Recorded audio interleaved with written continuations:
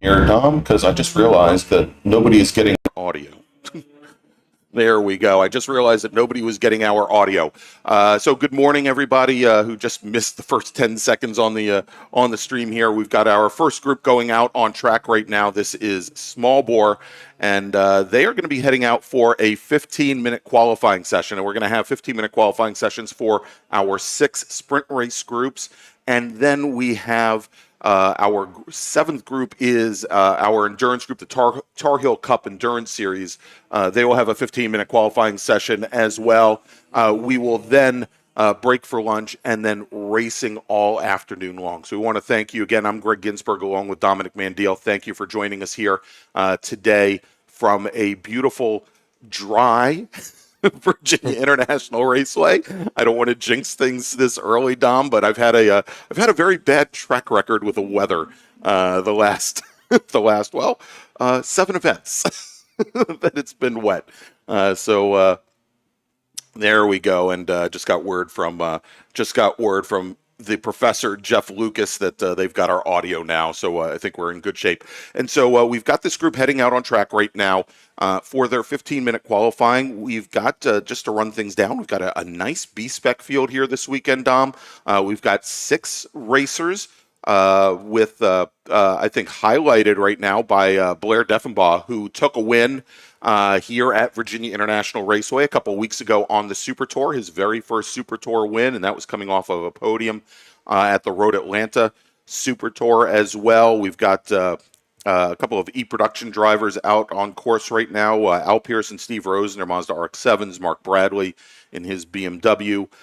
2 racers from the Washington, D.C. region in the GT Pinto class, which has been running as a regional-only class in the MARRS series for as long as I can remember, made up of, I believe, what used to be GT3 spec Ford Pintos, Bruce Shelton and Drew Erie here with us this weekend, and that Spec MX-5 Challenge group. We have 17 drivers that have gone out for qualifying this morning. This is round 5 of their championship. They raced with us at Summit Point a couple in I guess early April, and just 2 weeks ago they were at the Mid-Ohio Sports Car Course, and then there were also 2 rounds that were out on the West Coast as well. And big announcement this week about the Spec MX-5 Challenge that they're going to be back here at Virginia International Raceway for the 2023 edition of the SCCA's National Championship runoff. So definitely you want to watch these drivers. We've got a big F production field this weekend here, Dom. We've got 7 drivers out, including Les Cheney in his Acura Integra, Ben Gloka also in an Integra, the number 31 machine. Al Heatwell, good to see Al out here. Al is a longtime volunteer with the North Carolina region of the SCCA. He's driving his Datsun 1600 Roadster. He'll be out here as well. And we've got a big T4 contingent as well.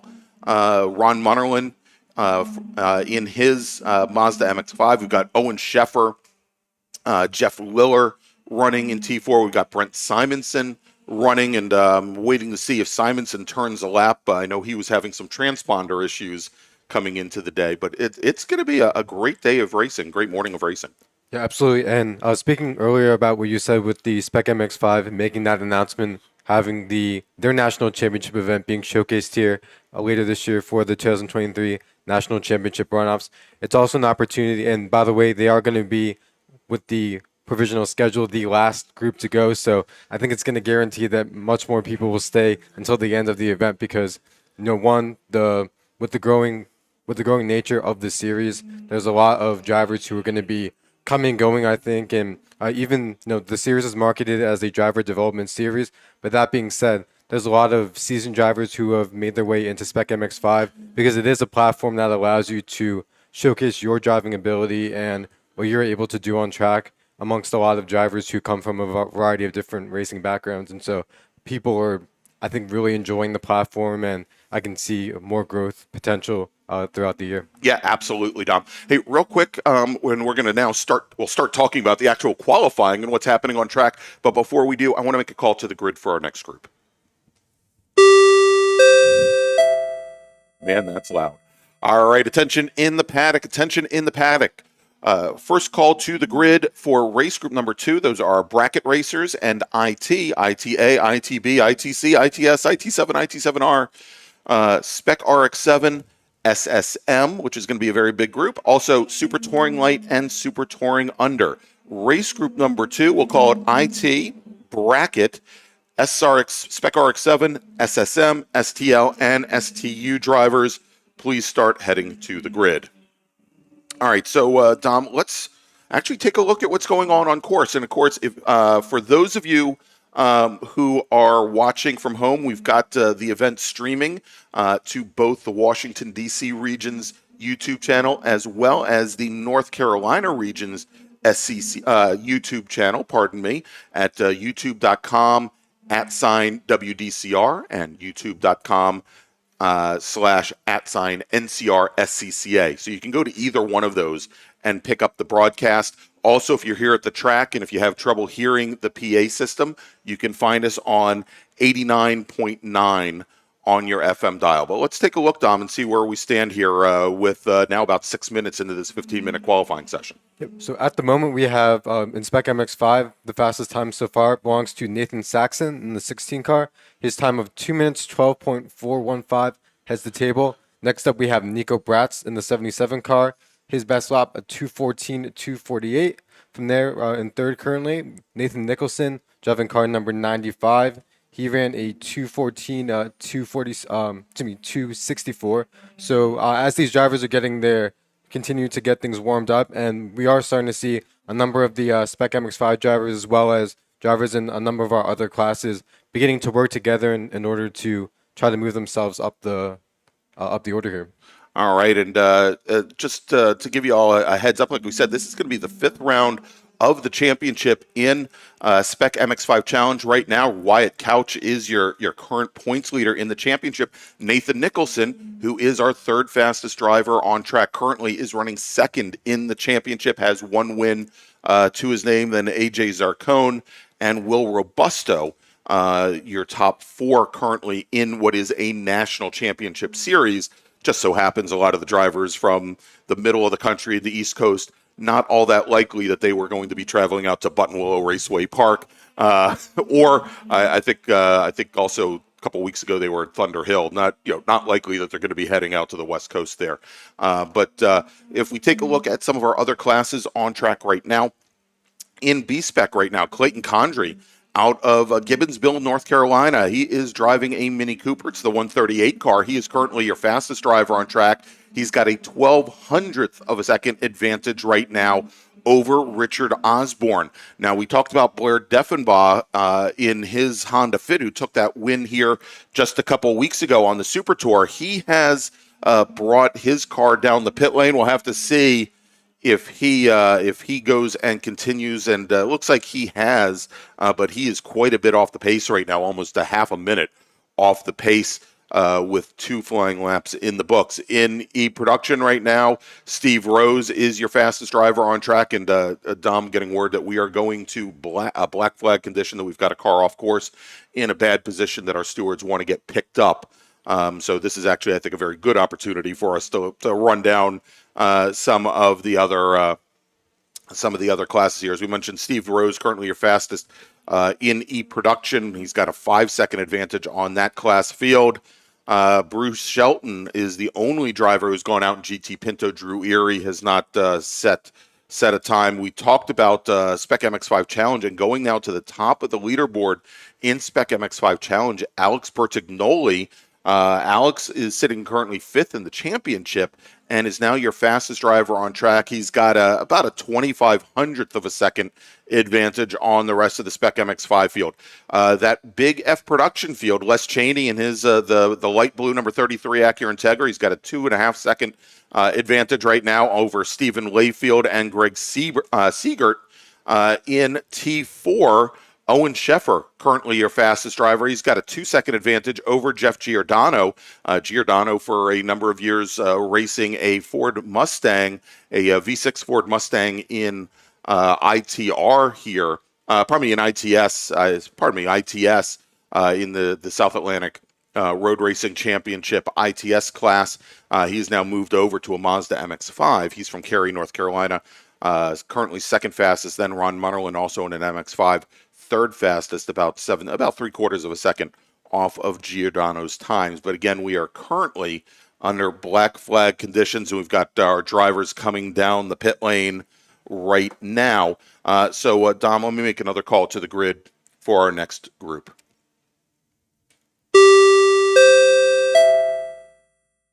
Attention in the paddock. Attention in the paddock. Second call to the grid for race group number 2, our bracket racers, ITA, ITB, ITC, ITS, IT7, IT7R, Spec RX7, SSM, STL, and STU. I think I got them all covered. Race group number 2, bracket racers, IT racers, Spec RX7, SSM, STL, and STU drivers. Please start heading to the grid. Your qualifying session is next. All right, so where do we talk here? So far, again, I think the big surprise in B-Spec again is seeing Deffenbaugh, who just did turn in another lap. He's no longer 30 seconds off of the provisional B-Spec pole, Dom. He did turn in a 2:37.349 on his last flying lap. That is good for third in B-Spec right now, about 2.2 seconds off of Condry's times. So kind of close there.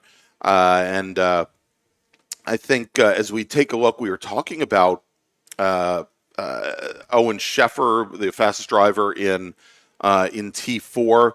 Here, when we take a look at the order, and as you can see our live timing and scoring on the stream for those of you that are watching on YouTube, we've got, I don't know, the first 12, 13, actually, I guess 13 cars showing on the timing screen there. And most of those are going to be the Spec MX-5 Challenge cars. But the driver down sitting at the bottom is Owen Sheffer, who is running 13th overall. And Steve Rose is running, he's our E-Production pole sitter. He's running 15th overall. But I've received word from the stewards that what is going to happen when this group goes racing this afternoon is that the Spec MX-5 racers, they will have their own, they're going to have a split start. They're going to be all together. And just got word that because they don't think that they can get the issue on track here cleaned up in time, they have just now given the checkered flag for this session.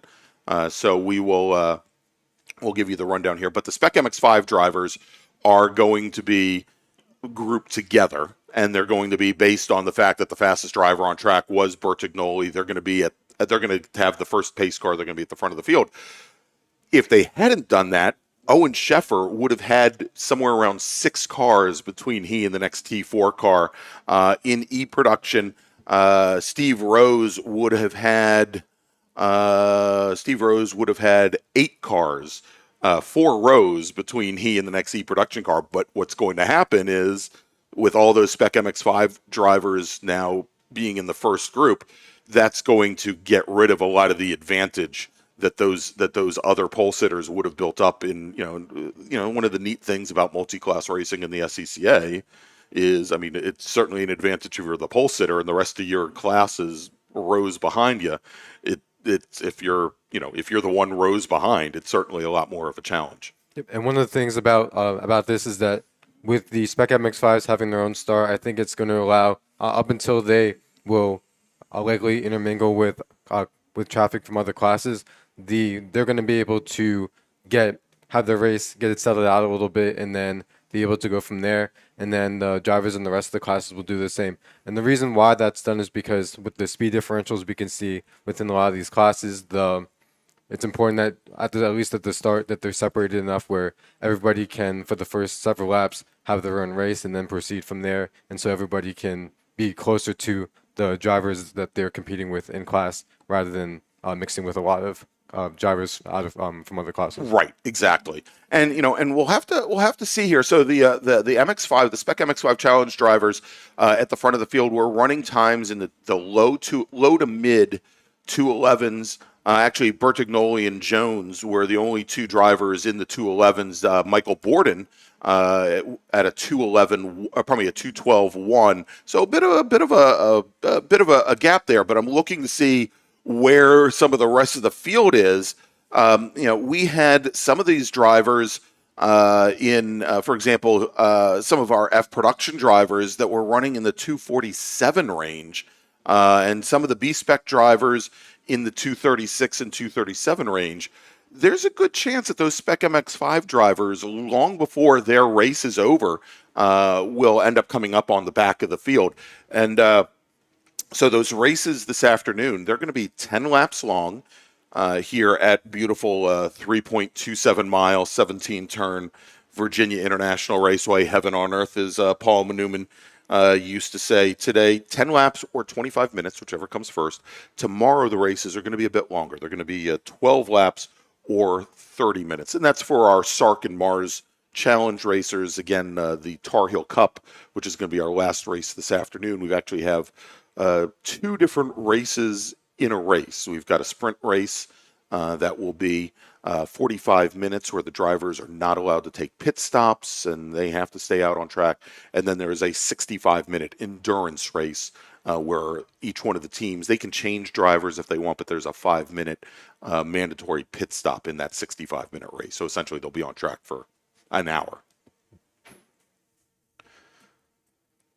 All right, so let's take a look here. And as we get ready to wrap things up from race group number 1, again in Spec MX-5 Challenge, it is Alex Bertignoli, your pole sitter, Chase Jones, then Michael Borden, your top 3 with Nathan Saxon, Will Robusto, Reed Sweeney, Jarrett Jones, Nico Bratz, Nathan Nicholson, who was an early leader. And again, Nathan Nicholson right now sitting second in the championship. And Earl Tucker rounding out your top 10. We actually had 20 cars make it out for qualifying. We had 17 initially and then 20 overall. And I think one of the drivers that had some issues in that group, and good to see this, Tyler Cassera driving the number 44 machine, longtime Spec Miata driver. He's put in a lot of time recently in TA2 and Trans Am. Unfortunately, he only got 1 flying lap in, and then the car broke on him. So we'll have to see how things play out. And again, Owen Sheffer is going to be your pole sitter for the second group for the alphabet soup of additional cars coming up. All right, so let's do this, Dom. Let's make a final call to the grid, and then we'll take a quick little break and come back with our next qualifying session here today. Attention in the paddock, attention in the paddock. Final call to the grid for race group number 2. That's bracket racers and IT, ITA, B, C, and S, IT7, IT7R, Spec RX7, SSM, STL, and STU. And I've just gotten word that the 5-minute warning has been given on the grid, so we'll take that quick break. And when we come back, more action here from Virginia International Raceway, where you are watching the 2023 edition of the SARRC MARRS Challenge. We will be right back. The North Carolina region of the SCCA is a strong supporter of our youth and their future, with the NCR Scholarship Program providing financial assistance to graduating high school seniors in the North Carolina and Virginia counties within NCR's territory. This year, the program will award scholarships to 5 lucky recipients, and your contribution will help us with our goal of telling high school students in the area about the SCCA and helping those students pay for their additional education after high school. To find out more about the NCR Scholarship Program, head to ncrscca.com/scholarship, and to donate online, ncrscca.com/donate.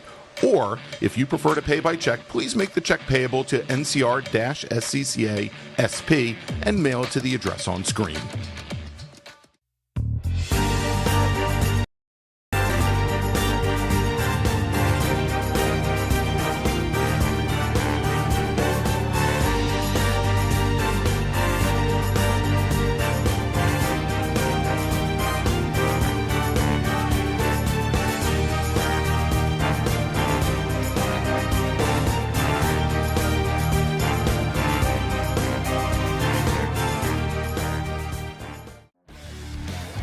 The official track photographer of the North Carolina region of the SCCA is Trad's Photos. Trad covers many of the biggest events here at VIR, at Road Atlanta, Carolina Motorsports Park, NCM, and at AMP. In addition to the SCCA, Tread covers racing for ALS, the Peach State Porsche Club, PCA Club Racing, J-Zilla Track Days, MVP Track Days, Carolina Mustang Club, and many more. To see Trad's work online, visit tradsphotos.com or on Instagram and Facebook at Trads Photos. And to have Trad shoot for you, text them at 980-395-1116.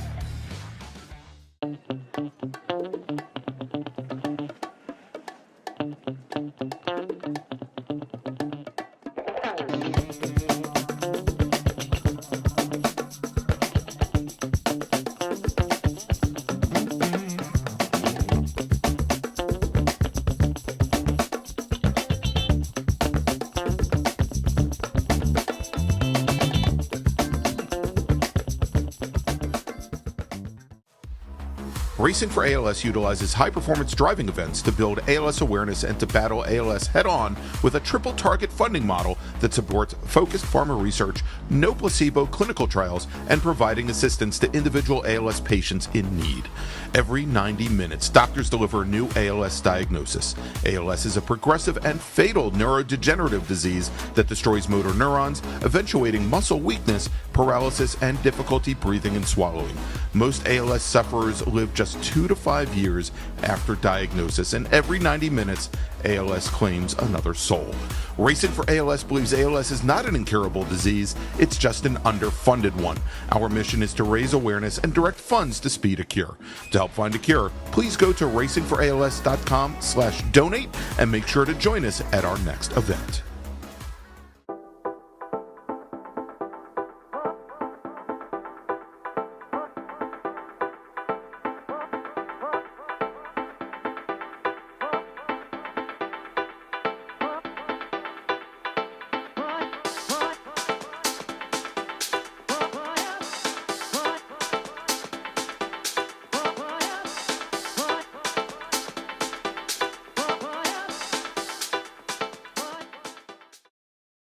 If you like what you see today, become part of the action by joining Sports Car Club of America. Whether you want to drive, flag, or just have fun with cars, SCCA membership opens the door to all kinds of motorsports to feed your obsession, along with 65,000 like-minded members ready to be friends. Ask someone trackside how to get involved or visit scca.com for more information.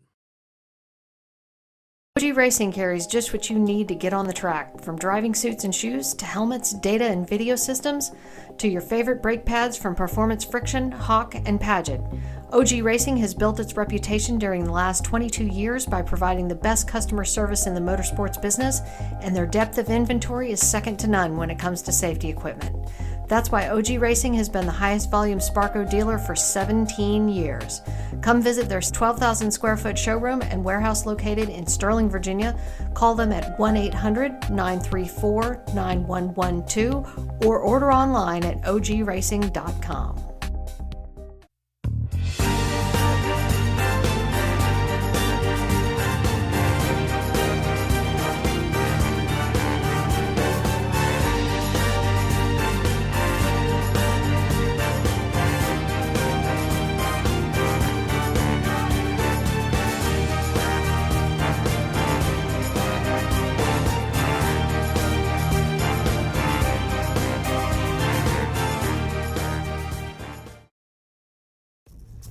RP Performance is the only premier race shop in the region that specializes in both street and track Mazdas and is located right in the heart of racing at Summit Point's Gasoline Alley. RP has been involved in countless race wins and series championships across many classes with drivers of all ages.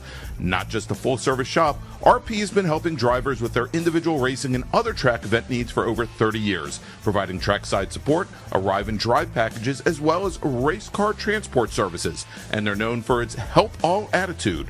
RP Performance is your go-to for getting cars back on track for that positive experience at Summit Point when you're ready to pack it in. For more information about RP Performance, come talk to them here in the paddock. Call them at 304-728-6749 or email them at Brett, that's B-R-E-T, at rpperformanceracing.com. Green, blue, white, checker. You know the flags, but do you know the people waving those flags? Flaggers are the key to the success of every SCCA event at the racetrack. and it's something you can do. Being an SCCA flagger puts you in the action, feet from the race cars, keeping everyone at the track safe and having fun. And did you know that with SCCA's partnership with IMSA, flagging at SCCA events makes it easier than ever to flag at professional races around the country? Find out how you can become a flagger at scca.com/volunteer. The North Carolina region of the SCCA is a strong supporter of our youth and their future, with the NCR Scholarship Program providing financial assistance to graduating high school seniors in the North Carolina and Virginia counties within NCR's territory. This year, the program will award scholarships to 5 lucky recipients, and your contribution will help us with our goal of telling high school students in the area about the SCCA and helping those students pay for their additional education after high school. To find out more about the NCR Scholarship Program, head to ncrscca.com/scholarship, and to donate online, ncrscca.com/donate. Or, if you prefer to pay by check, please make the check payable to NCR-SCCA SP and mail it to the address on screen.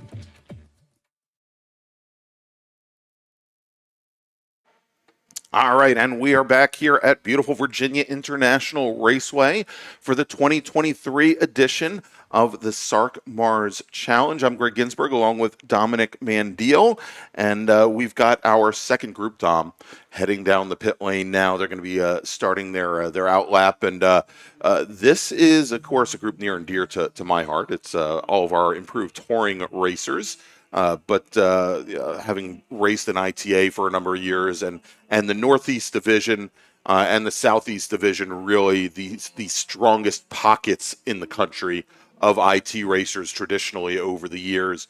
And we have a very, very big ITA field here. I think the ITS field may be a little bit smaller than it typically is. We've actually seen, like we were talking about Jeff Giordano earlier, racing in a T4 MX-5. He was an ITS racer in the in the SARRC series for a number of years. So there's been some changeover of late, but we also have STL and STU, Super Touring Light and Super Touring Under here in this group as well. And so some decent sized fields here with we'll take a look here with Peter Doan and Dan Freeman in ITA from the Northeast, from the Mid-Atlantic Road Racing Series. We've got Lee Grasser, Steve Grizel, Paul Spencer, all from the SARRC series running.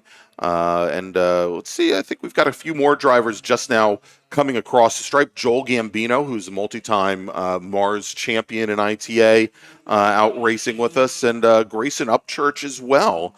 Upchurch driving a Dodge Neon, and actually very interesting to see because he's been focusing on F production for the past number of years. Stephen Clark out of Salem, Virginia, racing here this weekend as well in his ITA or F production Mazda Miata.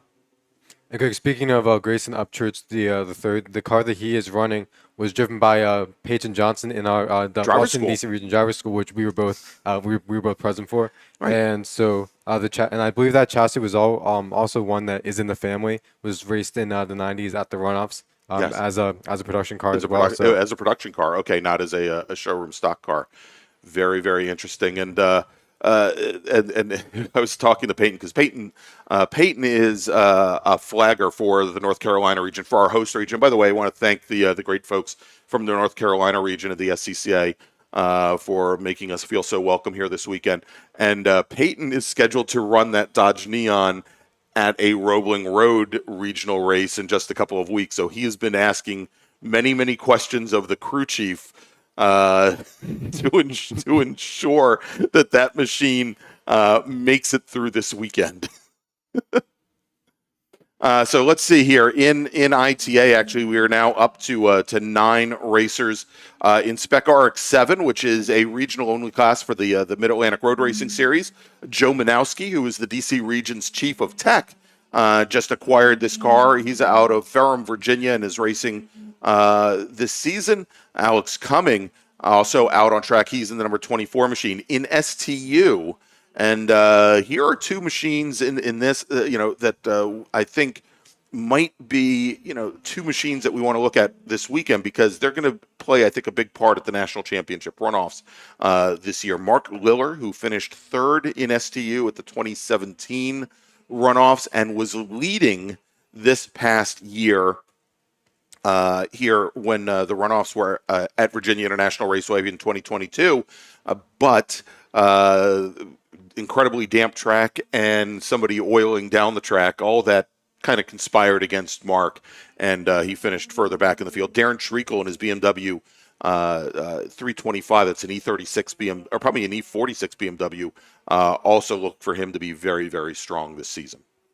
And Greg, the story with Darren Treacle has been quite interesting, studying adaptability. Darren, of course, coming from front-wheel drive cars, Acura Integra, Honda Civic, running in ITS, and then later on into STL. So to go on to drive a rear-wheel drive car in that BMW has adapted well. And Greg, at the Hoosier Super Tour at VIR earlier this year, we did see those two have quite the race on Sunday for the feature. It seemed as though Mark Lure was able to get the jump and pull out to a bit of an advantage, but Darren Treacle, who I've always noticed has done very well with managing tires and managing equipment, he was able to consistently reel in Mark and came up just short at the line, but at the end those two were separated by very I think it was like less than half a second that separated them.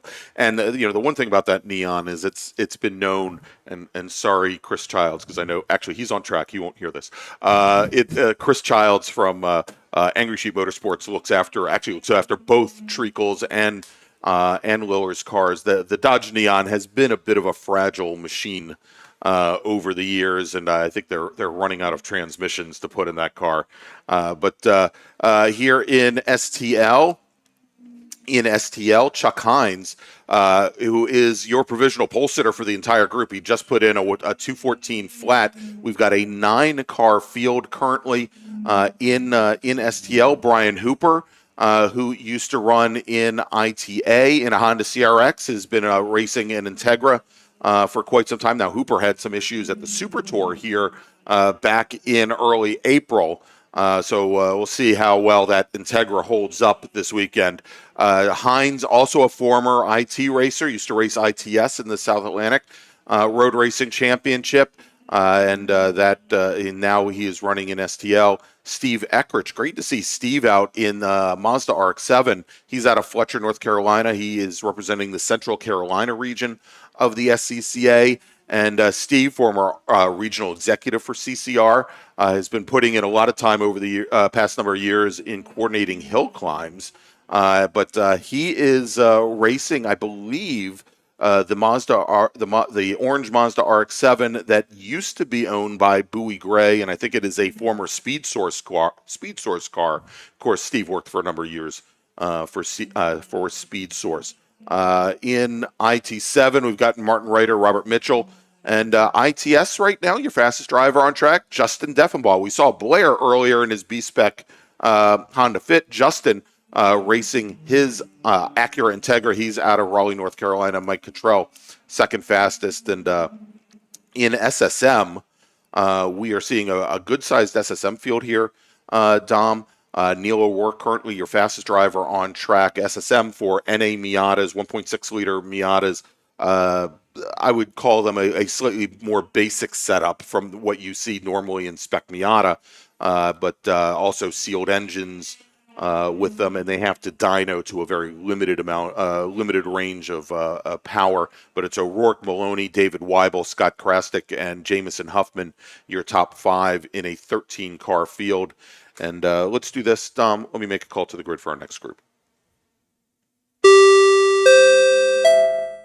Attention in the paddock. First call to the grid for race group number 3. This is our sole open wheel group of the weekend. Open wheel racers. So Club Ford, Formula Atlantic, Formula Continental, Formula Enterprises, and Enterprises 2, Formula S, Formula First, Formula V, Formula X, Formula 600, Prototype 1, and Prototype 2.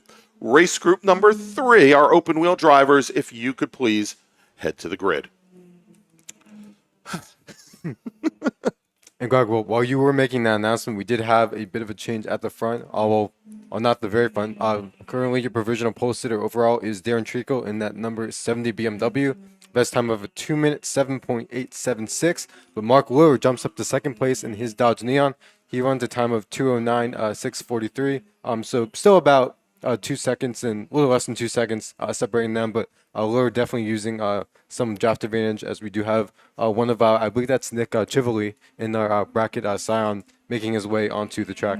All right, so yeah, a couple of our bracket racers. Also, yeah, we didn't mention here in this group, we do have our Sprint Bracket Road Racing Championship racers from the Mid Atlantic Road Racing Series. Think of this kind of like, and we'll talk a little bit more about it when the race comes up, but very much like bracket racing and drag racing, where the drivers are have to try to keep their cars within a very specific time range, usually within 2 to 3 seconds. In order to keep from breaking out of their bracket. And I understand if you don't know bracket drag racing, it's going to be a little hard to explain. But essentially, we've got different bracket zones, I guess. And when you go out and qualify, you end up putting yourself in a bracket. You want to try and stay in that bracket if possible, because you may find yourself, rather than leading a number of cars in that same 2-second time zone, that same bracket as you, if you run a little bit too fast, you may now find yourself actually racing against folks that are 15 seconds up the road from you, simply because you broke out of your bracket and you end up in the next fastest one. Or we've seen at some point where drivers can be in the draft and they end up, just by nature, they're racing close with somebody, and because they're caught in the draft, they pick up half a second on the long front straight at Summit. We got the real long back straight here at VIR, and instead of racing for a win against the guy who's, 2 car lengths ahead of you, you're now actually racing against, frankly, the guys that are 25 seconds ahead of you. Okay, one of the things that I think about when driving and racing a bracket is driving almost to a metronome, where you have to keep a consistent rhythm and make sure that your lap times aren't, as you mentioned, because if you go quicker, you're going to advance out of the bracket and then be racing with an entire new cast of drivers. Whereas if you're consistent, you're going to be most likely to stay within that, stay racing the people who you're closer to on track. So being able to have those consistent times and be able to put down lap after lap, be within a few tenths or a few hundredths of that same time range is going to be important, because you're going to want to, of course, be at the top of that bracket, not advance out and be at the very bottom of the next bracket up. Exactly. All right, so let's take a look here by class, Tom, as we do only have about 3 minutes left in qualifying. So actually, let me go make another call to the grid real quick. Second call to the grid for race group number 3, open wheel drivers, Club Ford, Formula Atlantic and Continental, Formula Enterprises and Enterprises 2, Formula S, Formula First, Formula V, Formula X, Formula 600, Prototype 1, and Prototype 2. All right, here in ITA, going to the top of the leaderboard right now, Stephen Clark, driver of that number 13, ITA Mazda Miata out of Salem, Virginia. He puts down a 221.488. Peter Doan out of Medford, New Jersey, in his Toyota MR2, a 222.4. Your second fastest driver, so almost a full second off of Stephen's times. Dan Freeman, driving a Mazda Miata out of Gainesville, Virginia. He's only 76 thousandths of a second back from Doan. And then Joel Gambino, currently 4th fastest in the class, and he's only 28 hundredths of a second back from Freeman.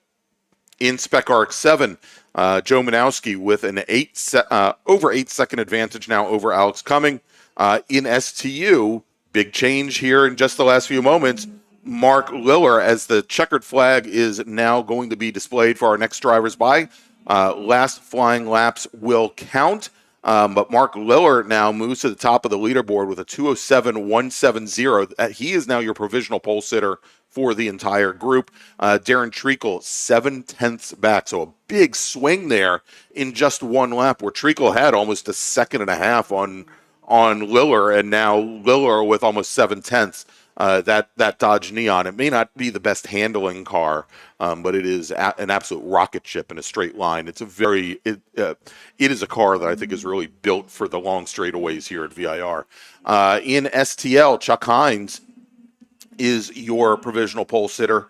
with a 1.5-second advantage over Nathan Pring. Pring driving a Ford Mustang. He's out of Pittsburgh, North Carolina. Russ Snow in a Mazda MX-5, third fastest. Ted Cahall in a Mazda Miata. He's out of Christiansburg, Virginia, the number 182 machine, fourth fastest. Brian Hooper now is fifth fastest. And let's see here in ITR, Matt Fritz, our sole driver in the class. In IT7, Robert Mitchell, your fastest driver with Martin Reiter, second fastest. In ITS, Chris Plucker in a Datsun 280Z. He can call it a Nissan 280Z all he wants. It's a Datsun 280Z. The number 33 car puts in a 2-minute 20-second 0.219. Actually, he just crosses the stripe on his last flying lap. A 2:19.704 is the time. A 1 3/4 seconds up on the rest of the ITS field. Mike Cottrell, second fastest. Justin Deffenbaugh is third fastest. And in the brackets, we'll have to break out the bracket setup for VIR because it's different than Summit Point. But Eric Prepsius. Three of the four cars running bracket are Spec Racer Fords. Eric Prepsius turns in a 2:18.9. Nick Chivoli a 2:19. Let's see here. Actually, I showed as a 2:28. Then Steve Martin also to 2:28, and Rich Herman. And I think in SSM we definitely need to get to them because I think this is probably going to be the closest race of the certainly of this group. And with 15 cars in the field, Ryan Maloney, fast time for him, a 2:21 flat. Neil O'Rourke, 0.5 off, a 2:21.6. Kevin Kopp from Kopp Motorsports out of Great Falls, Virginia, 2:21.846. Kevin had some great runs at Summit Point just a few weeks ago. I'm sure he was hoping for rain because he's a master in the rain, although he had some issues actually in the wet. On Sunday at Summit Point Raceway, actually spun from the lead there, so I'm sure he's going to be looking for a little redemption. Scott O'Rourke, fourth fastest. Ben Jones with Andy O'Brien, Dave Weibel, Jamison Huffman, Isaac Jordan, and Scott Krastik, your top 10. And that is going to wrap things up for our it's going to wrap things up now for our second group. We're going to have our sole open wheel group going out on track here in just a few moments, Dom, and I would anticipate, because they just gave the 5-minute warning here, so we're looking at probably right around 9:20 a.m.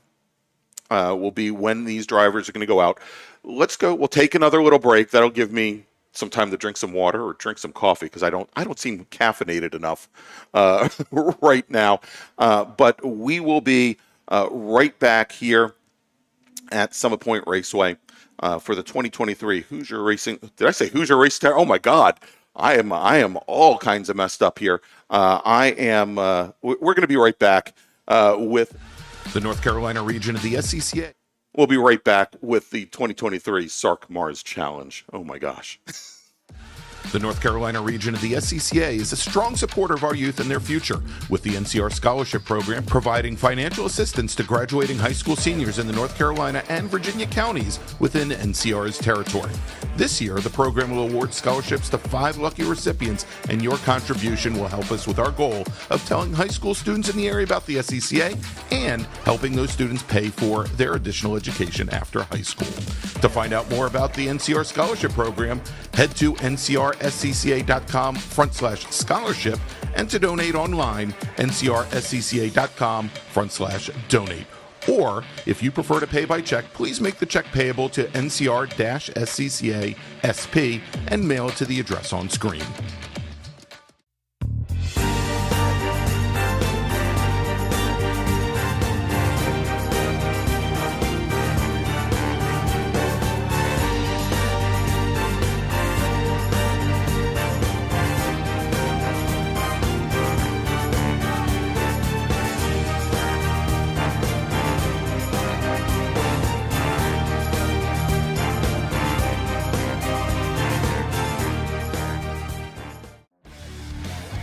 The official track photographer of the North Carolina region of the SCCA is Trad's Photos. Trad covers many of the biggest events here at VIR, at Road Atlanta, Carolina Motorsports Park, NCM, and at AMP.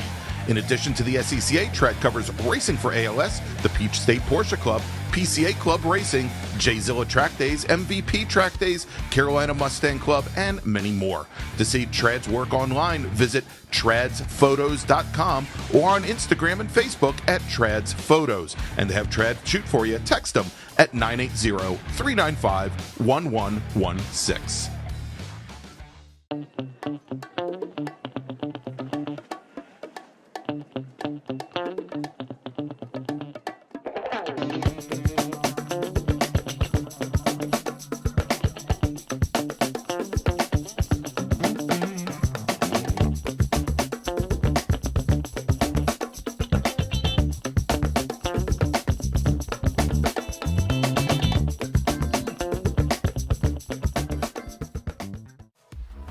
Racing for ALS utilizes high-performance driving events to build ALS awareness and to battle ALS head-on with a triple-target funding model that supports focused pharma research, no placebo clinical trials, and providing assistance to individual ALS patients in need. Every 90 minutes, doctors deliver a new ALS diagnosis. ALS is a progressive and fatal neurodegenerative disease that destroys motor neurons, eventuating muscle weakness, paralysis, and difficulty breathing and swallowing. Most ALS sufferers live just 2 to 5 years after diagnosis, and every 90 minutes, ALS claims another soul. Racing for ALS believes ALS is not an incurable disease, it's just an underfunded one. Our mission is to raise awareness and direct funds to speed a cure. To help find a cure, please go to racingforals.com/donate and make sure to join us at our next event.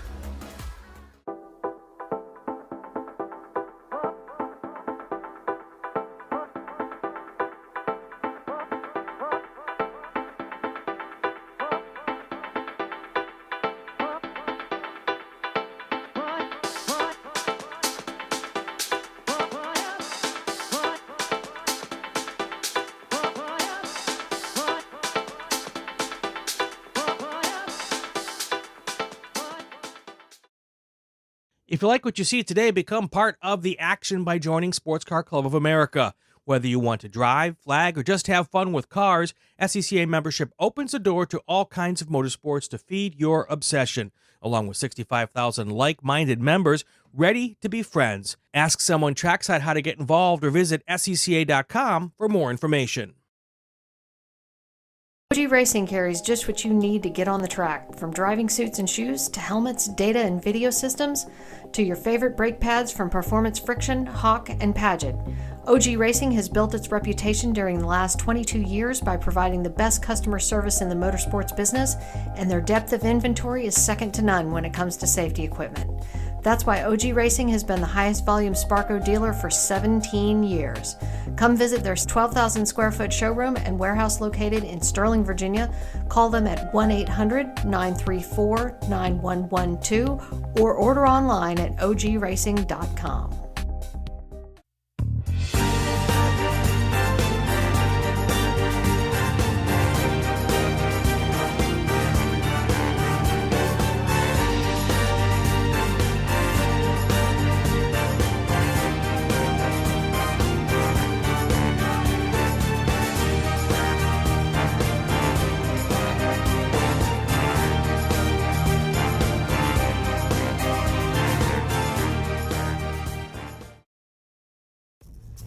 RP Performance is the only premier race shop in the region that specializes in both street and track Mazdas and is located right in the heart of racing at Summit Point's Gasoline Alley. RP has been involved in countless race wins and series championships across many classes with drivers of all ages. Not just a full-service shop, RP has been helping drivers with their individual racing and other track event needs for over 30 years, providing trackside support, arrive and drive packages, as well as race car transport services. And they're known for its help all attitude. RP Performance is your go-to for getting cars back on track for that positive experience at Summit Point when you're ready to pack it in. For more information about RP Performance, come talk to them here in the paddock.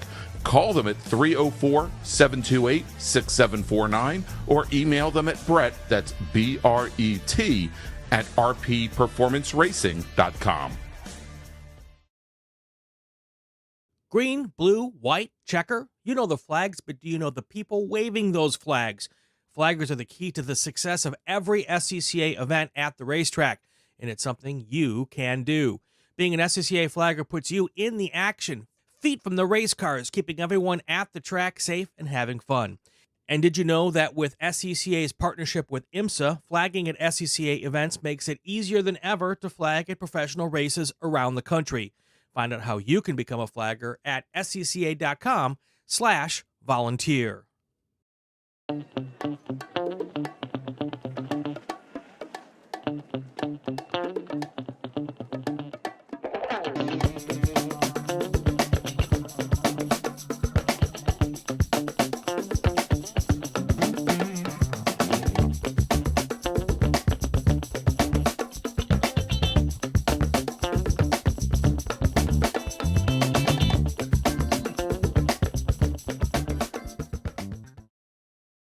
Since 1976, Radial Tire Company has been providing the Washington, D.C. area with quality tires and the finest service. They have earned a reputation as a premier specialist in hard-to-find performance tire and wheel applications. They stock tires from all of the top manufacturers for whatever you drive, from small economy cars to SUVs to trucks. Their mission is to assist you in getting the most out of your tires and car. For more information or to schedule online, browse radialtirecompany.com or call them in Silver Spring at area code 301-585-2740. That's 301-585-2740.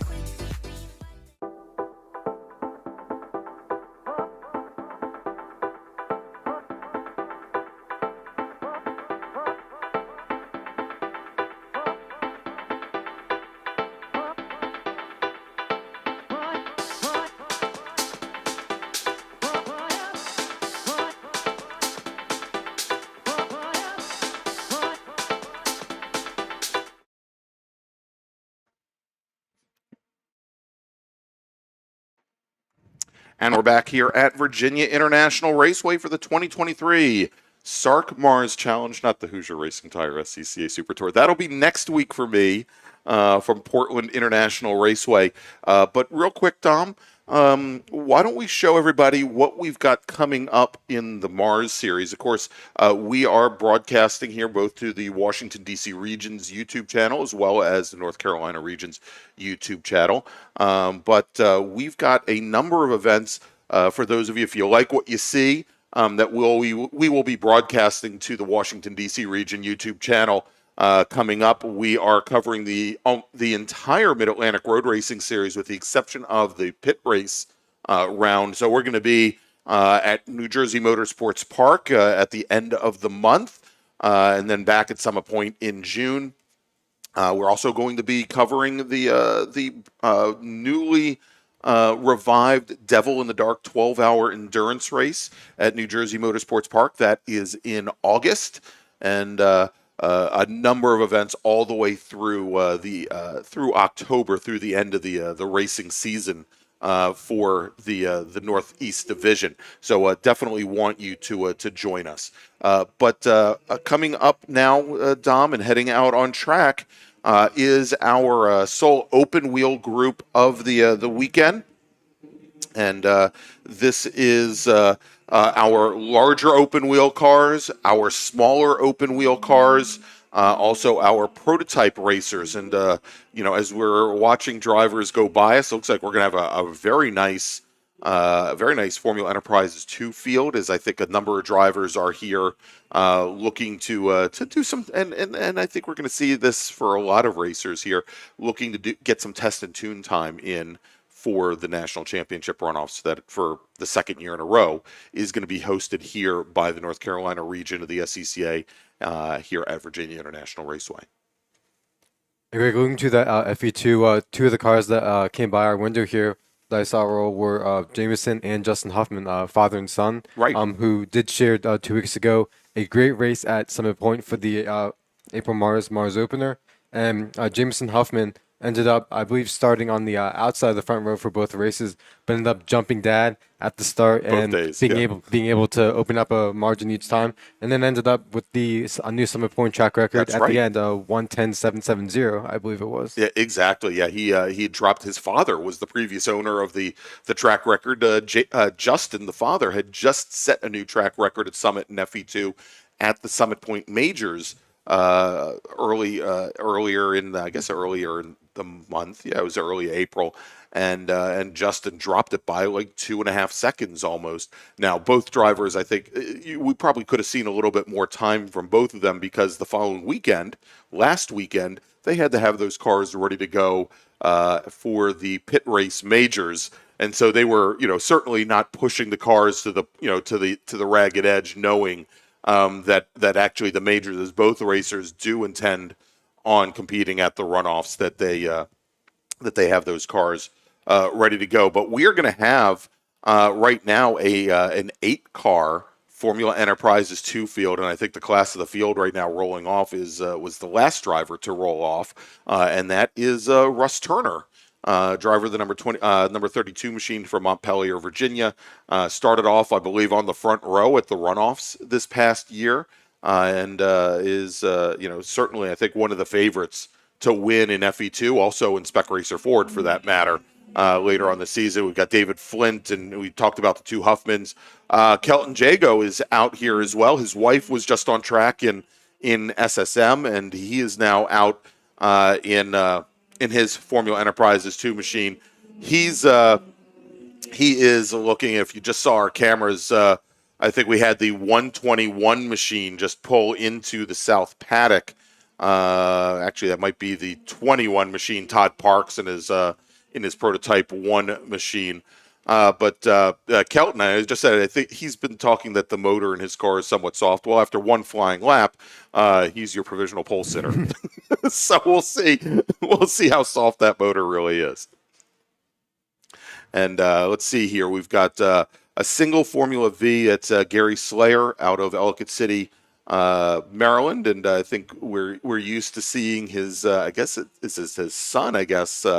Is it Todd, if I remember correctly? Jason Slayer. Jason Slayer, that's right, Jason. It's been so long since I've seen Jason here, and actually we just had a second V cross the stripe. Anthony Henderson out as well, and I think I'm going to wait just a little while here to see how many more cars cross the line before we give you the full rundown of each field here. But also notable that we have here this weekend, and when we talk about people using this weekend as a test and tune for the runoffs, we've got Robert Allaire in his Formula Enterprise, probably not Formula Enterprises, in his Formula Continental, and the number 52 machine. That is the car that his son Nolan won the national championship in this past year. The big story is Robert put Nolan in this particular car. This car had been faster all week during qualifying, and Robert took Nolan's car and still had an incredibly good race. But Robert here, down from Grosse Pointe Woods, Michigan, getting some test and tune time in. Yeah, and Nolan this year has also been active in the Formula 1600, Right. 1600 racing, so doing double duty with open wheel. As we start to get some hot laps on the board, Austin Hill driving that Weejay, the Honda 2-liter Honda-powered car. He goes to the top, 1:58, 5:43, and I believe is in the pit lane right now, so I'm not sure if he thinks he'll be able to go any quicker. And second, the aforementioned Rob Allaire, driving the number 52 car in Formula Continental. He runs a 2:02.908. And then one of the other Formula Atlantic, one of the other Weejays, the 12 car of Daniel Moskowitz, who ran a 2:03.759. All right, and sounds like we've got the one. Well, that's actually for a transponder. We're not going to worry about that. That's why we're not picking them up on the on timing and scoring. The 19 car has a non-functioning transponder, so they want to tell them. And I'll get the. Let's see if I could get the number for that driver. Actually, we've got multiple cars in this group with non-functioning transponders. Let's see here. The 19 car as well. That's Connor Roberts. And let's see, what was the other car that I just talked about, Dom? No. Meanwhile, we've got a couple cars that are not in our timing and scoring right now.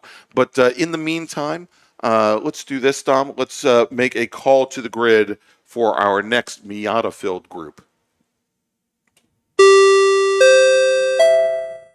Attention in the paddock. Attention in the paddock. First call to the grid for race group number 4.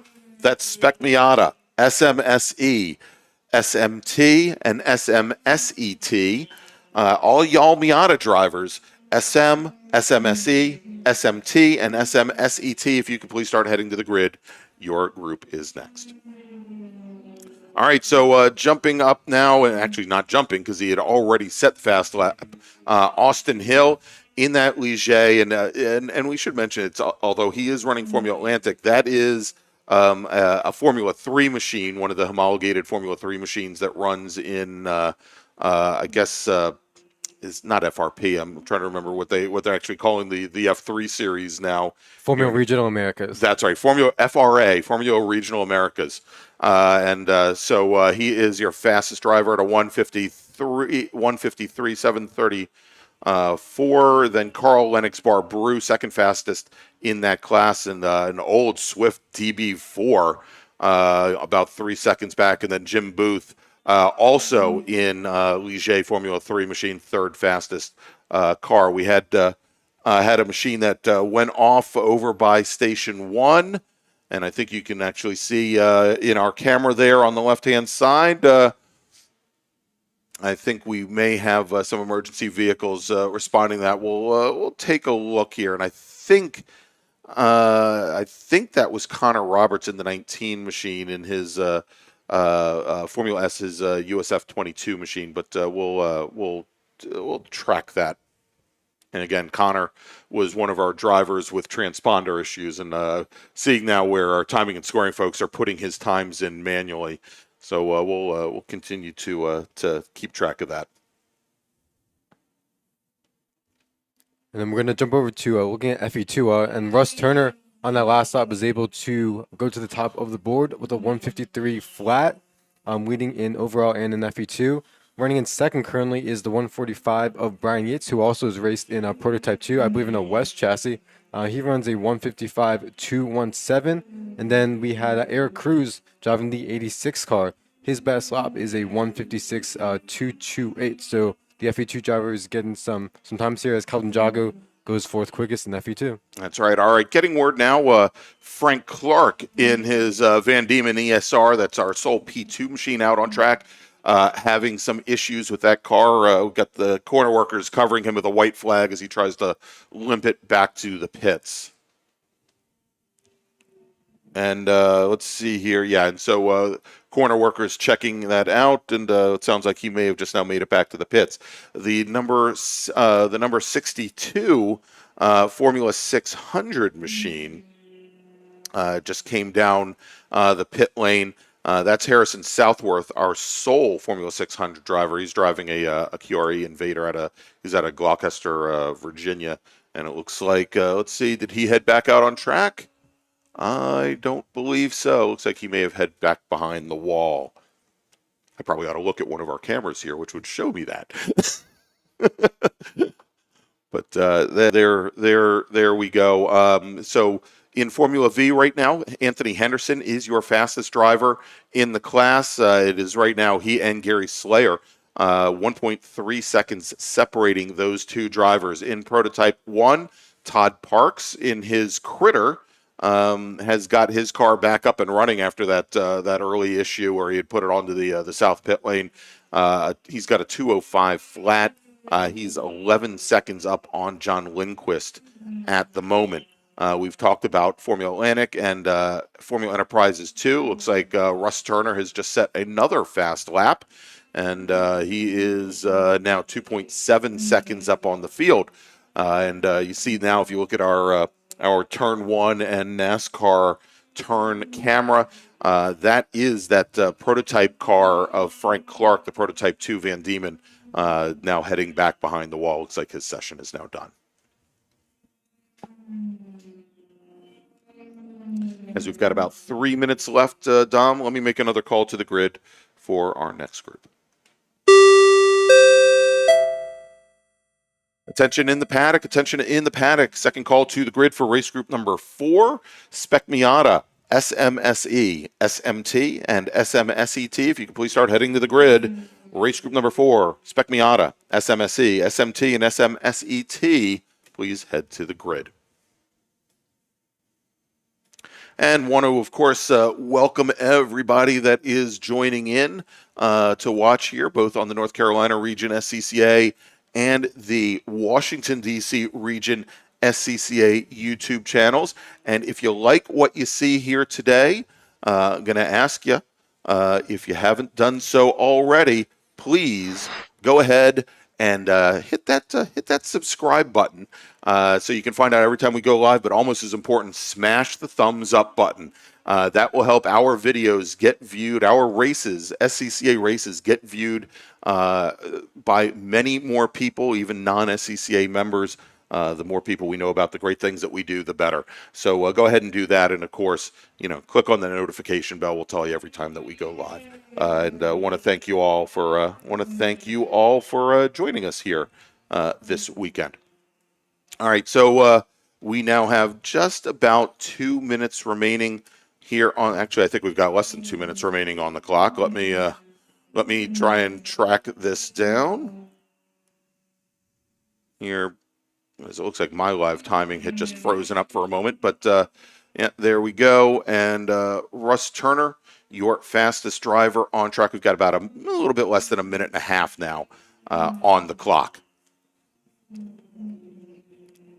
And we did have a change in the order for Format Atlantic. Austin Hill is still your provisional pole sitter at a 152.192, but Carl Lennox Barbrou in that Swift DB4 goes to second with a best time of 153 flat. So I'm still about a second in there, but Carl Lennox Barbrou able to jump Jim Booth, who now sits third provisionally in class.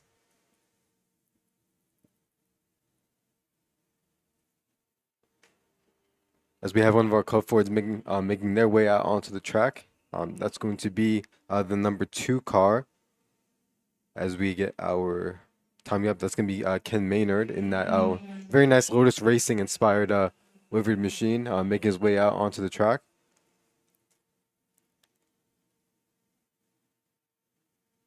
And going through some of our other running orders, in FE2, Russ Turner still heads the table at the 153.8. When we then Brian Yates holds on to second place. But now Jameson in SCCA, he has a lot of iRacing experience. This is his first season in FE2. We had him out earlier today in his SSM car, I believe, when he was here for the Super Tour earlier this year. Of course, lots of wet weather racing, and he was having some mechanical issues with that car as well. So I'm sure now, after having the dry weather at Summit, wet weather, pretty miserable weather at Pit Race last weekend, and then he's got dry weather here as well. I'm sure as he gets more seat time here at the real VIR instead of the virtual VIR, he's going to find some more time. As the checkered flag is now being displayed on the session, and this will be the last flying laps for our drivers on course. And so as we continue to have some small issues with our timing and scoring here, let's see if we can get times for you here. Again, Russ Turner, your fastest driver on track at a 151.866. Our second fastest driver, Austin Hill, in his Formula Atlantic machine with a 152.192, about 32 hundredths of a second off of Russ Turner. Then Carl Lennox Barbrou in that Swift DB4, and it's neat to see that machine out on track, because I mean it is a much older Formula Atlantic chassis than what we're used to seeing on track with some of the newer Ligers and some much newer Swift machinery as well. So Carl ran a real good lap there with that 153 flat. Jim Booth and his Ligier at a 154.1. It's not until we get to Brian Yates, who is our 6th fastest driver overall, till we get to the next FE2 driver. He was 2nd fastest in class to Russ Turner, and he's going to have his work cut out for him. One, to catch up to Russ Turner, but he's going to be starting on the outside of row number 3. He's got Eric Cruz and Jamison Huffman. They're going to be lining up directly behind him in row number 4. So he's going to have a fight on his hand there. So we'll definitely have to watch here. Robert Allaire, the fastest of our Continentals, he's going to be ninth, gridded up 9th. And let's see where those with the Formula V drivers, Henderson and Gary Slayer, 18th and 19th fastest overall. So they will be starting on the outside of row 9 and the inside of row 10. So they'll be starting pretty close together for that race. All right, so Dom, let's take another quick little break. And when we come back, we will have a whole bunch of Miatas here as we're going to make a final call to the grid for them. And I shudder every time that goes in my ears. Final call to the grid for race group number 4, Spec Miata, SMSE, SMT, and SMSET. If you could please start heading to the grid. This is your final call to the grid. Race group number 4, SM, SMSE, SMT, and SMSET. Say that 10 times real fast. We'll be back in just a few moments here from Virginia International Raceway, where you are watching the 2023 edition of the SARRC MARRS Challenge. The North Carolina region of the SCCA is a strong supporter of our youth and their future, with the NCR Scholarship Program providing financial assistance to graduating high school seniors in the North Carolina and Virginia counties within NCR's territory. This year, the program will award scholarships to 5 lucky recipients, and your contribution will help us with our goal of telling high school students in the area about the SCCA and helping those students pay for their additional education after high school. To find out more about the NCR Scholarship Program, head to ncrscca.com/scholarship, and to donate online, ncrscca.com/donate. Or, if you prefer to pay by check, please make the check payable to NCR-SCCA SP and mail it to the address on screen.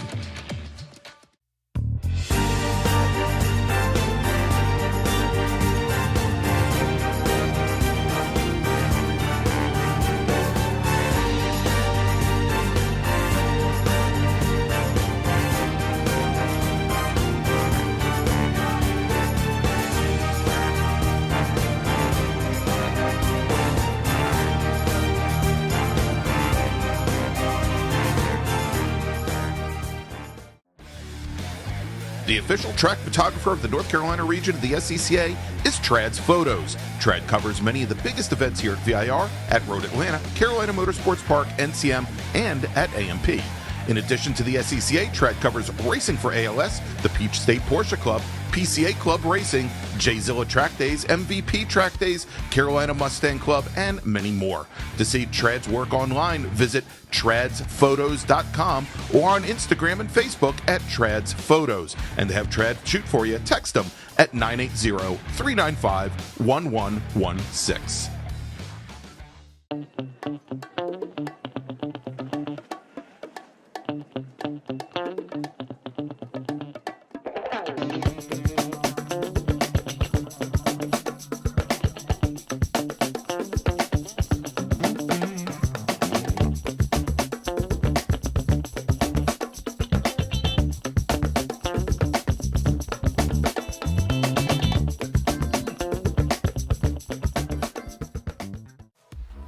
Racing for ALS utilizes high-performance driving events to build ALS awareness and to battle ALS head-on with a triple target funding model that supports focused pharma research, no placebo clinical trials, and providing assistance to individual ALS patients in need. Every 90 minutes, doctors deliver a new ALS diagnosis. ALS is a progressive and fatal neurodegenerative disease that destroys motor neurons, eventuating muscle weakness, paralysis, and difficulty breathing and swallowing. Most ALS sufferers live just 2 to 5 years after diagnosis, and every 90 minutes, ALS claims another soul. Racing for ALS believes ALS is not an incurable disease, it's just an underfunded one. Our mission is to raise awareness and direct funds to speed a cure. To help find a cure, please go to racingforals.com/donate and make sure to join us at our next event.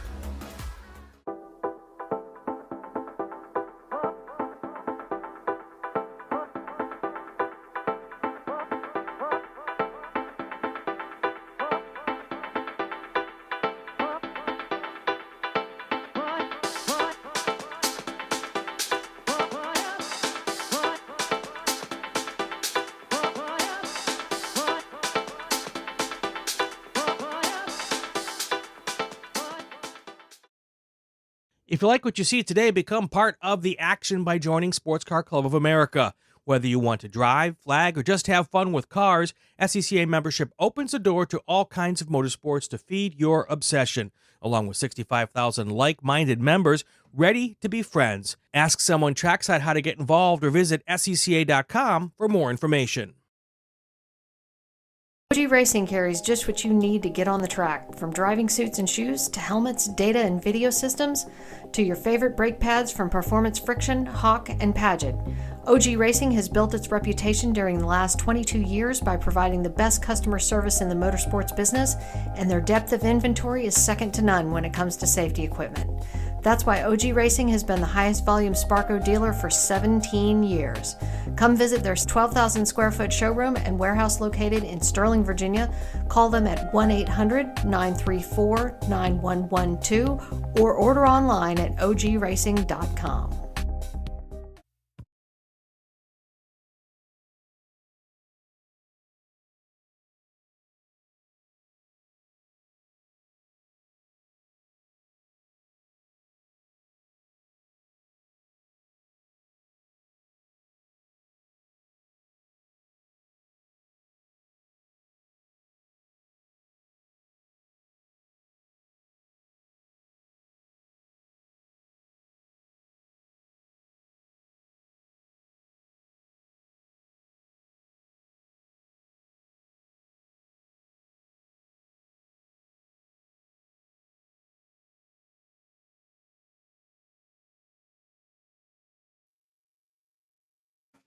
All right, and we are back here at Virginia International Raceway for the 2023 edition of the SARRC MARRS Challenge. I'm Greg Ginsberg along with Dominic Mandiel, and wanted to let everybody here at the track know that when we go to lunch this fine day, we are going to have drive-arounds on track, that you can bring your own vehicle on track here and experience beautiful 3.27 mile Virginia International Raceway. It does require a donation, though, to the North Carolina Region Scholarship Fund, and of course the North Carolina Scholarship Fund, helping to put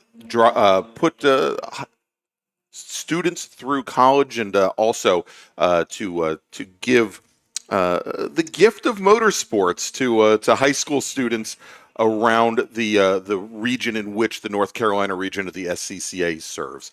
So heading out on track right now, Dom, is our Spec Miata group. This is Spec SM, SMSET, SMT, which is Spec Miata with, I think, Toyo tires, and SMSET, Spec Miata Southeast with Toyo tires as well. Please don't ask me to give you all the minutia that separates, all of these different classes and makes them what they are. But they are on track right now for their 15-minute qualifying session. And again, to a reminder to everybody this afternoon that we'll be going racing after lunch, and each one of our groups, including this Spec Miata group, will have a 10-lap or 25-minute race, whichever comes first. All right, so heading out on track right now, and let's take a look. I believe the majority of these racers are all in SM. And as we take a look here, we've got, I think, definitely some notable racers. Skip Brock Jr., or otherwise on our timing and scoring, he'll show up as Junior Brock, is, I believe, out of Tennessee. He came away with a podium here at the Super Tour just a few weeks ago, and again, a very difficult race weekend for our racers, as most of them only got a lap to maybe 2 laps in qualifying, and the order was mixed up quite a bit, and that was because of the mixed conditions. We had it going from dry weather to wet weather as the racers were coming off of the grid and going on course. That when the rains opened up, as the green flag is not out.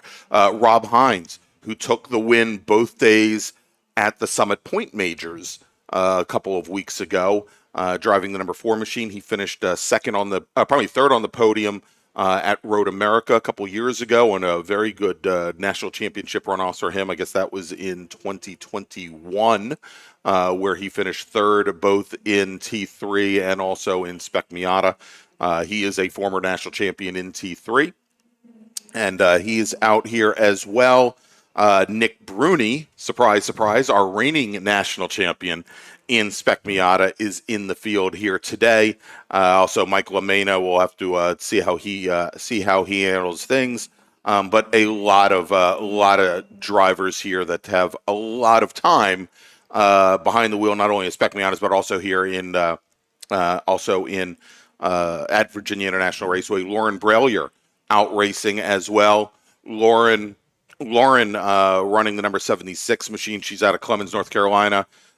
She ran last year in both Spec Miata and also Formula V. She's doing Spec Miata exclusively this season. She did not race at the Super Tour here at Virginia International Raceway. She was having some engine issues, but it looks like they've got that Kessler motor all squared away now.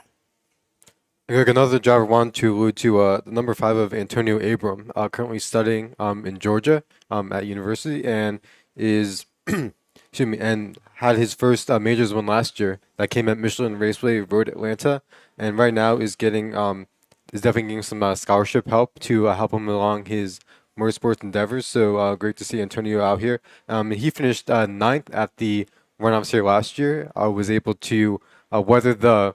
Well, I think there were many storms during that weekend, but weather the conditions that the Spec Miata race through here last year. Yeah, as a matter of fact, Antonio, he is a student at Middle Georgia State University, where I believe, and I thought he's studying aeronautical engineering, but I may be incorrect about that. He's been racing for a number of seasons with Panic Motorsports, and he was just named as one of the 10 candidates to the 2023 IMSA Diverse Driver Development Scholarship. So we'll see how things are. A lot of SCCA racers that have been named as part of that. We've got Sabra Cook, Heather Hadley racing in Global MX-5 Cup this year. Kyle Lowe, who's racing in SRO TCA Americas.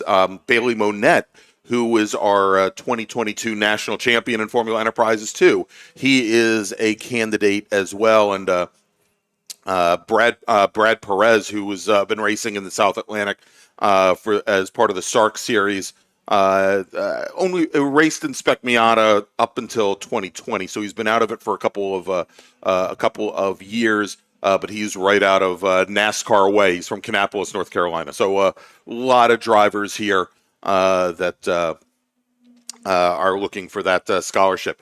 So going to the top of the leaderboard very quickly and putting a big thumbprint on this field. Nick Bruni out of Arlington, Virginia. He turns in a 2:17.365, but that is only 0.07 of a second clear of his teammate Robbie Hines. And so those two pretty much in lockstep here early on in qualifying. Skip Brock Jr., currently third fastest with a 2:17.636, so about 27 hundredths of a second or so off of provisional pole. Jason Owenby and Skylar Cottrell, fourth and fifth fastest. Owenby out of Winston-Salem, North Carolina. Cottrell out of Atlanta, Georgia. Rick, another driver wanted to make mention of the 78 car of Ted Cahall. In addition to helping us with our bracket racing system and helping that get up to speed, also is very busy on most race weekends with racing the Spec Miata as well as a Super Touring Light, which typically runs in our small bore group. And I know at the April MARRS 2 weeks ago, his Saturday race was particularly difficult. I think he was having some issues with that car.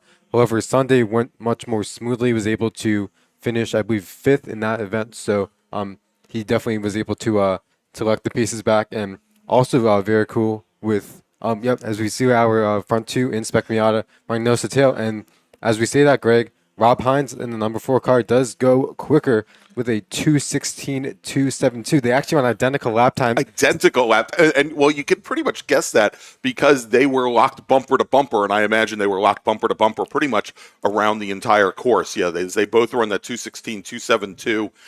Skip Brock about 67 hundredths off. Go back to actually real quick. Let me make a call to the grid for our next group, and then we'll get back to that. Get back to that thought.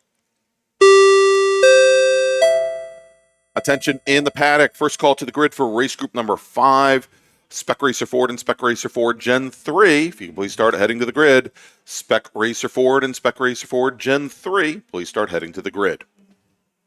As we were talking about, Ted Cahill with double dipping most weekends in Spec Miata and Super Touring Light. And I believe it has 2 different chassis. Has one designated for Spec Miata and then one designated for STL. Right. And also, I think one of the coolest things is a lot of times gets to share the track with his 2 brothers, Bob and Larry. And I believe Bob is out here this weekend driving the 08 car. So all 3 of those cars, typically crimson in color, get to share the tracks, which is always very cool to share to race with your family. Yeah. Oh, yeah. Absolutely. And we were just talking about the Huffmans a little while ago, but we see that all the time in SCCA road racing. All right. So.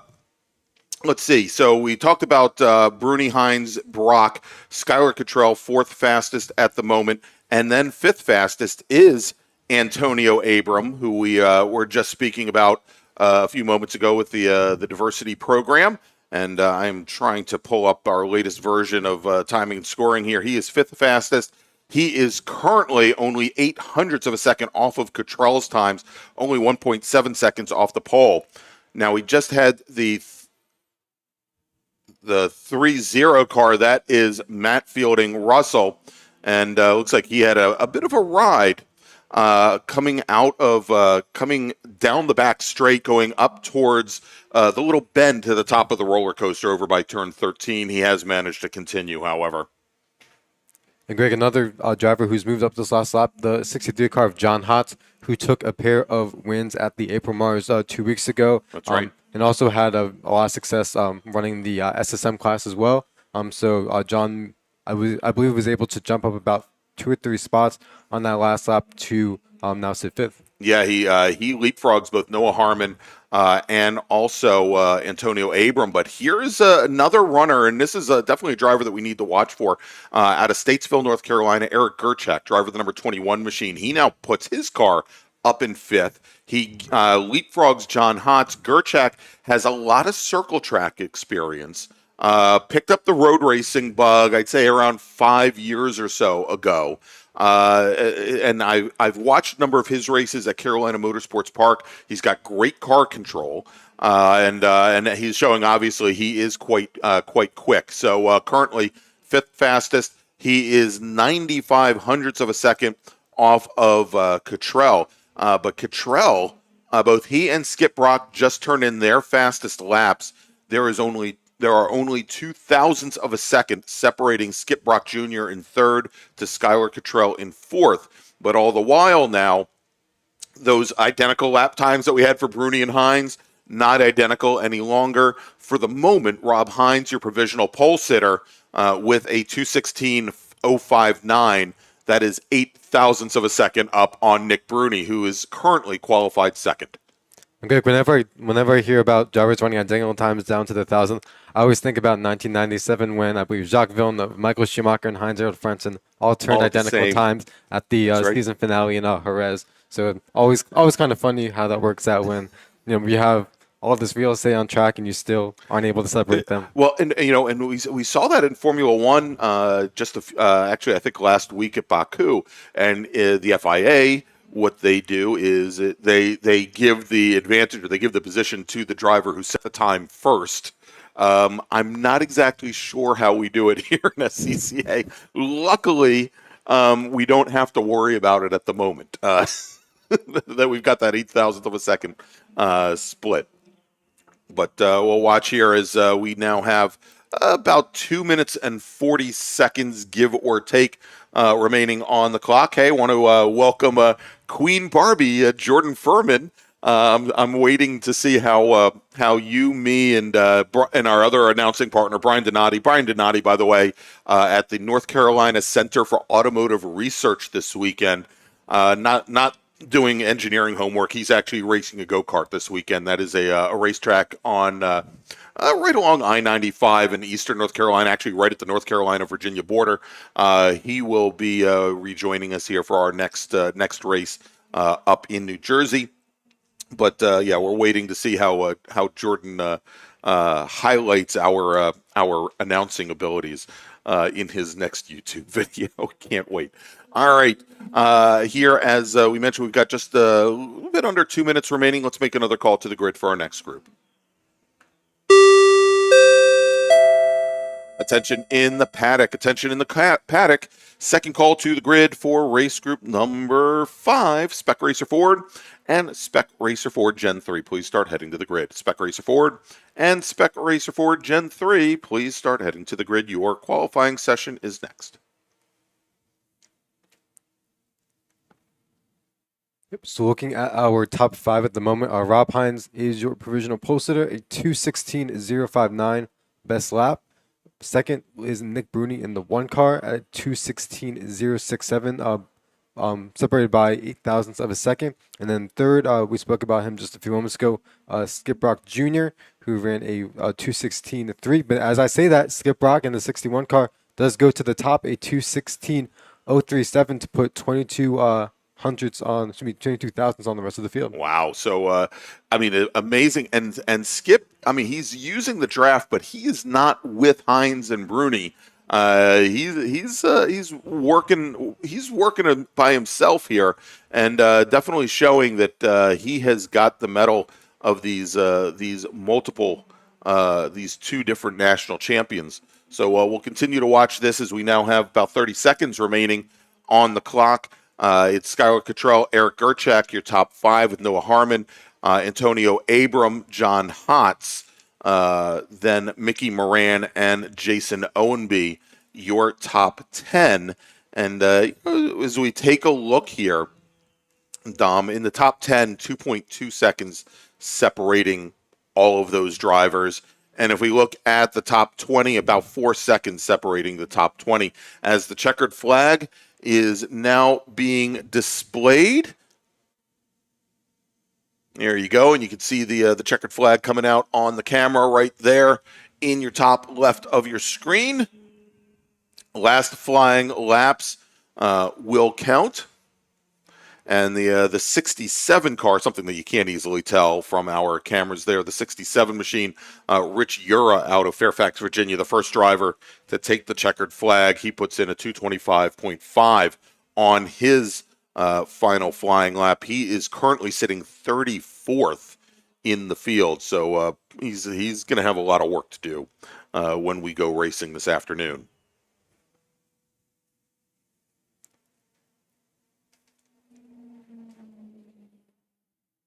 As we wait for some of our not final drivers, but all of our drivers to make it around. Here is, again, for the moment, Skip Brock Jr. is your provisional pole sitter. He's got a 22,000th of a second advantage over Robbie Hines and Nick Bruni, and waiting to see if they are coming around.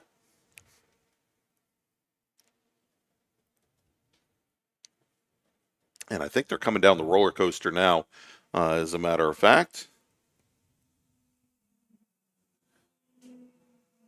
And here they come as Hines and Bruni separated out by about 8 car lengths as they roll across, and neither driver is going to set a new fast lap as they lost that draft, and neither driver had a draft. So it looks like right now going into racing this afternoon that it is going to be Skip Brock Jr., your pole sitter, with Robbie Hines, Nick Bruni. Second and third, Skylar Cottrell will fill out row number 2 with Gerchak and Noah Harmon making up row number 3. All right, so Dom, let's go. We'll take another break. We've just gotten word that the 5-minute warning has been given on the grid for our next group, and that is, well, let's ring the bell again. One of these days, I'm going to change that tone. Spec Racer Ford and Spec Racer Ford Gen 3, this is your final call to the grid. The 5-minute warning has been given, so if you're not there already, you need to find your way up there. Dom, let's take a quick break. We'll be back here in just a few moments. Approximate start time looks like it is going to be somewhere right around 10. I don't want to be too exact. Let's say 10:13. That sounds great, right?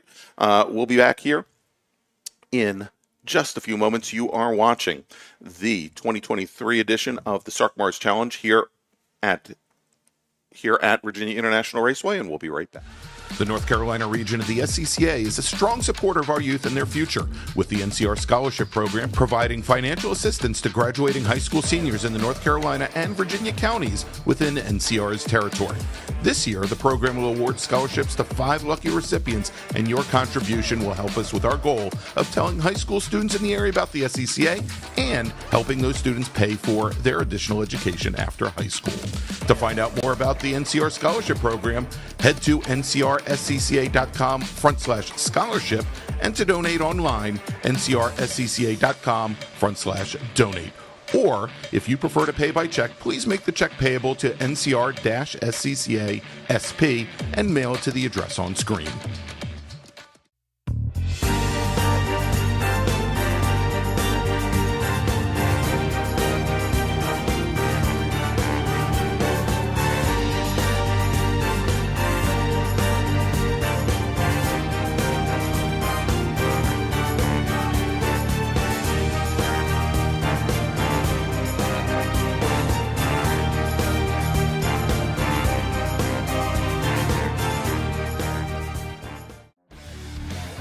The official track photographer of the North Carolina region of the SCCA is Trad's Photos. Trad covers many of the biggest events here at VIR, at Road Atlanta, Carolina Motorsports Park, NCM, and at AMP. In addition to the SCCA, Trad covers racing for ALS, the Peach State Porsche Club, PCA Club Racing, J-Zilla Track Days, MVP Track Days, Carolina Mustang Club, and many more. To see Trad's work online, visit tradsphotos.com or on Instagram and Facebook at Trads Photos. And to have Trad shoot for you, text them at 980-395-1116.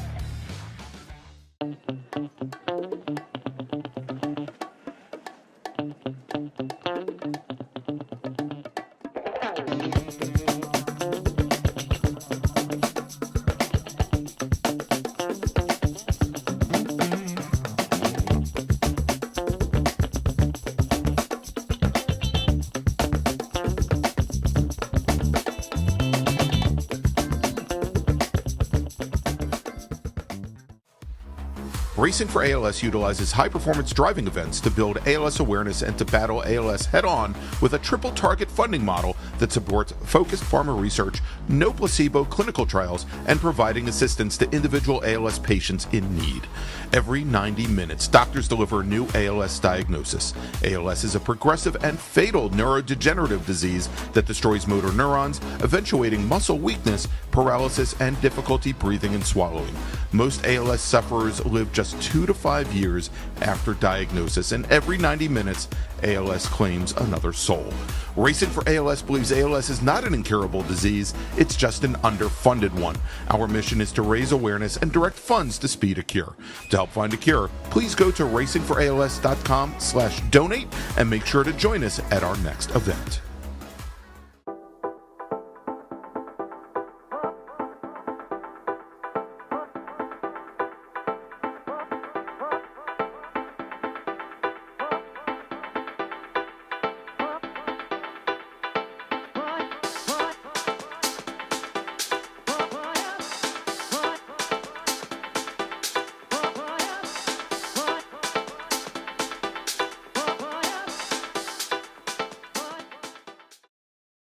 If you like what you see today, become part of the action by joining Sports Car Club of America. Whether you want to drive, flag, or just have fun with cars, SCCA membership opens the door to all kinds of motorsports to feed your obsession, along with 65,000 like-minded members ready to be friends. Ask someone trackside how to get involved or visit scca.com for more information.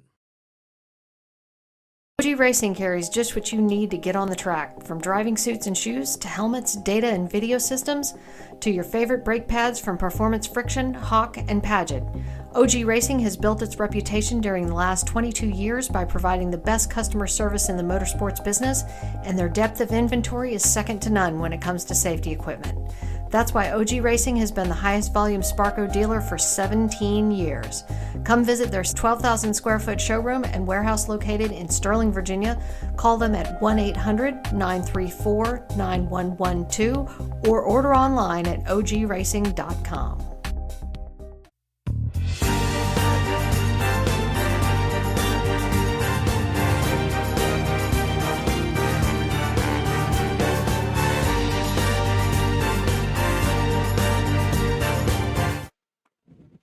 And welcome back to Virginia International Raceway for the 2023 SARRC MARRS Challenge, presented by the North Carolina region of the SCCA. I'm Greg Ginsberg, along with Dominic Mandiel, and on track now, Dominic. We said Spec Racer Ford and Spec Racer Ford Gen 3. I don't believe we have any of the Gen 2 cars out. Let me just verify. No, they are all the Gen 3 cars, all the 1.6 liter machines that are heading out on track for their 15-minute qualifying session. And again, they will race a little bit later today for SARRC MARRS Glory, or SARRC or MARRS Glory, one of the two, maybe both, here this afternoon, where all of our racers will have 10-lap or 25-minute races.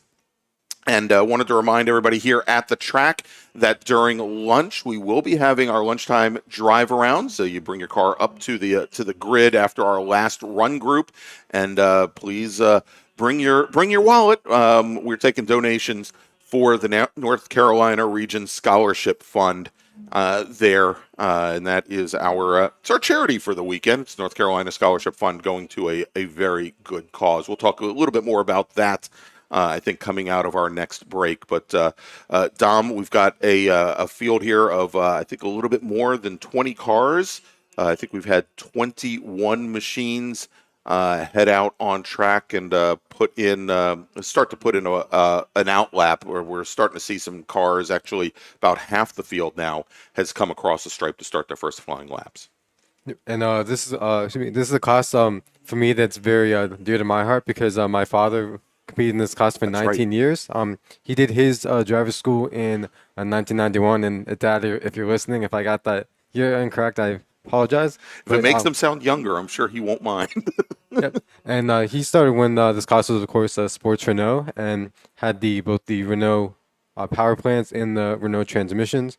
And then when they went over to, and for a couple of years, they actually, for the national championships, you could run similar to what they had for the Gen 2 and then the Gen 3 cars, right, where you could run either the Sports Renault or the new Spec Racer Ford 1.9 liter Ford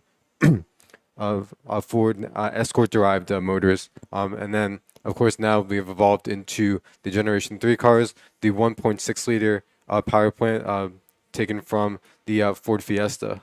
So right, with the new upgrade to the power plants, the chassis have remained relatively the same throughout their history, but the class has been able to evolve, and the cars get quicker, and it's also brought in I think a broader range of drivers to want to experience what what Spec Racer and Spec Racing is like. Exactly. Now, Spec Racer Fords had been for years one of the SCCA's largest classes, both in national racing and also regional racing as well. I think in the last couple of years, as we've gone to the 1.6 liter motors, as we've gone now in the last 2 years or so, and more cars are starting to get those SADEV sequential transmissions as well. I think it's opened it up to many more drivers that have come in.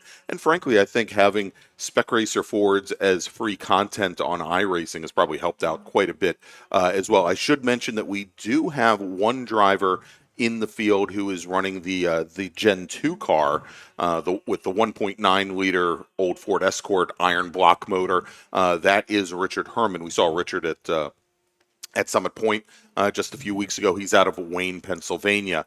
But the other 21 drivers that have set lap times so far, all racing the Gen 3 machines. And so we've got some folks here definitely that we want to take a look at. We've got Sam Schechter, who is currently our fastest driver on track. He's out of Boyds, Maryland, and he had run right up at the front of the field with Morgan Burkhardt at pit race last weekend in the wet. However, Morgan Burkhardt, who now jumps to provisional pole here in class by almost 8/10 of a second. Took the win both days at pit race. He also took his very first Spec Racer Ford Super Tour win at Virginia International Raceway. Not Sam Schechter, Morgan Burkhardt here for the Super Tour in the wet weather conditions. And so he's shown himself to be a very good racer in the wet, certainly. But just a couple of weeks ago at the Summit Point Majors, he came away with a win as well in the dry, and unfortunately on the second day he had clutch issues as he was scheduled to start from pole. He rolled off the pit lane to start the pace lap, and the car broke down on him. But Burkhardt, in a very short period of time, he also, much like we talked about his friend Jamison Huffman earlier, who only has a year of road racing experience behind him, Burkhardt ran in ITA in a Honda CRX last year in his father's CRX. And this season, that CRX is getting converted to F-Prod, but he has been running primarily in this Spec Racer Ford, had not been in a Spec Racer Ford until the weekend before that Summit Point Majors, and so he's come on quite a bit. But going to the provisional pole now is Russ Turner with a 2:08.062, and I know Burkhardt, when he was here for the Super Tour a couple of weeks ago, was getting some coaching from Russ Turner as well, so a lot of help there. Gianclaudio Angelini out of New Haven, Connecticut, second fastest at a 2:06.9. Then Schechter, then Burkhardt, then Brian Cates. That is your top five. But if we also take a look in the field here, let's take a look here. Melanie Meckel, who is a rookie this season, and she had some of her first races at Summit Point just 3 weeks ago or 2 weeks ago. She is currently running 21st, and we'll see how that plays out. But Jisoo Kim, who started on the front row at Summit Point 2 weeks ago, and is actually one of the DC region's instructors for Spec Racer Ford, driving the number 11 machine. He is currently 8th fastest. And Jisoo Kim also is the representative for the Spec Racer Ford class in the Mid-Atlantic Road Racing Series in the Mid-Atlantic area. So definitely helping to help spread the word and help the popularity of the class. And as I was noticing as the cars were coming out to start their qualifying session, Morgan and Brian Cates in the 21 car were running basically staggered onto the track, and they were going to definitely try to use one another as drafting partners. Right now they're separated by a little over 4 seconds, it appears, but they'll definitely be trying to pick up the pace and work together to see what they can do here. All right, and so as we are now just about 10 minutes in, let's make a call to the grid for our next group. Attention in the paddock, attention in the paddock. First call to the grid for Big Bore, race group number 6, AS, American Stan, ASR, GT1, 2, and 3, GTA and GTX, ITE and ITO, SPO, Touring 1, Touring 2, and Spec Corvette. Great to see the Spec Corvettes joining us here this weekend. Race group number 6, Big Bore, American Sedan, ASR, GT1, GT2, and GT3, GTA, GTX, ITE, ITO, SPO, Touring 1, Touring 2, and Spec Corvette. Please head to the grid.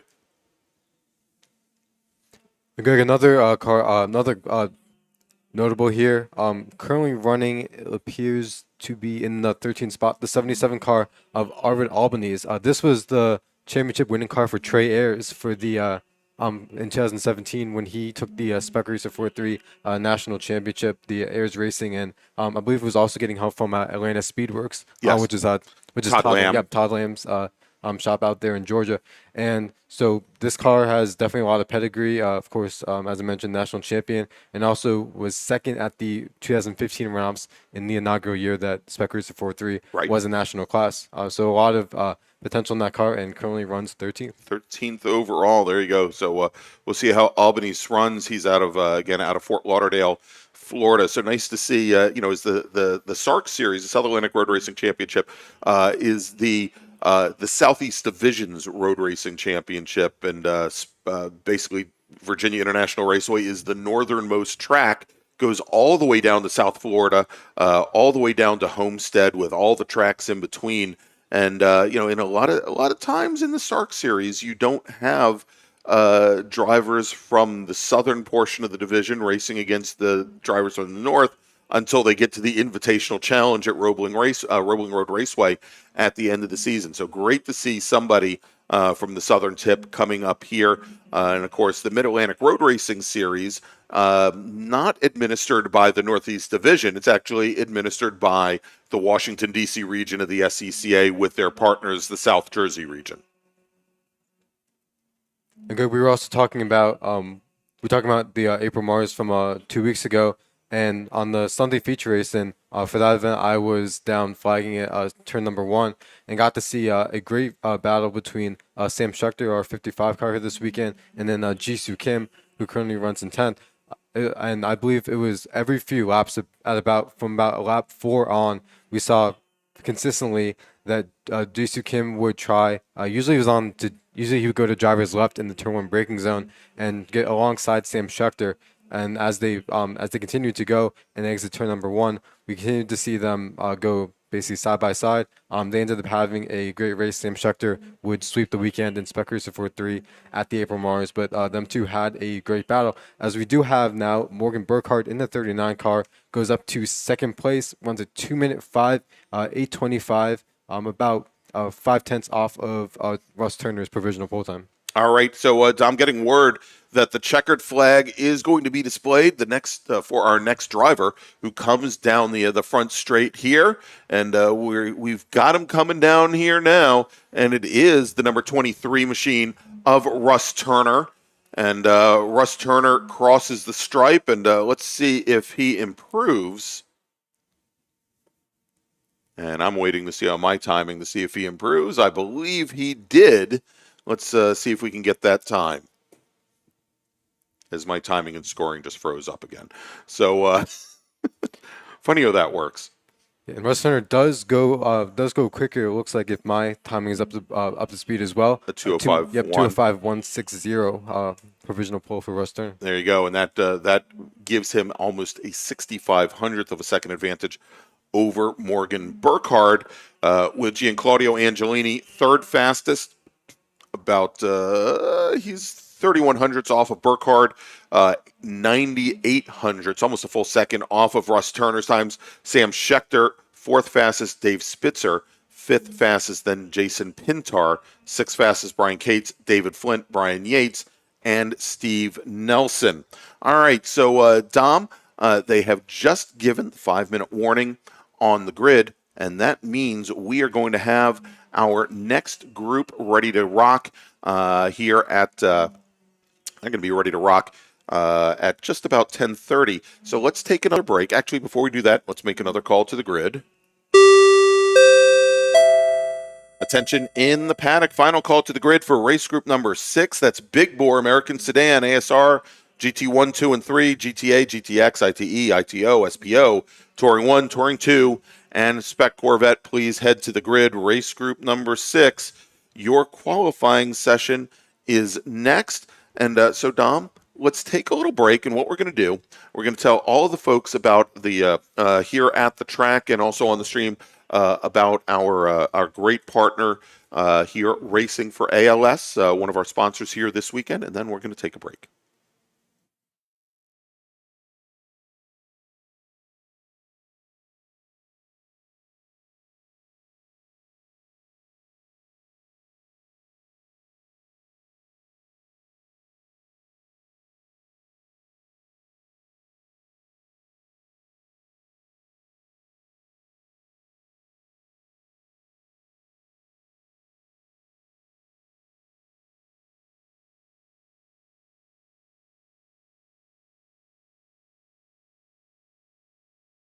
diagnosis, and every 90 minutes, ALS claims another soul. Racing for ALS believes ALS is not an incurable disease, it's just an underfunded one. Our mission is to raise awareness and direct funds to speed a cure. To help find a cure, please go to racingforals.com/donate and make sure to join us at our next event. The North Carolina region of the SCCA is a strong supporter of our youth and their future, with the NCR Scholarship Program providing financial assistance to graduating high school seniors in the North Carolina and Virginia counties within NCR's territory. This year, the program will award scholarships to 5 lucky recipients, and your contribution will help us with our goal of telling high school students in the area about the SCCA and helping those students pay for their additional education after high school. To find out more about the NCR Scholarship Program, head to ncrscca.com/scholarship, and to donate online, ncrscca.com/donate. Or, if you prefer to pay by check, please make the check payable to NCR-SCCA SP and mail it to the address on screen.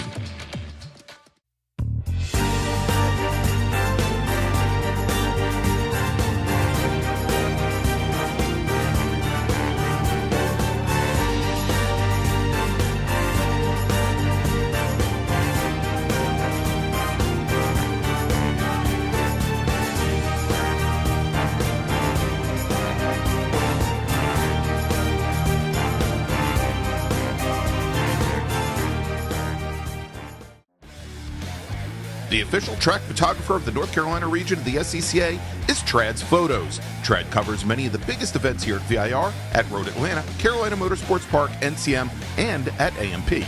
In addition to the SCCA, Trad covers Racing for ALS, the Peach State Porsche Club, PCA Club Racing, J-Zilla Track Days, MVP Track Days, Carolina Mustang Club, and many more. To see Trad's work online, visit tradsphotos.com or on Instagram and Facebook at Trads Photos. And to have Trad shoot for you, text them at 980-395-1116.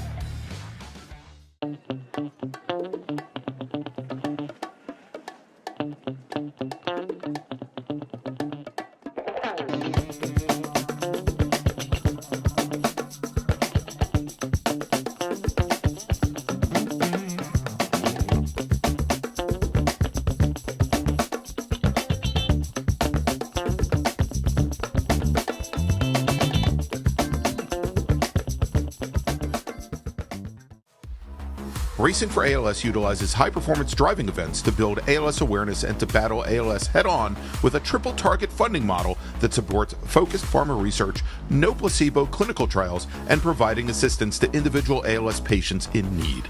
Every 90 minutes, doctors deliver a new ALS diagnosis. ALS is a progressive and fatal neurodegenerative disease that destroys motor neurons, eventuating muscle weakness, paralysis, and difficulty breathing and swallowing. Most ALS sufferers live just 2 to 5 years after diagnosis, and every 90 minutes, ALS claims another soul. Racing for ALS believes ALS is not an incurable disease, it's just an underfunded one. Our mission is to raise awareness and direct funds to speed a cure.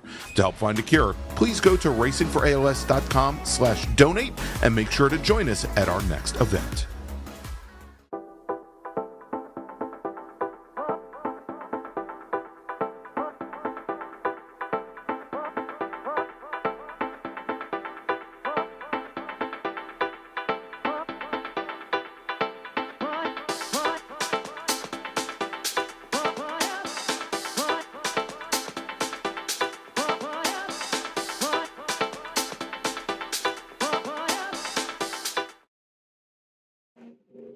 Welcome back to Virginia International Raceway in the 2023 edition of the SARRC MARRS Challenge. I'm Greg Ginsberg, along with Dominic Mandiel.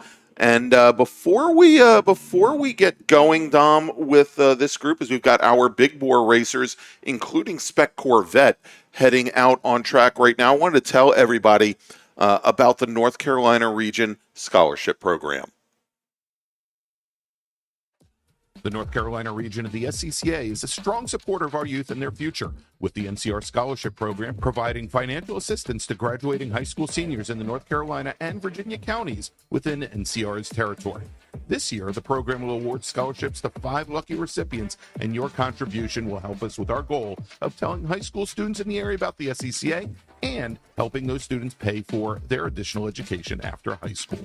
To find out more about the NCR Scholarship Program, head to ncrscca.com/scholarship, and to donate online, ncrscca.com/donate. Or, if you prefer to pay by check, please make the check payable to NCR-SCCA SP and mail it to the address on screen. All right, so there we go. And a reminder to everybody that is here at the track that we will be having driver rounds. You can bring your car after our next race group, after race group 7, and we get ready for lunch. You can bring your cars up to the grid, and we will send you out on track for some laps. Some parade laps here at Virginia International Raceway, but it does require a donation to the North Carolina Region Scholarship Fund. They are our charity for the weekend. And so, Dom, we've got a number of drivers out on track right now, setting their out laps. I think 17 of them overall, and including, again, a very large spec Corvette field. This is a class, a race series that is nationwide, that bases their platform on the C5 Corvettes, and with spec ECUs, and they have a spec brake package, and they set the cars up to have them dyno tune to a max horsepower level. And it really makes for some very close racing. We had them at Summit Point a couple of weeks ago, 2 weeks ago, for the Summit Point regional race, for the first MARRS race of the season. And they are back here as well, and again, have 7 of them in the field. Next largest pack that we have is going to be GTA, which are made up of the old, I guess they're ARCA cars, older ARCA cars. Jack Stanford, John Longacre, and Henry Long, the 3 drivers in that class. And that is a class that has been very strong for many years in the SARRC series. We had them race up in the MARRS series for a couple of seasons, about 10 years ago, but just never. We didn't have. I think we only had 2 drivers in the Northeast Division that actually built cars to the class. Again, as it's a regional only class, it's not a GCR defined class. And Greg, speaking of Spec Corvette, we did have, as you mentioned 2 weeks ago at Summit Point, they were part of our run groups, and Dave Sanders, who is here this weekend, driving, I believe this number 73 car, excuse me. He was able to take a pair of wins, and as well as Charlie Abel, driving the number 39 car, finished second both of those days. So those 2 drivers are here at our SARRC MARRS Challenge this weekend, and we'll be looking to have another exciting race among the C5 Corvettes. Yeah, indeed, and Abel is a Corvette specialist. And when I say a Corvette specialist, he may be a driving specialist as well, but he actually works at a dealership as a technician devoted to working on Chevrolet Corvettes. So the man knows the hardware that he is racing. We also have Jeffrey Pascal in the field as well, who I'm sure is going to come back and email me in about 3 hours, telling me that I pronounced his name incorrectly. Again, I swear I will get that before I will certainly get that information before the correct spelling before the weekend is over. And here, let me grab it. Jeff is driving the number 63 machine, and he pronounces it Pascola. And he's told me that there are some big issues because his son, who has emailed me also how to pronounce his name, gave me a different pronunciation. So apparently there's a little rift in the family there, but such is the field here. He is out of Delaware County and represents the Philadelphia region, and I believe that this is his first full year of competition here in the Sports Car Club of America. We also have Mario Scaramouche. He's out of Pittsburgh, driving the number 53 machine. And he purchased his car just earlier this year, back in January, and it was actually a former Phoenix Performance T1 car that has been converted over to has been converted over to Spec Corvette. And I was mentioning that interesting that these cars are the Z06 machines. They have to run a minimum of 3,200 pounds, but you can tune them up to maximum of 380 horsepower. So they can, even at that a little bit over 3,000 pounds, they put down a ton of power. All right, on the pit lane right now is one of our two SPO machines, and this is James Smith in the American flag liveried number 8 Chevy Monte Carlo. He's out of Burgon, North Carolina. He's put in one flying lap, and he is crawling down the pit lane right now. And these SPO cars and GTA cars are also, for a number of years, have been part of the V8 Road Racing Series, That's which right. is another championship. I believe Butch Cummer out of Georgia was the coordinator for that. Yes. For a number of years. And so these cars, and as Greg mentioned earlier, a lot of former ARCA cars in here. I believe some also came over from ASA Racing that were circle track cars at one point and have been set up to accommodate road courses as we have a few drivers getting ready to take to the track. But going to the top of the board, I believe our sole GTX car here this weekend, the 62 of Jonathan Wiseman, runs a 2-minute 4.681 to go to the top of the board. Going back to Spec Corvette, Dave Sanders, who we mentioned driving the number 73 car, has a 2-minute 5.709 to top the class. Charlie Abel, second in Spec Corvette at a 209.671, and then Joseph Griffin driving car number 25 at a 211.2. All right, and we were talking about Wiseman. Wiseman driving a GT4 Club Sport machine in GTX. Of course, GTX made up primarily of homologated GT4 race cars, TCR race cars, as well as, and we've seen some the Prototype X field has been Prototype X class has been folded into GTX as well. So we get our share of radicals. Usually Radical SR8s, some Ligier LMP3 cars, as we saw at Summit Point just a few weeks ago as well. But Weissman currently your sole driver in that class. And our speaking of radicals, our new provisional pole sitter, and he is running an A Sports Racer this weekend, Jim Booth, driving a Radical SR10. He's out of Charleston, South Carolina. He just puts down a 158.899. All right, Tom, real quick, let's make a call to the grid for our next group.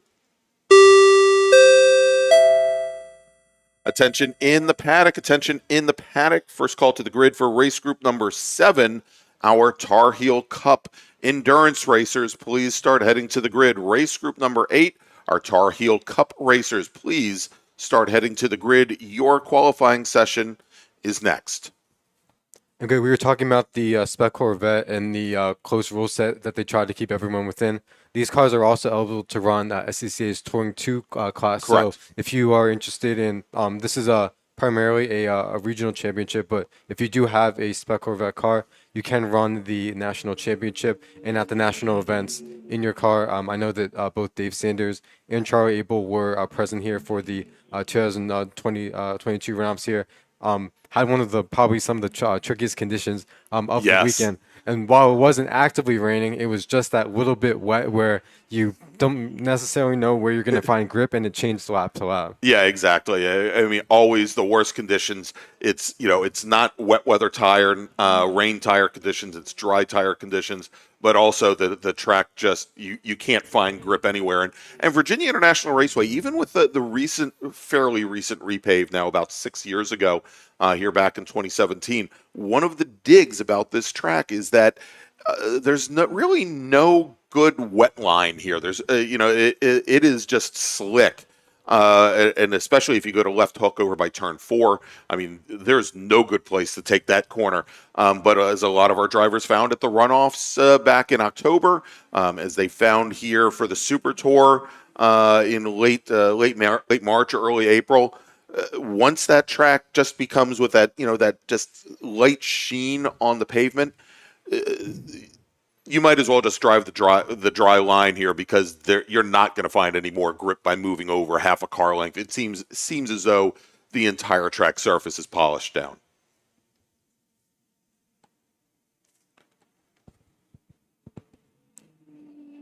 And we also have a lone GT3 car there, the 280Z, and that is going to be and that's being driven by, if I have my tell me up here, we'll get that driver, and that might be formerly Phil Hollenbeck's car, who ran out of the one of the Ohio regions. So Yes. cool to see Dawson represented here in the big boy ranks. As we have Jim Booth, as we mentioned, on the 163 car, tops the table at a 158.899. Again, the only A Sports racer here this weekend. As crossing the stripe, we had the 15 car, I believe, and that's going to be one of our GTA cars. Getting in trying to put down some fast laps. All right, and I think we've got a few drivers that we don't have showing up on our timing and scoring, and I'm gonna try and get the numbers on them here. Let's see. The 72 American Sedan Camaro of Ted Warning. In addition to that, I believe the number 44 machine and the 90. Let me see if I can get the 90 is Anthony Valente. He is in Touring 2 in a Chevy Camaro, and then the other machine. Let me move up through my list of drivers here. I believe is also the 44 machine. This one not listed as a Nissan. This one actually listed as a Datsun. The Datsun 280Z GT3 machine of John Barlow. So unfortunately, we don't have times on those drivers currently. Hopefully, we'll when we get to race time, we'll have a little bit more information on them. And of course, again, all of our racers, we're going to have our first race after lunch today, and these are going to be 10-lap or 25-minute races, whichever comes first. As we've got, looks like a little bit under 2 minutes, Dom, so let me make another call to the grid.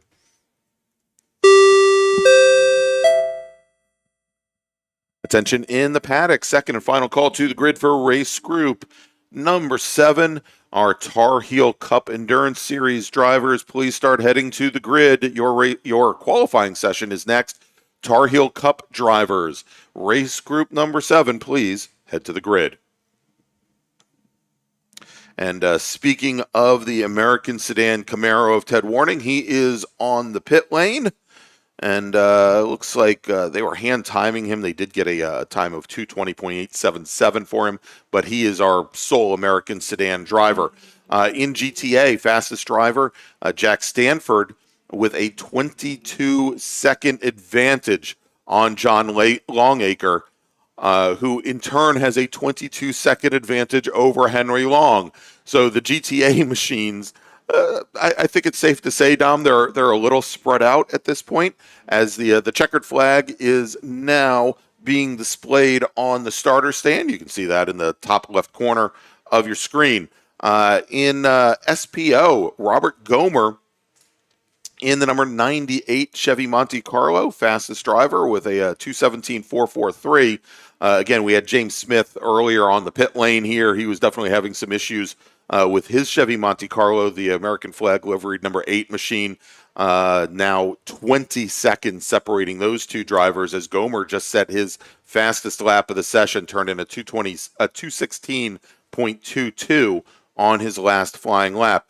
And in Spec Corvette, David Sanders turns in a 2:05.7 for his fastest lap, and he set that on lap 3 and pretty much called it a day after lap number 3 brought that bright yellow Corvette down the pit lane.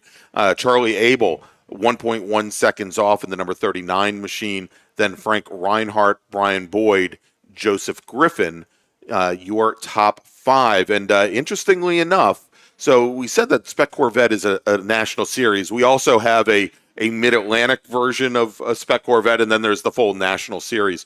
And the Mid-Atlantic portion of it is going to be at a number of the different tracks that we are calling races at with the MARRS series. We're going to see them, I think, next at New Jersey Motorsports Park in a couple weeks. But Reinhardt, Boyd, and Griffin, and they are all from Florida. We've got Reinhardt from Tampa, Florida, Boyd from Deerfield Beach, and then Griffin from Trinity, Florida. So the Florida boys there running 4th, 5th, and 6th currently in this 10-car field. All right, so let's do this, Tom. Let's take another break. First off, we're going to tell you about another one of our great partners here this weekend, and that is Trad's Photos, and we'll be right back. The official track photographer of the North Carolina region of the SCCA is Trad's Photos. Trad covers many of the biggest events here at VIR, at Road Atlanta, Carolina Motorsports Park, NCM, and at AMP. In addition to the SCCA, Trad covers racing for ALS, the Peach State Porsche Club, PCA Club Racing, J-Zilla Track Days, MVP Track Days, Carolina Mustang Club, and many more. To see Trad's work online, visit tradsphotos.com or on Instagram and Facebook at Trad's Photos. And to have Trad shoot for you, text them at 980-395-1116. The North Carolina region of the SCCA is a strong supporter of our youth and their future, with the NCR Scholarship Program providing financial assistance to graduating high school seniors in the North Carolina and Virginia counties within NCR's territory. This year, the program will award scholarships to 5 lucky recipients, and your contribution will help us with our goal of telling high school students in the area about the SCCA and helping those students pay for their additional education after high school. To find out more about the NCR Scholarship Program, head to ncrscca.com/scholarship, and to donate online, ncrscca.com/donate. Or, if you prefer to pay by check, please make the check payable to NCR-SCCA SP and mail it to the address on screen.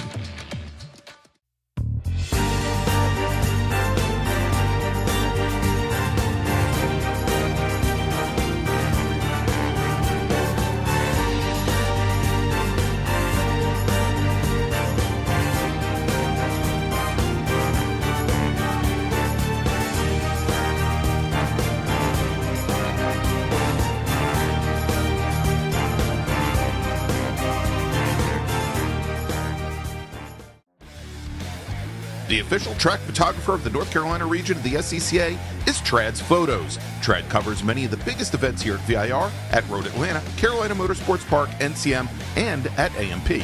In addition to the SCCA, Trad covers racing for ALS, the Peach State Porsche Club, PCA Club Racing, J-Zilla Track Days, MVP Track Days, Carolina Mustang Club, and many more. To see Trad's work online, visit tradsphotos.com or on Instagram and Facebook at Trad's Photos. And to have Trad shoot for you, text them at 980-395-1116.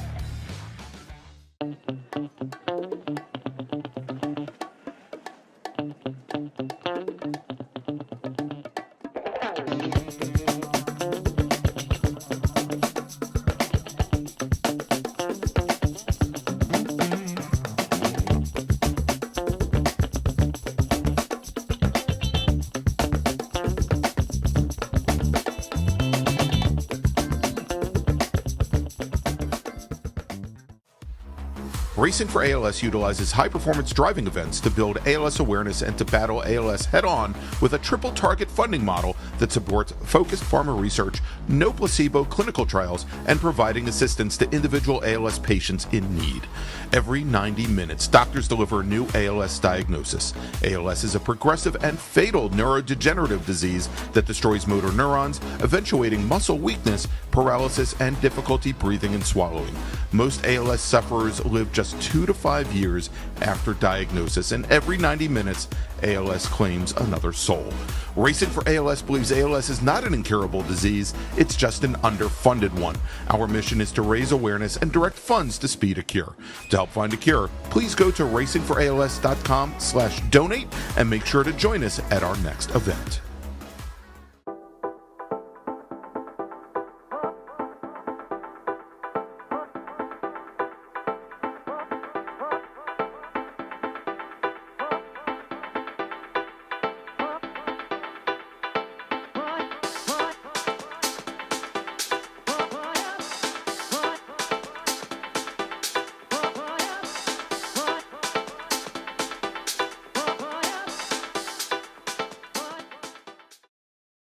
If you like what you see today, become part of the action by joining Sports Car Club of America.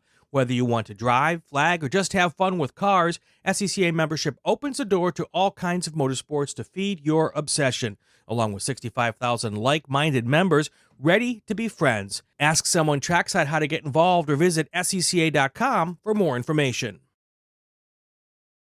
OG Racing carries just what you need to get on the track, from driving suits and shoes to helmets, data and video systems, to your favorite brake pads from Performance Friction, Hawk, and Paget. OG Racing has built its reputation during the last 22 years by providing the best customer service in the motorsports business, and their depth of inventory is second to none when it comes to safety equipment. That's why OG Racing has been the highest volume Sparco dealer for 17 years. Come visit their 12,000 square foot showroom and warehouse located in Sterling, Virginia. Call them at 1-800-934-9112 or order online at ogracing.com.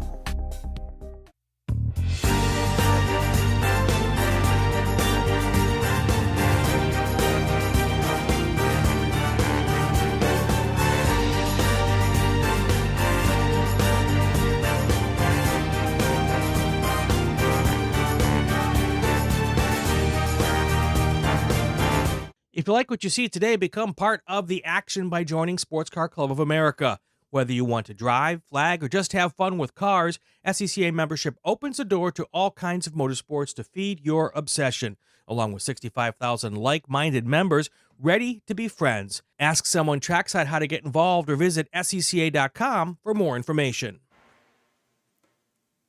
And we're back here at Virginia International Raceway for our final qualifying session of the morning. I'm Greg Ginsberg along with Dominic Mandiel.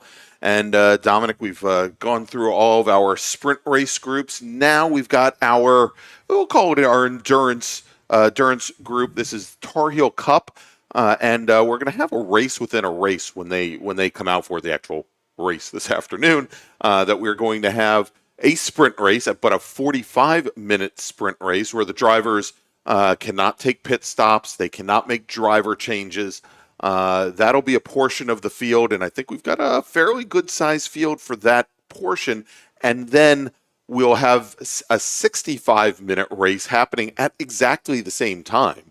And those drivers, those teams can make a pit stop. They can make a driver change. Matter of fact, they have to make a pit stop. They have to be on the pit lane for 5 minutes. So we'll definitely try to keep track of them for you this afternoon as we try to figure out who's supposed to still be out on track and who's not. They will race as our last race of the day today. It is their only race of the weekend. They will not be racing tomorrow. So tomorrow we'll see not 7 different groups, but we'll have 8. Not 7 groups. We'll have 6 groups tomorrow, and actually let me show you that schedule here tomorrow, where we will once again get underway at around 8:25 in the morning. We'll have 15-minute qualifying sessions. We'll have our first race tomorrow before lunch, and then all of our feature races. But today we have this last qualifying session, and then we will be breaking for lunch, and we'll have all 7 races today after lunch. Groups 1 through 6 will be 10 laps or 25 minutes, as we've told you, and then Tarheel Cup, this group on track right now, will be at the end of the day. All right, so let's go back, bring up the cameras, bring up the timing, as we've got drivers out on track right now, setting their out laps, and they will be starting their first flying laps here in just a few moments. We still have drivers coming down the pit lane, quite a number of drivers coming down the pit lane. And the last I looked, Dom, we had somewhere around 23, 24 cars that will be taking to the track surface. And for this Enduro, it's open to all closed wheel cars, so Right. you're going to see a number of drivers double dipping and competing on. Some of the drivers who were in our earlier groups from this morning will also be here for our Enduro. And one of the challenges always when you have long races, of course, being able to maintain the car, maintain the tires. And for the 65-minute, for the drivers who are doing the 65-minute race later today, even though they're going to have that about 5-minute window to do their pit stop, it is still going to be a challenge because for the majority of these drivers, they're accustomed to somewhere around half hour to 40 minutes of racing. And with here, even with sometimes 20 minutes might not seem like that much additional time, but There's a lot of time for the mind to wander. yeah, the physicality aspect as Yes. well as the keeping your mind in the game in the race as you're going along. And for a lot of these drivers who don't, I know that Trans Am has adopted sort of a longer race format, Right. and some of the other series that some of these drivers might have dabbled in. But for the most part, a lot of these drivers aren't accustomed to necessarily being on a track for that duration of time. And so it's going to be something to follow as we get to our race later today. Yeah, indeed, and and I look back to 2 years ago at the 2020, I guess it would be 2021 SARRC MARRS Challenge, and we had the endurance race at the end of Saturday, and the leader was driving a Spec Racer Ford Gen 3. And because it's an endurance race, they actually don't throw the white flag because it's all dependent on time, not necessarily on number of laps. And because of where the clock was, it was clear that the leader was on his very last lap after, and this was a 90-minute race, not a 65-minute race. And as he was making his way around, he put the car off and buried it into the tire wall on the outside of, before you go into Oak Tree, you come out of, go through turn 10, and there's Oak Tree right there. And they then had to wait for the next driver in line, who happened to be a full lap down from the leader, who was not going to finish the race. And so it made for a very interesting end to a 90-minute race. But so we'll see how that plays out. But let's take a look now. And unfortunately, we don't have on our timing system here whether these drivers are going to be racing in the shortened version of the 45-minute sprint race, or if they're going to be running the 65-minute endurance race. So we're gonna give you some timing here. We're going to talk to our timing and scoring folks and see if they have a way possibly of specifying maybe that they're in a the endurance class or something like that, or the long race. But right now, William Shields, he is racing a Spec Racer Ford, and he's out of Tierra Verde, Florida. Your fastest driver on track at a 221.3. Then Steve Nelson, Joe Blanks, Dave Flint, our top 4 drivers, all in Spec Racer Ford Gen 3s. Nelson driving the number 27 machine. He's out of Roseland, New Jersey. Chesapeake, Virginia is where Joe Blanks calls home. He races with the Mid-Atlantic Road Racing Series, as does Steve Nelson. And then David Flint, who I don't have a residence for, but David now, and probably more important than ever, because he just went to provisional pole. Lauren Brailier, in her Spec Miata, had for a moment been 5th fastest, and she now has Brian Hooper, Dennis Mathias, and Martin Reiter, who have all time-wise jumped past her. And I think as we're starting to see more drivers get some heat in the tires, I think we're going to start seeing a lot of changing of the order here. So we'll bring that stuff up in just a little bit. Now we talked about in STU earlier today, we talked about Jeff Liller, and we also talked about father-son contingents, brother contingents, what have you. Jeff's father, Mark, is out on track right now in his T4 Mazda Miata. And so he is going to be running in this series as well. And I think we saw him earlier today in Group 1 out on track as well with T4. Okay, real quick, I think we might need to flip that. I think we have Mark Lowe's son, and that's right, and Jeff. Yeah, exactly. Lots of last names out there. So. Yeah, exactly. Oh, thank you. As you're looking at me like I'm nuts. Yeah. It's all good. All right, there. So there you go. Brian Hooper, who we saw earlier in his STL Integra, currently 8th fastest. He'll be running this weekend. And as I say that, Connor Roberts in a T3 Mazda MX-5 out of LaGrange, Georgia, moves up to 8th fastest. At this point now, early on, we had the top 4 drivers all in Spec Racer Fords. Well, now it is the top 7, as it's Herman Ratchford out of Bessemer City, North Carolina, your fastest driver on track at a 206.8. Then Brian Cates, then David Flint, Cates is out of Gainesville, Virginia. We just saw him during the Spec Racer Ford session. David Flint and Stephen Nelson fourth. William Shields, Joe Blanks, and Bill Watts. That's your top 7. And again, all Spec Racer Fords. Then we've got Connor Roberts driving the T3 MX-5. Hooper now falls to 9th fastest. Then Mark Bradley in his 3 Series BMW. Our E-production leader, 10th fastest. Then Lauren Bralier leads the Spec Miata drivers. She is currently 11th fastest. She's out of Clemens, North Carolina, in the 176 machine. And Greg, I was able to locate a hometown for David Flint, Brentwood, Tennessee. Brentwood, Tennessee. Well, there you go. So representing the South Atlantic Road Racing Championship. And Flint now 3rd fastest in that Spec Racer Ford field is Herman Ratchford, as we mentioned, your fastest driver at a 2:06.8, has almost 2.5 seconds right now on Brian Cates, and another 0.3 back to David Flint, another 0.6 back from there to Steven Nelson. But, I guess ultimate speed in this qualifying session isn't necessarily the most important thing if it's going to be a 45-minute race or possibly a 65-minute race for you. They always say, you can't win the race at turn 1.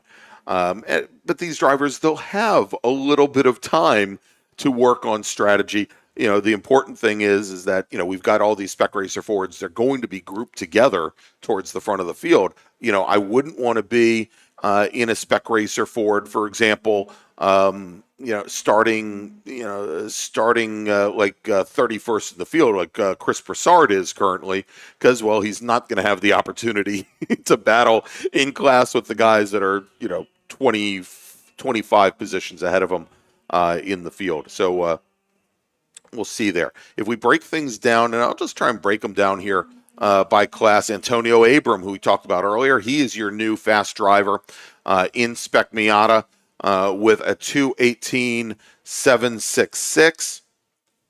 Joe Tobin about 5,800s back from there. Then Bobby Gossett and Steve Sturm off as we just had a driver go off at Oak Tree, and I think it was the number 26 car. Dominic, let's see if I can track down who that might be. Chris Broussard in the Spec Racer Ford. And he is trying to get that car back underway.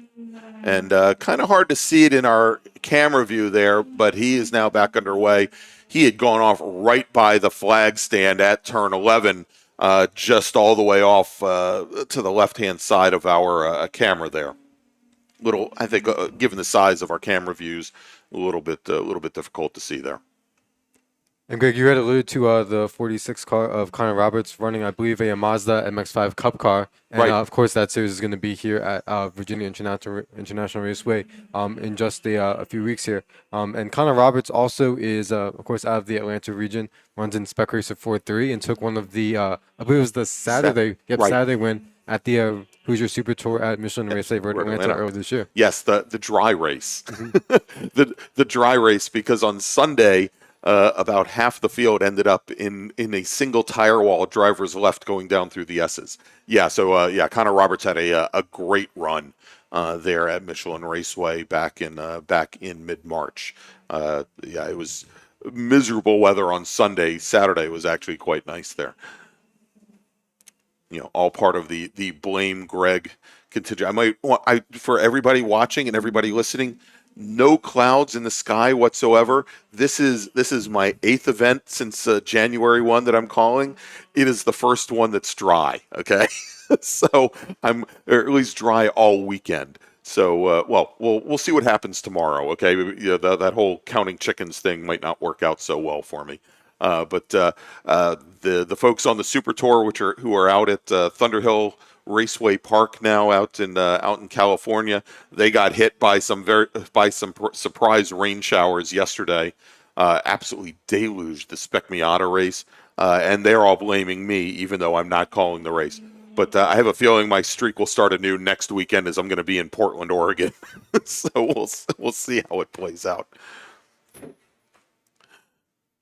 All right, so we are now about 12 minutes or so into this a little bit more than 12 minutes into this 15-minute qualifying session. Again, this will be our last qualifying session of the morning. We will break for lunch, and we will then come back with our first race of the day, which is going to be small bore and B-Spec and Touring 3 and Touring 4 and the Spec MX-5 Challenge. And my understanding is, Dom, we're going to get some guests from the Spec MX-5 Challenge. Are going to come up and talk to us after their race, obviously, but should be good to see them and get some feedback. We got to talk to a few of them at Summit Point when they were here. They were at Summit Point for the Summit Point Majors, and now that we're a couple rounds further along, we'll see how they are progressing.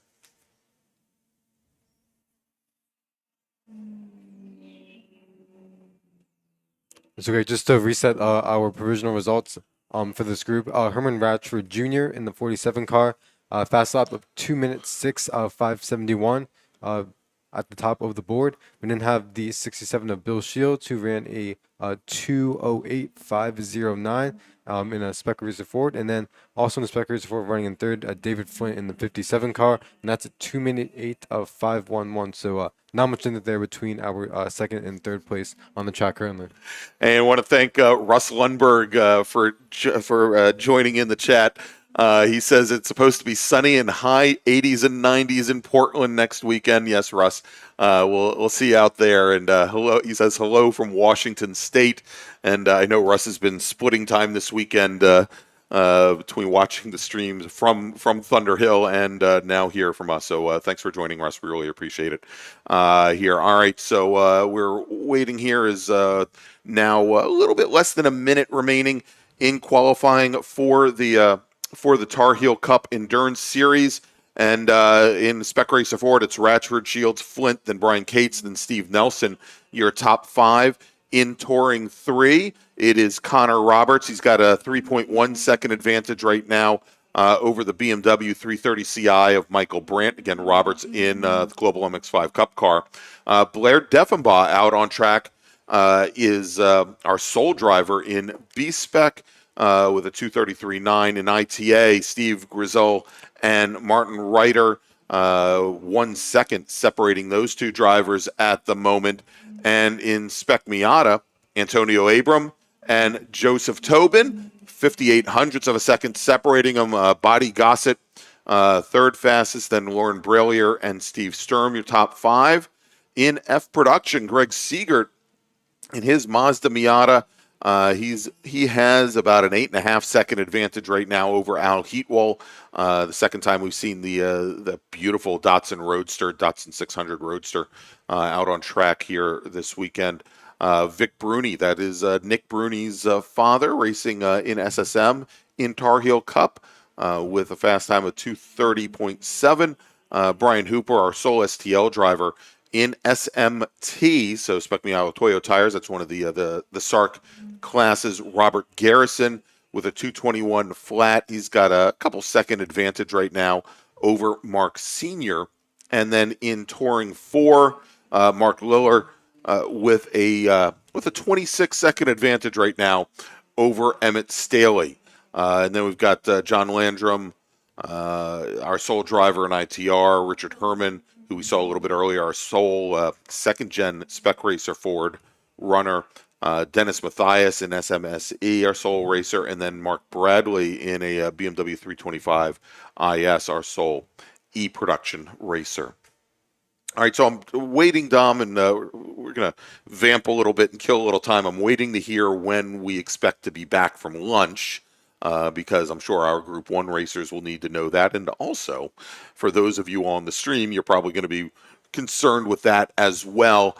So as soon as I get that information, we will definitely let you know. But again, I wanted to remind everybody here at the track that we are going to have parade laps, touring laps. If you want to bring your street car and put it on course here during lunch, you can definitely do that. All proceeds go to benefit the North Carolina Region SCCA's scholarship program, going to a very good cause to help offset some of the expenses that our youngest and brightest will have when they first go to college for the first time. So definitely come on up and help out the fund. If you want to find out more about the North Carolina Scholarship Program, you can go to ncrscca.com/scholarship.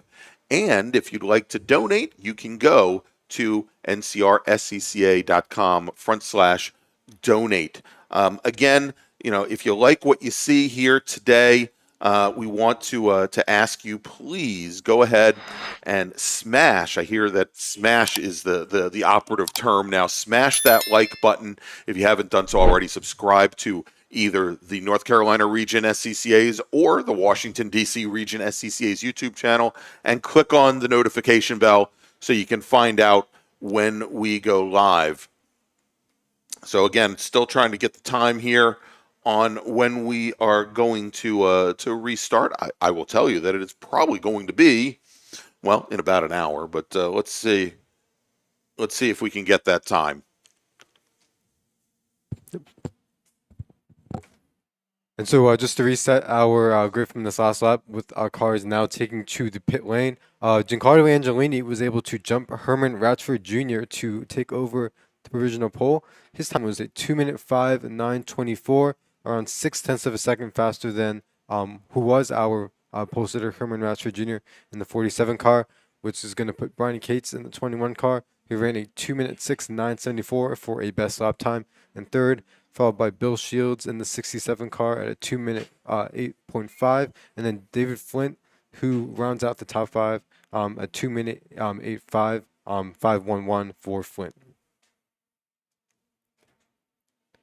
And so, Greg, as we have our cars making their way into the pit lane, as I mentioned earlier, these cars are going to, and we'll try to see if we can get some sort of designation between the 45-minute and the 65-minute drivers. But these drivers will, the ones who are running the 65-minute race, will be doing a pit stop, and so they'll have about a 5-minute and change window in order to either, in some cases, drivers, teams are allowed to switch drivers, and in other cases, they might just be refueling and maybe putting on some different tires. So these longer race drivers will have the opportunity to do that, and so for a lot of the drivers, this is really going to be a test as to how good their crew is to get them back out, because even though they are allotted that 5-minute window, they do have to get the job done and be quick with servicing the car and for what it needs for that 65 minutes.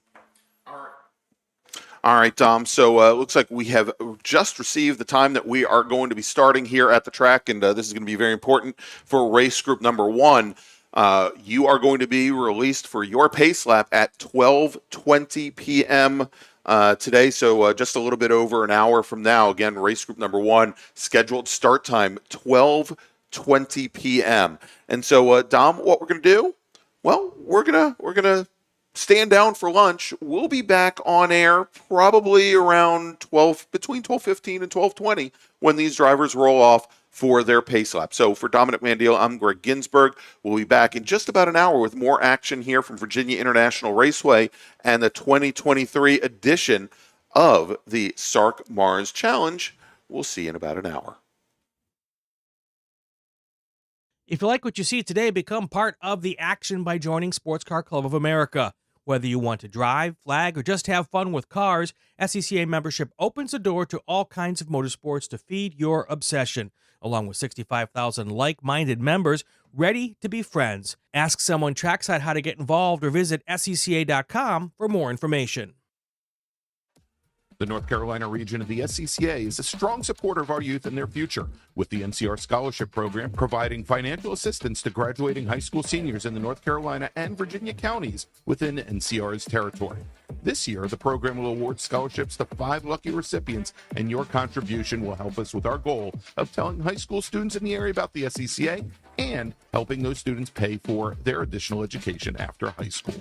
To find out more about the NCR Scholarship Program, head to ncrscca.com/scholarship, and to donate online, ncrscca.com/donate. Or, if you prefer to pay by check, please make the check payable to NCR-SCCA SP and mail it to the address on screen. Racing for ALS utilizes high-performance driving events to build ALS awareness and to battle ALS head-on with a triple target funding model that supports focused pharma research, no placebo clinical trials, and providing assistance to individual ALS patients in need. Every 90 minutes, doctors deliver a new ALS diagnosis. ALS is a progressive and fatal neurodegenerative disease that destroys motor neurons, eventuating muscle weakness, paralysis, and difficulty breathing and swallowing. Most ALS sufferers live just 2 to 5 years after diagnosis, and every 90 minutes, ALS claims another soul. Racing for ALS believes ALS is not an incurable disease, it's just an underfunded one. Our mission is to raise awareness and direct funds to speed a cure. To help find a cure, please go to racingforals.com/donate and make sure to join us at our next event. OG Racing carries just what you need to get on the track, from driving suits and shoes to helmets, data and video systems, to your favorite brake pads from Performance Friction, Hawk, and Paget. OG Racing has built its reputation during the last 22 years by providing the best customer service in the motorsports business, and their depth of inventory is second to none when it comes to safety equipment. That's why OG Racing has been the highest volume Sparco dealer for 17 years. Come visit their 12,000 square foot showroom and warehouse located in Sterling, Virginia. Call them at 1-800-934-9112 or order online at ogracing.com. Green, blue, white, checker. You know the flags, but do you know the people waving those flags? Flaggers are the key to the success of every SCCA event at the racetrack, and it's something you can do.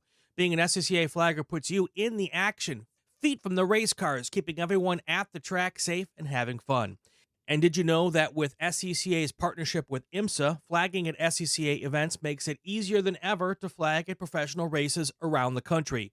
Find out how you can become a flagger at scca.com/volunteer. The official track photographer of the North Carolina region of the SCCA is Trad's Photos. Trad covers many of the biggest events here at VIR, at Road Atlanta, Carolina Motorsports Park, NCM, and at AMP. In addition to the SCCA, Trad covers Racing for ALS, the Peach State Porsche Club, PCA Club Racing, J-Zilla Track Days, MVP Track Days, Carolina Mustang Club, and many more. To see Trad's work online, visit tradsphotos.com or on Instagram and Facebook at Trads Photos. And to have Trad shoot for you, text them at 980-395-1116. Since 1976, Radial Tire Company has been providing the Washington, D.C. area with quality tires and the finest service. They have earned a reputation as a premier specialist in hard-to-find performance tire and wheel applications. They stock tires from all the top manufacturers for whatever you drive, from small economy cars to SUVs to trucks. Their mission is to assist you in getting the most out of your tires and cars. For more information or to schedule online, browse radialtirecompany.com or call them in Silver Spring at area code 301-585-2740. That's 301-585-2740. RP Performance is the only premier race shop in the region that specializes in both street and track Mazdas and is located right in the heart of racing at Summit Point's Gasoline Alley. RP has been involved in countless race wins and series championships across many classes with drivers of all ages. Not just a full-service shop, RP has been helping drivers with their individual racing and other track event needs for over 30 years, providing trackside support, arrive and drive packages, as well as race car transport services. And they're known for its help all attitude. RP Performance is your go-to for getting cars back on track for that positive experience at some point when you're ready to pack it in. For more information about RP Performance, come talk to them here in the paddock. Call them at 304-728-6749 or email them at Brett, that's B-R-E-T, at rpperformanceracing.com.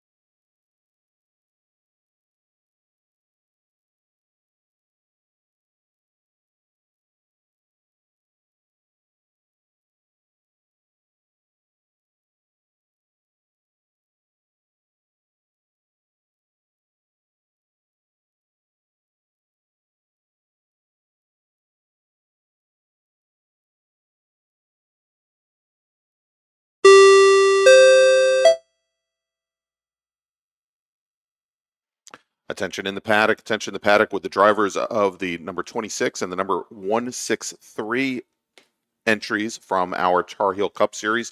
Please note that your car's transponders were not functioning. Again, drivers of the 26 and the 163 machines, your transponders were not functioning. The North Carolina region of the SCCA is a strong supporter of our youth and their future, with the NCR Scholarship Program providing financial assistance to graduating high school seniors in the North Carolina and Virginia counties within NCR's territory. This year, the program will award scholarships to 5 lucky recipients, and your contribution will help us with our goal of telling high school students in the area about the SCCA and helping those students pay for their additional education after high school. To find out more about the NCR Scholarship Program, head to ncrscca.com/scholarship, and to donate online, ncrscca.com/donate. Or, if you prefer to pay by check, please make the check payable to NCR-SCCA SP and mail it to the address on screen.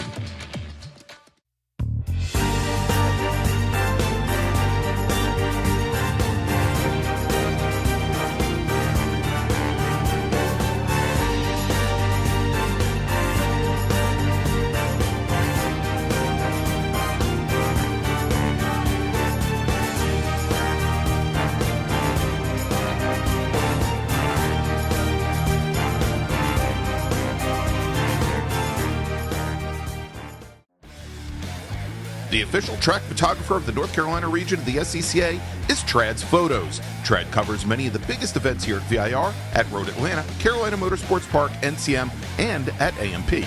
In addition to the SCCA, Trad covers racing for ALS, the Peach State Porsche Club, PCA Club Racing, J-Zilla Track Days, MVP Track Days, Carolina Mustang Club, and many more. To see Trad's work online, visit tradsphotos.com or on Instagram and Facebook at Trad's Photos. And to have Trad shoot for you, text them at 980-395-1116.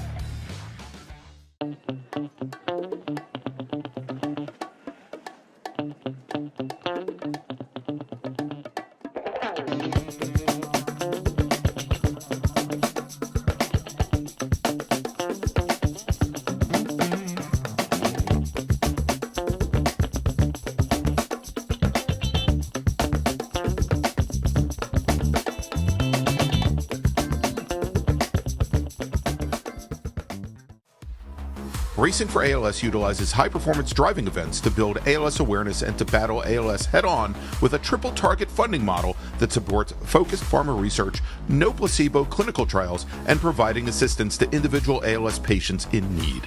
Every 90 minutes, doctors deliver a new ALS diagnosis. ALS is a progressive and fatal neurodegenerative disease that destroys motor neurons, eventuating muscle weakness, paralysis, and difficulty breathing and swallowing. Most ALS sufferers live just 2 to 5 years after diagnosis, and every 90 minutes, ALS claims another soul. Racing for ALS believes ALS is not an incurable disease, it's just an underfunded one. Our mission is to raise awareness and direct funds to speed a cure. To help find a cure, please go to racingforals.com/donate and make sure to join us at our next event.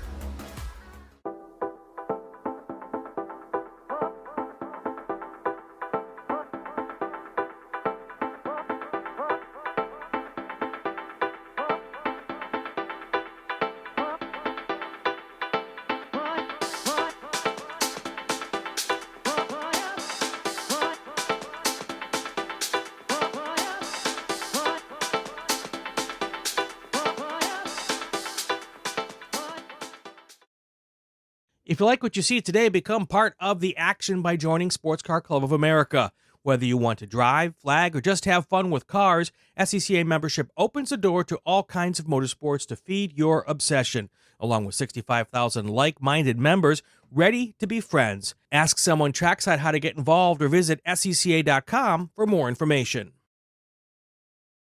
OG Racing carries just what you need to get on the track, from driving suits and shoes to helmets, data and video systems, to your favorite brake pads from Performance Friction, Hawk, and Paget.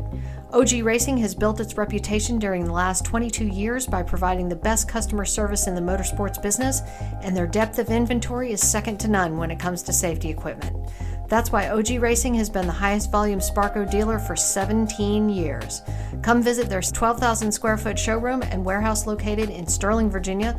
Call them at 1-800-934-9112 or order online at ogracing.com.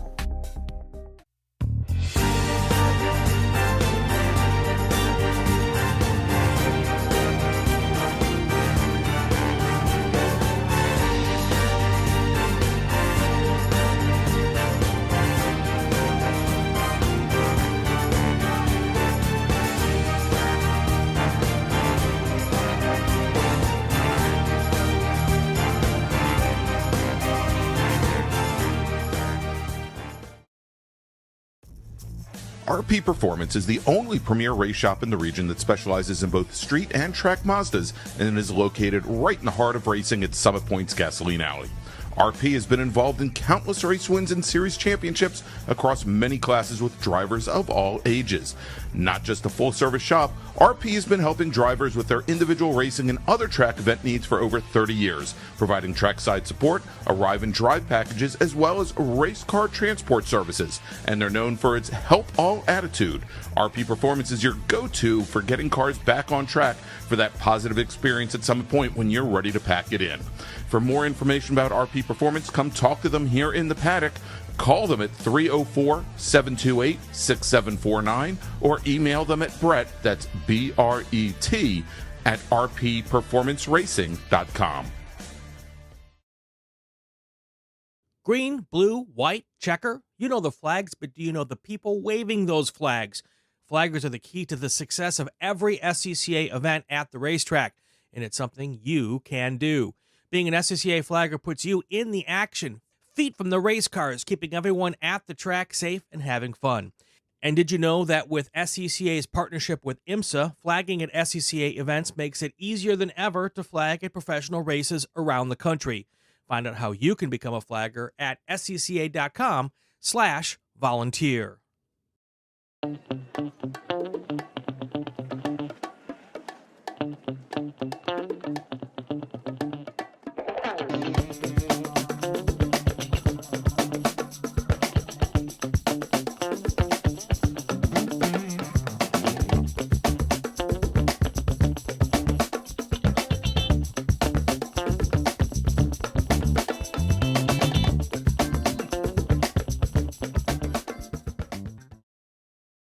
Since 1976, Radial Tire Company has been providing the Washington, D.C. area with quality tires and the finest service. They have earned a reputation as a premier specialist in hard-to-find performance tire and wheel applications. They stock tires from all of the top manufacturers for whatever you drive, from small economy cars to SUVs to trucks. Their mission is to assist you in getting the most out of your tires and car. For more information or to schedule online, browse radialtirecompany.com or call them in Silver Spring at area code 301-585-2740. That's 301-585-2740.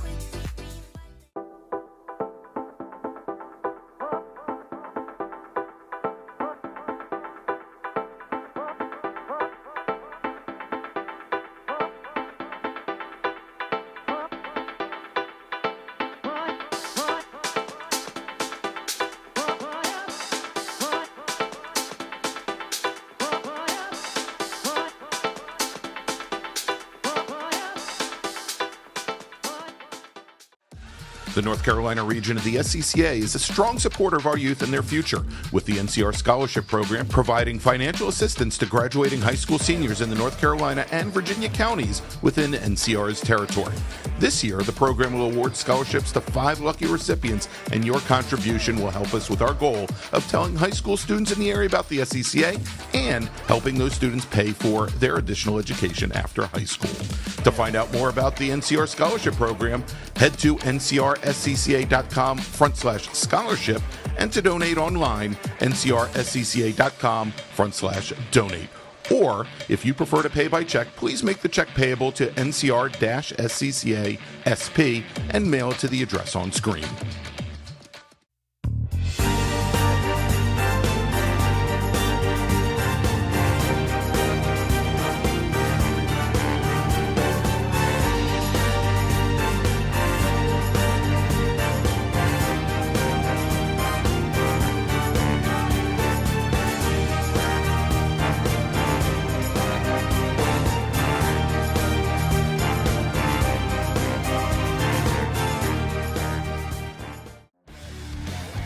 The official track photographer of the North Carolina region of the SCCA is Trad's Photos. Trad covers many of the biggest events here at VIR, at Road Atlanta, Carolina Motorsports Park, NCM, and at AMP. In addition to the SCCA, Trad covers racing for ALS, the Peach State Porsche Club, PCA Club Racing, J-Zilla Track Days, MVP Track Days, Carolina Mustang Club, and many more. To see Trad's work online, visit tradsphotos.com or on Instagram and Facebook at Trad's Photos. And to have Trad shoot for you, text them at 980-395-1116.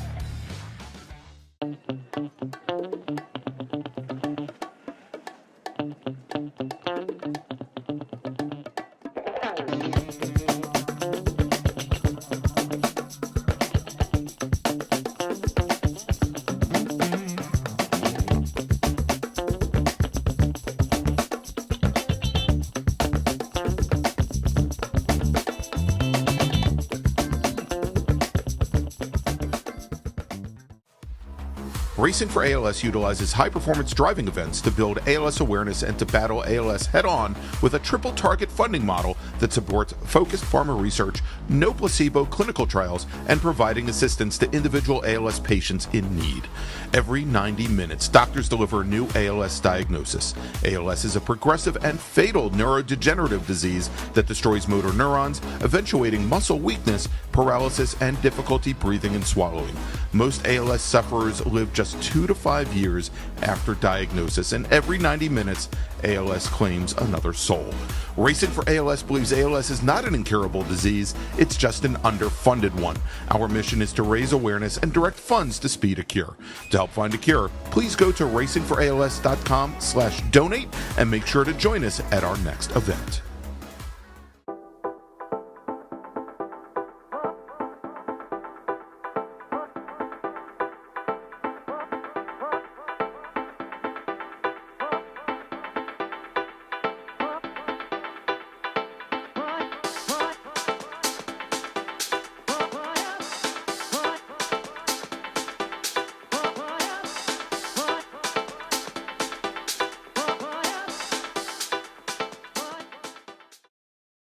If you like what you see today, become part of the action by joining Sports Car Club of America.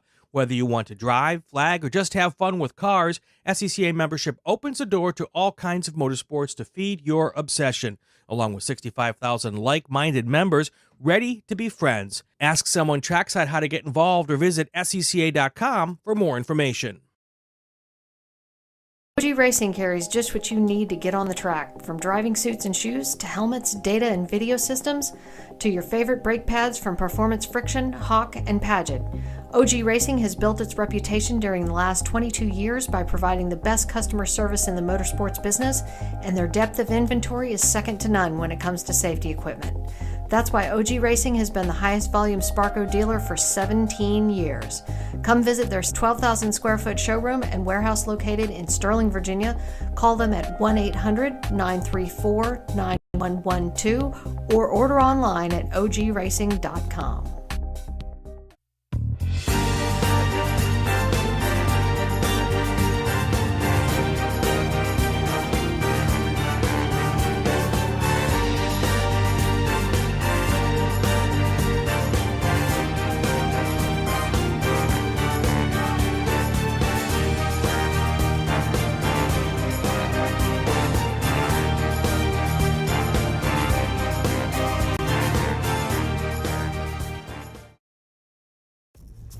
RP Performance is the only premier race shop in the region that specializes in both street and track Mazdas and is located right in the heart of racing at Summit Point's Gasoline Alley.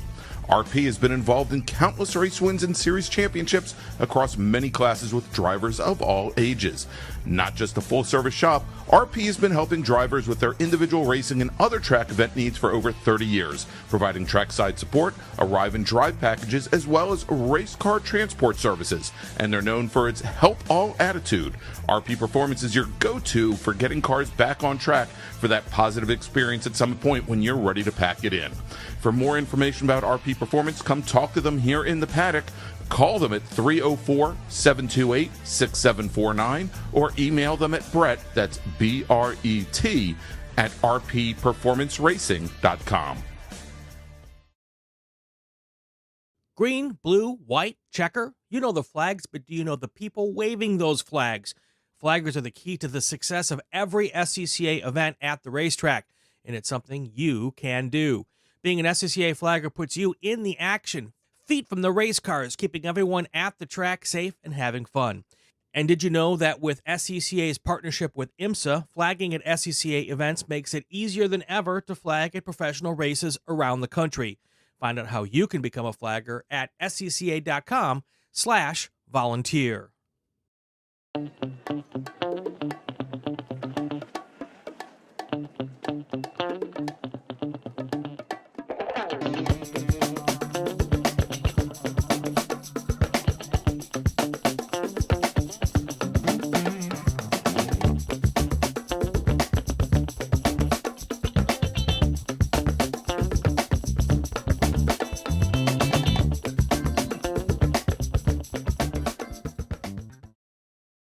Since 1976, Radial Tire Company has been providing the Washington, D.C. area with quality tires and the finest service. They have earned a reputation as a premier specialist in hard-to-find performance tire and wheel applications. They stock tires from all of the top manufacturers for whatever you drive, from small economy cars to SUVs to trucks. Their mission is to assist you in getting the most out of your tires and car. For more information or to schedule online, browse radialtirecompany.com or call them in Silver Spring at area code 301-585-2740. That's 301-585-2740.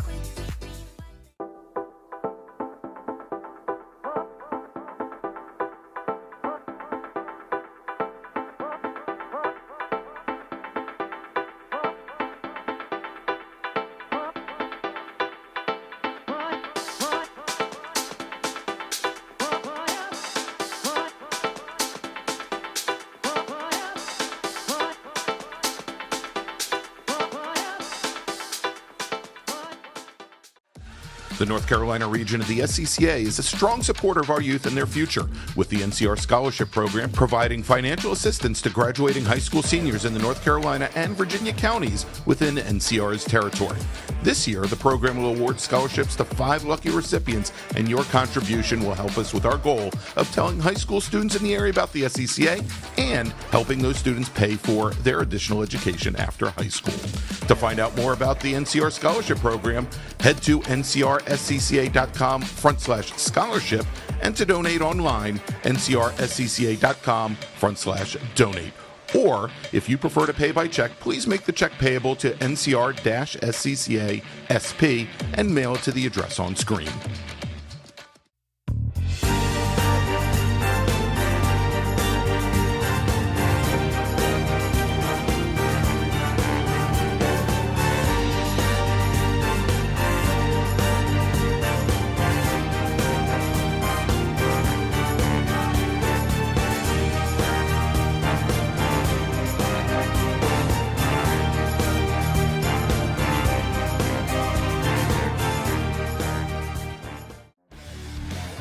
The official track photographer of the North Carolina region of the SCCA is Trad's Photos. Trad covers many of the biggest events here at VIR, at Road Atlanta, Carolina Motorsports Park, NCM, and at AMP. In addition to the SCCA, Trad covers racing for ALS, the Peach State Porsche Club, PCA Club Racing, J-Zilla Track Days, MVP Track Days, Carolina Mustang Club, and many more. To see Trad's work online, visit tradsphotos.com or on Instagram and Facebook at Trad's Photos. And to have Trad shoot for you, text them at 980-395-1116.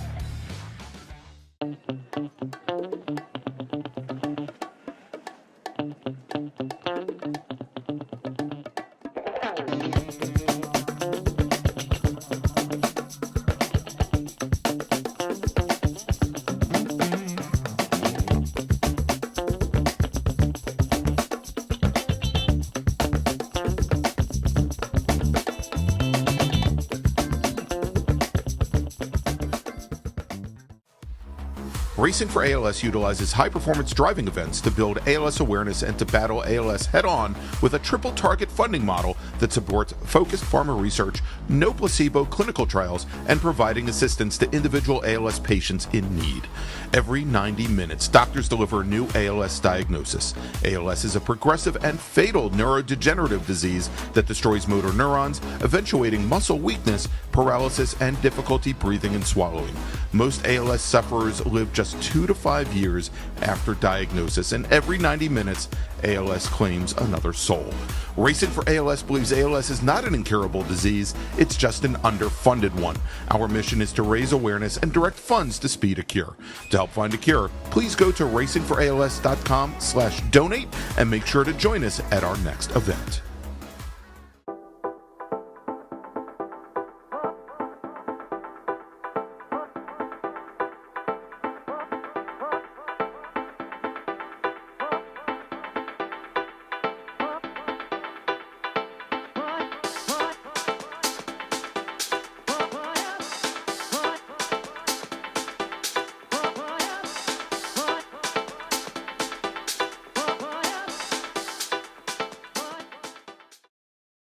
If you like what you see today, become part of the action by joining Sports Car Club of America. Whether you want to drive, flag, or just have fun with cars, SCCA membership opens the door to all kinds of motorsports to feed your obsession, along with 65,000 like-minded members ready to be friends. Ask someone trackside how to get involved or visit SCCA.com for more information.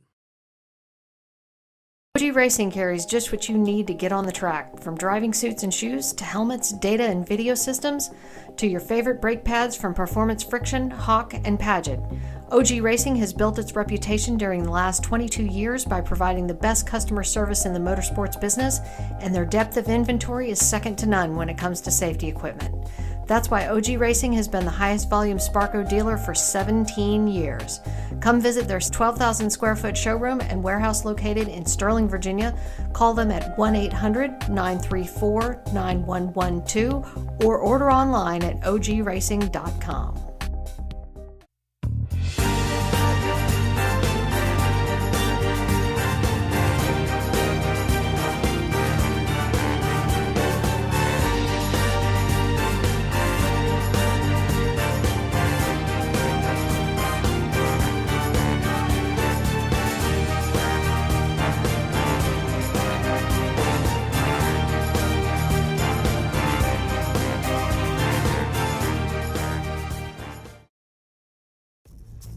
RP Performance is the only premier race shop in the region that specializes in both street and track Mazdas and is located right in the heart of racing at Summit Point's Gasoline Alley.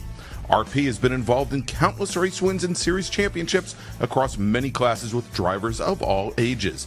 Not just a full-service shop, RP has been helping drivers with their individual racing and other track event needs for over 30 years, providing trackside support, arrive and drive packages, as well as race car transport services. And they're known for its help all attitude.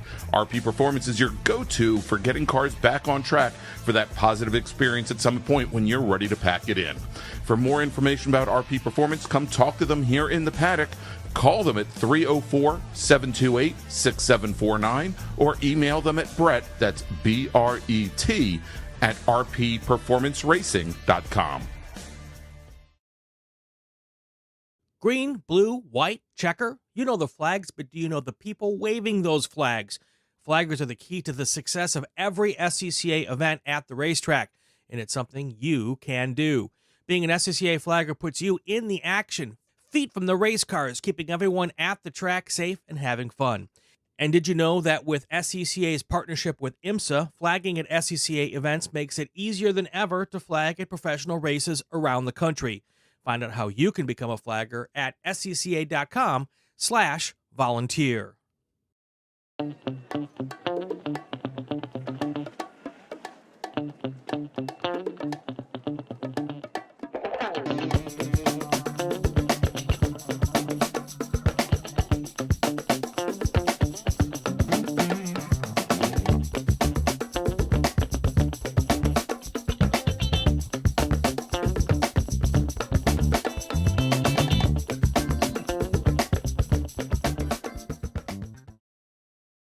Since 1976, Radial Tire Company has been providing the Washington, D.C. area with quality tires and the finest service.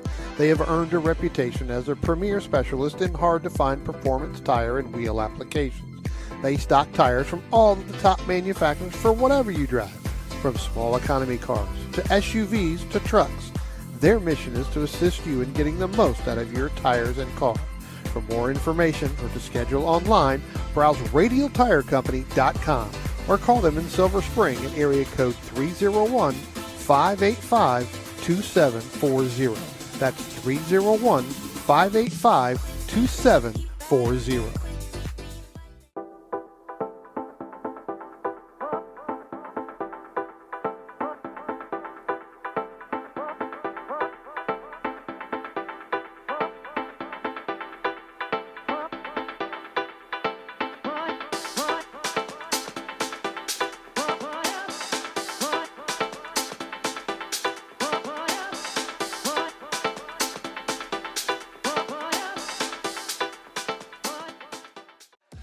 The North Carolina region of the SCCA is a strong supporter of our youth and their future, with the NCR Scholarship Program providing financial assistance to graduating high school seniors in the North Carolina and Virginia counties within NCR's territory.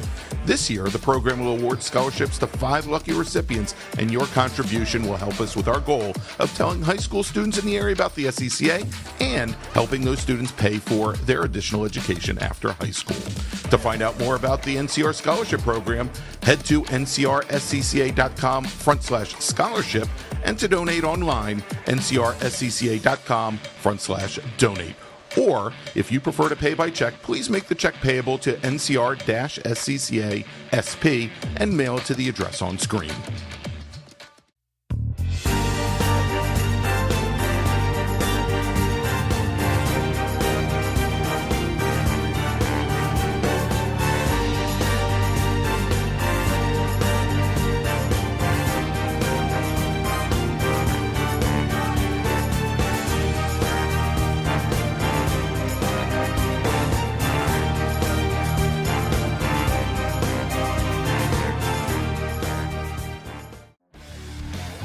The official track photographer of the North Carolina region of the SCCA is Trad's Photos. Trad covers many of the biggest events here at VIR, at Road Atlanta, Carolina Motorsports Park, NCM, and at AMP.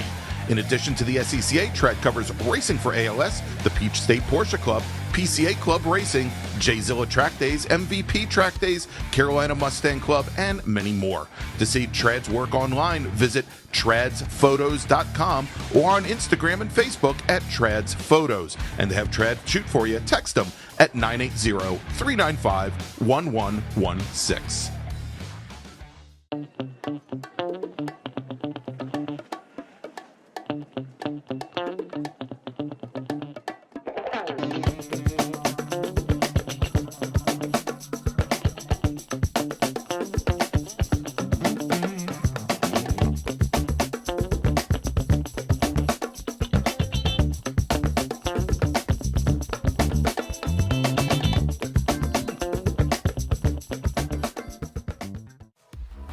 Racing for ALS utilizes high-performance driving events to build ALS awareness and to battle ALS head-on with a triple-target funding model that supports focused pharma research, no placebo clinical trials, and providing assistance to individual ALS patients in need.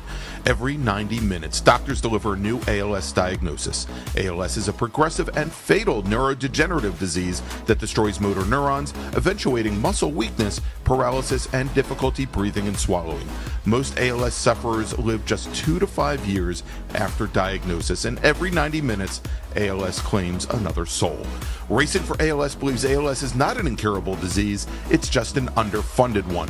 Our mission is to raise awareness and direct funds to speed a cure. To help find a cure, please go to racingforals.com/donate and make sure to join us at our next event.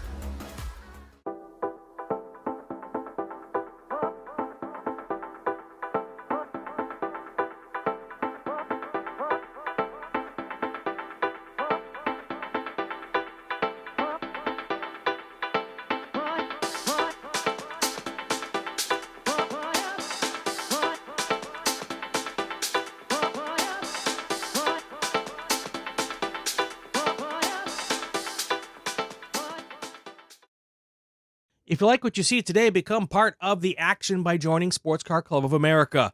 Whether you want to drive, flag, or just have fun with cars, SCCA membership opens the door to all kinds of motorsports to feed your obsession, along with 65,000 like-minded members ready to be friends. Ask someone trackside how to get involved or visit scca.com for more information. OG Racing carries just what you need to get on the track, from driving suits and shoes to helmets, data and video systems, to your favorite brake pads from Performance Friction, Hawk, and Paget. OG Racing has built its reputation during the last 22 years by providing the best customer service in the motorsports business, and their depth of inventory is second to none when it comes to safety equipment. That's why OG Racing has been the highest volume Sparco dealer for 17 years. Come visit their 12,000 square foot showroom and warehouse located in Sterling, Virginia. Call them at 1-800-934-9112 or order online at ogracing.com.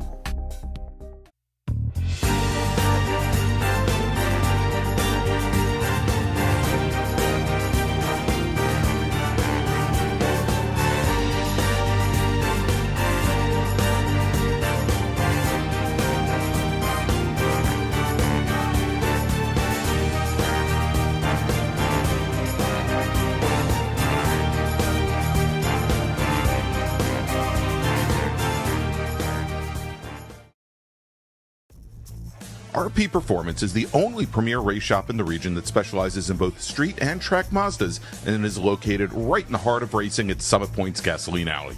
RP has been involved in countless race wins and series championships across many classes with drivers of all ages.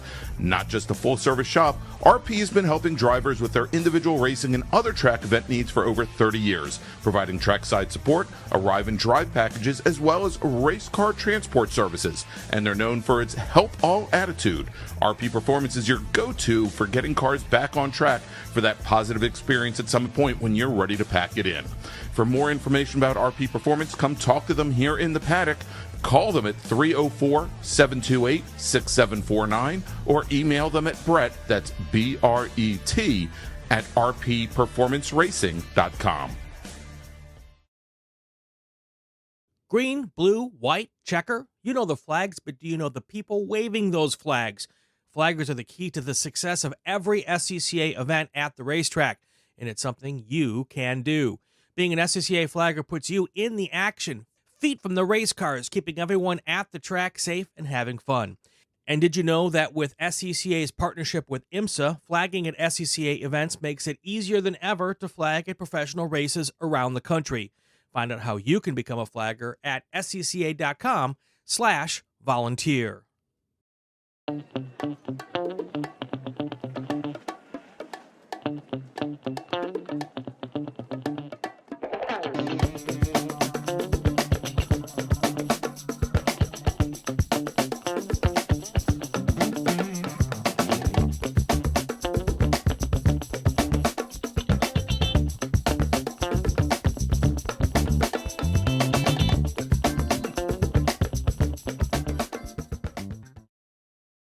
Since 1976, Radial Tire Company has been providing the Washington, D.C. area with quality tires and the finest service.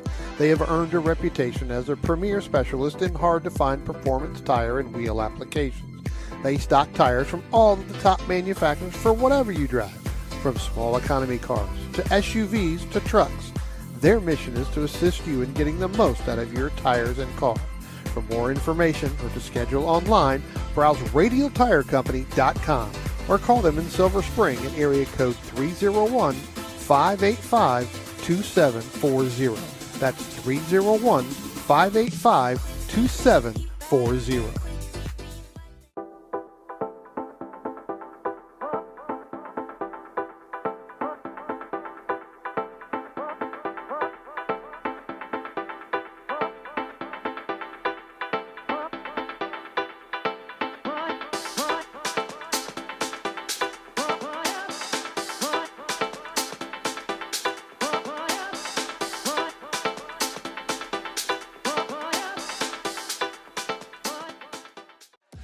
The North Carolina region of the SCCA is a strong supporter of our youth and their future, with the NCR Scholarship Program providing financial assistance to graduating high school seniors in the North Carolina and Virginia counties within NCR's territory. This year, the program will award scholarships to 5 lucky recipients, and your contribution will help us with our goal of telling high school students in the area about the SCCA and helping those students pay for their additional education after high school. To find out more about the NCR Scholarship Program, head to ncrscca.com/scholarship, and to donate online, ncrscca.com/donate. Or, if you prefer to pay by check, please make the check payable to NCR-SCCA SP and mail it to the address on screen.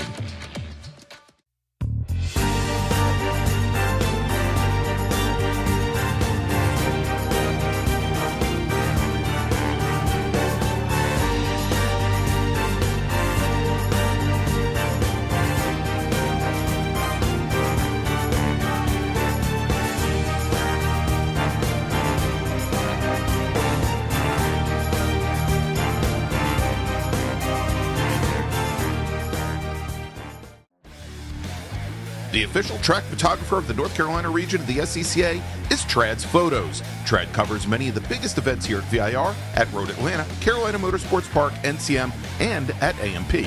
In addition to the SCCA, Trad covers racing for ALS, the Peach State Porsche Club, PCA Club Racing, J-Zilla Track Days, MVP Track Days, Carolina Mustang Club, and many more. To see Trad's work online, visit tradsphotos.com or on Instagram and Facebook at Trad's Photos. And to have Trad shoot for you, text them at 980-395-1116.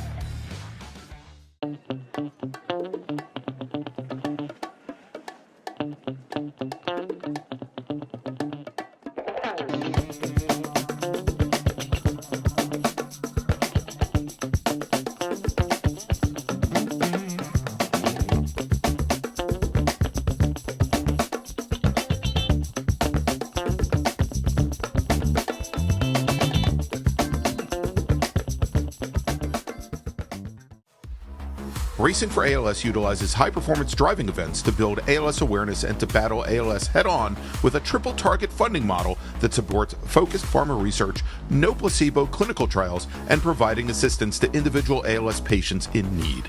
Every 90 minutes, doctors deliver a new ALS diagnosis. ALS is a progressive and fatal neurodegenerative disease that destroys motor neurons, eventuating muscle weakness, paralysis, and difficulty breathing and swallowing.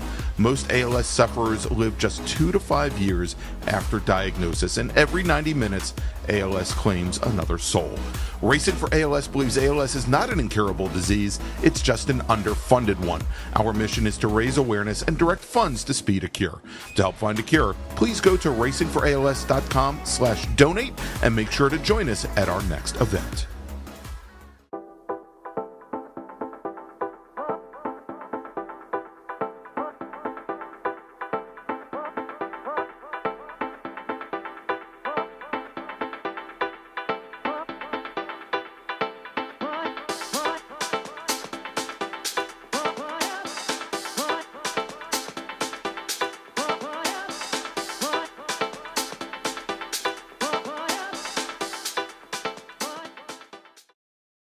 If you like what you see today, become part of the action by joining Sports Car Club of America. Whether you want to drive, flag, or just have fun with cars, SCCA membership opens the door to all kinds of motorsports to feed your obsession, along with 65,000 like-minded members ready to be friends. Ask someone trackside how to get involved or visit scca.com for more information.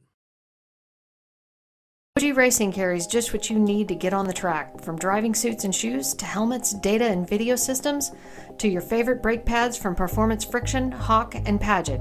OG Racing has built its reputation during the last 22 years by providing the best customer service in the motorsports business, and their depth of inventory is second to none when it comes to safety equipment. That's why OG Racing has been the highest volume Sparco dealer for 17 years. Come visit their 12,000 square foot showroom and warehouse located in Sterling, Virginia. Call them at 1-800-934-9112 or order online at ogracing.com.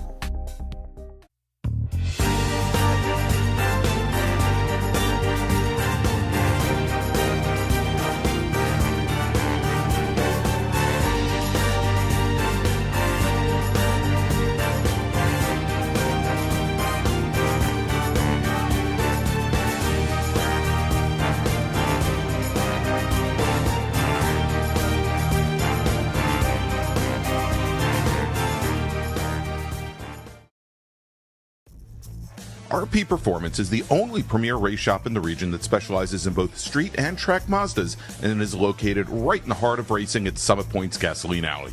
RP has been involved in countless race wins and series championships across many classes with drivers of all ages. Not just a full-service shop, RP has been helping drivers with their individual racing and other track event needs for over 30 years, providing trackside support, arrive and drive packages, as well as race car transport services. And they're known for its help all attitude. RP Performance is your go-to for getting cars back on track for that positive experience at Summit Point when you're ready to pack it in. For more information about RP Performance, come talk to them here in the paddock. Call them at 304-728-6749 or email them at Brett, that's B-R-E-T, at rpperformanceracing.com. Green, blue, white, checker. You know the flags, but do you know the people waving those flags? Flaggers are the key to the success of every SCCA event at the racetrack, and it's something you can do. Being an SCCA flagger puts you in the action, feet from the race cars, keeping everyone at the track safe and having fun. And did you know that with SCCA's partnership with IMSA, flagging at SCCA events makes it easier than ever to flag at professional races around the country? Find out how you can become a flagger at scca.com/volunteer.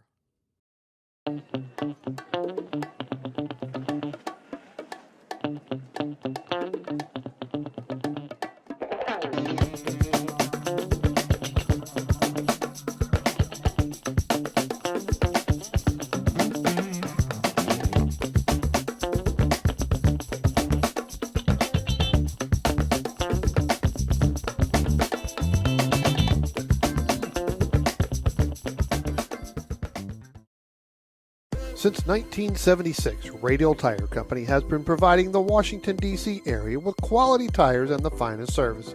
They have earned a reputation as a premier specialist in hard-to-find performance tire and wheel applications. They stock tires from all of the top manufacturers for whatever you drive, from small economy cars to SUVs to trucks. Their mission is to assist you in getting the most out of your tires and car.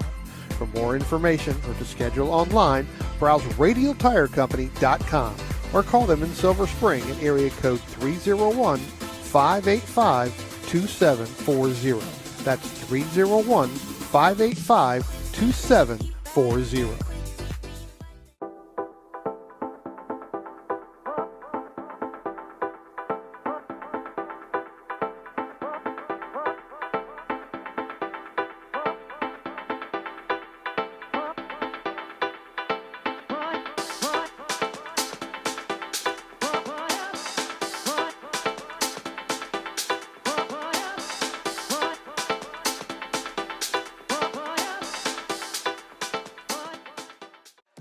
The North Carolina region of the SCCA is a strong supporter of our youth and their future, with the NCR Scholarship Program providing financial assistance to graduating high school seniors in the North Carolina and Virginia counties within NCR's territory. This year, the program will award scholarships to 5 lucky recipients, and your contribution will help us with our goal of telling high school students in the area about the SCCA and helping those students pay for their additional education after high school. To find out more about the NCR Scholarship Program, head to ncrscca.com/scholarship, and to donate online, ncrscca.com/donate. Or, if you prefer to pay by check, please make the check payable to NCR-SCCA SP and mail it to the address on screen.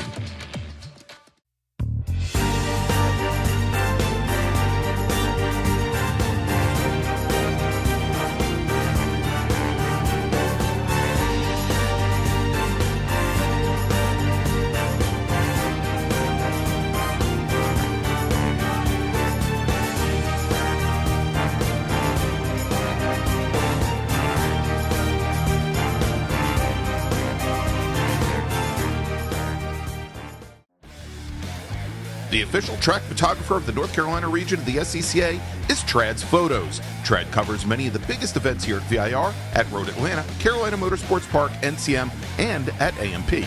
In addition to the SCCA, Trad covers Racing for ALS, the Peach State Porsche Club, PCA Club Racing, J-Zilla Track Days, MVP Track Days, Carolina Mustang Club, and many more. To see Trad's work online, visit tradsphotos.com or on Instagram and Facebook at Trads Photos. And to have Trad shoot for you, text them at 980-395-1116.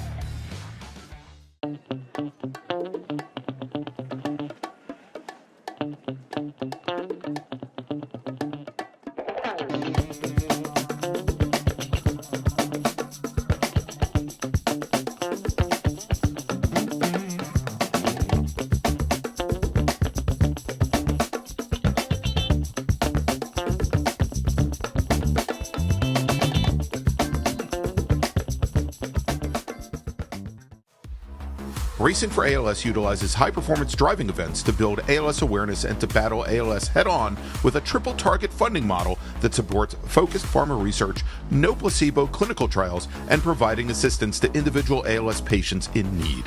Every 90 minutes, doctors deliver a new ALS diagnosis. ALS is a progressive and fatal neurodegenerative disease that destroys motor neurons, eventuating muscle weakness, paralysis, and difficulty breathing and swallowing. Most ALS sufferers live just 2 to 5 years after diagnosis, and every 90 minutes, ALS claims another soul. Racing for ALS believes ALS is not an incurable disease, it's just an underfunded one. Our mission is to raise awareness and direct funds to speed a cure.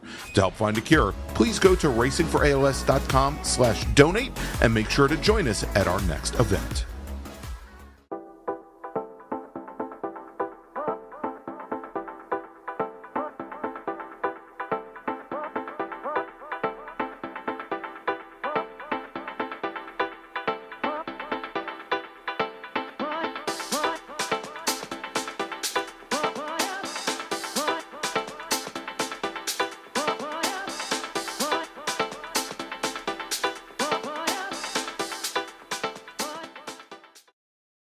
If you like what you see today, become part of the action by joining Sports Car Club of America. Whether you want to drive, flag, or just have fun with cars, SCCA membership opens the door to all kinds of motorsports to feed your obsession, along with 65,000 like-minded members ready to be friends. Ask someone trackside how to get involved or visit scca.com for more information. OG Racing carries just what you need to get on the track, from driving suits and shoes to helmets, data and video systems, to your favorite brake pads from Performance Friction, Hawk, and Paget. OG Racing has built its reputation during the last 22 years by providing the best customer service in the motorsports business, and their depth of inventory is second to none when it comes to safety equipment. That's why OG Racing has been the highest volume Sparco dealer for 17 years. Come visit their 12,000 square foot showroom and warehouse located in Sterling, Virginia. Call them at 1-800-934-9112 or order online at ogracing.com.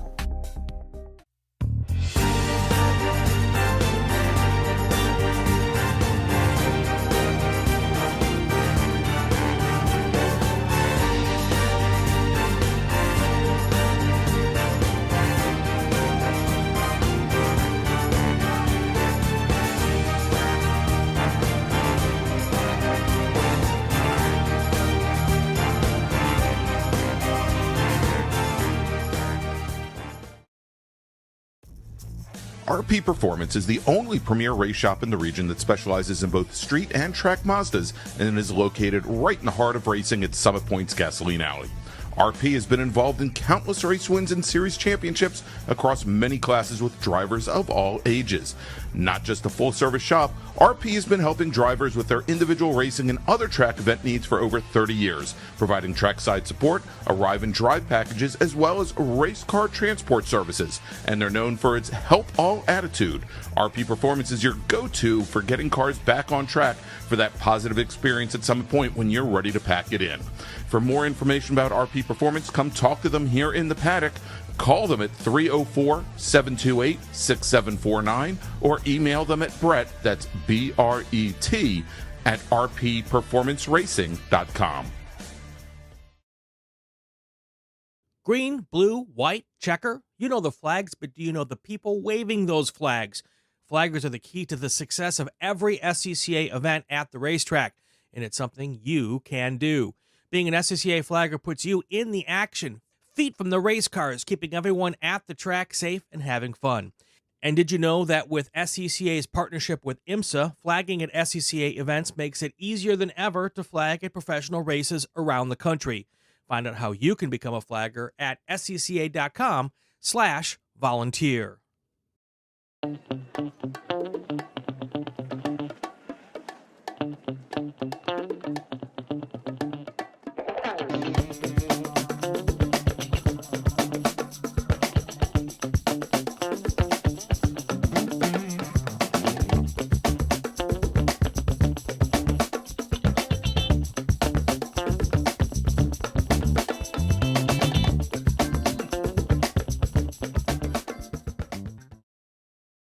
Since 1976, Radial Tire Company has been providing the Washington, D.C. area with quality tires and the finest service. They have earned a reputation as a premier specialist in hard-to-find performance tire and wheel applications. They stock tires from all of the top manufacturers for whatever you drive, from small economy cars to SUVs to trucks. Their mission is to assist you in getting the most out of your tires and car.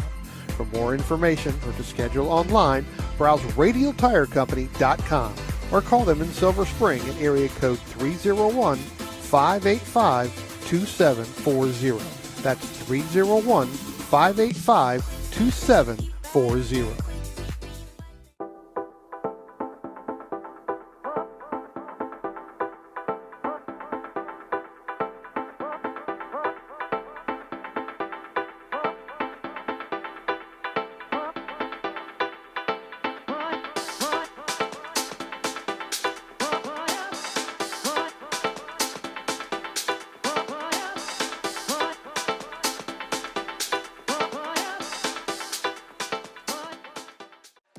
The North Carolina region of the SCCA is a strong supporter of our youth and their future, with the NCR Scholarship Program providing financial assistance to graduating high school seniors in the North Carolina and Virginia counties within NCR's territory.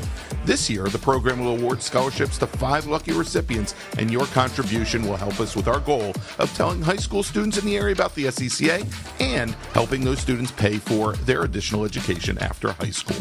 To find out more about the NCR Scholarship Program, SCA.com/scholarship, and to donate online, NCR SCCA donate. Or, if you prefer to pay by check, please make the check payable to NCR-SCCA SP and mail it to the address on screen.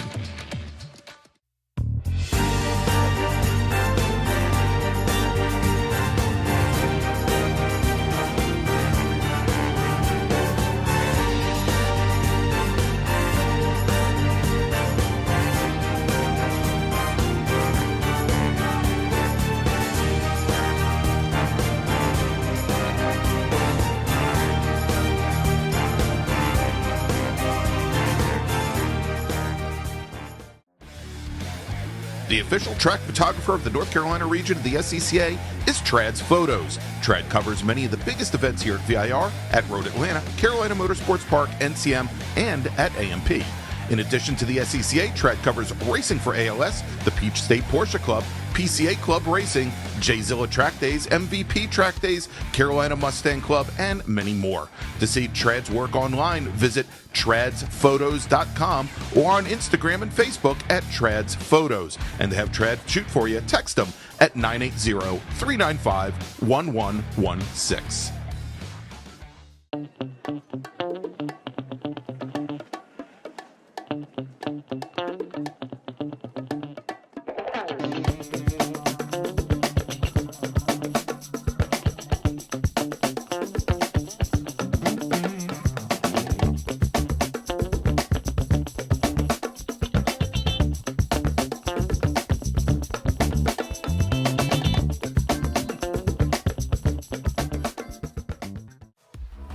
Racing for ALS utilizes high-performance driving events to build ALS awareness and to battle ALS head-on with a triple-target funding model that supports focused pharma research, no placebo clinical trials, and providing assistance to individual ALS patients in need.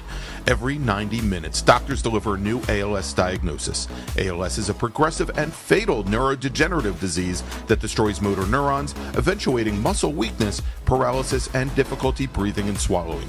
Most ALS sufferers live just 2 to 5 years after diagnosis, and every 90 minutes, ALS claims another soul. Racing for ALS believes ALS is not an incurable disease, it's just an underfunded one. Our mission is to raise awareness and direct funds to speed a cure. To help find a cure, please go to racingforals.com/donate and make sure to join us at our next event.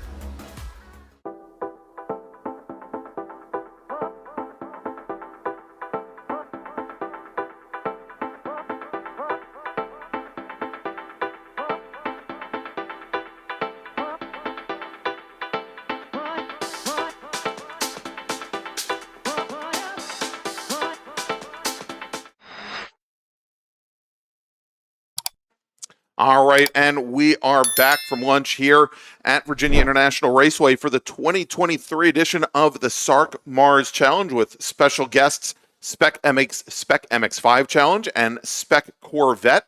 And I'm Greg Ginsburg along with Dominic Mandiel. We're now under the 5-minute warning. We're going to have our very first race of the day. This is scheduled to be 10 laps or 25 minutes in length. And I'm going to bring up on the screen here for you real quick our schedule so you can see the layout of the different groups. First up is going to be small bore, and actually a small change there. It's small bore, not super touring. Touring 3, touring 4, B-Spec, and the Spec MX-5 Challenge. And we're going to have them roll off for their pace lap here momentarily. Group number 2 is going to be IT, Spec RX-7, SSM, as well as our Super Touring classes, Super Touring Light, Super Touring Under, and as I go on. And we're going to have those 10-lap or 25-minute heat races for the MARRS and SARRC racers, and then we're going to finish up the day with the Tarheel Cup Endurance Series. And there are going to be 2 races within the race, and a 45-minute race as well as a 65-minute endurance race. That is how we're going to end up the day. And then we're going to do it all over again tomorrow morning. All over again tomorrow, starting at 8:30 in the morning with qualifying, and then we'll have our feature races, 12 laps or 30 minutes, whichever comes first. So let's go back here and bring up our cameras and bring up the timing, and not keep bringing up the subscribe button, although I would absolutely love, if you like the coverage that we're providing to you here from Virginia International Raceway, go ahead and smash that like button. Hit the subscribe button as well, and click on that notification bell. That way you will find out any and every time we go live with either Mid-Atlantic Road Racing Series action or North Carolina region of the SCCA racing as well. All right, so we are now under 1 minute before the cars roll off, and again, I'm Greg Ginsburg with Dominic Mandiel, and we've got Bethany Porter from the Spec MX-5 Challenge Series joining us here as well. Welcome, Bethany. Hey, Greg. Hey, Dominic. All right, and so let's do this as we've got a little bit longer pace lap than we normally have at Summit Point Raceway, but we've got a lot of drivers. This is a 50-car field. What I'm going to do for my own sanity and my voice to make sure it lasts until tomorrow, I'm going to run down the top 15 in Spec MX-5 Challenge. They're going to be our first section out. We're actually going to have 2 separate pace cars. The Spec MX-5 Challenge drivers will be behind the first pace car, and then we'll have the remainder of our drivers, our small bore drivers, touring car drivers, and B-Spec drivers behind the second pace car. So let's go. We're going to run down the top 15 in Spec MX-5 Challenge. Starting 15th from Glenwood, Maryland, representing the Washington, D.C. region of the SCCA, it's Aiden Coleman. He's in the number 60 machine. Starting 14th in the 113 Spec MX-5 Challenge car from Charlotte, North Carolina, it's Weston Workman. Starting 13th, driving the 75 car from Peachtree Corners, Georgia, it's Don Squirick. Starting 12th, driving the 115 Spec MX-5, it is Noah Harmon. He's from Orlando, Florida. Springfield, Missouri's Corbin Collins will start 11th in the 20 car, while the number 24 car, driven by Earl Tucker, will start in 10th. Nathan Nicholson from Unionville, Indiana, will start 9th. He's in the number 95 machine, while Nico Bratz will start 8th. He's in the 77 car, and he's from, you're from Wisconsin. You'll have to pronounce this for me. Is it Nashotah, Wisconsin? Is that correct? Yes. Okay. All right. Jarrett Jones from Atlanta, Georgia. He's going to start 7th in the 86 car. Reed Sweeney from Beloit, Wisconsin. That one I know. He'll be starting 6th. He's driving the number 91 machine. Will Robusto, who had a great weekend at Summit Point Raceway a couple of weeks ago when we saw the Spec MX-5 Challenge for the first time on the East Coast this year. He's from Fort Mill, South Carolina. He starts 5th. Nathan Saxon from Wakefield, Rhode Island will start 4th. He's in the number 16 car. And then we've got Michael Borden from Lisbon, Wisconsin. He's driving the 142 machine. He was our 2020 T4 national champion. Yep. And he will start 3rd today. And your front row in Spec MX-5 Challenge from Beloit, Wisconsin, driving the number 54 machine. It's Chase Jones, and your pole sitter driving the number 4 car. He's from Lakewood, Illinois, with a qualifying time of 2:11.290. It's Alex Bertignoli. So let's move over now to our second group of drivers. This is our traditional small bore field. We'll start, and we'll give you the top 15 in that group. Starting 15th. Driving the number 7 T4 Subaru BRZ, representing the North Carolina region, it's Michael Sexton. Then we've got Greg Siegert. He is going to start 14th. He's driving the number 48 F Production Mazda Miata. He's in Bristol, Tennessee. Massapequa Park, New York's John Turris is driving a T4 Ford Mustang. He'll start 13th. Then we've got Sam Moore from Kannapolis, North Carolina. He's driving his SPU Volvo S40. This is a beautiful two-frame machine.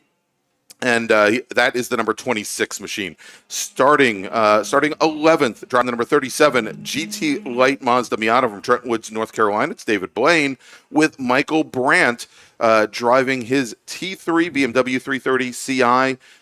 He will start 10th. Starting 9th, driving the number 71F Production Mazda Miata from Abington, Virginia. It's Stephen Layfield, while Mark Bradley, driving a BMW 325 IS, will start 8th. He's in E-Production. Michael Lamena will start 7th. He's driving the number 89 Touring 4 Mazda Miata from Oakland, New Jersey. And Les Cheney will start, he'll start 6th. He's driving the number 33 F Production Acura Integra. That bright blue machine is from Eden, North Carolina. He represents the Central Carolina region. Brent Simonson will start 5th today. He's driving the number 3 Mazda RX-8 in T4, while Ron Munnerlin, also in T4, will start 4th. He's driving the number 68 Mazda Miata. He's from Bennettsville, South Carolina. Then we've got Jeff Giordano. He's going to start 3rd. He's driving the number 31 Mazda MX-5. He's from Cary, North Carolina. That is also a T4 machine. And your front row in group number 2, driving the number 30 E-Production Mazda RX-7 from Mebane, North Carolina. It's Steve Rose. And your pole sitter, representing the Washington, D.C. region from Warrenton, Virginia, with a pole setting time of 2:16.161, driving a Touring 4 Mazda RX-8. It's Owen Sheffer. All right, so ladies and gentlemen, Bethany, why don't we start with you? What are we looking for here? Of course, these drivers just coming off a round at the Mid-Ohio Sports Car Course. What's going to be new and different for them here? Definitely traffic is going to play the biggest part in this race. These guys are going to have to learn how to coexist on track with some really interesting classes. So it should be a really good time and a lot of fun, and it'll probably be a test of their mettle, but it's going to be good. All right, and so everybody, we've got our first pack. We've got the Spec MX-5 Challenge drivers coming down through the roller coaster.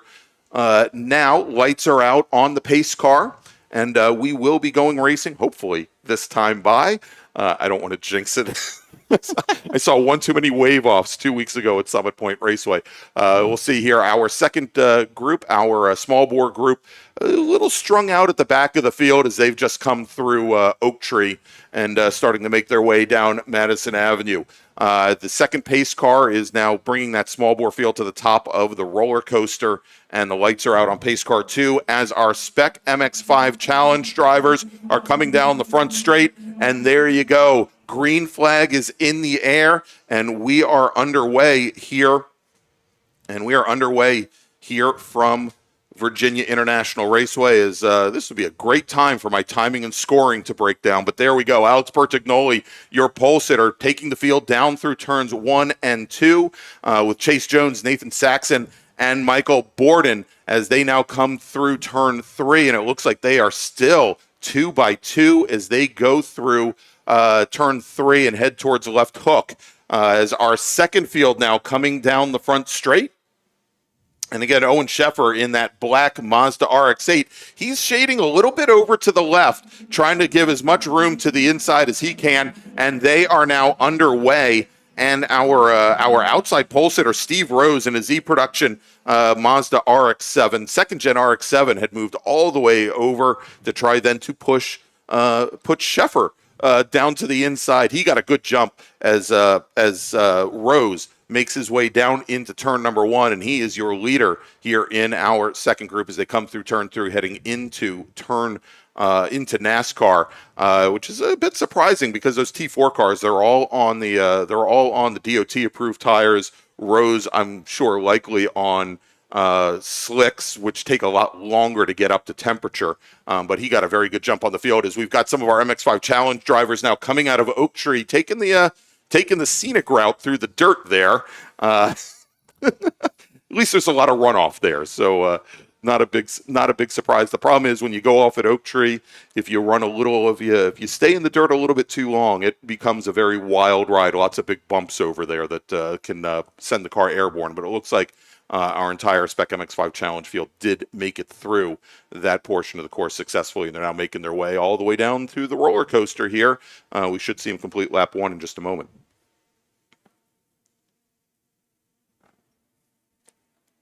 Okay, we do have our Spec MX-5 cars making their way across the stripe for the first time, led right now by the number 54 car, and that's going to be Chase Jones, who leads both Nathan Saxon and Alex Bertignoli. Alex had taken one of the wins at Summit Point back in for our U.S. Majors Tour event, and following him is Will Robusto in the 22 car, and then Nathan Nicholson, who drives car number 95. Now, if I remember, Nicholson had some engine issues with his car during the Sunday race at Summit Point. Did very well, however, at Mid-Ohio. Just, I think, took the Saturday win at Mid-Ohio, if I remember correctly, and currently sits second in the points championship. That's nationwide currently here. So obviously sitting 5th. After one lap, he's got 9 more to try and work his way up through the field. If we take a look now, we've got our second pack, and we're waiting for them to come down through roller coaster and actually coming onto the front straight right now. It is, as we suspected, we got a very good jump from Steve Rose, and he has taken the point in our second group with Owen Sheffer second, but still leading in T4. Behind Sheffer, about 5 car lengths back, we got Ron Munnerlin and Jeff Giordano running second and third in Touring 4, with Brent Simonson running 4th currently. He is back behind 2 of the Spec MX-5 drivers. Looks like Michael Borden has fallen back through the field a bit, as well as Adrian Comstock, and we'll have to see.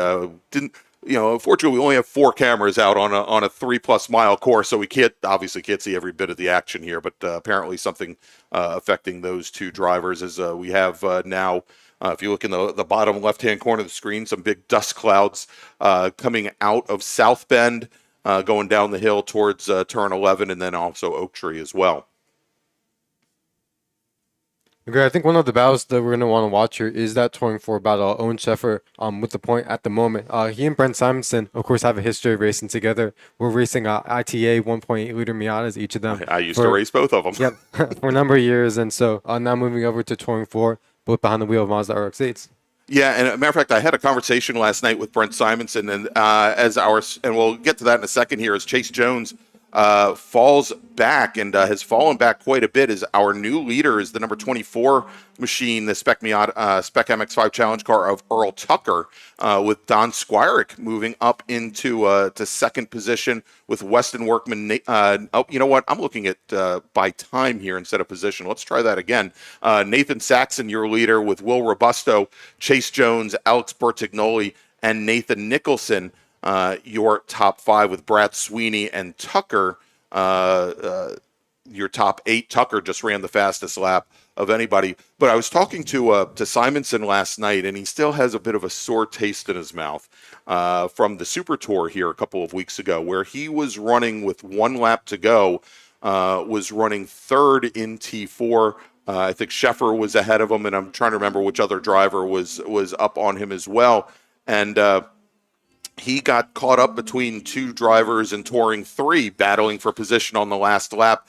As they came up, the two Touring 3 drivers were side by side through the uphill S's and side by side through South Bend. Simonson had, he said he thought maybe a 15 to 20 car length advantage over the next Touring 4 cars. By the time they got to Oak Tree, he had found himself not in third place anymore or even fourth, but all the way back in 8th position in Touring 4 because he basically just had no momentum going into Oak Tree for that and coming out of Oak Tree for that final lap. So he's definitely looking for some redemption here this weekend. But great battling so far. If we take a look at some of our other classes right now, Michael Brandt, who is driving his BMW 330 Ci, he's got a 6.5 second advantage right now on Connor Roberts. Blair Deffenbaugh, who won here during the Super Tour just a few weeks ago in his Honda Fit, currently your leader over the rest of the B-Spec field. And in a very large 7-car F production field, Les Cheney in his Acura Integra, he is your leader, and I'm showing a pretty huge advantage, almost 12 seconds at the moment, over the rest of the F production field. Here, guys, our Spec MX-5s crossed the line that time. We had Nathan Saxon, who had opened up probably about a car length advantage over second and third. That's Chase Jones and Will Robusto. Robusto pushing Jones across the line this time, trying to decrease that advantage that Saxon had built up. Running in fourth continues to be Nathan Nicholson with Nico Bratz, rounding out our top 5 early on. All right, real quick, ladies and gentlemen, let me go and make a quick call to the grid for our next group.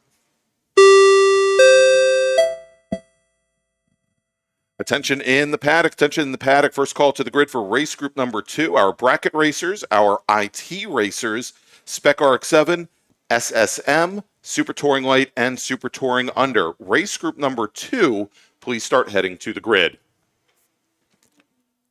Okay, looking at our timing here, one of the drivers who has definitely fallen a bit since the drop of the green flag has been Alex Bertignoli driving the 4 car. He started on your front row, and he currently sits in the 10th spot. So we were, looking at our cameras, we were thinking about who was involved with those dust clouds coming onto the back straight here. May have been one of those cars who got just a little bit wrong coming out of Oak Tree. And it looks like Weston Workman, who is currently your 12th place runner in Spec MX-5 Challenge. He is he just turned the fastest lap of the race at a 2:11.489. And he is only, when we take a look at the way this field is stacked up, and they're all nose to tail, more or less our top. I think it's essentially Workman is right at the tail end of a 12-car train. Right in here now in Spec MX-5. It's not until you get to Corbin Collins, who's currently running 13th, is a number of car lengths back from that first group. But at this point, you could be 12th, but with what, 7 laps to go, he could very easily find himself much further up in the field. Want to thank Brett DePedro from RP Performance for joining in and watching here today. And here comes that field in Spec MX-5 as we see the number 95 machine of Saxon move over driver's left. And as he was moving over driver's left, we had an H production car directly in front of him. And it is definitely a challenge when you're 4 cars deep in that train, and all you can see is through the windshields of the cars ahead. You don't have that peripheral vision out to the side to see what is a lane over, and it could have been very bad there, right at the kink. I think Saxon had maybe an inch or two on the left-hand side of the pavement to keep from going into the grass. It could have gotten very ugly very quickly.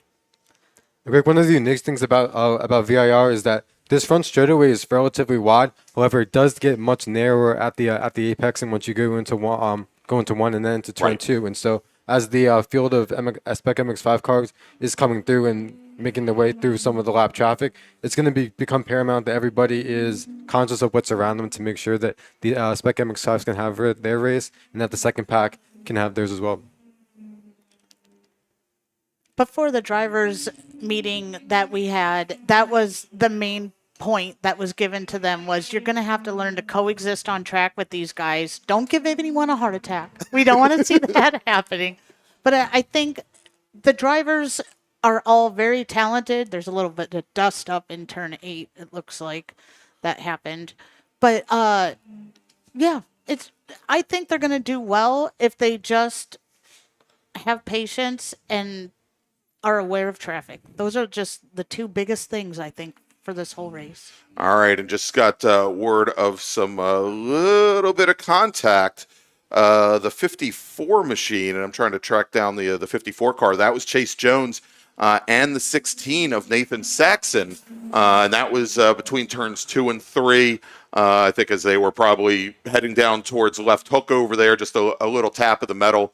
But doesn't seem as though there was a change in position. Both cars continued on. And here they come now once again. And you can see the GT Pintos, Drew Erie hanging his car all the way driver's left to let 13 or so Spec MX-5 challenges drivers directly underneath them. And we can see now a little bit further back in the field, we've got Michael Borden and Tyler Kucera, and I think this is the first round that Tyler's run with your group this season. He's been doing some Spec Miata and also Trans Am, so Exactly. he said he's used to a lot of the drivers and some of the surprising moves that sometimes get made. So he said he was going to be prepared, and it's good to see them. I would think those two could work their way back to the front pack very easily. Very, very easily. Tyler's got a number of podium finishers in Trans Am 2. He was actually one of the favorites to win the runoffs here back in 2019. Actually broke his ankle during the week and was not able to make the race. I think a real heartbreaker for him, but I think he and Borden should be able to close up on the rest of the field right now. They are sitting about 15 car lengths back from the main part of the field, which is still now 11 cars deep, with Reed Sweeney kind of sitting right in the middle between Borden and Kucera and our now 11 car field, or 11 car train up at the front of the pack, as we are now working lap number 6 of this 10-lap race. Okay, we do still have, looking back to our 24 battle, we do still have Owen Sheffer out front. However, Brent Simonson was able to get by both Ron Munnerlin and Jeff Giordano, so he's now running second in class. Has probably about 5 car lengths between himself and Sheffer at this point, but now that those two have a little bit of a clear track, we'll see if Simonson has the pace in order to reel Sheffer in, or if Sheffer is just going to have the outright speed to stay ahead. All right, and so where Sheffer is still under a bit of a challenge there in Touring 4, E-Production, Steve Rose, who jumped to that early lead in our second pack, he now has a 17-second advantage over Mark Bradley and Al Pierce in E-Production, and in GT Pinto, Bruce Shelton with almost a 9-second advantage over Drew Erie, and in F-Production, Les Cheney with almost a 20-second advantage. And we have a car that just over at Station 4, it is the 2-3 machine that has pulled off and trying to match a number with a driver here. And that is the F-Production Datsun Roadster, the Datsun 1600 Roadster of Al Heatwall. Sounds like his race is now done. He's over near left hook at turn 4. Okay, this last time by, and Bethany had alluded to it, the importance of playing nice with the drivers that you're racing with. Nathan Saxon, last time by, had about 2.7 seconds on the rest of the field. I think that once the Spec MX-5s began to work through some of our small bore cars, it created that separation. Nathan Nicholson and Nolan Harmon, who's made his way up to third place in the 115 car. But I think it's just sometimes you don't catch the traffic at an ideal place, right? And you're having to sometimes, the better part of valor is to be patient and make sure that you're making those moves in a safe way. Yeah, and certainly, as Saxon was leading that large train, you have the advantage of being that first car in line, of trying to pick the best place to get around that car. It gets very difficult then once the car, the passee, looks in the mirror and realizes there's still a whole train back behind him. You'll find that big train, in many cases, has to wait until one of the straightaways, whether it's the straightaway coming out of turn 5, heading up towards the S's, whether it's the back straight, or whether it's, coming down the roller coaster and coming out of hog pen onto the front straight. It's, again, easy for one car to pass, hard for 11. So it's definitely a challenge here, as we're now working lap number 7 of 10. So let's go make another call to the grid for our next group.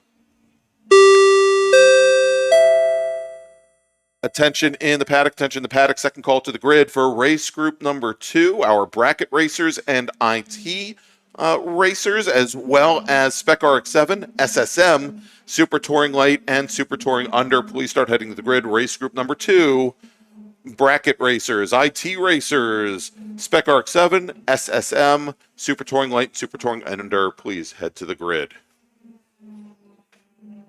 Yep. And Greg, a few laps ago, we had talked about how Alex Bergnoli had dropped about 9 spots from his initial grid position and has made his way back up to 6th place. He was working with the 22 of Will Robusto as they made their way across the stripe.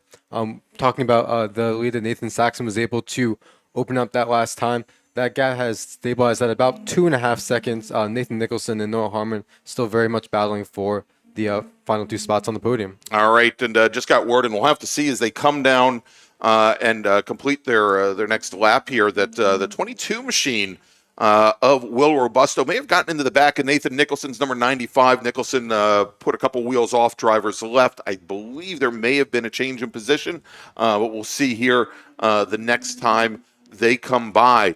And, we've been watching that T4 battle here, Dom, and Brent Simonson now only about a car length and a half back from Owen Sheffer, not very far back as they were heading down towards turn 1. As a matter of fact, we'll see them, I believe now as you take a look at our camera view, the first 2 cars coming through turn 3 as well right now, or through the NASCAR turn.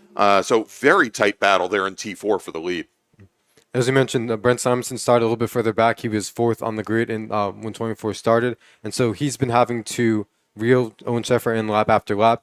And it's always really nice in racing. Ideally, he would have wanted to have started further up on the grid. But having that rapid chase and someone up ahead, so you have a reference point of what you need to do when you can mirror yourself after your competitor's driving style, I think has helped Brent Simonson reel in Owen Sheffer. Here is we're going to have 2 laps to go next time by.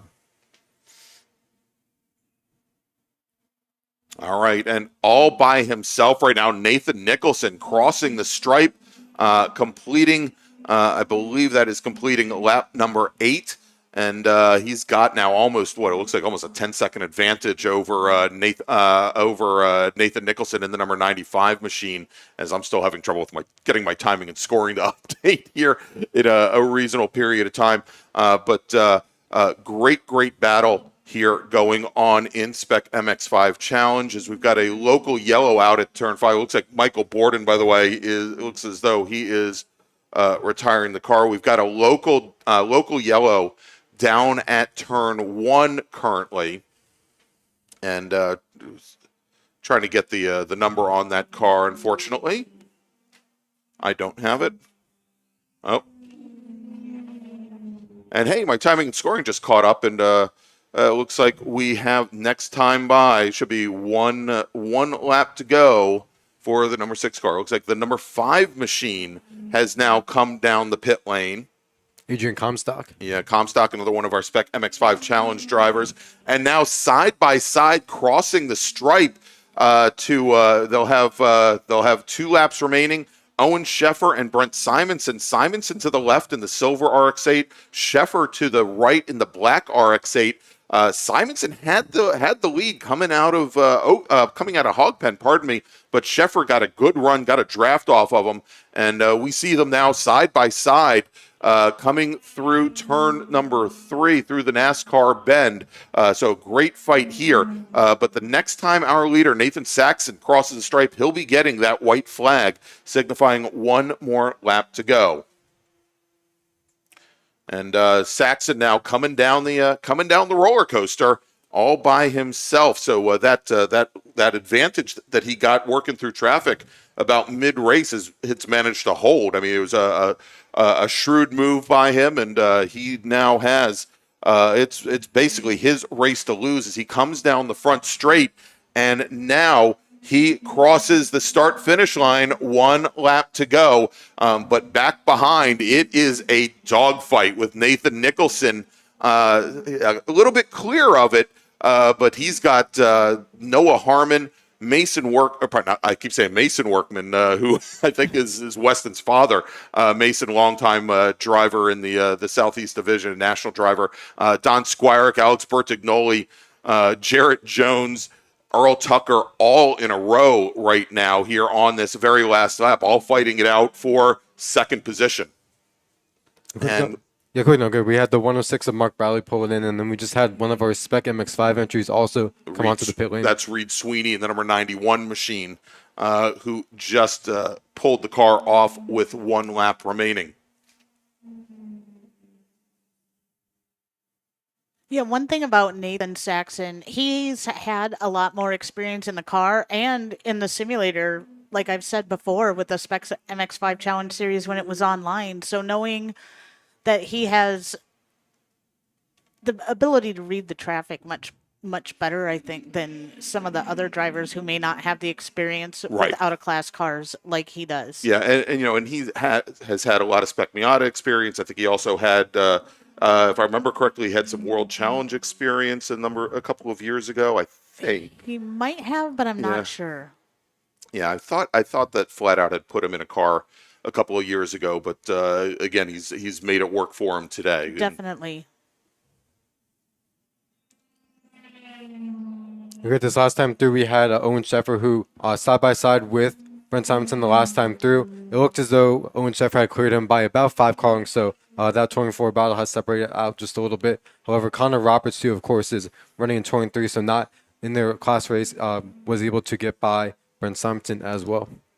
All right, Nathan Saxon has come out of Hog Pen onto the front straight all by himself. He's got some slower traffic up ahead, but that should not hurt him one bit. Nathan Saxon is your winner today here at Virginia International Raceway. We've got one of our Spec MX-5 Challenge drivers off in the grass, finishing second in class with Noah Harmon, with Weston Workman, Don Squirick, and Alex Bertignoli. The 95 machine of Nathan Nicholson, who had been running in second position. He is now going to fall all the way back, and I believe he's now going to fall back into 11th position as he just now crosses the stripe. So it looked like a couple of drivers may have gotten together on the front straight there, Bethany. Yes, apologies for the gasp. But I know one thing about VIR, it seems that everyone has been talking to me about, is the grass here is very unforgiving. It is. Yeah, So- if you drop a wheel, you're going to go a long way. And he was probably a good 50, 60 feet off the pavement, and it took a while for him to get back on. Now, a good thing, about a year ago, they put up a row of Armco off drivers left. I'd say probably 150 to 200 feet from the woods to keep cars from going into the woods. That's a good thing. But it is. But it also means that there's a much bigger chance of you ending up in the Armco. Luckily, Nicholson did not get that far. The T4 race, Dom. It looks like Simonson battled his way back on the very last lap, had gotten within about a half a car length of Owen Sheffer, but at the line, Owen Sheffer takes the win in T4. In E-Production, of course, Steve Rose, your winner over Al Pierce and Mark Bradley. In GT Pinto, Bruce Shelton takes the win. Les Cheney in F Production takes the win over Stephen Layfield, Greg Siegert. That is your podium there. In B-Spec, Blair Deffenbaugh takes the win. So his streak is now at 2 here at Virginia International Raceway. Richard Osborne in a Nissan Versa crosses the stripe, and Osborne will finish second. Clayton Condry will finish in third. In Touring 3, Michael Brandt takes the win over Connor Roberts. And in GT Light, our sole driver in the class, David Blaine, of course, will take the win there. And that leaves us again with Owen Sheffer taking the win in Touring 4. Brent Simonson finishing second. Jeff Giordano will come home in third with Michael Amena just off the podium. And in Spec MX-5, Nathan Saxon, your winner. Noah Harmon finishing 3.5 seconds back. In second, Weston Workman. And we were talking about this Workman who had been sitting all the way back down in like 11th position. He finishes up on the podium, comes home in third, only 65 hundredths of a second back from Harmon. Don Squirick will come home in fourth. Alex Bertignoli in the number 4 machine, who had fallen back quite a bit after starting on the front row. He comes in fifth. Jarrett Jones 6th. Earl Tucker will finish 7th. Nico Bratz 8th. Chase Jones 9th. And rounding out the top 10 in Spec MX-5 Challenge is Tyler Casera. So, Bethany, what are your thoughts here after one round? I'm actually pretty proud of these guys. They did a great job managing traffic. It looks like there's still something to be said for being patient out on track, but we're working on it. We are a development series. Right. Interesting that the top 3 completely switched up from the top 3 that began the race. That just goes to show you that the talent pool is very deep. Very deep. And mistakes will not help you. Yeah, they'll definitely come back to bite you, especially over a short-ish race, like a 10-lap race, where it can be very difficult to make up for those mistakes. The feature race tomorrow isn't that much longer. I mean, it's only another 2 laps. So we'll see here if anybody's strategy changes. But let's do this. Let's make a final call to the grid for our next group. And that is loud in my headphones. All right, race group number 2. Bracket racers, IT racers, Spec RX-7, SSM, and Super Touring racers, please start heading to the grid. This is actually your final call to the grid. Race group number 2, please head to the grid. Now your race is next. All right, so Bethany, Dom, let's take a quick break. We're going to get ready for our next race here from Virginia International Raceway, where you are listening to the 2023 SARRC MARRS Challenge presented by the North Carolina region of the SCCA, and we'll be right back. Green, blue, white, checker. You know the flags, but do you know the people waving those flags? Flaggers are the key to the success of every SCCA event at the racetrack, and it's something you can do. Being an SCCA flagger puts you in the action, feet from the race cars, keeping everyone at the track safe and having fun. And did you know that with SCCA's partnership with IMSA, flagging at SCCA events makes it easier than ever to flag at professional races around the country? Find out how you can become a flagger at scca.com/volunteer. The North Carolina region of the SCCA is a strong supporter of our youth and their future, with the NCR Scholarship Program providing financial assistance to graduating high school seniors in the North Carolina and Virginia counties within NCR's territory. This year, the program will award scholarships to 5 lucky recipients, and your contribution will help us with our goal of telling high school students in the area about the SCCA and helping those students pay for their additional education after high school. To find out more about the NCR Scholarship Program, head to ncrscca.com/scholarship, and to donate online, ncrscca.com/donate. Or, if you prefer to pay by check, please make the check payable to NCR-SCCA SP and mail it to the address on screen.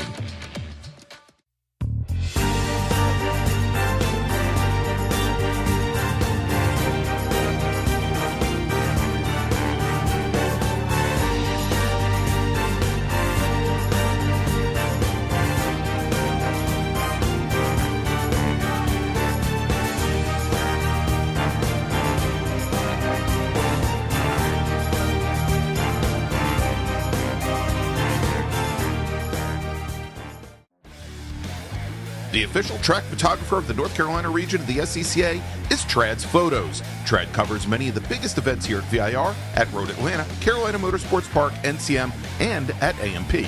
In addition to the SCCA, Trad covers racing for ALS, the Peach State Porsche Club, PCA Club Racing, J-Zilla Track Days, MVP Track Days, Carolina Mustang Club, and many more. To see Trad's work online, visit tradsphotos.com or on Instagram and Facebook at Trads Photos. And to have Trad shoot for you, text them at 980-395-1116.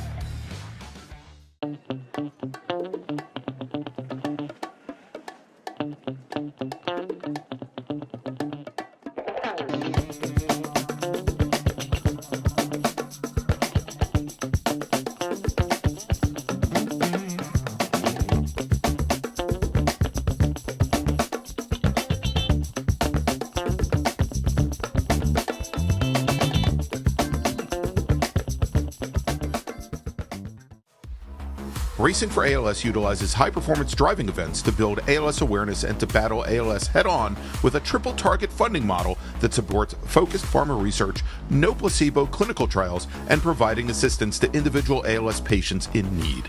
Every 90 minutes, doctors deliver a new ALS diagnosis. ALS is a progressive and fatal neurodegenerative disease that destroys motor neurons, eventuating muscle weakness, paralysis, and difficulty breathing and swallowing.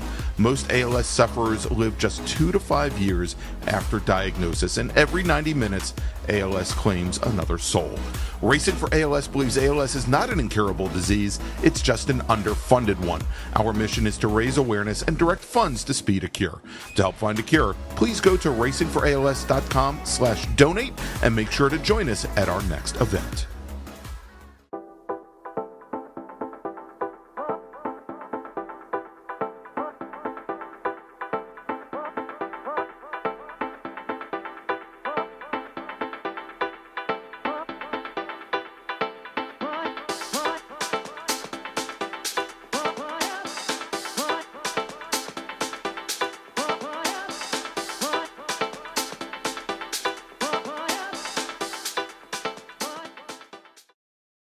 If you like what you see today, become part of the action by joining Sports Car Club of America. Whether you want to drive, flag, or just have fun with cars, SCCA membership opens the door to all kinds of motorsports to feed your obsession, along with 65,000 like-minded members ready to be friends. Ask someone trackside how to get involved or visit scca.com for more information. OG Racing carries just what you need to get on the track, from driving suits and shoes to helmets, data and video systems, to your favorite brake pads from Performance Friction, Hawk, and Paget. OG Racing has built its reputation during the last 22 years by providing the best customer service in the motorsports business, and their depth of inventory is second to none when it comes to safety equipment. That's why OG Racing has been the highest volume Sparco dealer for 17 years.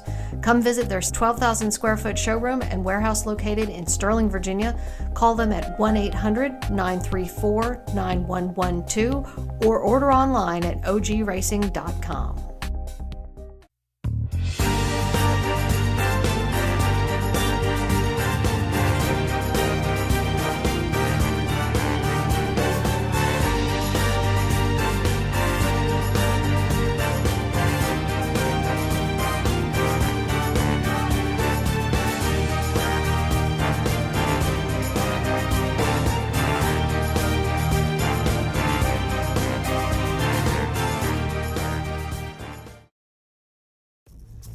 RP Performance is the only premier race shop in the region that specializes in both street and track Mazdas and is located right in the heart of racing at Summit Point's Gasoline Alley.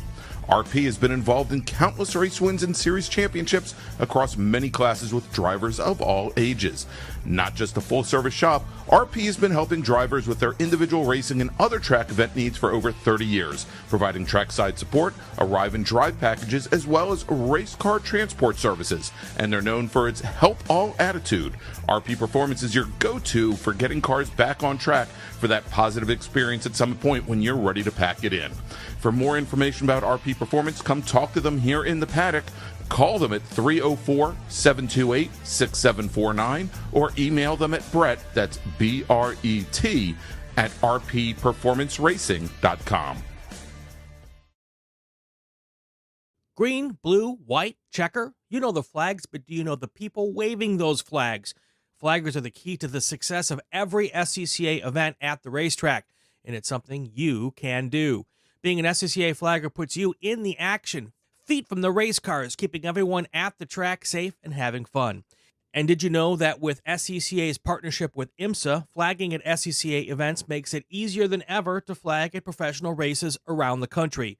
Find out how you can become a flagger at scca.com/volunteer.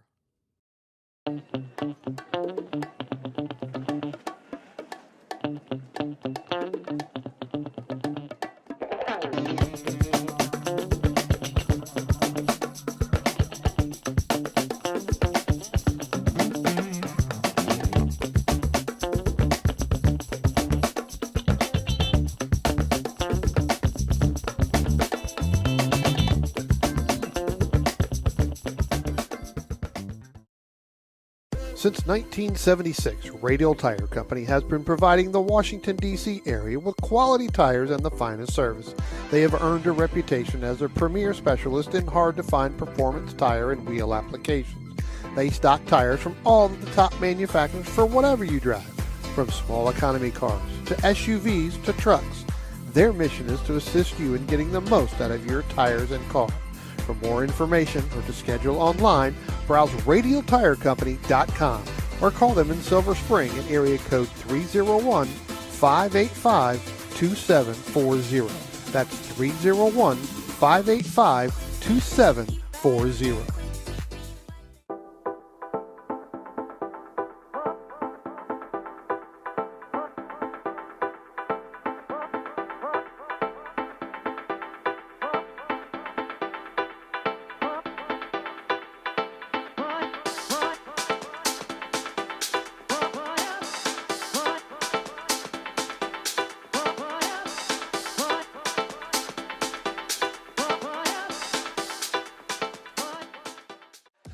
The North Carolina region of the SCCA is a strong supporter of our youth and their future, with the NCR Scholarship Program providing financial assistance to graduating high school seniors in the North Carolina and Virginia counties within NCR's territory. This year, the program will award scholarships to 5 lucky recipients, and your contribution will help us with our goal of telling high school students in the area about the SCCA and helping those students pay for their additional education after high school. To find out more about the NCR Scholarship Program, head to ncrscca.com/scholarship, and to donate online, ncrscca.com/donate. Or, if you prefer to pay by check, please make the check payable to NCR-SCCA SP and mail it to the address on screen.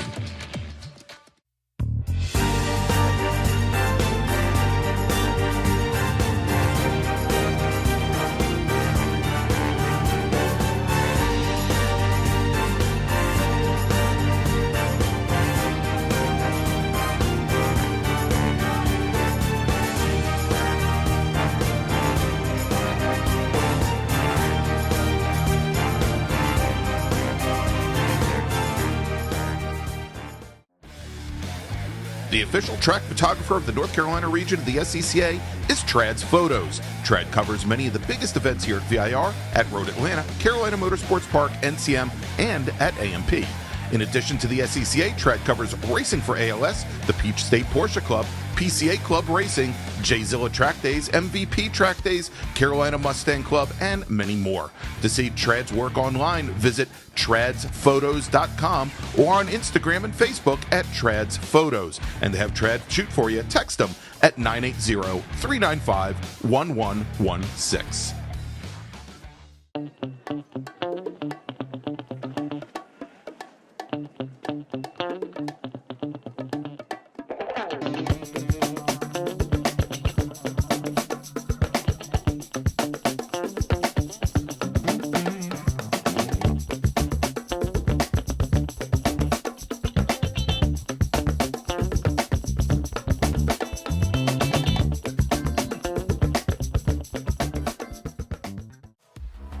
Racing for ALS.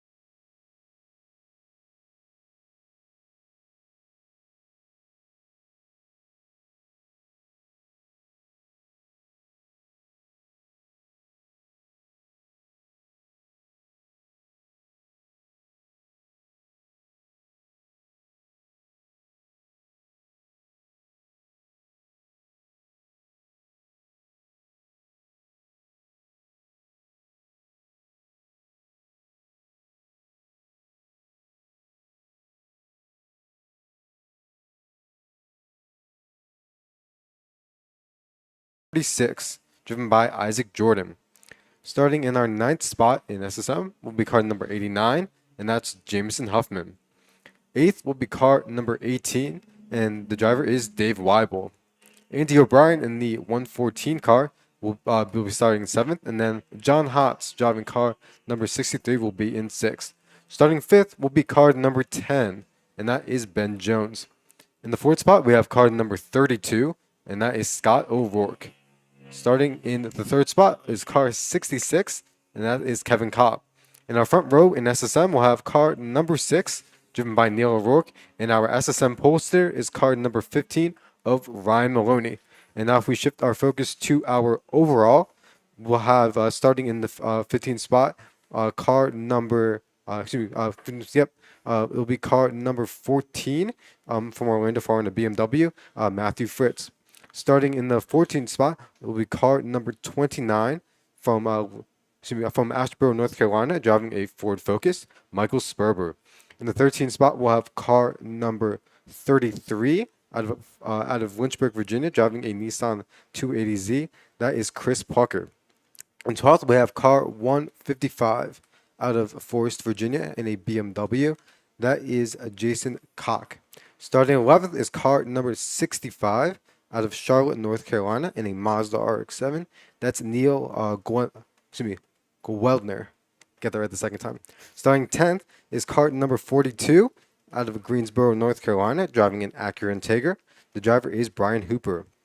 In the 9th spot, we find car 182 from Christiansburg, Virginia, in a Mazda Miata, Ted Cahill. Starting in our 8th spot, driving car number 51, one of our bracket racers out of Frederick, Maryland, driving a Spec Racer 4 Gen 3, Eric Prepsius. Starting 7th, we'll have car 20 out of Eden, North Carolina, at the wheel of a Mazda MX-5, Russ Snow. Starting in the 6th spot, car 118 out of Fletcher, North Carolina, driving a Mazda RX-7, we have Steve Ettrich. Starting in our 5th spot, we'll have car number 141 from Wake Forest, North Carolina, at the wheel of a BMW M3, Rodney King. In the 4th spot, we'll have car 81 from Pittsburgh, North Carolina, driving a Ford Mustang, Nathan Pring. Starting in our third on our grid, we'll have car number 57 from Cameron, North Carolina, at the wheel of a Mazda MX-5, Chuck Hines. And on our front row, both of these cars will be STU cars. Car number 70 from Marshall, Virginia, that's a BMW 325. Driving that is Darren Treacle.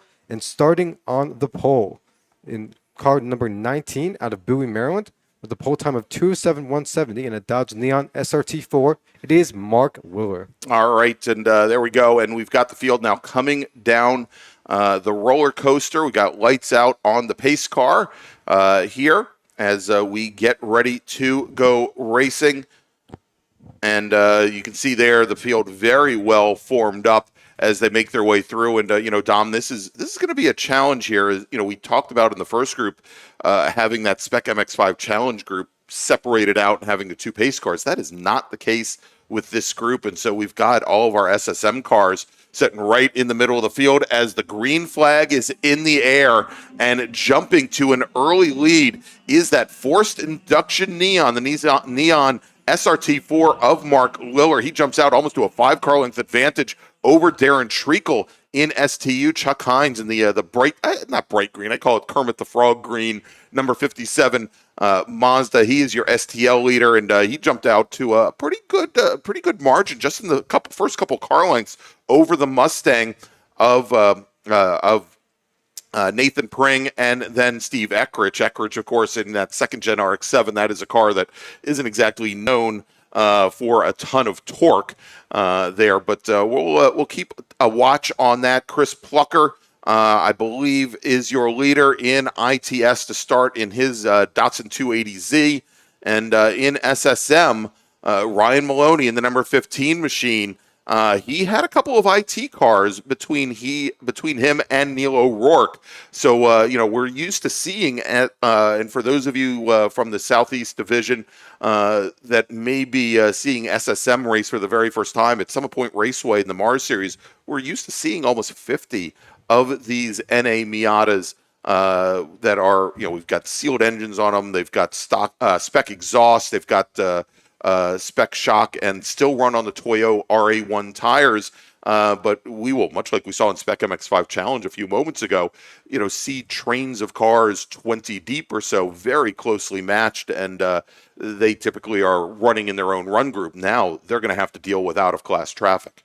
Greg, speaking of SSM, at our April MARRS event 2 weeks ago, Ryan Maloney did take the Saturday win, and we were talking a little bit before lunch about how that race was a very tricky situation for those drivers because the track started out very damp, and then it gradually dried as it went through, and by the time the race had completed, the track had developed a dry line, and so the drivers who had gone on rain tires were trying to find the puddles on the front straightaway and around the track. So Ryan Maloney earning that Saturday win, trying to back it up with some more success here at VIR.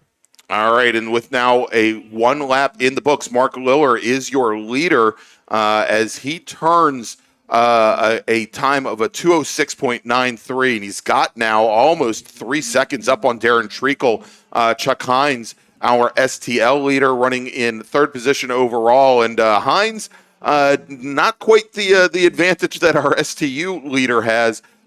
He has Nathan Pring's Ford Mustang about 4 car lengths back as they now are coming through turn 2 and heading over to the NASCAR turn over by turn 3. Our top bracket car at the moment, we're going to have to, we didn't talk about the bracket racing, Dom. We're going to have to take a look at this and see and see exactly where we stand in bracket.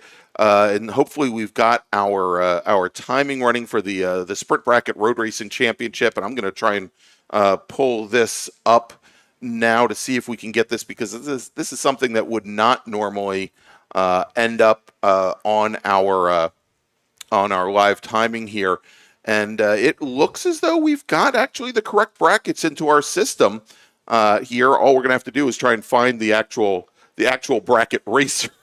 Because unfortunately, if you want to see something, you go to MARRSpoints.com, and across the top there'll be a section for bracket. The bracket times when we run at Summit Point Raceway, the brackets are usually separated in 2-second intervals. They are 5-second intervals here for bracket racing at Virginia International Raceway.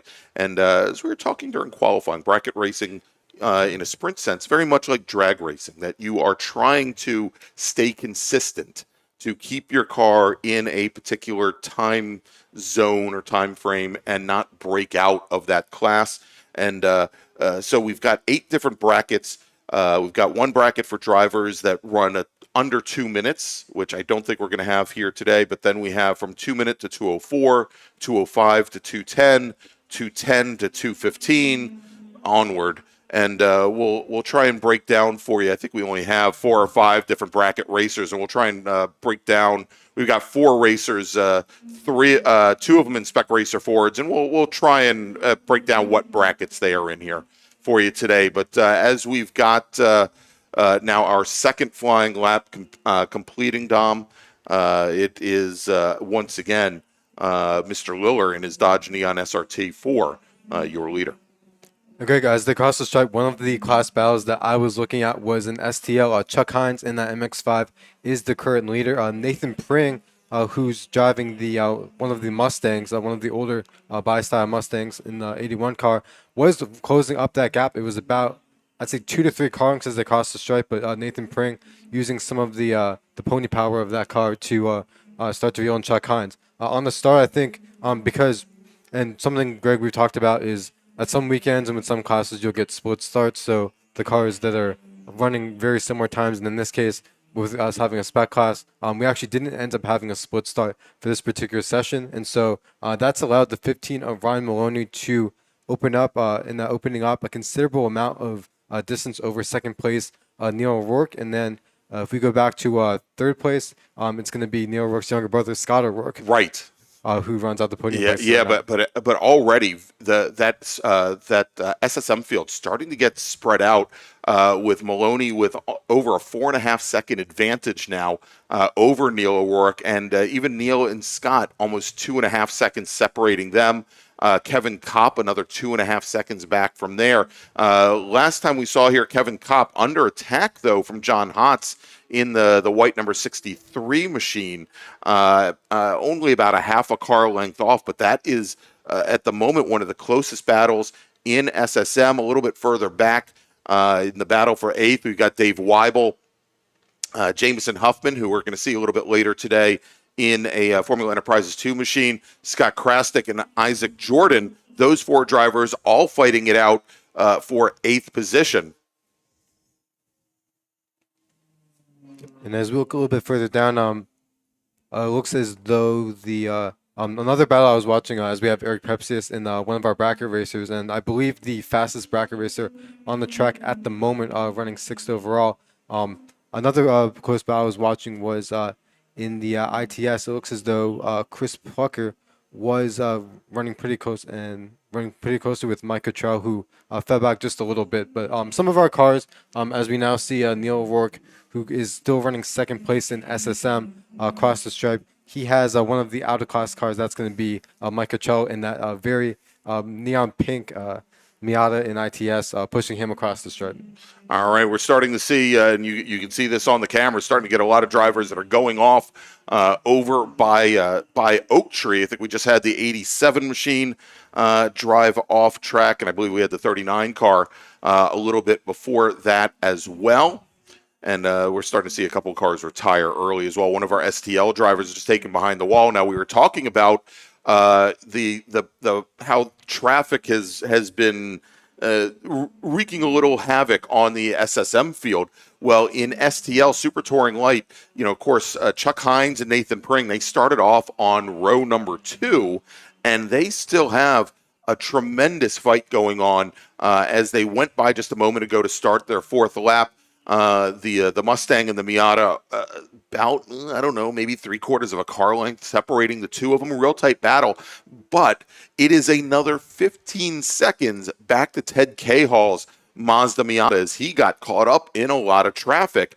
And, it's very difficult to compete for a class win when you have, say, 8 or 9 cars between you and the next driver in class. Cahall trying to hold off Steve Eckrich and Brian Hooper. Eckrich in that orange number 118 Mazda RX-7, a former E-Production car. And then Brian Hooper in his 2nd-gen Acura Integra. Great. The last time through, Mark Liller, who has now opened up a 5-second and change advantage over 2nd place Darren Treacle. However, Darren Treacle did turn the fastest lap this last time at a 2-minute 3.8.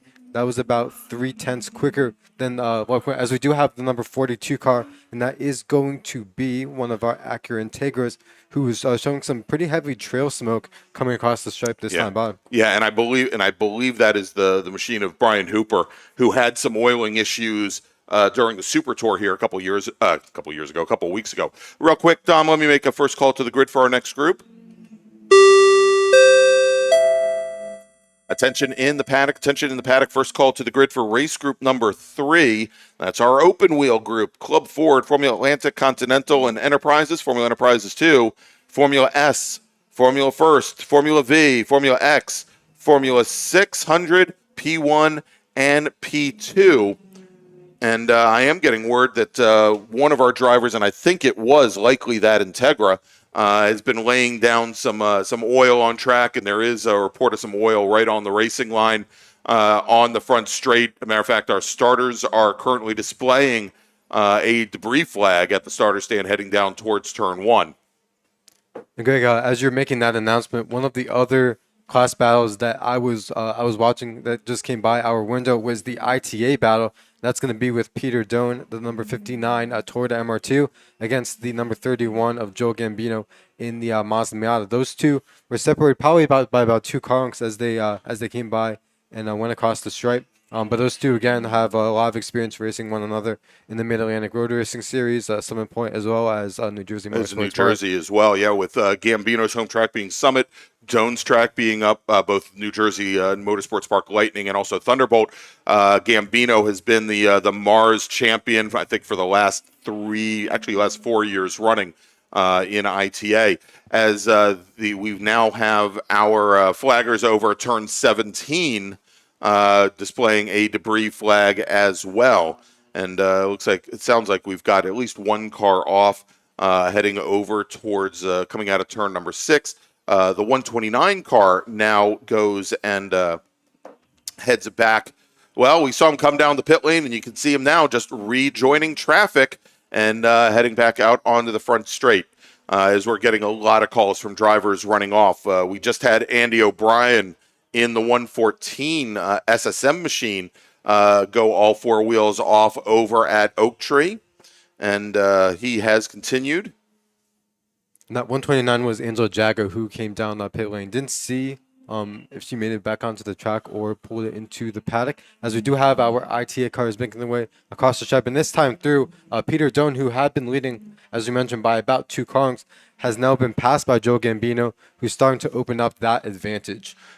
Yeah, and so I did get word that right as the starter stand brought out that debris flag, indeed, it was Brian Hooper who went down the front straight, and he has pulled that car off. A matter of fact, I think if you look at our camera that shows our top left camera, he is driver's right up against the fence line over there. And so they're going to obviously have to pick him up at the end of the race. But again, we've got a pretty good run of oil down the track is the 99 machine. And I think that's Cottrell bringing his car back to the pits. All right, real quick, Dom. I've got a little bit of house cleaning to do. I want to make a quick call. Going to make two calls. One, we're going to make a call to the grid, and then we've got a driver we need to get a hold of. Attention in the paddock. Second call to the grid for race group number 3.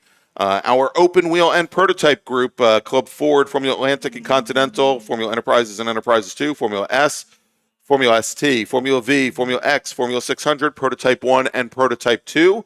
Race group number 3, open wheel and prototype drivers, please start heading to the grid. And then Will Robusto, driver of Spec MX-5 Challenge number 22, if you could please report to the SOMs on the second floor of the North Tower. Again, Will Robusto, driver of Spec MX-5 Challenge number 22, please see the SOM's second floor of the tower. Okay, we just had the 81. We were talking about that STL battle with Hines and Nathan Pring. Pring just bringing that Mustang onto the pit lane, so I believe he is going to retire here. Another quick update with STL. We did have the number 182 of Ted Cahill get around the 118 of Chris Ettridge driving that Mazda RX-7, so that is going to put Cahill up into third place in STL, the final step on the podium. All right, so here as we now have about 10 minutes remaining here in, again, this is a 10-lap or 25-minute race, whichever comes first. We've got 4 laps remaining, so we're just about halfway on laps, and we've got about a good amount of time left on time as well. Greg, another great battle. We've been switching back and forth between both SSM and our improved touring cars. Though they are fighting for about 5th through, I'd say, 8th place. Ben Jones, Jameson Huffman, and Dave Weibel all running nose to tail coming across the stripe. And as we saw a couple weeks ago, Ben Jones and Jameson Huffman especially, Frank Taburzi, I believe, was part of that yes, he great was. battle as well. There was about probably at any given time 5 to probably 8 cars who were involved in the battle for the top 10. So they're continuing to have a great battling here at VIR, and we'll see if who's able to prevail on this particular occasion. Yeah, exactly. As Jones has been trying to hold off Huffman and Weibel, and Scott Krastik sitting 10th overall in SSM, part of that battle as well. And here's a neat little. I don't want to call it a battle. I don't want to call it a fight, because they are not in the same class right now, but they are both running first-gen Mazda RX-7s. I've been watching here. Actually, they are running in Spec RX-7s. I'm sorry. I was watching Joe Manowski along with, no, they are in two different classes. Joe Manowski in his Spec RX-7, which is a regional-only class run in the Mid-Atlantic Road Racing Series, and then Martin Reiter, who is in an IT7. Reiter out of Reidsville, North Carolina. The IT7 cars are essentially first-gen RX-7s built to the ITA specifications in the SARRC Championship, the South Atlantic Road Racing Championship. They've been running the IT7 class as a regional-only class for probably a good 25 years now, and they are from the specifications, they are a higher spec than the Spec RX-7s from the Washington D.C. region, but very tight little battle there. Good to see that going on. Let's jump back over to SSM, Dom, because things are definitely starting to tighten up now here in the battle for third, as John Hotz has just gotten around Scott O'Rourke and moved up into third position. Scott O'Rourke now falls back to fourth with Kevin Kopp, Andy O'Brien also in that battle for the last step on the podium, as the next time our leaders come by, and that looks like likely Mark Liller and his Dodge Neon, we will be getting one to go. Greg, on this last occasion, looking back to our ITA battle, we did have looks as though Peter Doan, who had been leading at one point, now runs second, but Dan Freeman in his 1.8 liter Miata did have a head of steam coming out of the final corner and was starting to reel in Peter Doan for second place in ITA. So Dan Freeman finding pace here in the late going. We'll see if he is able to close that advantage, close into Peter Doan's advantage any further. All right, so only a lap remaining here as we continue to watch these battles in the bracket racing. Let's take a look here and see where we stand, as we just had Eric Prepsius in the bright blue number 51 Spec Racer Ford. Interesting, that car is the same, and I think it's Road America blue, if I remember correctly. He owns a Chevy Corvette, and he had the Spec Racer Ford painted the same color. Prepsius just turned his fastest lap of the race at 2:15.49, and that would put him in the B5 bracket, whereas Richard Herman has just turned in a 227.21, which puts him in bracket B6. Nick Shively at a 224.58 would put him also in bracket B6. And then Steve Martin at a 226.57 will put him in bracket B7. So it looks like Herman and Shively both in the same bracket at this point, with Shively leading. With Herman leading Shively. Herman in a Spec Racer Ford second gen, Shively in a Scion FRS. Greg, a few moments ago, you had alluded to the SSM race beginning to heat up. And now that we are working the final lap, for the final spot on the SSM podium, we had John Hotz in the 63 and then Kevin Kopp in the 66. Put Andy O'Brien in there as well in the 114. All running nose to tail, crossing the stripe. So although it appears as though, barring a mistake, Ryan Maloney and Neil O'Rourke have some breathing room for first and second, the battle for the final spot in SSM is definitely on here on the final lap. All right, as we continue to look out for our leaders. Our leaders being Mr. Liller, being Mark Liller and Darren Treacle. Liller, who had gotten that great start, using the torque and the power of that forced induction four-cylinder Neon, and had opened up an early lead on the six-cylinder BMW of Darren Treacle. The last time they crossed the stripe, the difference was about 2.5 seconds. About 10 car lengths, and we'll see here if things change, as we should see Liller now, I believe, coming out of Oak Tree here in just a moment. We'll get the word here. I'm still listening to Race Control, where they should be calling him by, and I haven't heard anything. And actually, he is coming down the roller coaster right now. And it is still the 1.9 machine of Mark Liller, that Dodge Neon SRT out of Bowie, Maryland, your leader, as he just turned a very quick run down the roller coaster. And here he is on the front straight, and checkered flag is out, and there he goes, crossing the line. It's Mark Liller, your winner here in STU. And in this group, Darren Treacle will come home in second, your winner in STL. And I don't want to say anything yet because he hasn't crossed the stripe yet. But we're waiting on Chuck Hines in his Mazda MX-5. And we should see him in a few moments. Actually, I believe he was almost a full lap down from our STU winners here. So we'll see him in just a few moments. But we have a number of other drivers that have come across the line. Taking the win in ITA is going to be Joel Gambino, with Dan Freeman in the number 1 Mazda Miata, the white Mazda Miata, coming across the line, beating Peter Doan across the line. Freeman made up a lot of ground on that last lap and beats Peter Doan to the line by 0.18 of a second. So Freeman will finish second, Doan third. David Lanning will come home in fourth. Stephen Clark will round out the top 5 in ITA.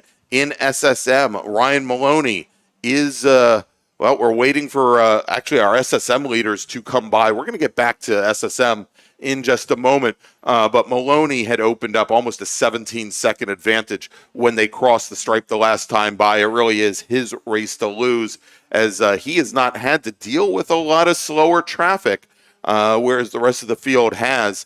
But let's take a look here. We'll take a look at some of our other classes in the meantime. In IT7, Robert Mitchell will take the win over Martin Ryder.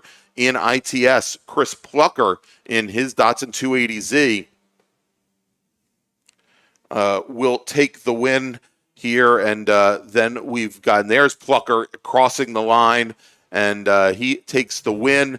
Justin Deffenbaugh in his Acura Integra was about 20 seconds in arrears of Plucker's Datsun, and we'll see.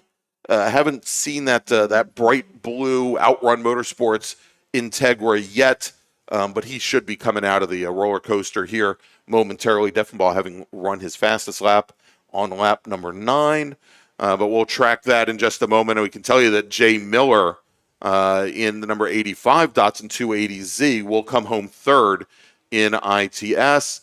In Spec RX-7, Joe Manowski crosses the stripe. He takes the win over Alex Cumming. And in SSM, are we ready to run down the order here? I think we are. Ryan Maloney, he'll take the win by 17 seconds over Neil O'Rourke. John Hotz will come home in third. Kevin Kopp fourth. Andy O'Brien fifth. Scott O'Rourke, who had been sitting third with 2 laps to go, he finishes the race in 6th position. So kind of got the bum rush there at the end. Dave Weibel 7th. Ben Jones 8th. Scott Krasnick will finish 9th. Jamison Huffman will round out the top 10. All right, so Dom, let's do this. Let's make a final call to the grid for our next group. Attention in the paddock. Attention in the paddock. Final call to the grid for race group number 3. Our open wheel and prototype drivers: Club Ford, Formula Atlantic and Continental, Formula Enterprises, Enterprises 2. Formula S and Formula ST, Formula V, Formula X, Formula 600, Prototype 1, and Prototype 2. If you could please start making your way to the grid. Race group number 3, your race is next. All right, so Dom, let's take a little bit of a break.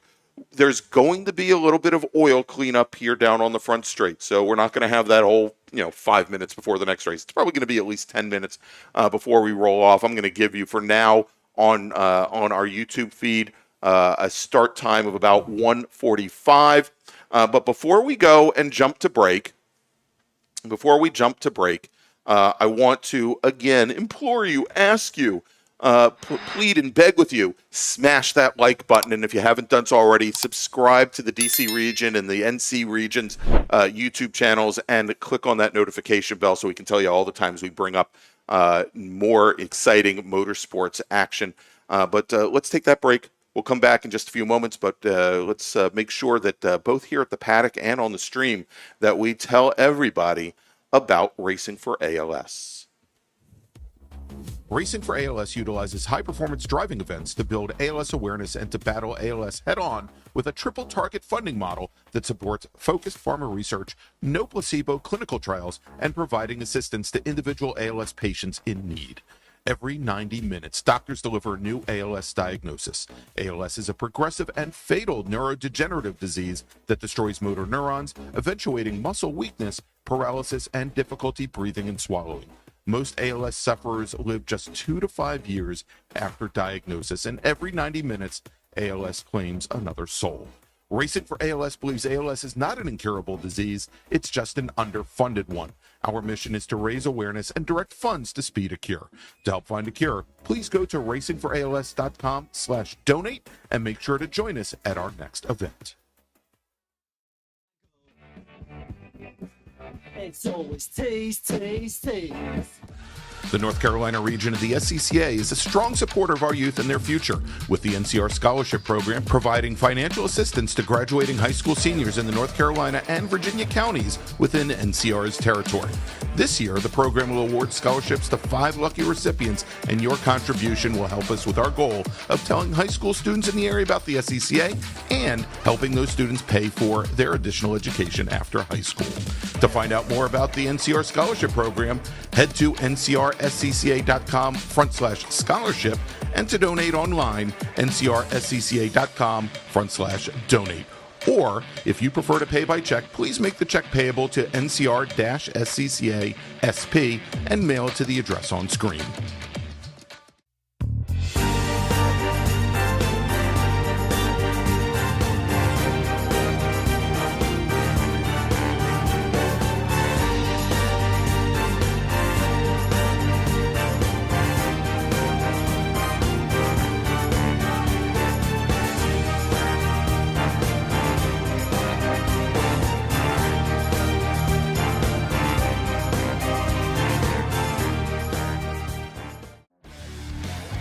The official track photographer of the North Carolina region of the SCCA is Trad's Photos. Trad covers many of the biggest events here at VIR, at Road Atlanta, Carolina Motorsports Park, NCM, and at AMP.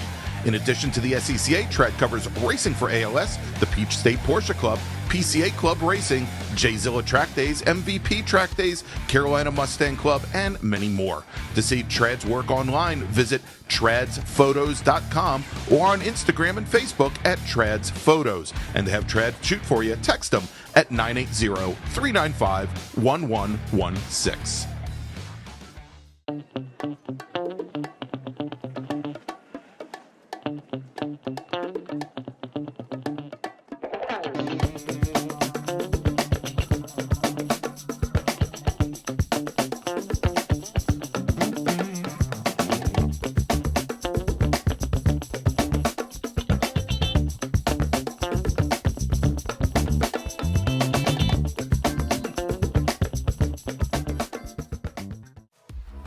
Racing for ALS utilizes high-performance driving events to build ALS awareness and to battle ALS head-on with a triple-target funding model that supports focused pharma research, no placebo clinical trials, and providing assistance to individual ALS patients in need. Every 90 minutes, doctors deliver a new ALS diagnosis. ALS is a progressive and fatal neurodegenerative disease that destroys motor neurons, eventuating muscle weakness, paralysis, and difficulty breathing and swallowing. Most ALS sufferers live just 2 to 5 years after diagnosis, and every 90 minutes, ALS claims another soul. Racing for ALS believes ALS is not an incurable disease, it's just an underfunded one. Our mission is to raise awareness and direct funds to speed a cure. To help find a cure, please go to racingforals.com/donate and make sure to join us at our next event.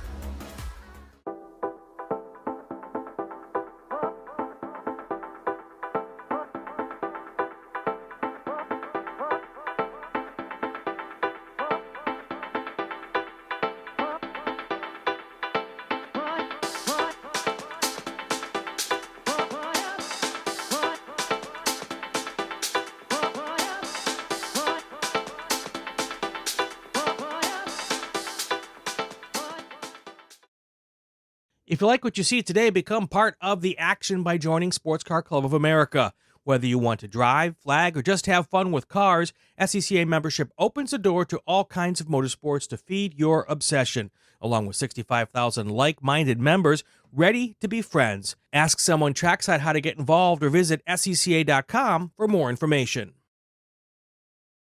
OG Racing carries just what you need to get on the track, from driving suits and shoes to helmets, data and video systems, to your favorite brake pads from Performance Friction, Hawk, and Paget.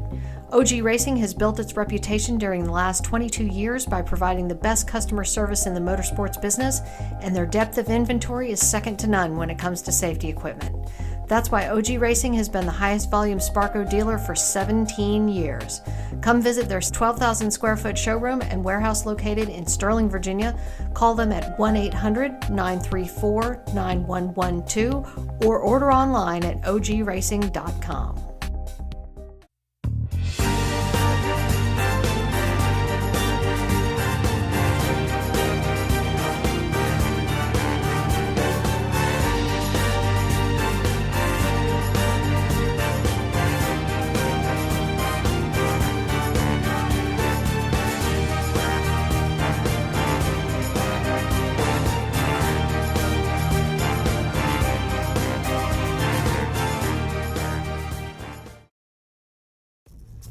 RP Performance is the only premier race shop in the region that specializes in both street and track Mazdas and is located right in the heart of racing at Summit Point's Gasoline Alley. RP has been involved in countless race wins and series championships across many classes with drivers of all ages. Not just a full-service shop, RP has been helping drivers with their individual racing and other track event needs for over 30 years, providing trackside support, arrive and drive packages, as well as race car transport services. And they're known for its help all attitude. RP Performance is your go-to for getting cars back on track for that positive experience at Summit Point when you're ready to pack it in. For more information about RP Performance, come talk to them here in the paddock. Call them at 304-728-6749 or email them at Brett, that's B-R-E-T, at rpperformanceracing.com. Green, blue, white, checker. You know the flags, but do you know the people waving those flags? Flaggers are the key to the success of every SCCA event at the racetrack, and it's something you can do. Being an SCCA flagger puts you in the action, feet from the race cars, keeping everyone at the track safe and having fun. And did you know that with SCCA's partnership with IMSA, flagging at SCCA events makes it easier than ever to flag at professional races around the country? Find out how you can become a flagger at scca.com/volunteer.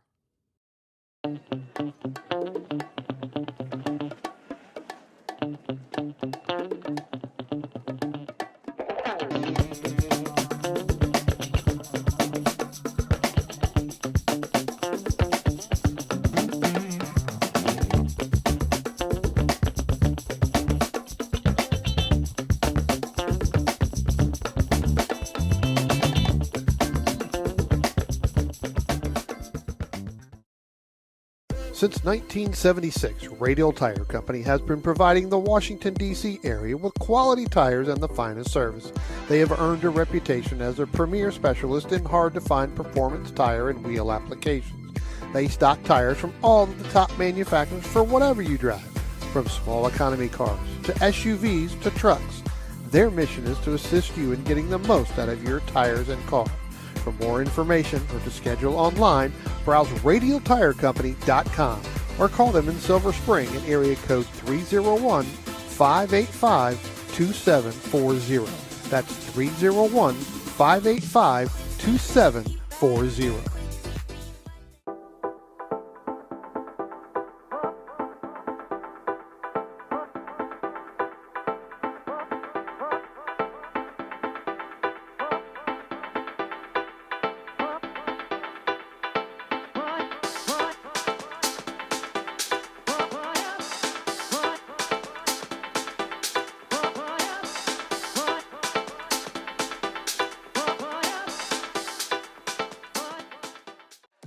The North Carolina region of the SCCA is a strong supporter of our youth and their future, with the NCR Scholarship Program providing financial assistance to graduating high school seniors in the North Carolina and Virginia counties within NCR's territory.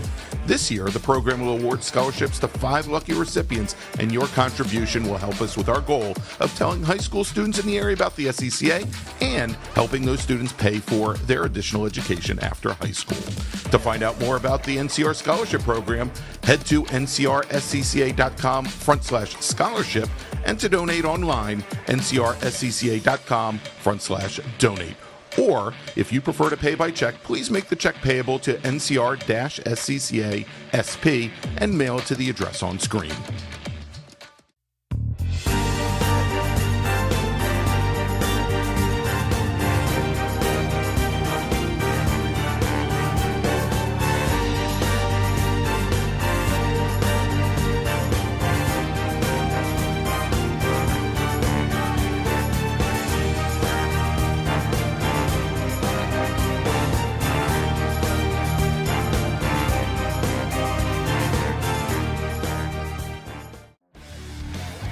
The official track photographer of the North Carolina region of the SCCA is Trad's Photos. Trad covers many of the biggest events here at VIR, at Road Atlanta, Carolina Motorsports Park, NCM, and at AMP.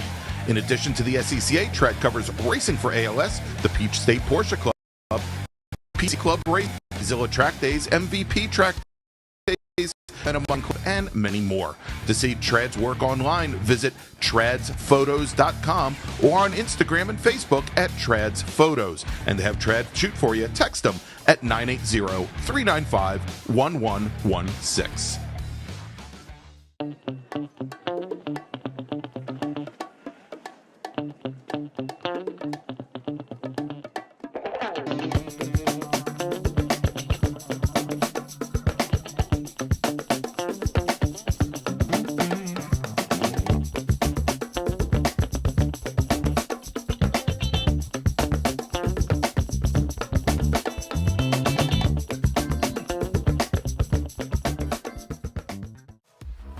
Racing for ALS utilizes high-performance driving events to build ALS awareness and to battle ALS head-on with a triple-target funding model that supports focused pharma research, no placebo clinical trials, and providing assistance to individual ALS patients in need.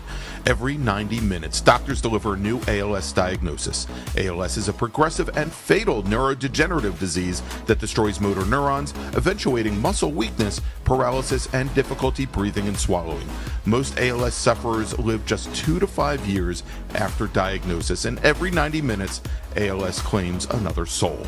Racing for ALS believes ALS is not an incurable disease, it's just an underfunded one. Our mission is to raise awareness and direct funds to speed a cure. To help find a cure, please go to racingforals.com/donate and make sure to join us at our next event.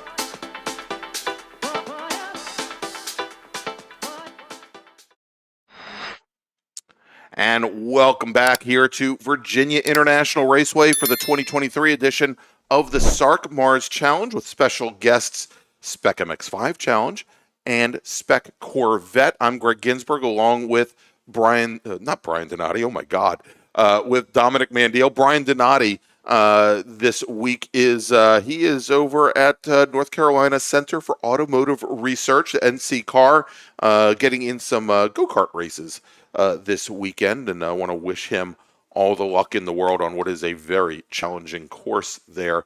So, Dom, we've got our next group up, and this is going to be our first and only open wheel and prototype group. We've got 23 drivers that that attempted to put in times. We had a couple drivers with transponder issues, and they will be starting, for better or for worse, towards the back of the field. And so let's take a look and see who is starting.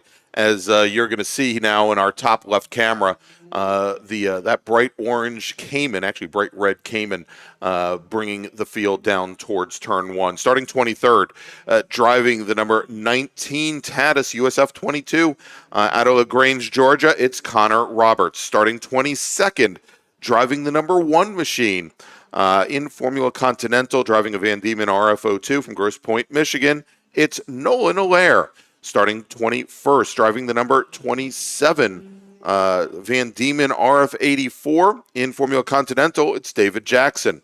Starting 20th, driving the number 62 Formula 600 Invader from Gloucester, Virginia, it's Harrison Southworth. Starting 19th, he's driving a Formula V Protoform from Ellicott City, Maryland, it's Gary Slayer. Starting 18th, he's also driving a Formula V, at this time a Vortec, driving the 17 car. He's from Chattanooga, Tennessee, it's Anthony Henderson. Starting 17th. Driving the number 2 Zinc Z10C Club Ford from Anaconda MT. That would be Montana, I believe. Anaconda, Montana. That's amazing. Ken Maynard, he starts 17th. Starting 16th, he's driving the Prototype 2 Van Diemen in P2. Oh, I just said that. It's the 85 car of Frank Clark. Starting 15th, he's in Prototype 1 driving a Malloy P1 from Liberty, North Carolina. It's John Lindquist. Starting 14th, driving the number 21 Critter CSR1 Prototype 1 car. I did hear a call coming in from the corner workers that there was a four-legged animal running around the track. I don't know if that was Todd Park's Critter, but it may have been. He's from Wichita, Massachusetts. Starting 13th, driving the number 28 Formula Enterprises 2 from Saluda, North Carolina, it's James Brookshire. Also in an FE2 from Herndon, Virginia, it's Justin Huffman. He's driving the number 11 car and starting 12th. Starting 11th, also in Formula Enterprises 2, he's in the number 57 machine. He's from Brentwood, Tennessee, it's David Flint.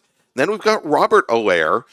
He is driving the number 52 Formula Continental. So I didn't even notice, but we do have father and son here racing in Continental. And Nolan, who's starting at the back of the field, had a great races at Road Atlanta when I saw him earlier this year. He is going to be Nolan's going to be starting at the back of the pack. He is your reigning Formula Continental champion. Dad, Robert, is going to start 10th, starting 9th, driving the number 89 FE2 from Herndon, Virginia. That's Justin Huffman's son, so 2 father-son pairings. Jameson is going to start 9th. Eric Cruz is going to start 8th. He's from Williamsburg, Virginia, also an FE2 in the 86 car. Then we've got Brian Yates driving the number 145 FE2. He's from Kernersville, North Carolina, pardon me. Then we've got Dan Moskowitz. He is driving the number 12 Formula Atlantic Ligier. He's from Hilton Head, South Carolina. Jim Booth, also in an Atlantic, also in a Ligier JSF3 from Charleston, South Carolina, driving the 63 machine. That's Jim Booth. Kelton Jago, he is driving in FE2. He is from Midland, Michigan. And I want to thank Kelton, brought up some Dunkin' coffee and some donuts for us here this morning. This is the second event in a row he's done that. He did it at Summit Point as well. Both he and his wife racing this weekend. His wife we just saw in SSM, and Kelton now out in his Formula Enterprises 2 machine. Starting third in the number 14 Swift DB4 in Formula Atlantic, it's Carl Lennox Barbrew. And your front row, Austin Hill in the number 8 Ligier F3 machine.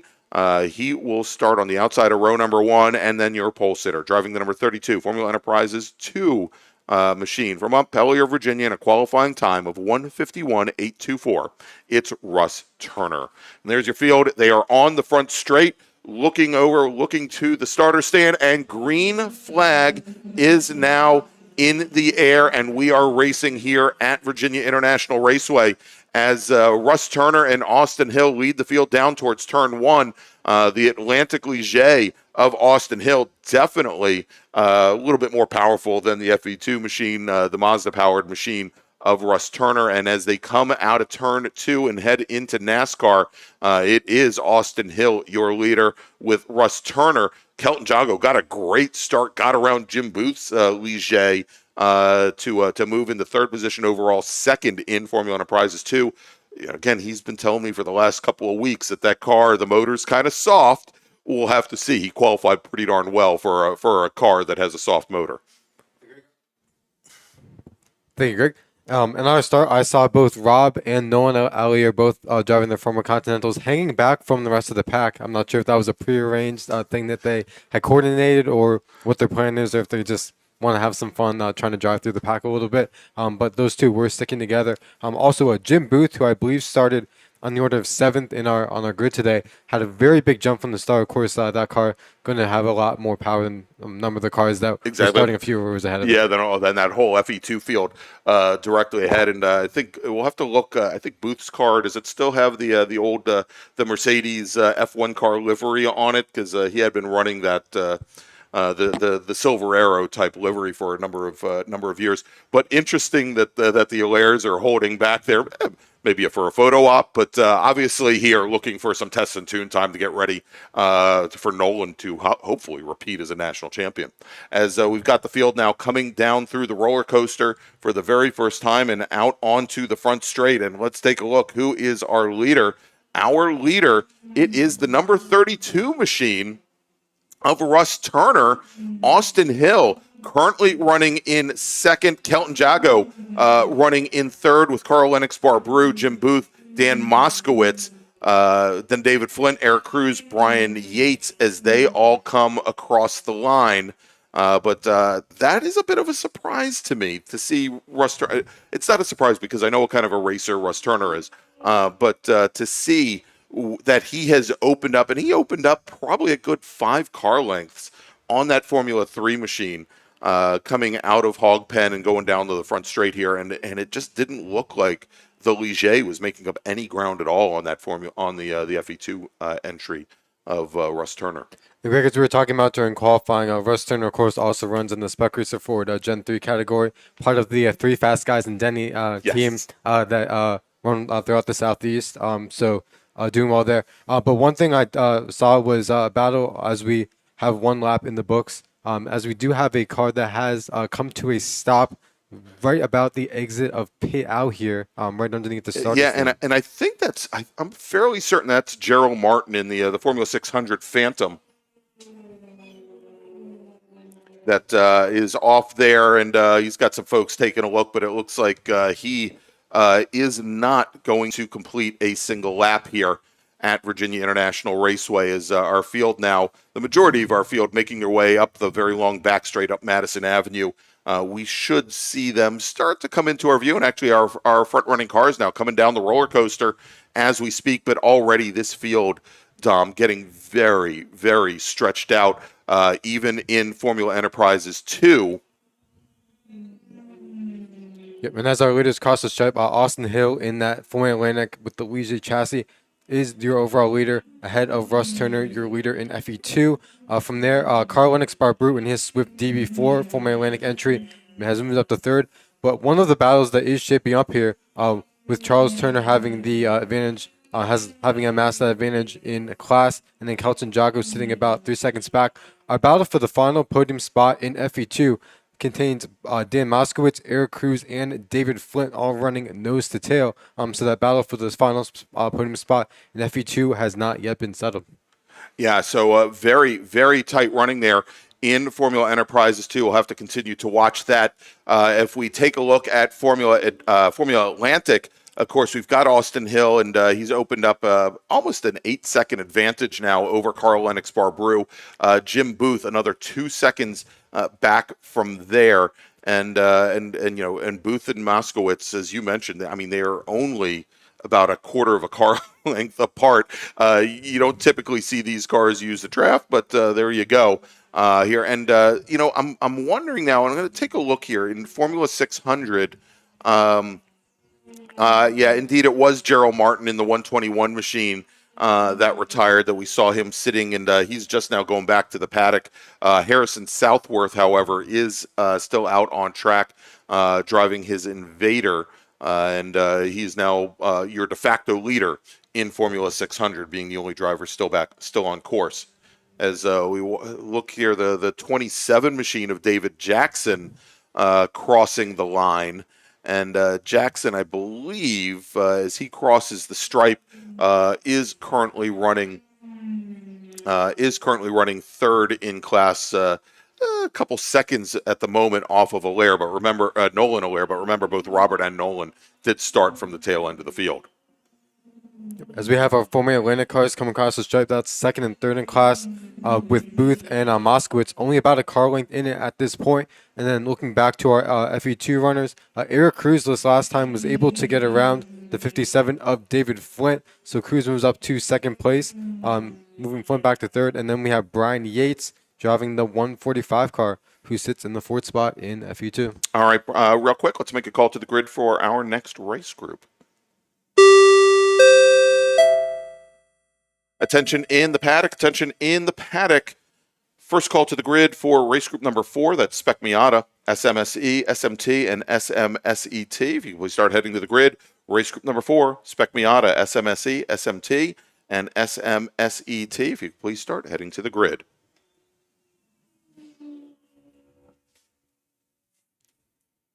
And Greg, one of the Austin Hill, our current leader, actually made his debut in SCCA, his national championship debut in SCCA in 2021 at Indianapolis Motor Speedway, was double entered in both a Formula X along with Mazda Power, as well as a Pro Mazda Formula Atlantic car.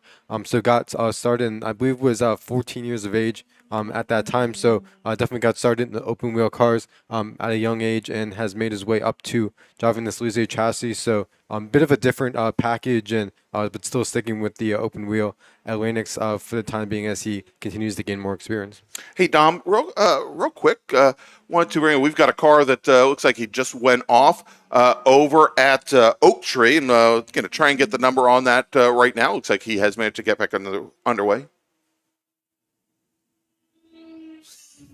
And unfortunately, our corner worker did not get the number. Oh, 1-8 is the number. Maybe he did get the number. Let's take a look here. And you know what, Dom? I don't think we have a 1-8. Maybe it was the 2-8 car that went off. We'll try and piece it together. Yeah. I was looking at my timing. That's going to be Ross Wolf and the 1-8 car. All right, there you go, Ross. So we do have a 1-8. Hey, shows what I know. There you go. So Ross Wolf off on at Oak Tree, and he has continued. So I've got in the booth with us right now Rob Wilmoth from Faster Skunk Racing, here to talk about one of our sponsors this weekend, Racing for ALS. Faster Skunk, a big partner with the Racing for ALS charity and program. And Rob, welcome aboard. Thanks for having me. Oh, let's try that again now that I've unmuted you. The mute button gets us all day. Somebody take away my announcer card. No, thanks for having me. It's great to be up here at beautiful VIR for a finally dry weekend of racing. Yes. Yeah. Hey, well, you know, we've been using the hashtag Blame Greg now for many weeks, as this is my 8th event of the year and the first one where it's actually dry. And I actually don't even have to be at the events. I can just be the remote broadcaster and it will still rain.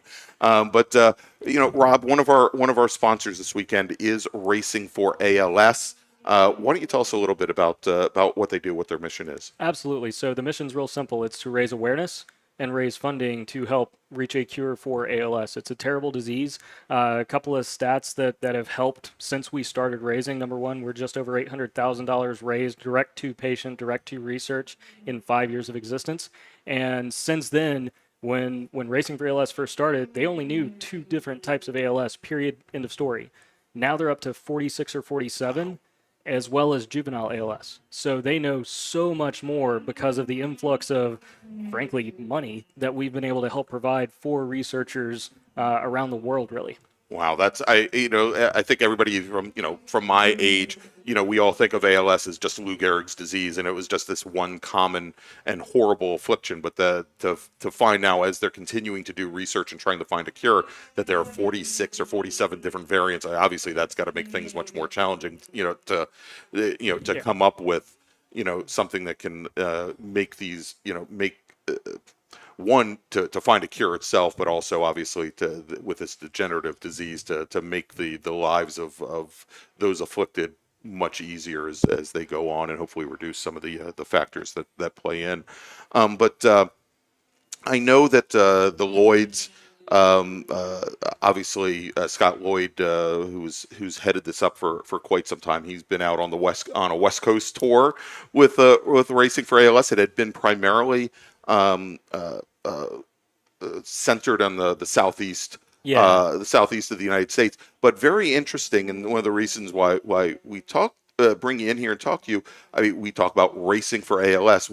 Talk about how and the methods that the organization uses in order to increase awareness and also to help with that fundraising effort. Absolutely. So it's racing. It's any form of motorsports. We don't care if it's HPDE. We don't care if it's go-karts. We've actually got a team member who's in Fuquay Arena right now competing with a radio-controlled car on behalf of the Racing for ALS team. Here today we have several people flying our banner. Blair Deffinaw's B-Spec on a fit. The entire roof is a Racing for ALS logo. A lot of us do time trials. A lot of us just show up at HPDEs and teach people how to drive. I mean, it's literally any form of motorsports. We don't care which. If you can use it as a vessel, let's go racing. Yeah, that is wonderful, and that's how I became aware and got involved with my work with the SCCA's Time Trials National Tour, and also in working with the North Carolina Region's Time Trials program as well. So very far-reaching. Now, you guys have, and actually, I think I can, if I try to bring it up, it's going to bring up the audio as well. It's going to start playing the ad, which we probably don't want to do right away. But why don't you tell us a little bit about, I know there's an event coming up here rather soon here at VIR, if I remember correctly. Yeah. So we have Dave's Race 5. Dave's Race is our flagship fundraising event. It's here at beautiful VIR, June 30th, July 1st. So it's a Friday, Saturday. We have 90 drivers going to be on track. It's Dave's Race, but it's an HPDE. So let's be very clear. It's anybody can get on track. We're going to have parade laps, pace laps available, lots of ride-along opportunities in exchange for donations. Last year at the same event, we raised $236,000 in a 2-day event, which is fantastic. And 100% of that goes to research or directly to patients. We don't hold any of that back to run the cars or even really run the program. We have other means and other sponsors that help us with those specific needs. So rest assured, every dollar that gets donated goes straight back out. That is absolutely amazing. All right, and I may be.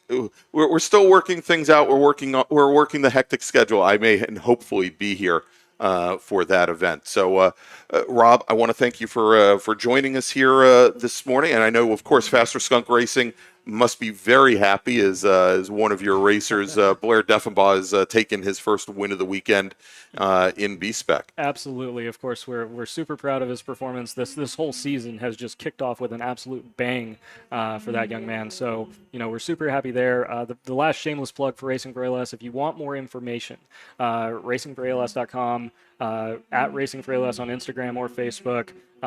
Or if you basically make the noise of a NASCAR, some Racing for ALS person will probably show up. That seems to be how this works. That seems to draw them out like flies. It does. Yeah, absolutely. All right. So, Rob Woolman, thank you so much for joining us here today. And we, obviously a great cause. And we'll after this race is over, we'll bring up some more information about Racing for ALS, and we'll bring up the entire schedule for the year so that you can find out more info and hopefully join us on track. And again, help a wonderful cause. Rob, thanks so much for joining us. Awesome. Thanks for having me. All righty. All right. So, Dom, let's get back to our open wheel race. Yep. So going back to our race, we have Austin Hill, who continues to lead. Has opened the margin up to about 7.5 seconds. So while we were talking to Rob there, getting some great information about an awesome cause, we are going to start to re-catch ourselves up on where everybody is running on track, because we did have, especially in FE2, some great battles shaping up for that final podium spot, as we do have the leaders now crossing the stripe. Again, as you mentioned, Greg, they're here doing testing and tuning, helping Nolan for later in the season, and also getting ready for the national championship, of course, here later in the year. As we do have our leaders making their way across the stripe, now working the penultimate lap. And again, Austin Hill running in Formula Atlantic, and then Russ Turner running in FE2. Not running for a class battle, but about 3 seconds apart there. So we're going to be looking for our FE2 cars to make their way onto the front straight here. All right, so as things are starting to wind down here, let's make a call to the grid for our next group. Attention in the paddocks. Final call to the grid for race group number 4. That's Spec Miata, SMSE, SMT, and SMSET. Please start heading to the grid Race group number 4, Spec Miata, SMSE, SMT, and SMSET. Please head to the grid. All right, and just got word here that we had 6 different cars go off track up towards the roller coaster, which unfortunately that would have been a great camera view if we actually had a camera up there. But sounds like we've got, and actually not at the top of the roller coaster, actually about halfway down the roller coaster over by turn 15, that sounds like we've got some oil on track. My understanding is that one of our Formula V racers may have put down some oil running down the track. We'll try and get the number on which Formula V that is, whether it was the 17 of Henderson or the 9 of Slayer. But we are currently on our very last lap here as the number 8 machine, Austin Hill, who had taken over the point from Russ Turner, currently your leader on course, currently working his last flying lap, and he is coming out of Hog Pen right now, Dom. So here he comes. There is that orange and gray and black and blue. How many more colors can he have on that car? Austin Hill taking the win in, oh, no, not taking the win. I'm sorry, starting his last flying lap. Dom is looking at me like I'm on drugs, and I might be. But last lap here, not checkered flag. Yep. And Austin Hill, busy driver here this weekend, also running in our Spec MX-5 group, so getting some additional track time. And so, Greg, one of the things that we were watching with the FE2 battle, Justin Huffman, who had started down the order just a little bit, has made his way now up into the 4th spot and now make that the 3rd spot. He just got around Yates, yeah. He's got around Brian Yates, so moved Justin Huffman up to the final podium spot in FE2, with Eric Cruz currently occupying the 2nd spot. And it looks as though unfortunately the recipient of some not so good luck on this last lap was Kelton Jago, who now moves down to 10th overall. Yeah, and that puts him 6th in class after having started 2nd in class here in FE2. And thank you, Meathead Mike Collins, who said when I talked about Kelton bringing the coffee and donuts, he says just what you needed, more donuts. Thank you, Mike. Appreciate that. Oh my. All right, here as we are now working our final lap. And if we take a look at some of the other classes here, again in Formula V, it is Anthony Henderson and Gary Slayer. And I believe it was Gary Slayer who put down, I don't say he put down oil, but he had some issues with the car. He is currently running 3 laps down from Anthony Henderson. And now our leader, this time, when he crosses the start-finish line, he will see the checkered flag. The checkered flag is in the air, and there he goes, crossing the line. Yeah, your winner, now I can say it, in Formula Atlantic is Austin Hill, and he also takes the overall win. And just a little bit back from there, let's take a look. As looks like the 28 machine is not going to the 28 machine not going to take the checkered flag here as he comes down the pit lane. But Russ Turner, he crosses the line. He was about, I don't know, 5 car lengths back. But look at this FE2 battle now, side by side, coming down the front straight as we held Kelton Jago and Jamison Huffman side by side. And it looks like Jago is going to beat him to the line. So let's take a look here. We'll break it down by class in FE2. Russ Turner takes the win. Eric Cruz will come home in 2nd.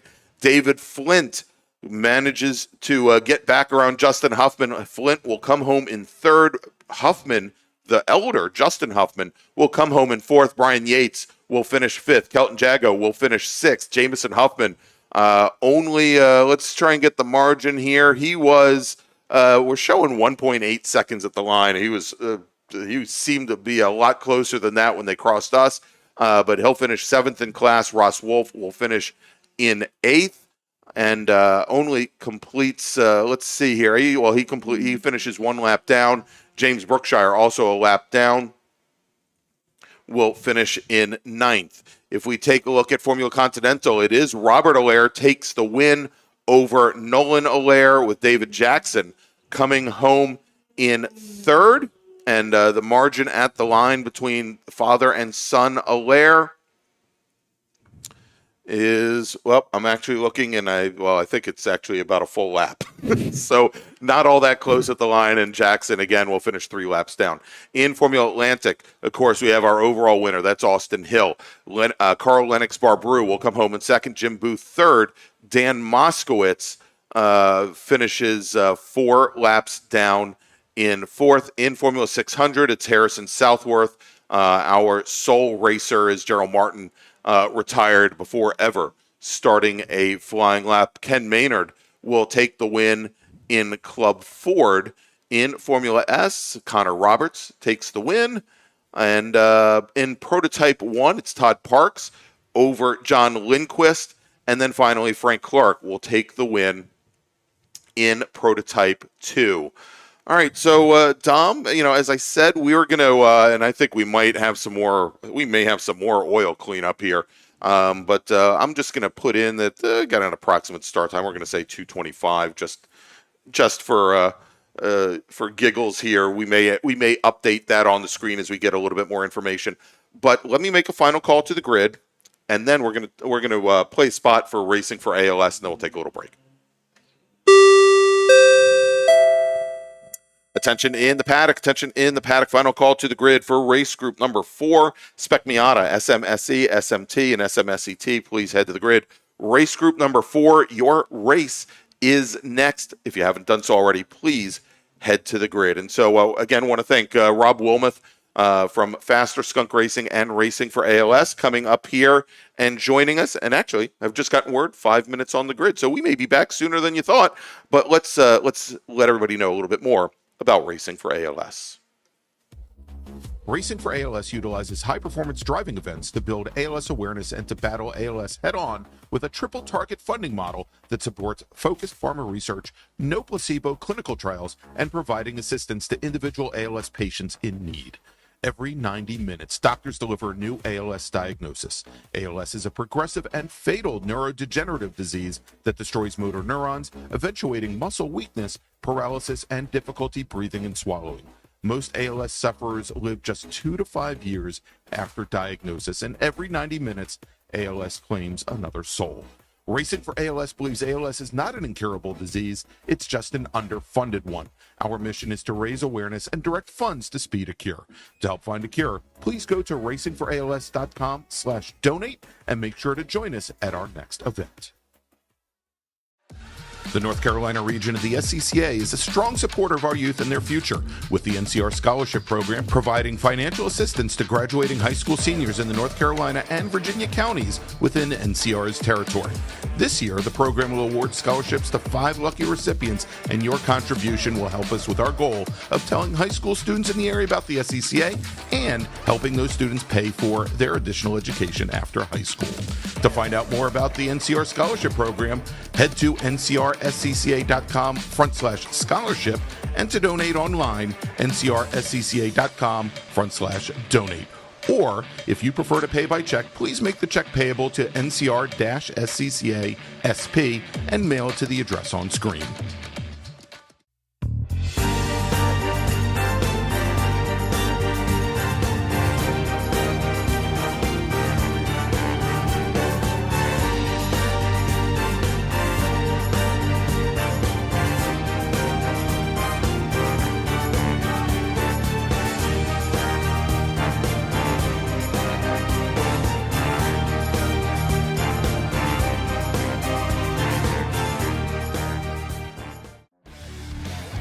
The official track photographer of the North Carolina region of the SCCA is Trad's Photos. Trad covers many of the biggest events here at VIR, at Road Atlanta, Carolina Motorsports Park, NCM, and at AMP.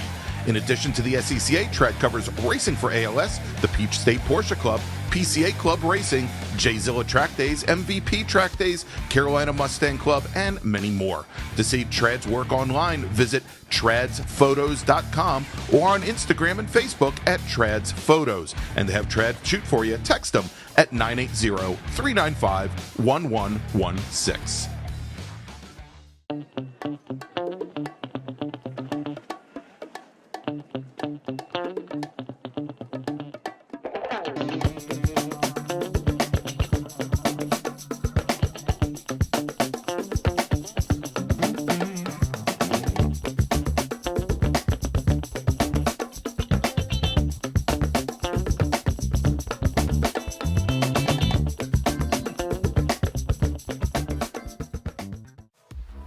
Racing for ALS utilizes high-performance driving events to build ALS awareness and to battle ALS head-on with a triple target funding model that supports focused pharma research, no placebo clinical trials, and providing assistance to individual ALS patients in need. Every 90 minutes, doctors deliver a new ALS diagnosis. ALS is a progressive and fatal neurodegenerative disease that destroys motor neurons, eventuating muscle weakness, paralysis, and difficulty breathing and swallowing. And we're back here at Virginia International Raceway for the 2023 SARRC MARRS Challenge with special guests, Spec MX-5 Challenge and Spec Corvette. I'm Greg Ginsburg along with Dominic Mandiel. And Dominic, as we just finished up our sole open wheel group of the day, we've moved back to the tin tops. And this group exclusively is Spec Miata. And they are starting to roll off the starting grid here, or roll off the grid. And let's run down some of the starters here. We're going to give you the top 20 starters here in the field, but we had 37 set qualifying times this morning. Starting 20th, driving the number 8 Mazda Miata from Oakland, New Jersey, it's Mike LaMena. Starting 19th in the 190 car from McLean, Virginia, it's Steve Sturm. Matt Fielding Russell starts 18th. He's from Wake Forest, North Carolina, driving the number 30 car, while starting 17th in the appropriately numbered 17 car. Matter of fact, I've never seen him not start 17th. Paul White, he's from Vienna, Virginia, starting 16th. He drives the number 44 car. He's from Bluffton, South Carolina. It's Bobby Gossett, starting 15th. Driving the 68 Mazda Miata from Weatherby Lake, Missouri, representing the Kansas City region of the SCCA. Driving the 68 car, it's Ethan Ayers. Starting 14th, Zach Ehrlich will start in the number 90 machine 14th. He's from New York, New York, and we've had somebody here today. I think it was Monjoy Manalang has been cheering on Zach every race session so far. And hey, now it's actually Zach's turn to race. So let him hear it. Starting 13th, driving the number 99 machine from Atlanta, Georgia, representing the Atlanta region, it's Mike Cottrell. And I believe that's the bright pink 99 machine. You can't miss that car. All right, starting 12th, driving the number 78 Mazda Miata from Christiansburg, Virginia, it's Ted Cahall. Jason Owenby will start 11th in the 00 car. He's from Winston-Salem. Starting 10th in the 18 car from Hilton Head Island, South Carolina, it's Joseph Tobin, with Mickey Moran starting 9th in the 25 car. He's from Charleston, South Carolina. Sparks Glencoe, Maryland's John Hotz will start 8th in the 63 car, while Antonio Abram will start 7th. He's from Winston, Georgia, driving the 05 car. Noah Harmon will start 6th. He's driving the number 112 Miata out of Orlando, Florida, while we've got Statesville, North Carolina's Eric Gerchak starting 5th. He's in the 21 car. Starting on the outside of row number 2, driving the 29 machine from Atlanta, Georgia, it's Skylar Cottrell, while our reigning national champion in Spec Miata, driving the number 1 machine hailing from Arlington, Virginia, Nick Bruni, will start 3rd. Starting on the outside of row number 1, driving the number 4 Spec Miata from Arlington, Virginia, it's Robbie Hines. And on your pole, starting in the number 61 machine with a qualifying time of 2:16.037, and somebody I should say who just absolutely loves the music choices that we're making here on site at VIR, it's Skip Brock Jr. from Birmingham, Alabama. So there you go. That is a good portion of your starting field, and they are now making their way, as you see them there on camera, coming down the back straight going down Madison Avenue. Still very much strung out. They'll start to get formed up as they get up towards the top of the roller coaster at turn 14. But I'll tell you, Dom, it was always my experience from racing here and racing regional races here that the pace car at VIR seemingly goes about 30 miles an hour faster than at any other track in America.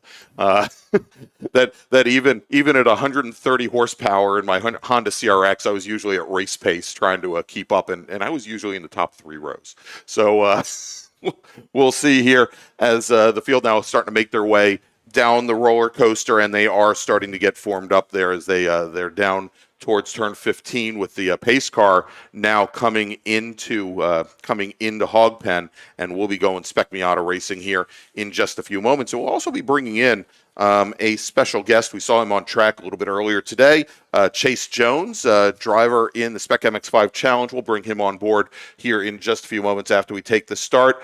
Pace car now, Dom, is on the pit road, and we've got our pole sitter, Skip Brock Jr.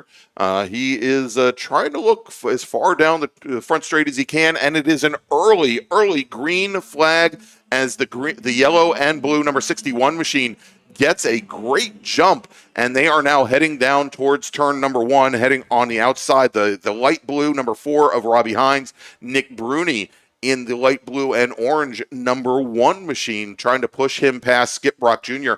Skip Brock had a great run here at Virginia International Raceway a couple weeks ago for the Super Tour, looking to improve upon that, of course, as they now make their way through turn number 3. And it looks like we may have had some cars off at turn 2 over in the dirt there. Of course, they go too far off there with that negative camber on the outside. You could find yourself off in the grass, but I'm getting word now that it is all clear there. All of our drivers have continued, and you'll see them now as they come underneath the bridge and head towards those uphill S's. Maybe I jumped the gun a little bit, but they should be coming through here in just a moment. So, Dom, what did you see on the start? So on the start, it looks as though Nick Bruni, who's on the inside line along with Skip Rock Jr., they were able to get a really good launch. Rob Hines, as you mentioned, was first on that outside line. And then Skylar Cottrell was also right there driving the 29 car. So the inside line seemed to be the one that had the more momentum, or at least more of the drafting help as they went into the first corner, and then were able to carry that around turn 3 and then into NASCAR Bend. All right, so you saw there as they started to go through the uphill S's, we've got I don't want to call it a breakaway at this point, because I think as they start to come down the back straight here, and you can see a couple cars taking to the dirt, a little bit of a breakaway actually for the top 8 cars or so from back to, I believe, Mickey Moran. In the number 25 machine. We got the red number 78 in that second group as well, but a little bit of a breakaway. Things as they come up towards the top of the roller coaster, though, using the draft there should close down the rest of the pack. So we mentioned we got Chase Jones here from the Spec MX-5 Challenge. Chase, how you doing? Really good. I would be a lot happier, but I'm happy to be on with you guys and appreciate you guys having me. Yeah, absolutely. So obviously you say you could be happier. Finished ninth in the race this morning. Started a little bit further up in the field, but it was a tough battle there up at the front of the pack there, especially as you guys started to come around and catch some of the production car traffic. But is this your first time racing at Virginia International Raceway, or have you been here before? No, it's it is my first time here, and it's been an experience every time I've been on the track. Yeah, that's got to be tough when you're new to the track, and I would assume that a lot of the drivers that you have in the class probably very much the same thing. But tell us a little bit what it's like. I know from seeing you at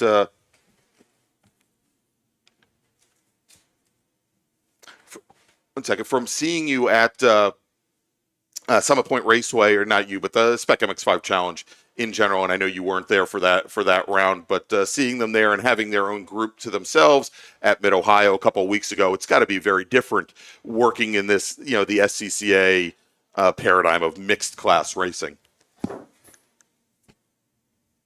Yeah, I mean, Mid-Ohio is about the same realm with mixed classes. We just happened to start towards the back with, other classes. But this time we were the first class to roll off, which it did buy us a lot of time, for clean laps until we started catching the back half of the fields with other classes. But, we got a lot of clean laps and definitely didn't have the early breakaways that we previously had at Mid-Ohio. And, that was a learning process as well. We were trying to push each other and get away. And, it seemed like the draft was just that much more efficient amongst everybody. And really, if you nailed a couple corners, you were right back there, even if you made a mistake or not, just because of how big the draft is. So, yeah, it's definitely like a super speedway racetrack. Provides a lot of good racing, a lot of pack racing. And, it's been a lot of fun. No, Chase, prior to competing in Spec MX-5, where have you come from motorsports-wise? What were you doing prior to running with Spec MX-5 and being involved with this series? Actually, I started racing karts when I was 4 years old, and I did that all the way up until I was about 16, and then transitioned into some oval stuff like midgets and sprint cars, asphalt and dirt. Did that for about 4 or 5 years, and then ended up getting hurt pretty bad in the sprint car on a big half-mile dirt race with USAC, and pretty much called it quits on the dirt side of things, and was focusing on my karting team, which is MPG Motorsports, which is actually racing in Mooresville, North Carolina right now. But yeah, I didn't have much racing plans for this year, and then towards the end of last year, I started getting a lot more opportunities just driving other people's cars on road courses, which was always my dream to do. Just never had the budget, and then I got invited to the MX-5 shootout in November, and myself and Reed Sweeney were the two lucky ones that ended up winning the scholarship, and now we get to go race all year with a great team, Advanced Autosports, and the Mazda family, and having their backing has been great, and they've been great to myself and Reed. We just keep learning and get to go race. And that's it. And that's it. Work on the skills, and and a lot of that. I guess a lot of that pressure of having the fun to ride, obviously, is taken off of your shoulders, and it kind of allows you to focus more on the racing itself. Hey, real quick, I need to make a call. 2 calls. One call to the grid for our next group. Attention in the paddock. First call to the grid for race group number 5. That's Spec Racer Ford and Spec Racer Ford Gen 3. If you can please start heading to the grid, your race is next. And then Weston Workman, driver of the Spec MX-5 Challenge number 113 car. If you could please see the operating steward on the second floor of the tower. Weston Workman, driver of the number 113 Spec MX-5 Challenge car. Please see the operating steward on the second floor of the tower. All right, so Dom, real quick here, let's take a look at the race which is going on currently, and this is, I think, looking to repeat as a winner here. He took he took the win at Summit Point both on Saturday and Sunday a couple of weeks ago. Robbie Hines, who has a third-place Spec Miata finish at the National Championship runoffs back at Road America in 2020. He's also a former national champion. He led lap number. I guess it was lap number 4. Lap number 3. But his teammate, Nick Bruni, who is the reigning national champion, managed to get around, and he is your new leader. Our pole sitter, Skip Brock Jr., currently running in third. And then we've got Skylar Cottrell, and along with Cottrell, Eric Gerchak, our top 5 drivers, all in one pack. It is then about 10 car lengths back to Antonio Abram, who was just named one of IMSA's candidates for their diverse driver development scholarship as well. So he is definitely looking to, as he's been racing here at Virginia International Raceway and in the South Atlantic for a number of years, obviously looking to put a highlight on his racing skills this weekend as well.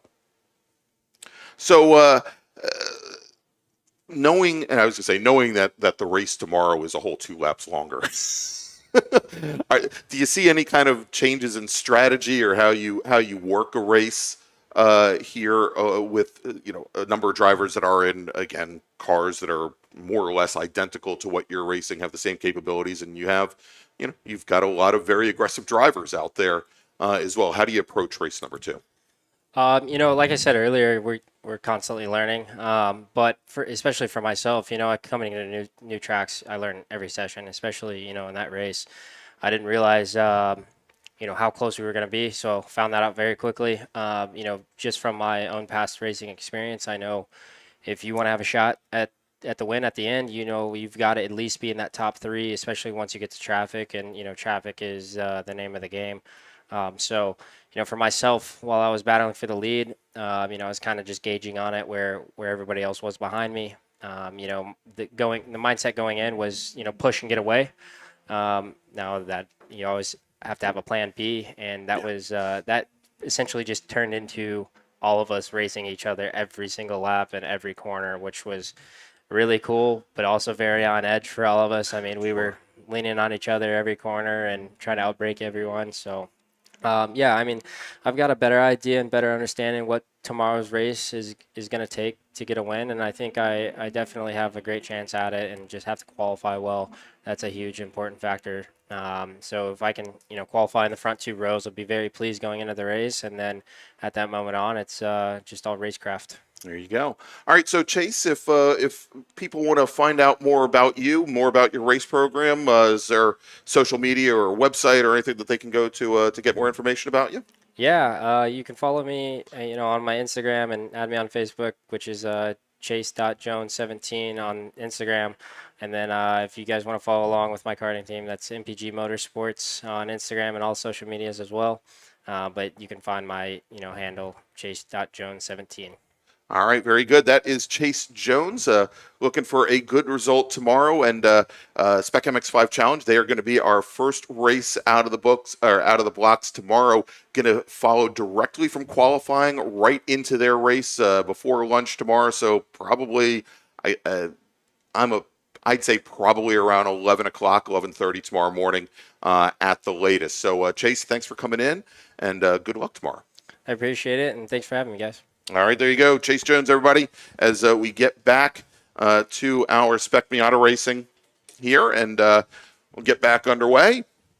And here we go as we've got a standing yellow now over at turn 5. We had a car go off, and I believe it was the 190 car of Steve Sturm. He has now gotten that car back underway.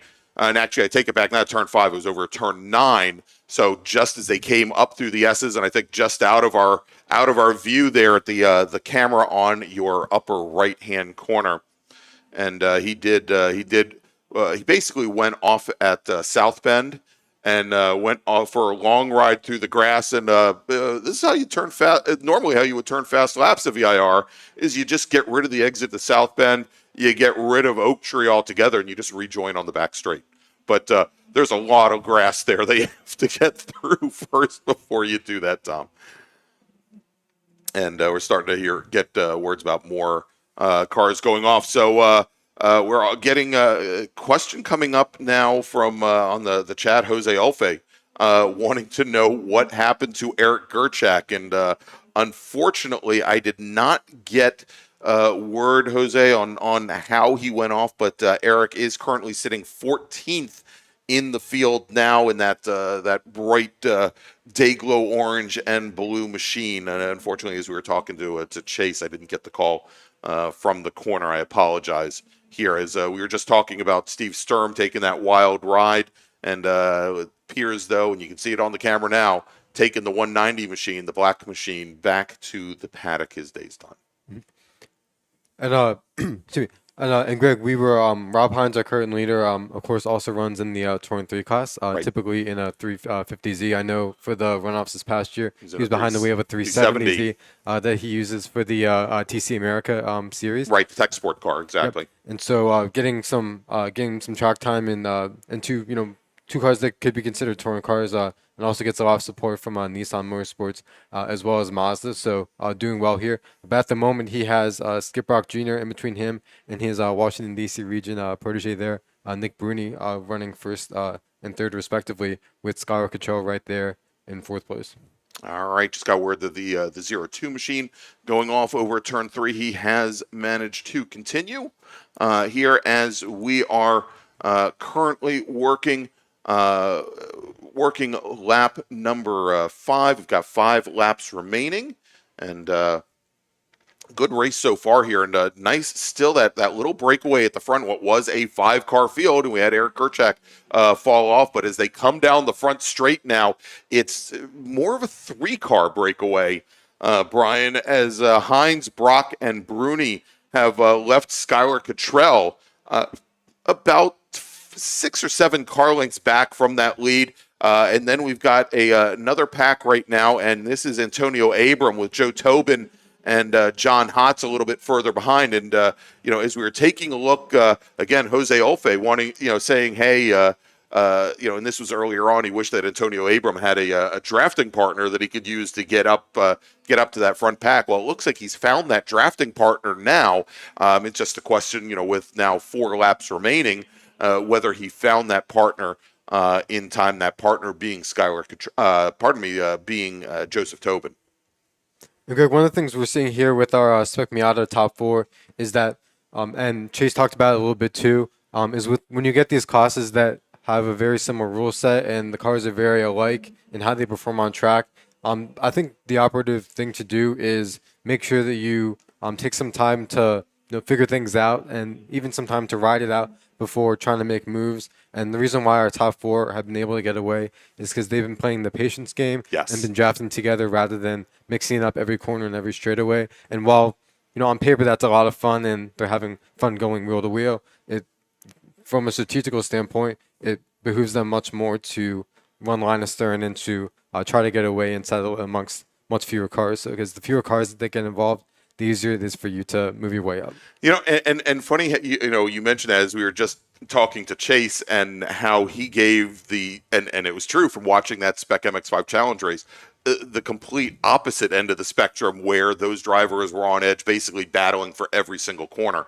And sometimes you don't want to do that. And that's how you keep a 10-car train or an 11-car train over the course of 10 laps or so, as opposed to getting a breakaway, and that's by working together and not against one another for the entire race. A couple of quick notes here. At the moment, our hard charger, Lauren Bralier. Now, Lauren had qualified originally based on times.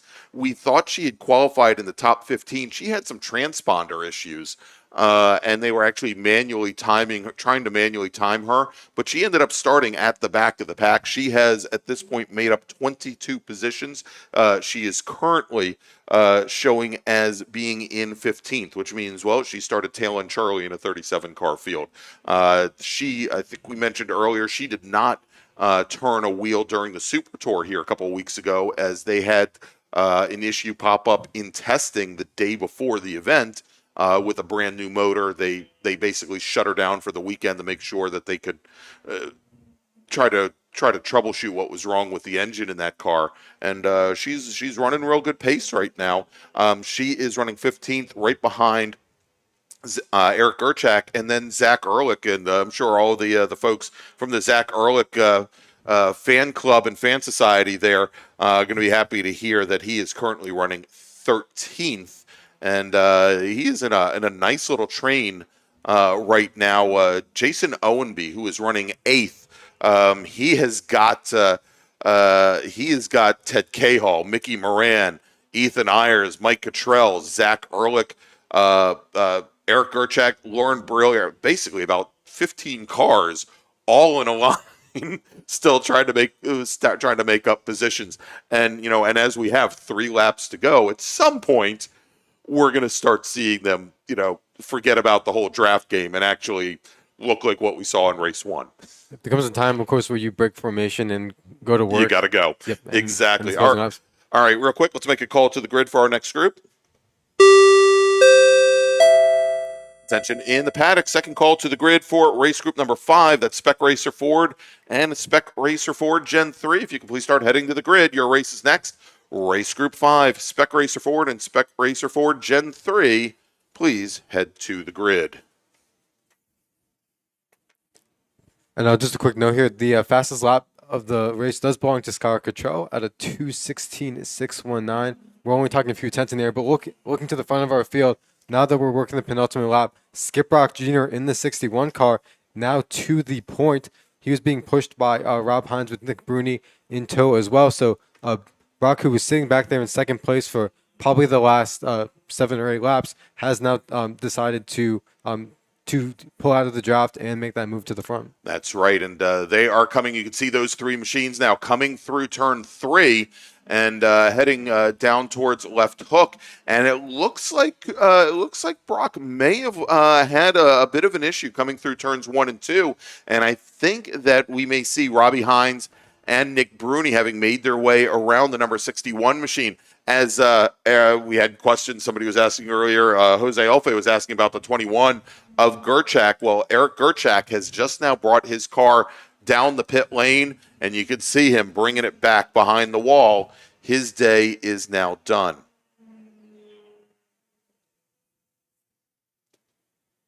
Yep, and looking to our front pack, earlier we had 5 cars, Gerchak, of course, part of that. Antonio Abram, who I believe has advanced about 2 spots since the start of the race, who sits in 5th place at the moment. Unfortunately, he was, and I believe someone mentioned in the chat, was left without someone to dance with, without a dancing partner, Yes. and so unfortunately he wasn't able to join up with that lead pack. All right, and our lead pack now coming down the back straight. You just saw him come through our camera there on out of Oak Tree, and Robbie Hines is your new leader in the light blue number 4 machine. Then it is Nick Bruni. Then it is the number 61 Skip Brock Jr., who was our pole sitter. The 4th place car right now, Skylar Cottrell, starting to make up some ground, and he is not very far out of this game right now. He was only about 3 car lengths back from our top 3 as the leaders now start to make their way down the roller coaster. And there they are, all 4 cars in a row, about a half a car length at most between them, as they come through Hog Pen and onto the front straight. When they cross the start-finish line, they'll get that 1 to go board.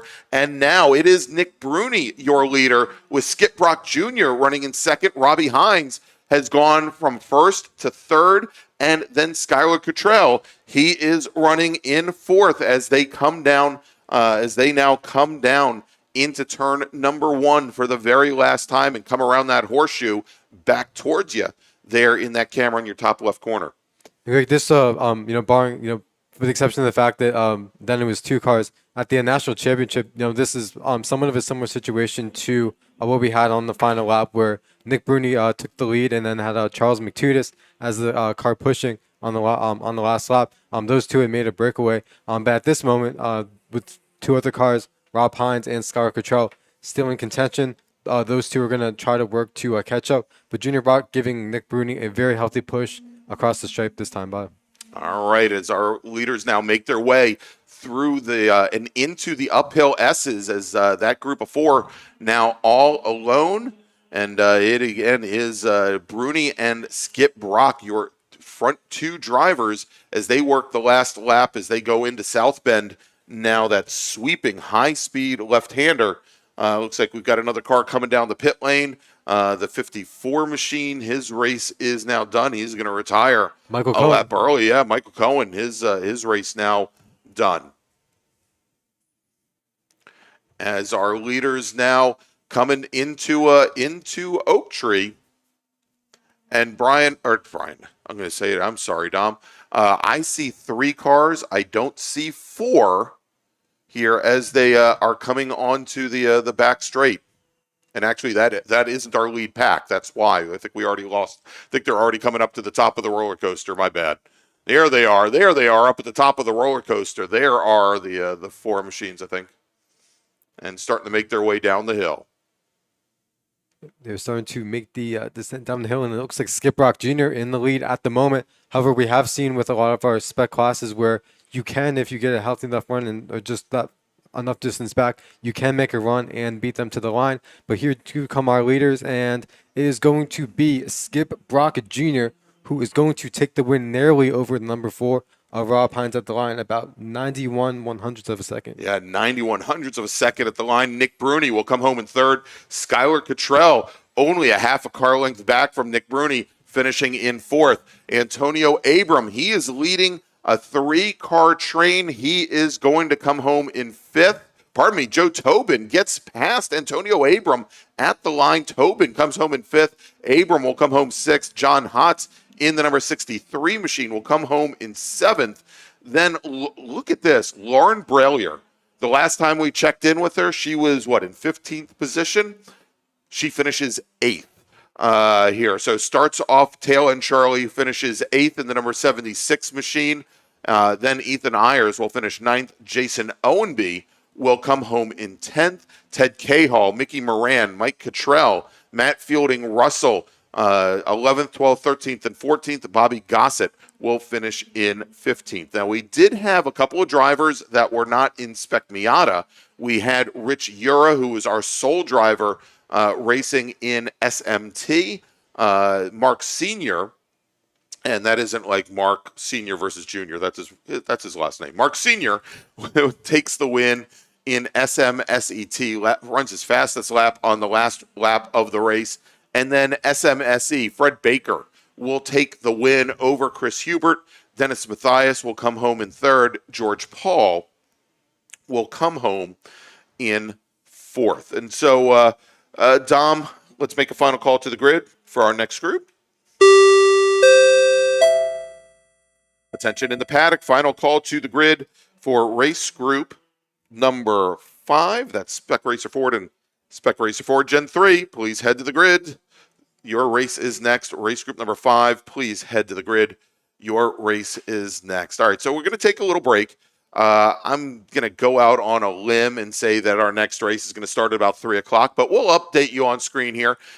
If that changes, you are listening and watching the 2023 SARRC MARRS Challenge with special guest Spec MX-5 Challenge and Spec Corvette here from Virginia International Raceway, and we will be right back. RP Performance is the only premier race shop in the region that specializes in both street and track Mazdas and is located right in the heart of racing at Summit Point's Gasoline Alley. RP has been involved in countless race wins and series championships across many classes with drivers of all ages.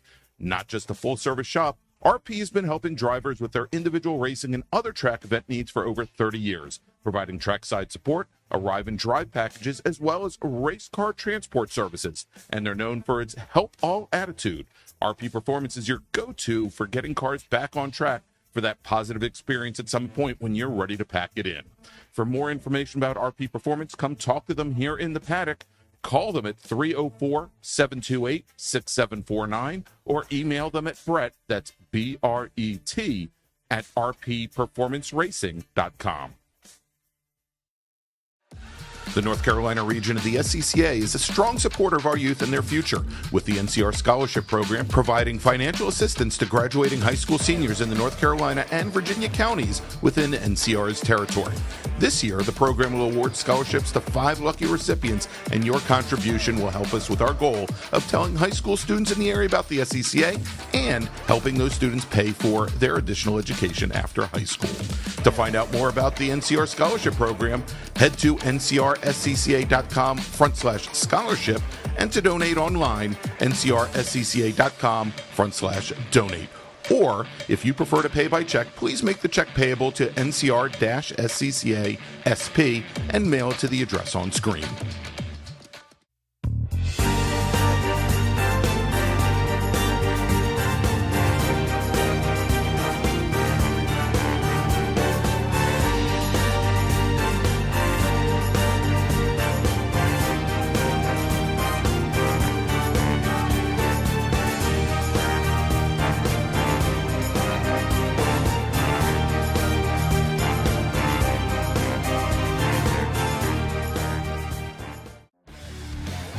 The official track photographer of the North Carolina region of the SCCA is Trad's Photos. Trad covers many of the biggest events here at VIR, at Road Atlanta, Carolina Motorsports Park, NCM, and at AMP. In addition to the SCCA, Trad covers racing for ALS, the Peach State Porsche Club, PCA Club Racing, J-Zilla Track Days, MVP Track Days, Carolina Mustang Club, and many more. To see Trad's work online, visit tradsphotos.com or on Instagram and Facebook at Trad's Photos. And to have Trad shoot for you, text them at 980-395-1116.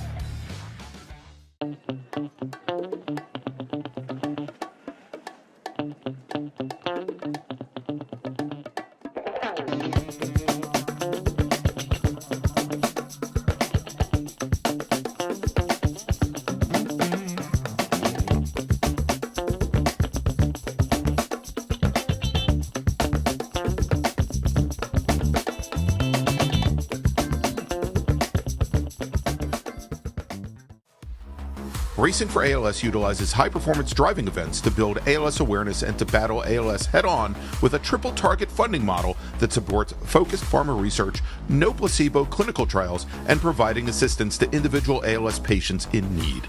Every 90 minutes, doctors deliver a new ALS diagnosis. ALS is a progressive and fatal neurodegenerative disease that destroys motor neurons, eventuating muscle weakness, paralysis, and difficulty breathing and swallowing.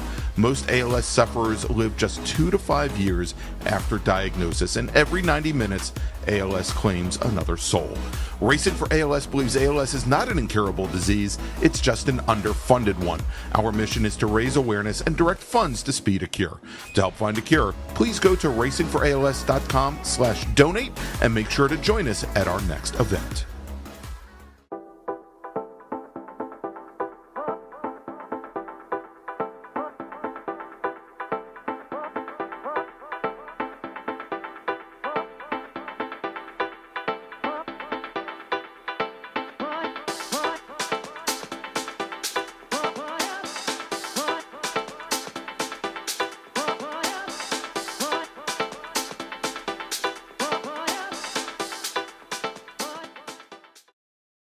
If you like what you see today, become part of the action by joining Sports Car Club of America. Whether you want to drive, flag, or just have fun with cars, SCCA membership opens the door to all kinds of motorsports to feed your obsession, along with 65,000 like-minded members ready to be friends. Ask someone trackside how to get involved or visit scca.com for more information.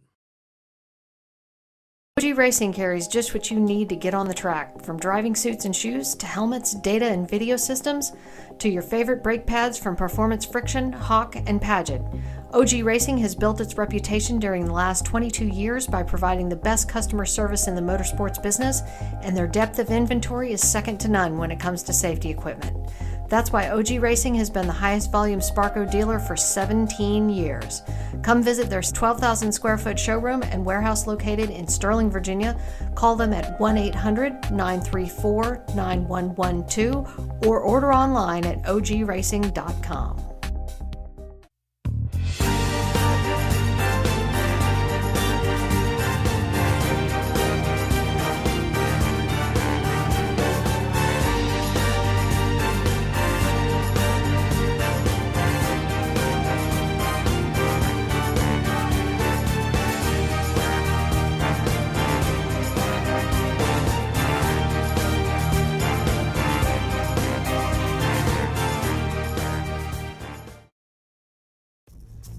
RP Performance is the only premier race shop in the region that specializes in both street and track Mazdas and is located right in the heart of racing at Summit Point's Gasoline Alley.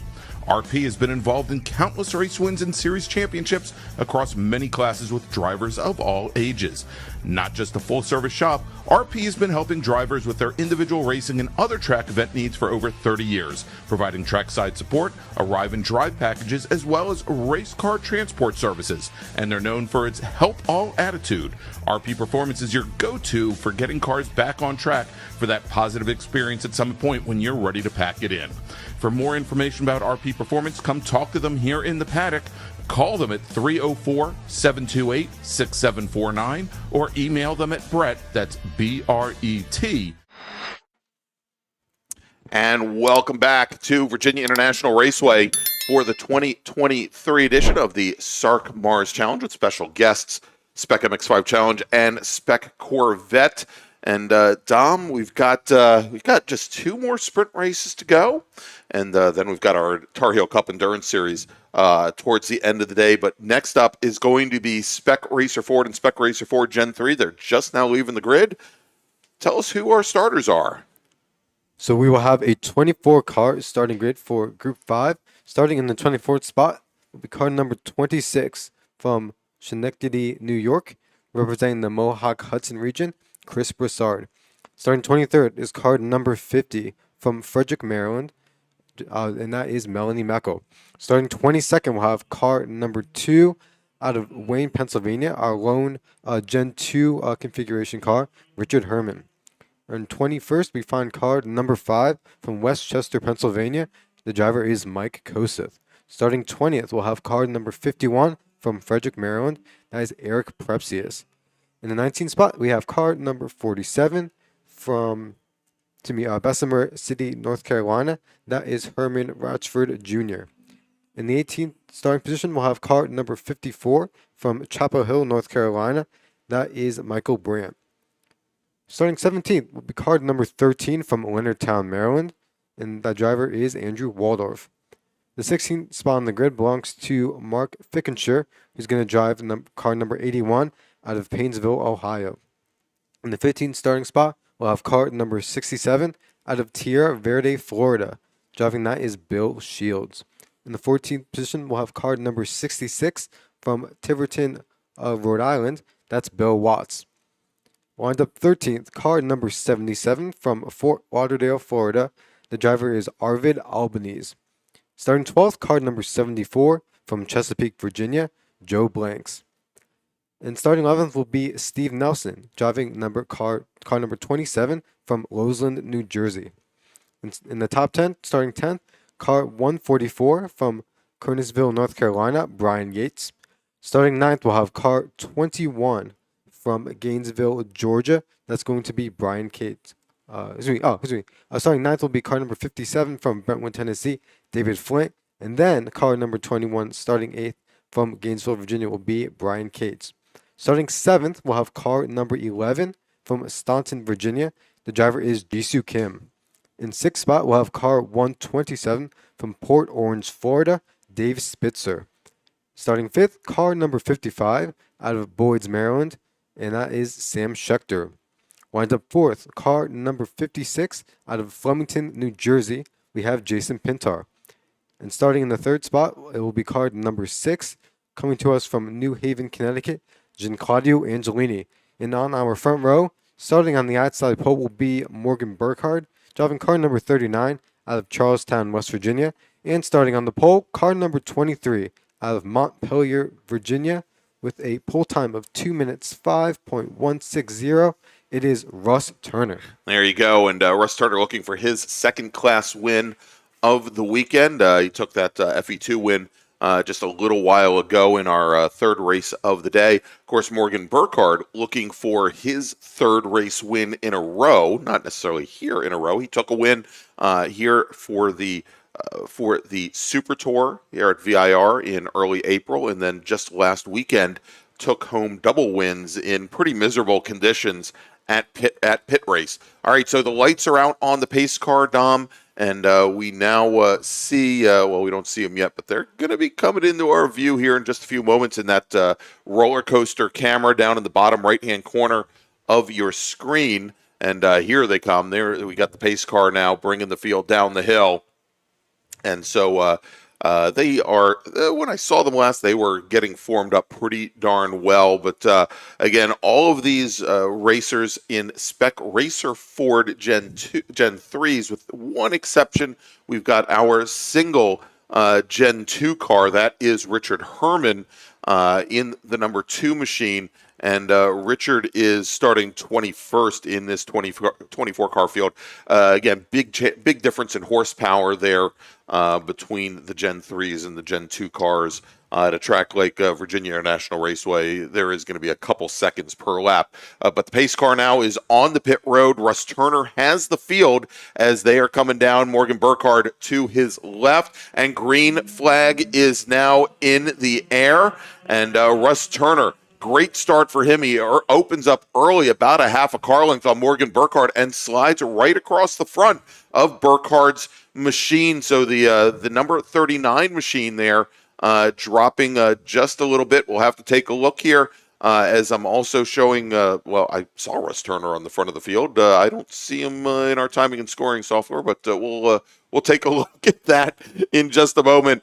As the field makes their way through turns 1 and turn 2. We had, looks like one car had gone off on the outside of turn number 1 and has returned to the track. But let's take a look here, Dom, as the drivers are coming through left hook now. We're going to see them come underneath the bridge here, coming out of Snake and heading towards the uphill S's. And see, we've got a 2-car breakaway there. And I thought it was Russ Turner and Morgan Burkhardt, but we'll take a look here. I mean, certainly we had Morgan Burkhardt start on the left-hand side of the left-hand row, and I'm wondering if maybe Gianclaudio Angelini had slotted into where Russ Turner was supposed to be. But we'll see here in just a moment. And one of the things that we're going to want to look here in at least for the opening laps of Spec Racer Ford is basically who decides to work together. Similar to Spec Miata, these drivers will come in with a plan potentially to work with certain people. I know that Morgan and Brian Cates had planned prior to the weekend to team up to work together, and so we'll see how things transpire as far as who the drafting partners are. And a lot of times that with these spec classes, it ends up being a very reactionary race where Right. you might have a plan, but as things unfold, some things might go out the window because people might start to get more aggressive and dice it up more than you had originally been planning to. But the fact of the matter is that you have to have the discipline to react and be able to plan things that you're going to do in response to what they do. Yeah, exactly, and not completely freak out when things don't go your way initially here. But coming down the front straight, your leader is indeed Russ Turner with Gianclaudio Angelini running in second, Morgan Burkhardt running in third. About 3 car lengths separating our leader Turner to Angelini, another 2.5 car lengths back to Morgan Burkhardt. Another driver that Burkhardt may be working with is Sam Schechter in the number 55 machine. I think Schechter, as well as Brian Cates, under the Doggone Racing banner this weekend, along with Morgan Burkhardt. So we'll see if Burkhardt picks up Schechter. David Flint, fifth. Speaking about Brian Cates, he lost a position. He's still sitting. He's actually sitting now back in 9th position. So as we were talking about, having to adjust your plans based on the realities of the situation right now. If Burkhardt was planning on working with Brian Cates, he doesn't have that racer to work with him as our leaders are heading up through the S's now. And you can see, at least initially, Morgan Burkhardt sitting about 8 car lengths back from both Russ Turner and Gianclaudio Angelini. Now, Burkhardt, when he took the win here during the Super Tour, it was in the wet. He did not have the same ultimate pace in the dry, but I don't think he had ever run a dry lap in a Spec Racer Ford at that point. So we'll see. He's still learning. Most of his experience, frankly, in that Spec Racer Ford Gen 3 has been in damp weather. Well, this is a great opportunity to see how well he performs and the car performs in the dry here at VIR. And what a lot of racers will tell you is that if you're going to a new circuit and haven't necessarily had the opportunity to learn the rain line, it sometimes helps to start from scratch. And if you haven't had experience running the dry line, having to adjust that for the wet, then perhaps you're at more of an advantage. And speaking, Greg, of that Super Tour weekend, Russ Turner and Morgan Burkhardt ended up being part of that lead pack, along with, I believe, Dennis Stripling and then Sandy Zatulo also figured into that as well. And so, a lot of the drivers that we saw run there are also here this weekend, and again, trying to get some more track time and get some more data logged for the national championship later on this year. That's right. All right, so you probably saw a lot of dust in the air coming out of Oak Tree. That was Herman Ratchford in the number 47 machine. He was running 19th when lap 1 completed. My supposition is he's going to be a little bit further back in the field now, but we'll take a look here as the field is starting to fall through. Actually, I'm still showing him in 20th position now, so he has dropped a position. We have a local caution over at 1, and they've just pulled that local caution, so we'll try and get the number of that bus. It was the 2-7 machine that went off down at turn number 1. And that was Steven Nelson, who had completed, after completing lap number 2, had been in 11th position. He's going to find himself a lot further back now as well. All right, real quick, Tom, let's make a call to the grid for our last sprint race of the day before we go endurance racing. Attention in the paddock. First call to the grid for race group number 6, our big bore group, American Sedan, ASR, GT1, 2, and 3, GTA, GTX, ITE, ITO, SPO, T1, T2, and Spec Corvette. Please head to the grid. Again, race group number 6, big bore.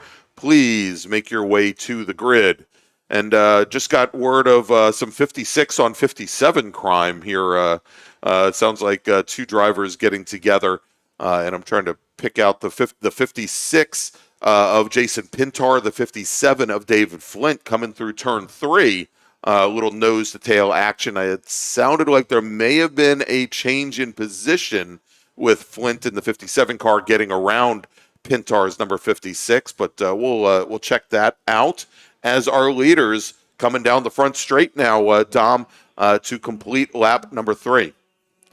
Yep, and it is Russ Turner who also turns the fast lap of the race thus far at a 2-minute 5:875. Angelini sitting about 4 to 5 car lengths back from there, and then Morgan Burkhardt, who had dropped back to third on the start, beginning to once again reel in Angelini. And with these spec racers, as we've seen with a number of our spec classes and classes that are prepped to a very similar level, is that especially with these, by nature of their bodywork, draft extremely well. So as with other cars, you need to be within half a car length and perhaps even closer in order for the draft to be effective. These cars really do, because they have a large frontal area, they're able to stir up a lot of air. And so if you can position yourself enough behind the car, you can still feel the vortex and the effect of the draft from a considerable from a big distance back. Yeah. So it's not like you have to be within 4 car lengths or something, or 2 car lengths. You can actually be a little bit further back than that and get some of the effect. And I again suspect that with a long straightaway here, a back straightaway that you've got going up Madison Avenue, and frankly the front straight, which isn't exactly straight, but this front straight also has got a very long run to it that you can use that draft to close things up to the cars directly ahead of you. And that can actually be a very big help on the back straight, where there is a considerable rise going up the hill. To essentially have a car more or less pulling you along up that hill has got to be a big help.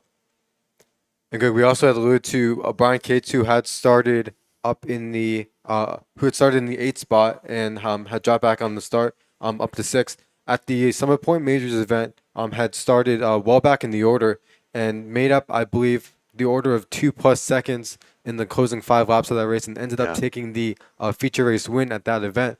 So was able to make up a lot of distance, as we do have our overall leader Russ Turner, who is opening things up over both Angelini and Burkhardt. But now Burkhardt right on the gearbox of Angelini as they made their way across the stripe. Yeah, he was 0.5 of a second faster than Angelini that last time, I'm sure, using the effects of that draft. So Burkhardt now firmly up in a battle for second position. Now, you were just talking about Brian Cates. He moved up into 6th position, so he has made up a number of positions here in the last couple of laps. And last time we saw him, he was about 6 car lengths back from David Flint, the 57 machine. Now, we talked earlier about the 56 and the 57 having issues. The 56 car of Jason Pintar has fallen back to 11th position, while the 57 machine is currently sitting in 5th overall. So obviously that earlier contact really affected how that battle was playing out. A little bit further back in the field, some great battles going on here. Jisoo Kim currently running in 7th, and he's got Brian Yates, Steve Nelson in very close proximity. And in addition to that, Bill Watts with Pintar, who we just talked about, also William Shields and Joe Blanks in very close proximity. Again, that is the battle right now for 10th position, and with Shields and Blanks just running their fastest laps of the race. And as we saw with Spec Miata, there's a number of races within the race going on, and you can look anywhere in the pack, and you'll have groups of 2 and 3 cars that are pushing together. Sometimes you always think about, and we tend to gravitate towards following the leaders. But anywhere you run, they're still fighting equally as hard and trying to fight for every position that they can muster before the race concludes. All right. And, guys, I'm gonna implore, guys and gals, I'm going to implore you, if you like what you see here today, please go ahead and smash that thumbs up button. Subscribe to either the Washington, D.C. region or the North Carolina region SCCA's YouTube channels, and click on that notification bell so you can find out every time we go live. I know with the Washington, D.C. region, we're planning to bring you more different types of motorsports events, hopefully some solo and also some rallycross in the near future. So definitely join us so you can find out about all the great motorsports action that these regions will be bringing you. All right, great battle side by side right now. The 56 machine of Jason Pintar and Bill Watts. And that is the battle for 10th with William Shields and Joe Blanks close behind. I think David Spitzer as well. But great fighting there as those drivers head down towards turn number 1.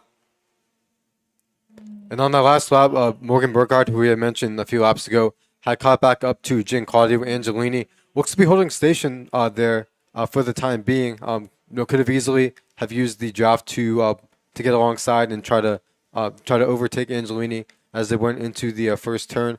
Perhaps thinking that there is something left in the race, or perhaps just being patient at this point.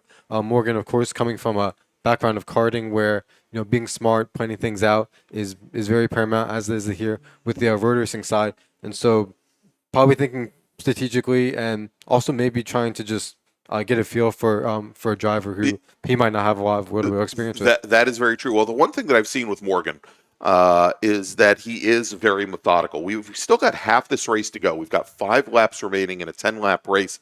And I've seen Morgan in iRacing where he is very good, and he's come away with a number of series championships. He is employed by the Delta Sport team, which is a pro, in real life, a pro racing team that he's part of their iRacing offshoot. And in real life, much like in the virtual world, just very methodical. He plans out moves far ahead of time.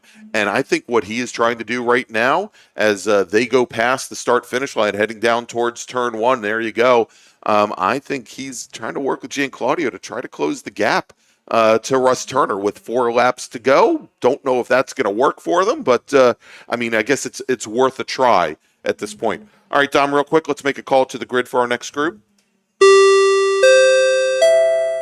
Attention in the paddock, second call to the grid for race group number 6. That's Big Bore, American Sedan, ASR, GT1, 2, and 3, GTA and GTX, ITE and ITO, SPO, Touring 1, Touring 2, and Spec Corvette. Please head to the grid. Race group number 6, Big Bore, please start heading to the grid. Your race is next.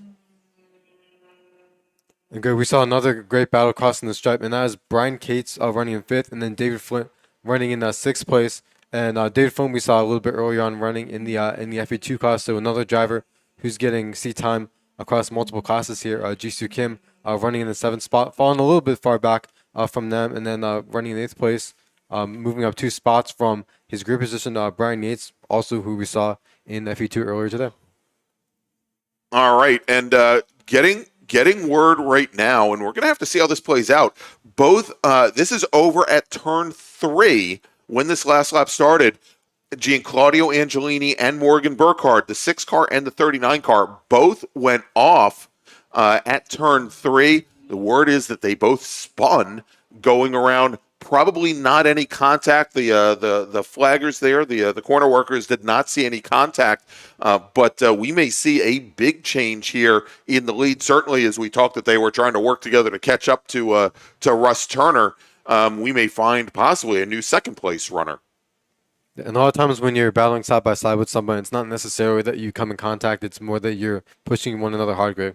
All right, and now getting word that there possibly was contact between those 2 cars, between the 6 and the 39, and indeed we have a new second place. We got a new second place runner. That's Morgan Burkhardt with Angelini running in 3rd, and I thought that perhaps they would have fallen back into the clutches of Sam Schechter, but Schechter, who was almost, I think, maybe 12 seconds back from our top 3, he is still sitting in 4th position.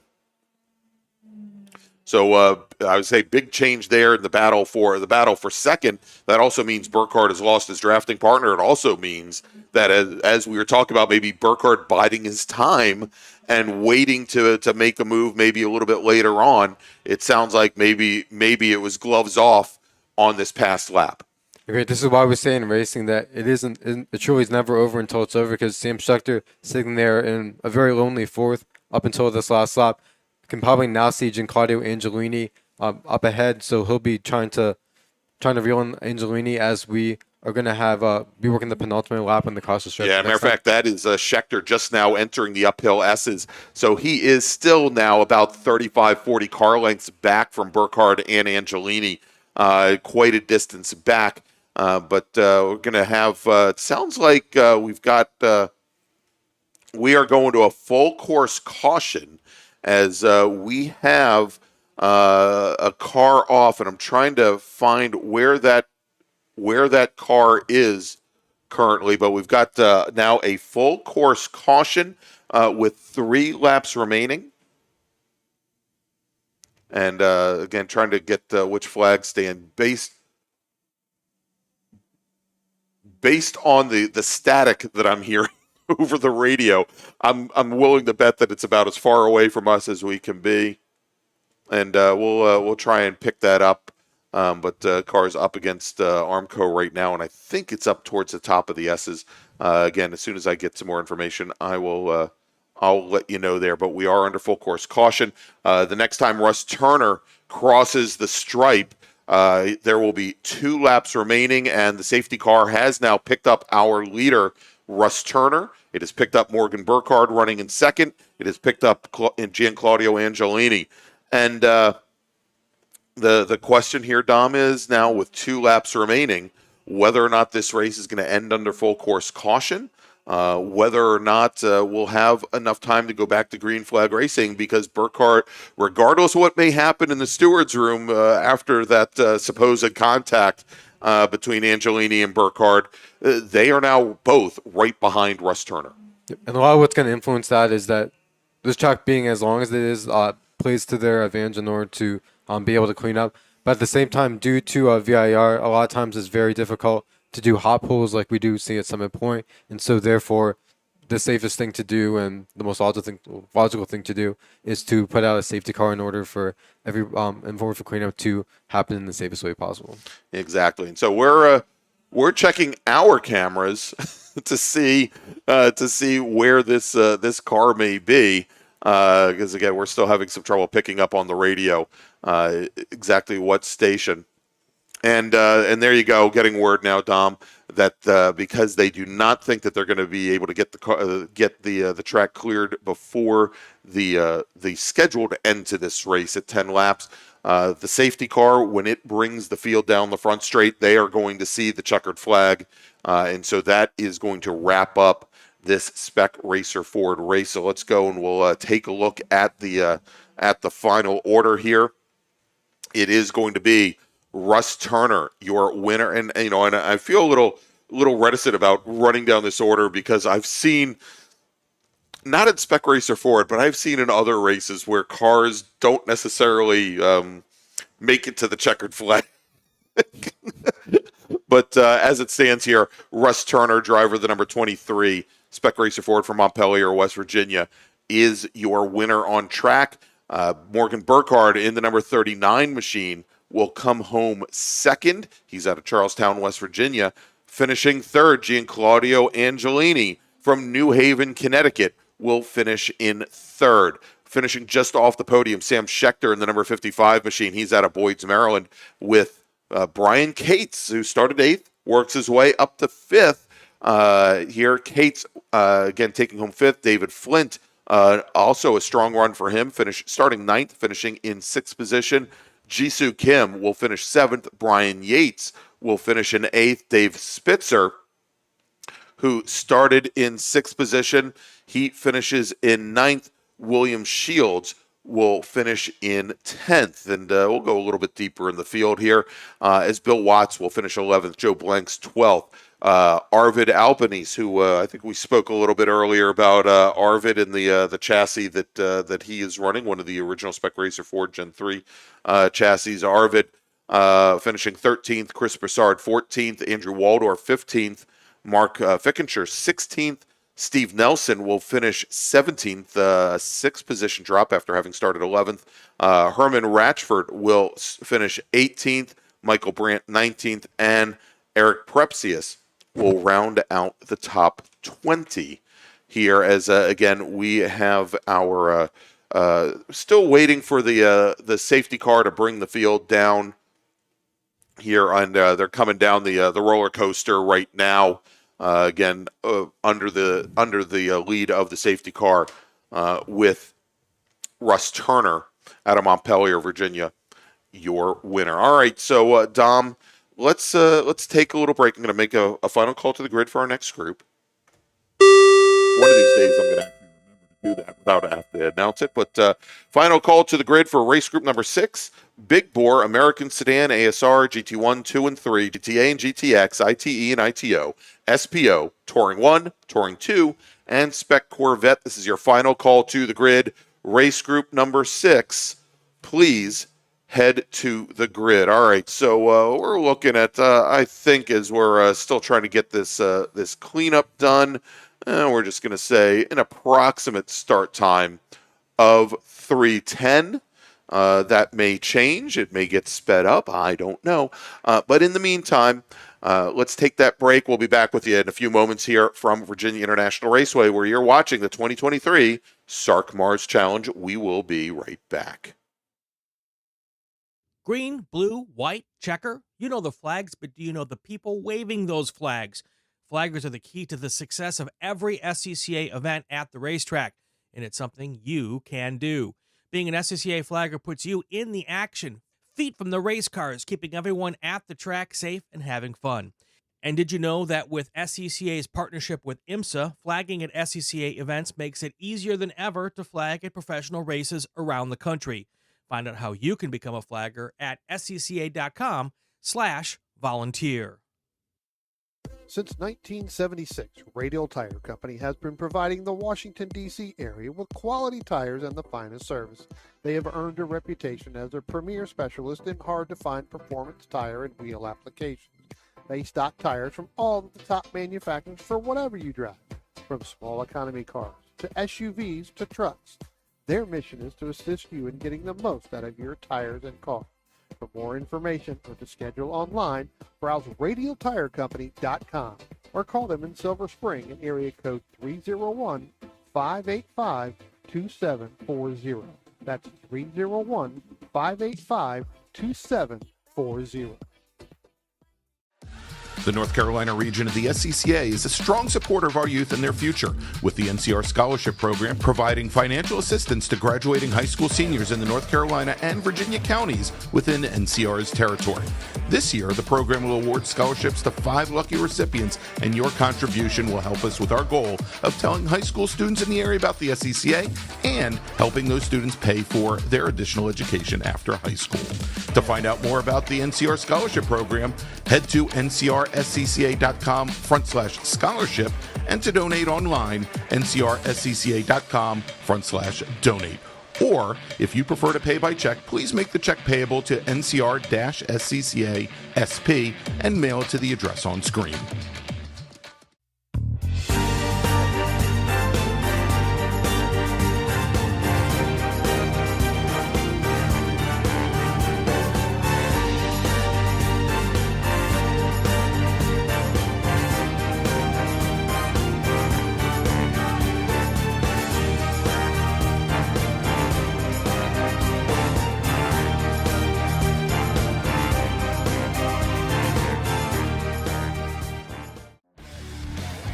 The official track photographer of the North Carolina region of the SCCA is Trad's Photos. Trad covers many of the biggest events here at VIR, at Road Atlanta, Carolina Motorsports Park, NCM, and at AMP.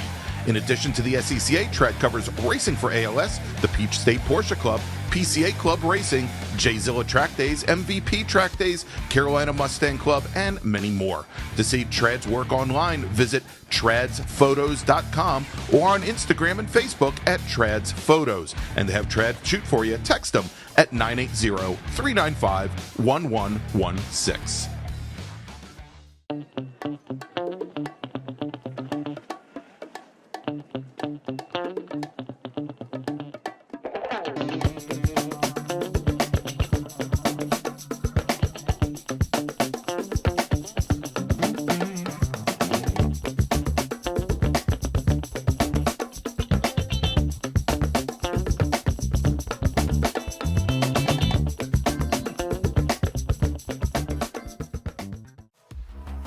Racing for ALS utilizes high-performance driving events to build ALS awareness and to battle ALS head-on with a triple target funding model that supports focused pharma research, no placebo clinical trials, and providing assistance to individual ALS patients in need. Every 90 minutes, doctors deliver a new ALS diagnosis. ALS is a progressive and fatal neurodegenerative disease that destroys motor neurons, eventuating muscle weakness, paralysis, and difficulty breathing and swallowing. Most ALS sufferers live just 2 to 5 years after diagnosis, and every 90 minutes, ALS claims another soul. Racing for ALS believes ALS is not an incurable disease, it's just an underfunded one. Our mission is to raise awareness and direct funds to speed a cure. To help find a cure, please go to racingforals.com/donate and make sure to join us at our next event.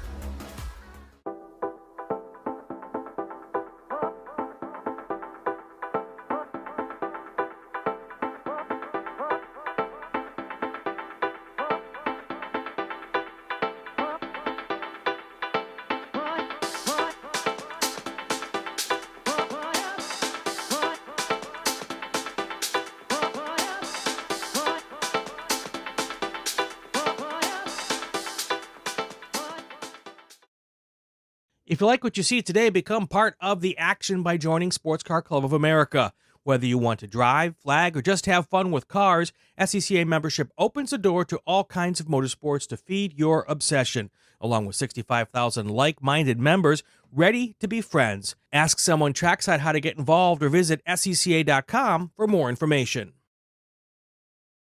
OG Racing carries just what you need to get on the track, from driving suits and shoes to helmets, data and video systems, to your favorite brake pads from Performance Friction, Hawk, and Paget.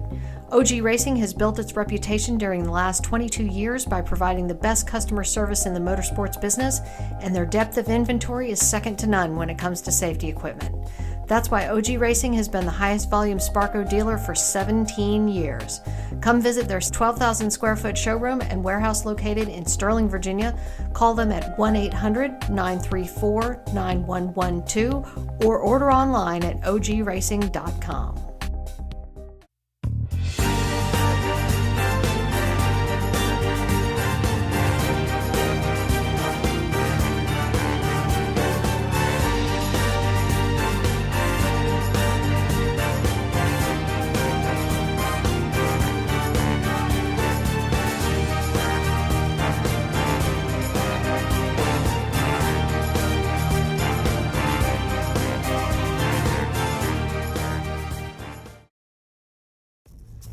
RP Performance is the only premier race shop in the region that specializes in both street and track Mazdas and is located right in the heart of racing at Summit Point's Gasoline Alley.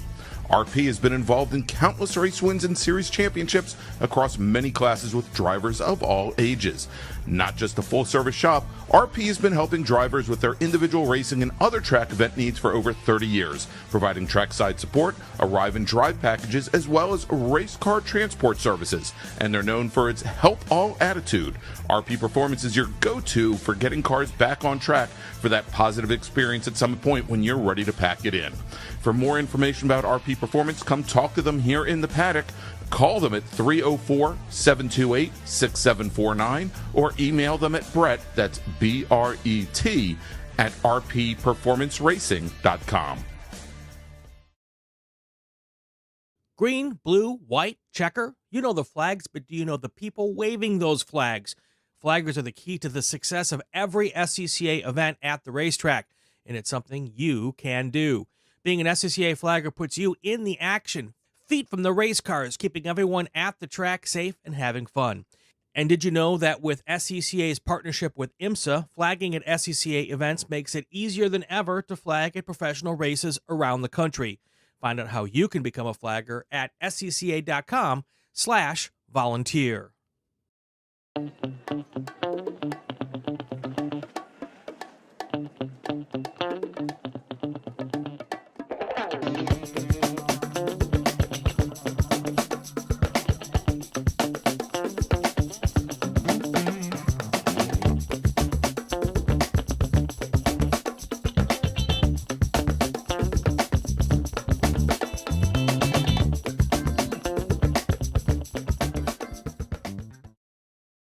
Since 1976, Radial Tire Company has been providing the Washington, D.C. area with quality tires and the finest service. They have earned a reputation as a premier specialist in hard-to-find performance tire and wheel applications. They stock tires from all of the top manufacturers for whatever you drive, from small economy cars to SUVs to trucks. Their mission is to assist you in getting the most out of your tires and car. For more information or to schedule online, browse radialtirecompany.com or call them in Silver Spring at area code 301-585-2740. That's 301-585-2740.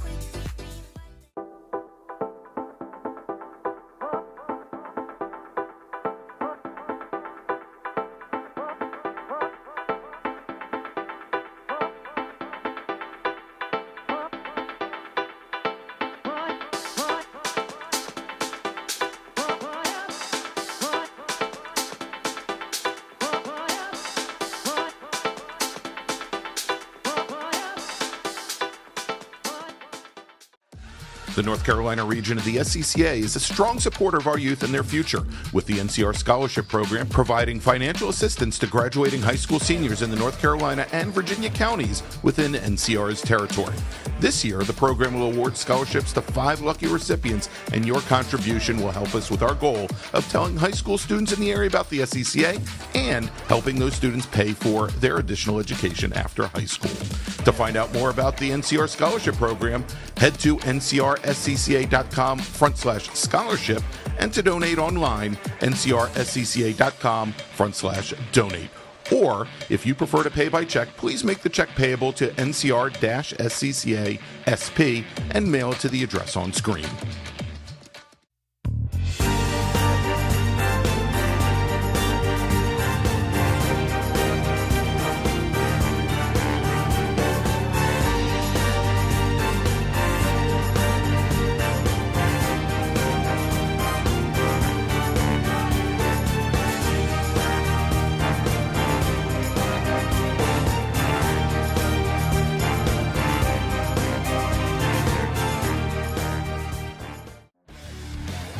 The official track photographer of the North Carolina region of the SCCA is Trad's Photos. Trad covers many of the biggest events here at VIR, at Road Atlanta, Carolina Motorsports Park, NCM, and at AMP.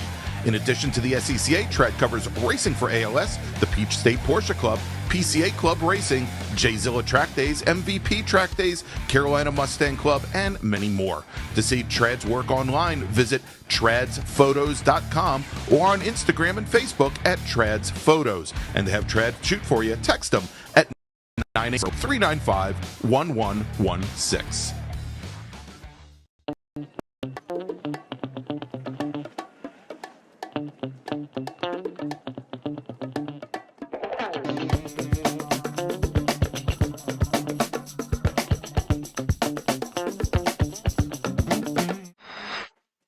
And welcome back to Virginia International Raceway for the 2023 SARRC, the SARRC MARRS Challenge, presented by the North Carolina region of the SCCA, with special guests, the Spec MX-5 Challenge as well as Spec Corvette. Wanted to remind everybody here at the facility here at Virginia International Raceway that we are going to have an all-participant social. That is for our drivers, for crew, for family, for all of our volunteers as well. That is going to be at the Gallery building. That is the large building that you see when you come over the bridge on your way to the North Paddock. That is going to start 30 minutes after the track goes cold tonight, so definitely want you to join us. All right, so Dom, let's run down the starting grid for our last sprint race of the day. Thank you, Greg. So this is going to be Group 6 Big Bore, 22 cars scheduled to start. Scheduled to start 22nd will be car number 72 out of Tompkinsville, Kentucky, in a Chevy Camaro American sedan, Ted Warning. Starting 21st, driving car number 90 from Colts Neck, New Jersey, also driving a Chevy Camaro. This one in touring 2, it's Anthony Valente. Starting 20th, we'll have car number 44 out of Apex, North Carolina, driving a Datsun 280Z. That's John Barlow. Starting 19th will be car number 4. And that's a GTA out of Wilson, North Carolina, a Chevy Impala driven by Henry Long. Starting 18th, we'll have car number 8 from Burga, North Carolina, in a Chevy Monte Carlo SPO, James Smith. Starting 17th, car number 76 from High Point, North Carolina, in another Chevrolet entry, that's John Longacre. Starting 16th, we'll have car number 72. And I believe this driver is on here twice. I'm not sure who that is, but we'll give him credit for both positions. That's going to be Ted Warning once again. The question is, did he run the same time both times with both identical cars or not? That's the opposite question. Starting in the 15th spot will be car number 82 from Wayne-Scott, New York, in a Chevrolet, in a Spec Corvette, and that's going to be Frank Delim. Starting in the 14th spot, we'll have car number 153, also in a Spec Corvette, out of Pittsburgh, Pennsylvania, Mario Scaramouche. Starting 13th, we'll have car number 26 out of Wayne, New Jersey. Another of our Spec Corvette entries, this one driven by Dominic Rizzo. In 12th will be car number 98 out of Rutherford, 14, North Carolina, at the wheel of a Chevy Monte Carlo, Robert Gomer. Starting in the 11th spot will be car number 17 out of Valrico, Florida, in a Spec Corvette, Cecil Stevens. Starting in the 10th spot, we'll have car number 24 out of Branford, Connecticut, driving a Mazda MX-5, Earl Tucker. In the 9th position, we find car number 63, another of our Spec Corvettes, out of Aston, Pennsylvania, and that's Jeffrey Pasquale. Starting 8th, car number 70 out of Deerfield Beach, Florida, Spec Corvette driven by Brian Boyd. We find another Spec Corvette in our 7th position, this one out of Trinity, Florida, driven by Joseph Griffin. In the 6th position, we'll find car number 6 out of Tampa, Florida, and that is Frank Reinhardt.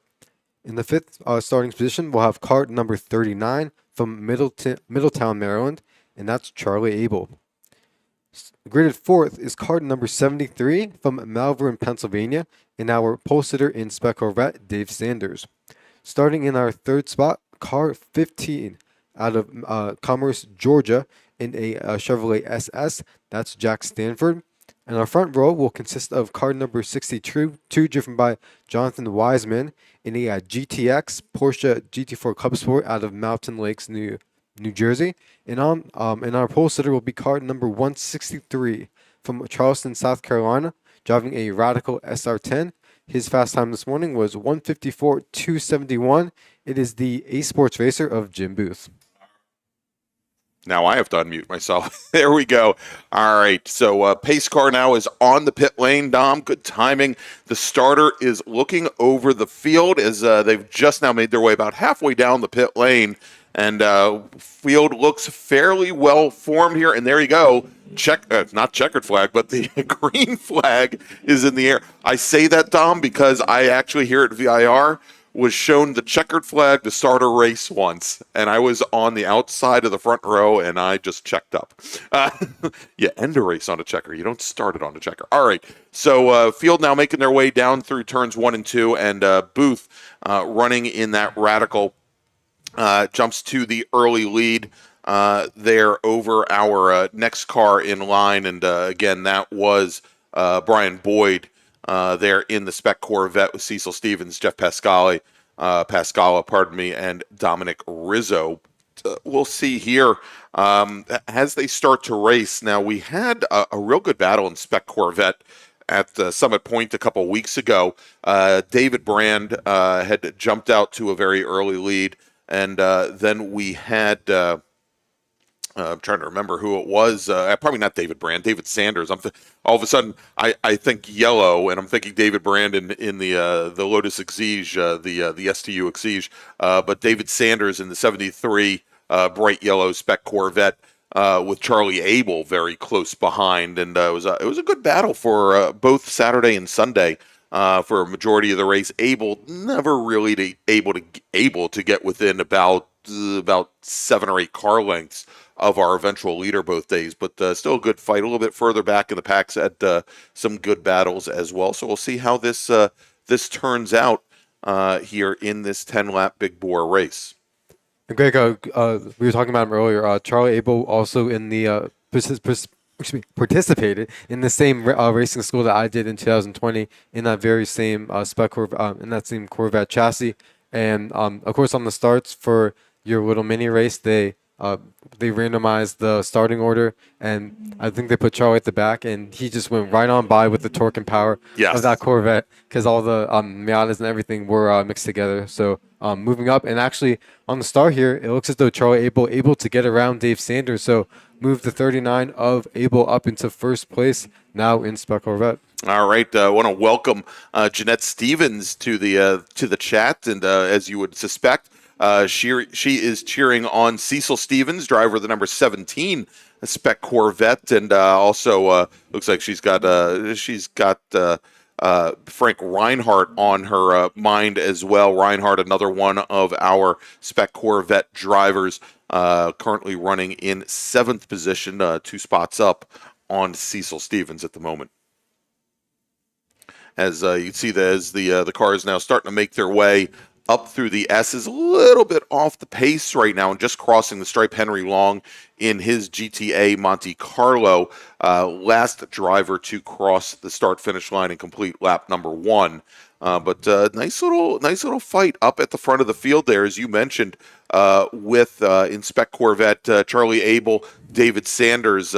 Joseph Griffin has fallen a little bit off the pace of those top 2, but he's got Reinhardt, he's got Boyd, he's also got Stevens, all in very close proximity, and Jeffrey Pascalo is very close behind as well. So we'll see how things play out for them, but looks like a good battle unfolding, multiple good battles unfolding in Spec Corvette.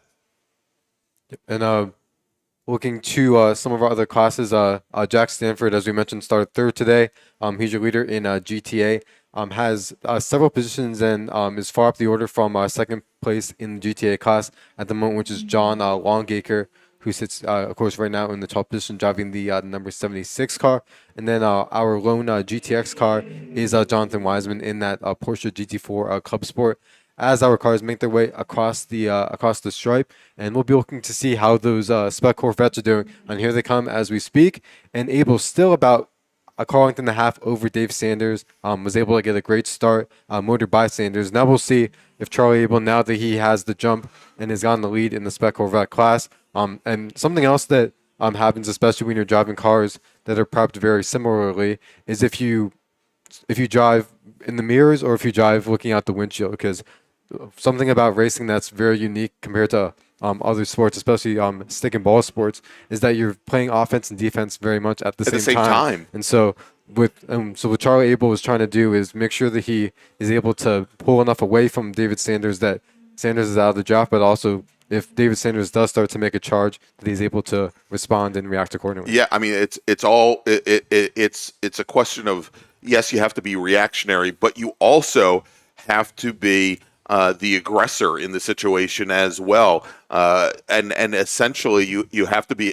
I think the big thing is that you have to be able to counter program or counteract what your competitor is doing, and have a reaction planned for any one of hundreds or thousands of different opportunities that might pop up. Now, if you want to find out more about Spec Corvette, you can go to speccorvette.com, and specifically the Northeast contingent for Spec Corvette, you can go to northeastspeccorvette.com. And if you want to take a look at the schedule, put a /schedule at the end there. As we mentioned, they started off their season at Summit Point Raceway a couple weeks ago.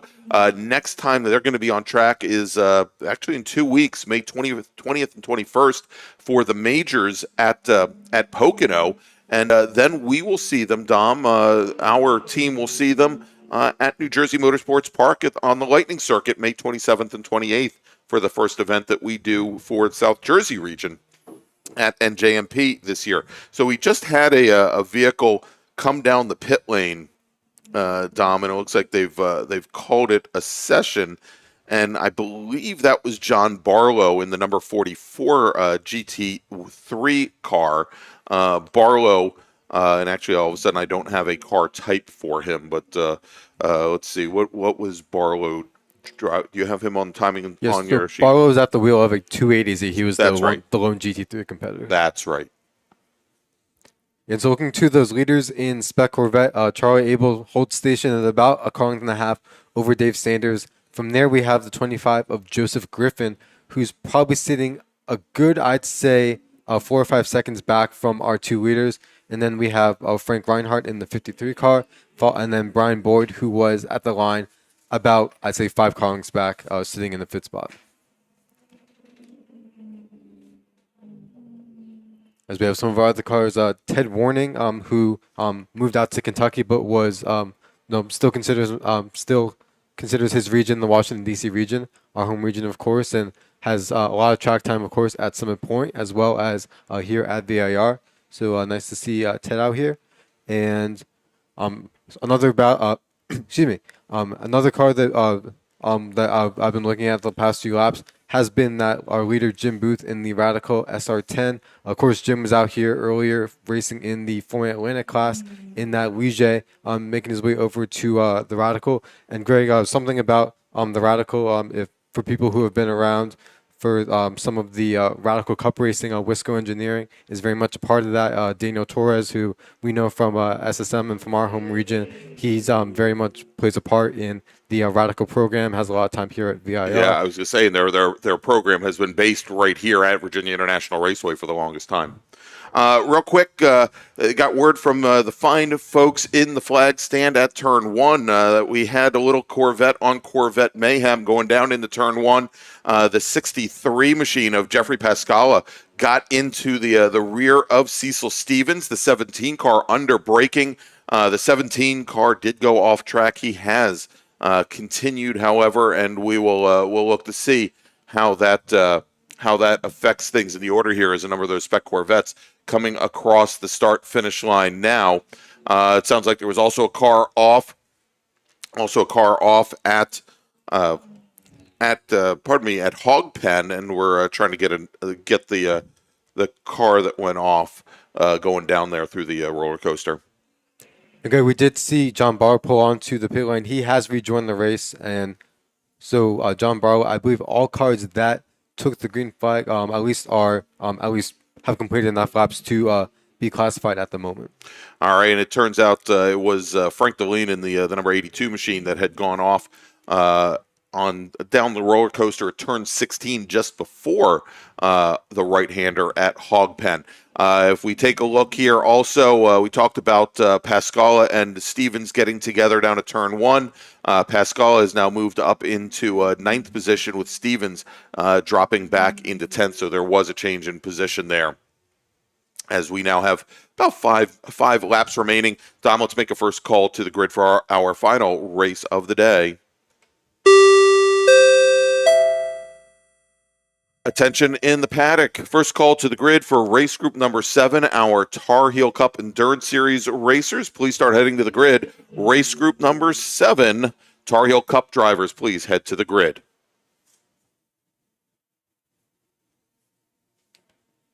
So we actually do have a car that showed a little bit of smoke coming out of Oak Tree there. I'm not sure if that was what that was, if it was a little bit of tire rubber, maybe something a little bit more mechanical. Yeah, we'll have to see that as they come down the hill and see if that's the case. I mean, otherwise we're starting to see here, and there is the 39 and the 73 car coming across the stripe, and that is Abel and Sanders. And Sanders is now only half a car length back from Charlie Abel, the yellow number 73. You'll see them coming out of turn 2 right now, side by side. The yellow car of Sanders to the inside, the black car of Abel to the outside, and it looks like David Sanders has now taken the lead in Spec Corvette, getting around Charlie Abel. That will move him also up into third place overall, or probably fourth place overall, as we've got Booth, who just now set fastest lap of anybody in this race at a 153.65, absolutely flying. Jack Stanford, our GTA leader, currently running second overall, and then Jonathan Weissman in the GTX, I believe Porsche Cayman, currently running in third.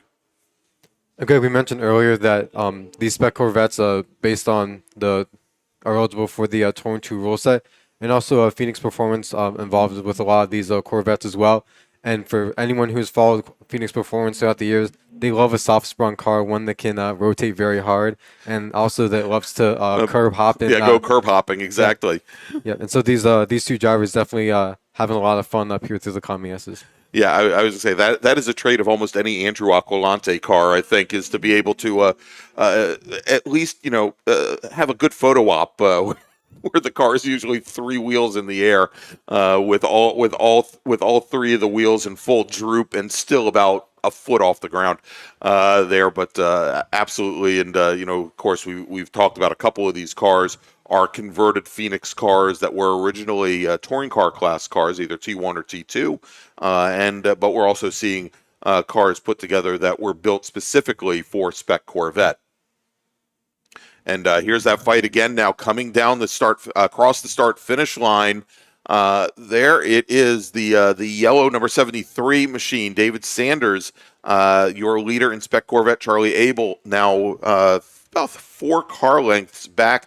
That last time by, Sanders ran his fastest lap of the race at a 2:04.1, almost 9/10 of a second faster than Charlie Abel. Now, Joseph Griffin is currently running 3rd in class. He just now crosses the stripe in the white number 25 machine. He runs his fastest lap of the race, but Dom, his fastest, almost 3 seconds off of our leader. And just got word that the 98 machine just had a small little moment. That was Robert Gomer, our sole SPO racer, but he has managed to continue. Yep, and looking at our Spec Corvette racers of the last time by, Dave Sanders was about a second lap quicker than Charlie Abel. However, able to stay within about 2 car lengths back. They have opened things up considerably over the third, our current 3rd place runner in Spec Corvette, Joseph Griffin, in the 25 car.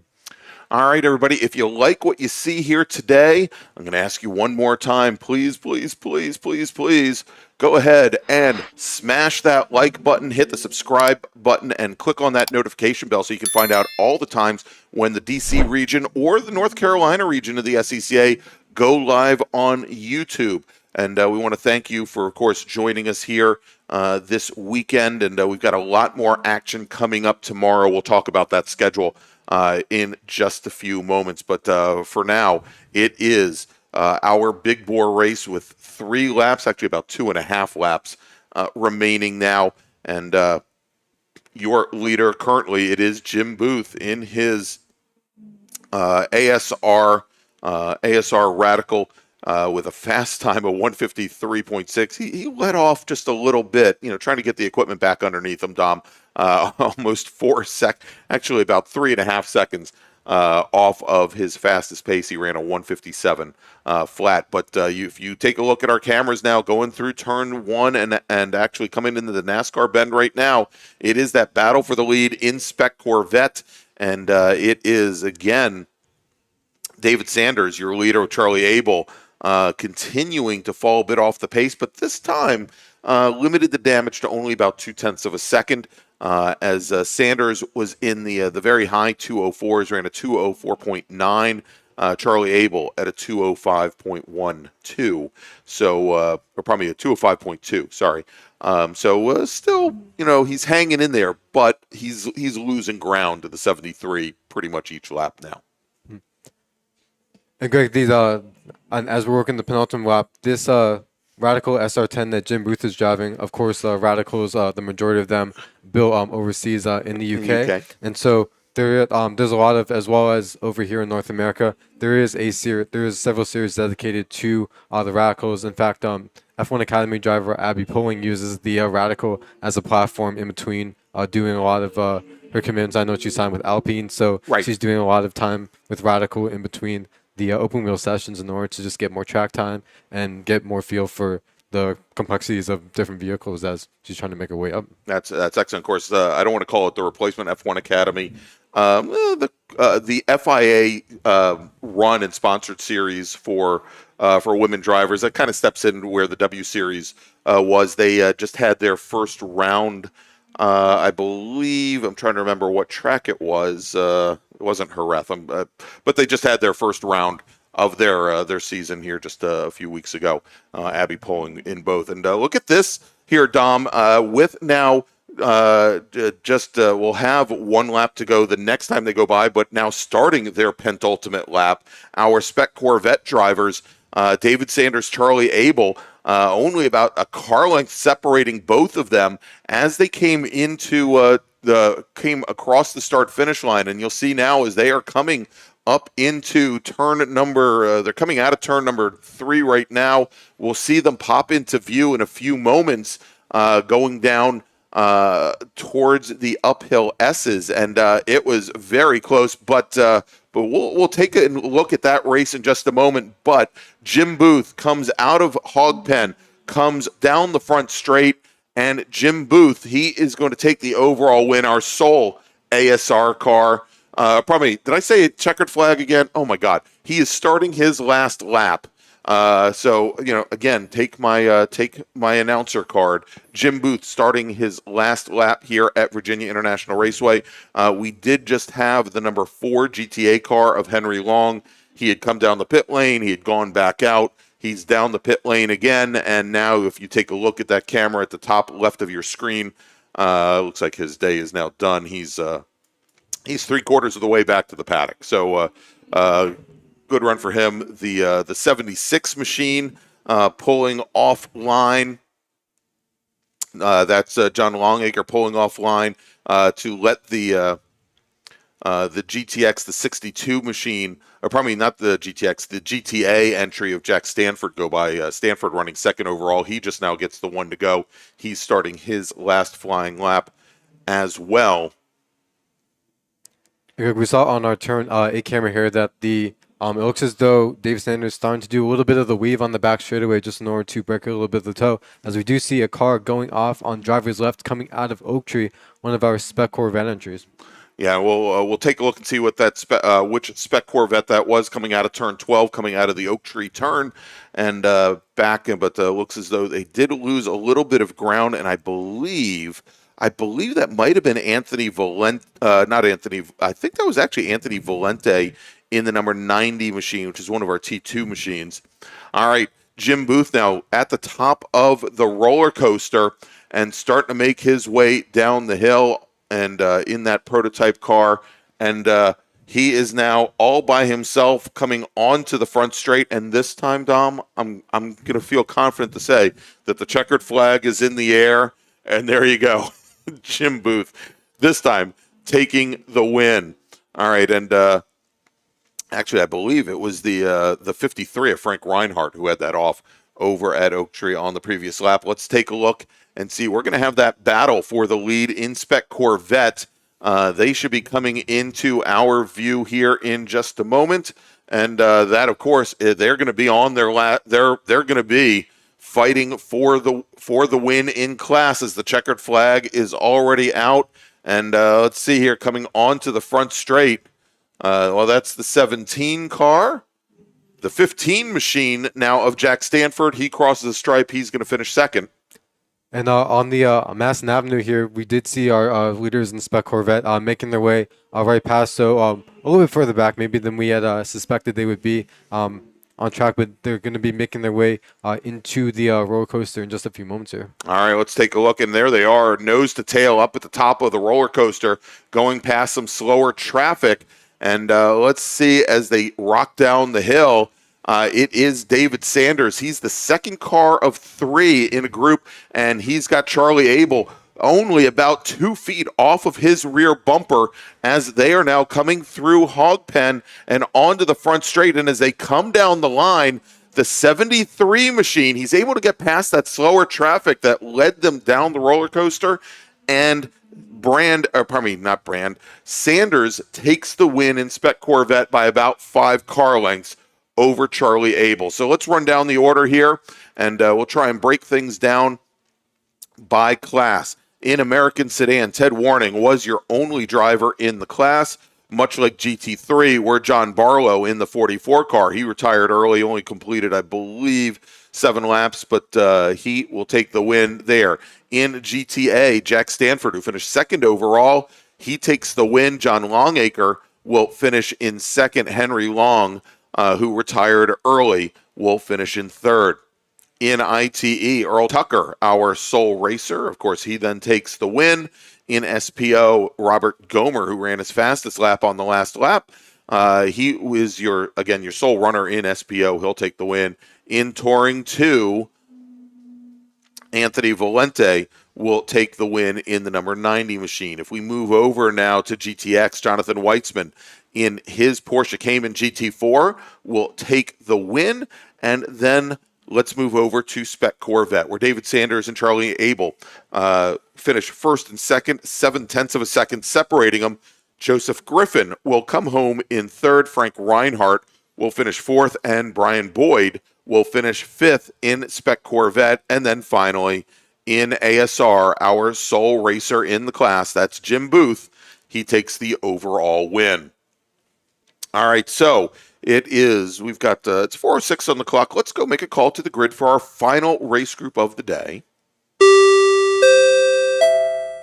Attention in the paddock. Final call to the grid for race group number 7, our Tarheel Cup Endurance Series. Please start heading over to the grid. This is your final call. Race group number 7, Tarheel Cup drivers, please head to the grid. All right, so it is about 4:07 right now. Is that the time I've got? That's what Mr. TikTok says. Let me go and adjust a do a little magic here. We're going to say we'll say about 4:15.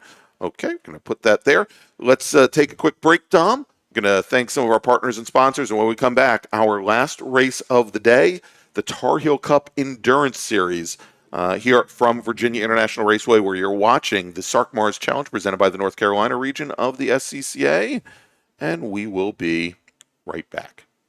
OG Racing carries just what you need to get on the track, from driving suits and shoes to helmets, data and video systems, to your favorite brake pads from Performance Friction, Hawk, and Paget. OG Racing has built its reputation during the last 22 years by providing the best customer service in the motorsports business, and their depth of inventory is second to none when it comes to safety equipment. That's why OG Racing has been the highest volume Sparco dealer for 17 years. Come visit their 12,000 square foot showroom and warehouse located in Sterling, Virginia. Call them at 1-800-934-9112 or order online at ogracing.com. The official track photographer of the North Carolina region of the SCCA is Trad's Photos. Trad covers many of the biggest events here at VIR, at Road Atlanta, Carolina Motorsports Park, NCM, and at AMP. In addition to the SCCA, Trad covers racing for ALS, the Peach State Porsche Club, PCA Club Racing, J-Zilla Track Days, MVP Track Days, Carolina Mustang Club, and many more. To see Trad's work online, visit tradsphotos.com or on Instagram and Facebook at Trad's Photos. And to have Trad shoot for you, text them at 980-395-1116. The North Carolina region of the SCCA is a strong supporter of our youth and their future, with the NCR Scholarship Program providing financial assistance to graduating high school seniors in the North Carolina and Virginia counties within NCR's territory. This year, the program will award scholarships to 5 lucky recipients, and your contribution will help us with our goal of telling high school students in the area about the SCCA and helping those students pay for their additional education after high school. To find out more about the NCR Scholarship Program, head to ncrscca.com/scholarship, and to donate online, ncrscca.com/donate. Or, if you prefer to pay by check, please make the check payable to NCR-SCCA SP and mail it to the address on screen.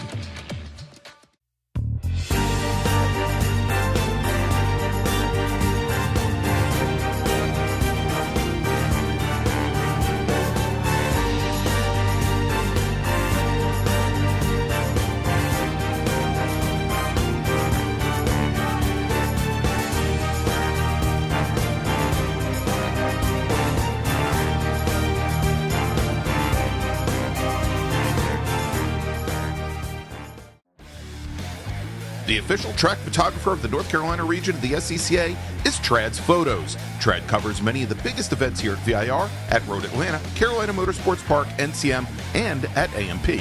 In addition to the SCCA, Trad covers racing for ALS, the Peach State Porsche Club, PCA Club Racing, J-Zilla Track Days, MVP Track Days, Carolina Mustang Club, and many more. To see Trad's work online, visit tradsphotos.com or on Instagram and Facebook at Trad's Photos. And to have Trad shoot for you, text them at 980-395-1116.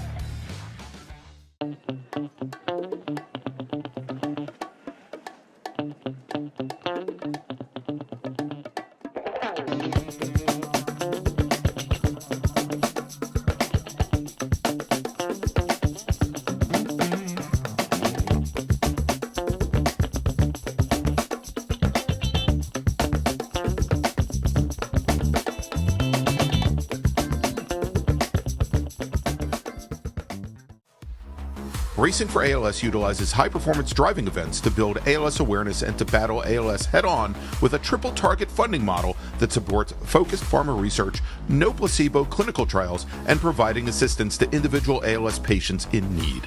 Every 90 minutes, doctors deliver a new ALS diagnosis. ALS is a progressive and fatal neurodegenerative disease that destroys motor neurons, eventuating muscle weakness, paralysis, and difficulty breathing and swallowing. Most ALS sufferers live just 2 to 5 years after diagnosis, and every 90 minutes, ALS claims another soul. Racing for ALS believes ALS is not an incurable disease, it's just an underfunded one. Our mission is to raise awareness and direct funds to speed a cure. To help find a cure, please go to racingforals.com/donate and make sure to join us at our next event.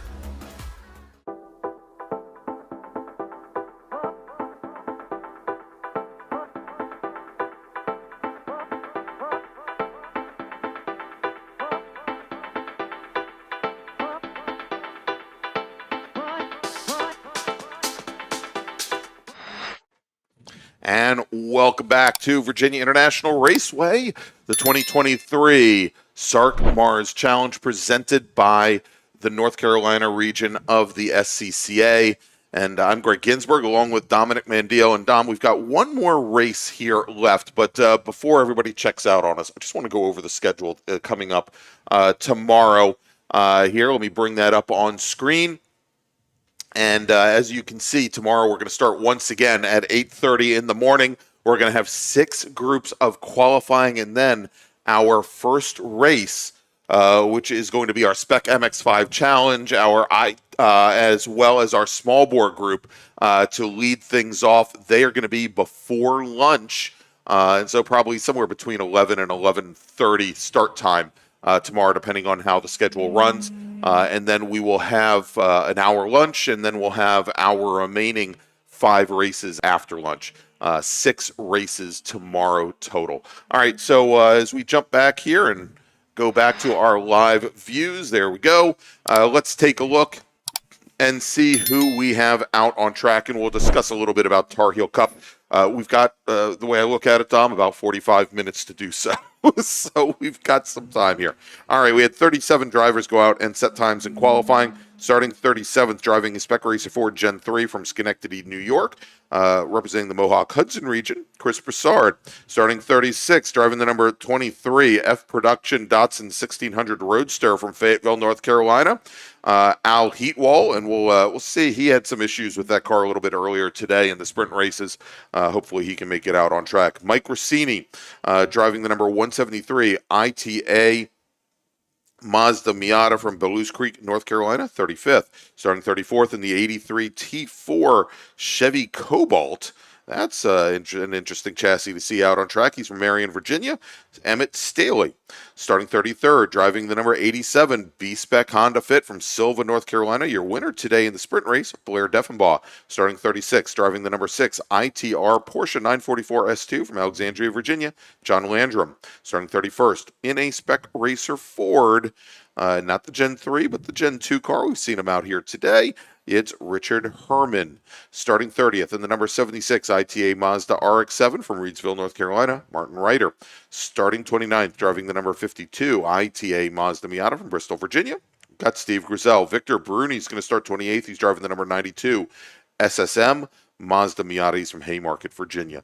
Raleigh, North Carolina's Mark Sr. will start 27th. He's in the number 0 car. That is an SMT Mazda Miata. Starting 26th, driving the number 48 F Production Mazda Miata from Bristol, Tennessee. It's Greg Siegert with Dennis Mathias starting 25th. He's driving the number 88 SMSE Mazda Miata from Apex, North Carolina.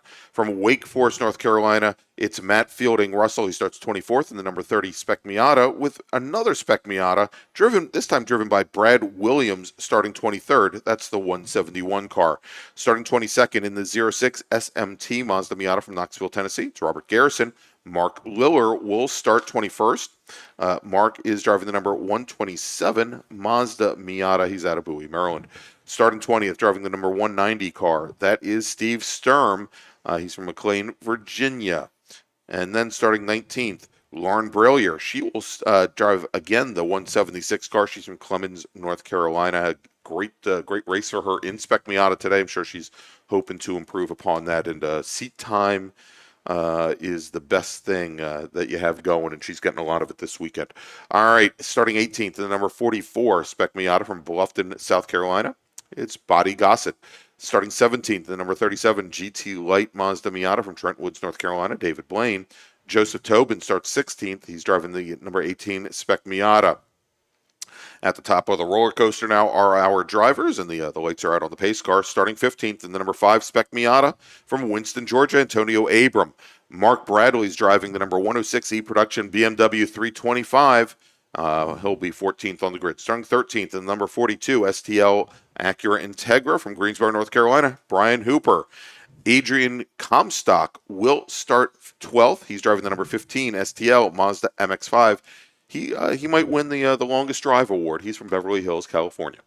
All right, next we've got Michael Brandt. He's starting 11th in number 53 T3 BMW 330i, while Connor Roberts will start 10th in the number 46 T3 Mazda MX-5. Starting 9th in the number 74, and actually all of the remaining cars are Spec Racer 4 Gen 3. Starting 9th, driving the number 74 machine from Chesapeake, Virginia, it's Joe Blanks. Bill Watts will start 8th.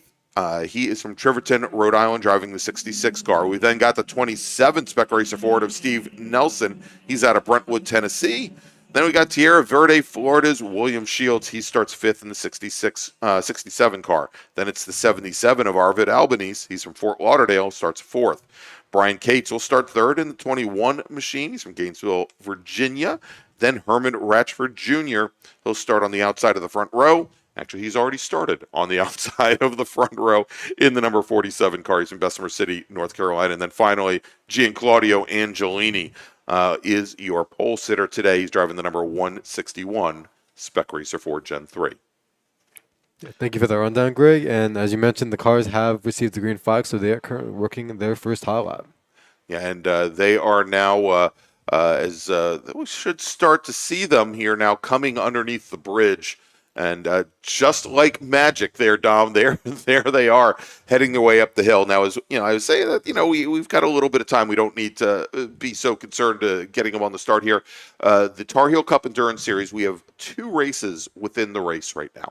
We've got a 65-minute enduro race that a number of our drivers, they will be running 60 minutes on track, and they can have a 5-minute pit stop. And actually, they must, for the endurance race, they must have a 5-minute pit stop. They can change drivers if they wish. They can put in fuel if they wish.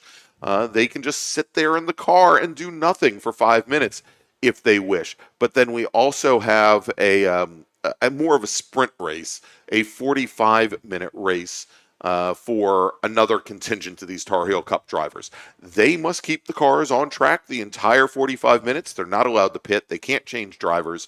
It's just simply a longer sprint race than what we've seen over the course of the entire day today.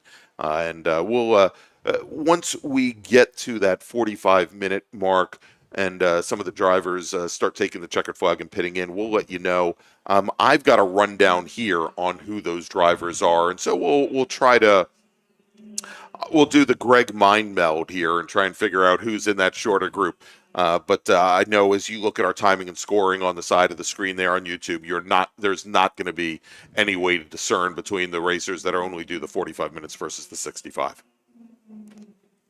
You know, guys, we were talking about earlier, I think with this enduro, there's a lot of different possibilities and also a lot of different experience levels with a session that's of this duration where because the drivers earlier, and a lot of them, as you mentioned, are running in multiple classes and were on track earlier today. And so what they're having to do is adjust their thinking for a longer session and trying to take care of their cars as best they can. And it also, I think, opens up the opportunity for cars to race other cars in classes that they normally wouldn't. As we see out front with our spec racers, of course, they're going to be sharing the track, but some of the drivers who may have been racing one another earlier, they might get another chance to race those same drivers or drivers that were pretty close to them on track this morning.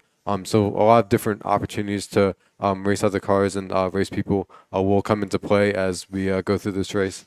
Yeah, you know, Dom, and as we were talking earlier, and I go back to the conversation that we had earlier with Chase Jones from the Spec MX-5 Challenge Race. Saying, oh well, there wasn't much strategy in a 10-lap race. How's it going to change when your race is only 2 laps longer? When we're looking at a 45-minute race, at a race that is likely going to be another here at VIR, probably another 7 laps or something like that longer, almost twice the length of what some of these drivers were racing here earlier today. You ask the question again: how does your strategy change? I don't know how much it can or will. I've watched a lot of amateur endurance racing over the last couple of years, and for example, in Spec Miata, you run those cars. I've seen them run 12-hour and 24-hour races. Like it's a sprint race from start to end. There's no dialing back the lap times because you want to make the equipment last. In many cases nowadays, especially with the lighter chassis, some of the lighter chassis that we see on track, it's not a challenge to make tires last for 45 minutes. It's not a challenge to make brakes last for 45 minutes. I think the biggest challenge will be for our Spec Racer Ford drivers is making the fuel last 45 minutes, because you're kind of getting to about the limits of what that Spec Racer Ford Gen 3 configuration can actually do on a tank of fuel. And something that I think about when people who have sprint racing experience and then end up going to run endurance, as a fan of running, I think of it as the difference between somebody who runs for instance, the 1,500 meters and then goes on to run a marathon, because there are plenty of professional runners who do so. And what they do is that they have a plan in place. They have a training plan where they know that they have to work certain muscles for a certain race, and then be looking for the marathon using a different set of muscles and going with a different strategy plan. So as you mentioned, a lot of these cars are, especially the spec racers, being a lighter chassis, they can be fairly easy as long as they don't slide the car around too much or have too many spills out there on track. We'll be able to keep those tires underneath them, and so the car will be very compliant throughout the session. A lot of the other cars, even though sometimes the weight's going to increase if you're driving something like a touring car, a lot of the same principles do apply there. But I think as these races go through, and something else they're going to be thankful for is that we do have very nice weather today. So I have also seen races, SCCA races, and races in other organizations that have been enduros where the weather hasn't been so nice, and so being in the cockpit for an hour plus hasn't been the most, I'd say, enjoyable thing that they're doing out there. Even though they're concentrated on the task at hand, but they are going to be enjoying this nice afternoon to run this extra longer session. All right. Well, 2 drivers who may not enjoy the rest of the afternoon, as we were just talking about, Spec Miata is running sprint races, treating this like a sprint race from beginning to end. Bill Watts, Joe Blanks, getting together at the top of the roller coaster and drawing the ire of some of our stewards. Looks like they're going to be having a nice little conversation when this race is over. Again, that's the 74 and the 66 machine. But as we take a look now with cars on course, I'm going to try here, Dom, as we run down to try and fill you in on whether or not some of these drivers are going to be staying out on course at the time that the 45-minute timer expires. Your overall leader right now, Claudio Angelini. We saw him just a little while ago in the Spec Racer Ford race in the number 161 machine, and lo and behold, I don't know. Because I don't have it listed here. Again, most of our Spec Racer Ford Gen 3 racers are going to be calling it quits after just 45 minutes, but we'll check there. I don't have a listing for Angelini. Herman Ratchford Jr. Driving the number 47 machine, and I believe he will be bringing his car early. Or not early, but at the 45-minute mark. Arvid Albanese driving the number 77 machine, or probably the 71 machine. I think he's in for the long haul. I think he's in for the 65 minutes. Brian Cates in the 21 car. He's 45 and done, it looks like. Then we got David Flint in the 57 car. Looks like he's in it for the 65 minutes, and then William Shields in the 67 car. Looks like 45 minutes. So looks like this is going to make things very interesting, especially towards the front of the field with all these Spec Racer Fords. When drivers, maybe in the heat of a battle, just peel off after 45 minutes. And there are no special markings, as best I can tell, on the cars, whether it be Spec Racer Ford or any of the other classes, so the drivers know whether or not they're racing for 45, whether their competitors are racing for 45 minutes or 65 minutes. The last thing you want to do is get into some pitched battle. You know, if you're only running 45 minutes and you're now fighting lap after lap after lap with a driver that's going to be on course for 20 more minutes than you are, and all the while the guy behind you has made up 10 car lengths, you know, and he is battling for position with you. So, I think it introduces some pretty neat challenges here. And Greg, to add on to that, something else that would also be very imperative and very helpful here is to have somebody on the radio with you who has a stopwatch and can tell you, because we're doing this by time. You know, some drivers might be thinking about setting up a move because they might be battling wheel to wheel with somebody throughout the race, and then if that time starts to elapse and the time starts to run out, then they have to decide when they're going to try to make that move. And then if they run out of time, then no, that's on them for not seeing how much time was remaining in the session. And so that's why having someone in your ear for this type of event might be very useful for some of these drivers.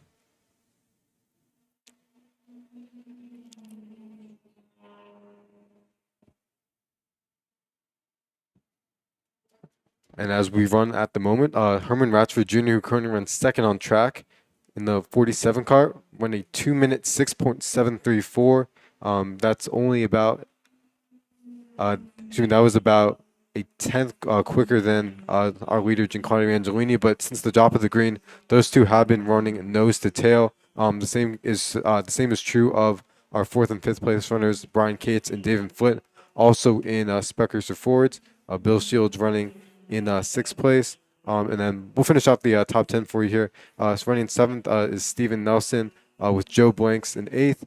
Chris Broussard running in the ninth spot, and then Michael Brandt running in 10th, driving car number 53. All right, so there you go.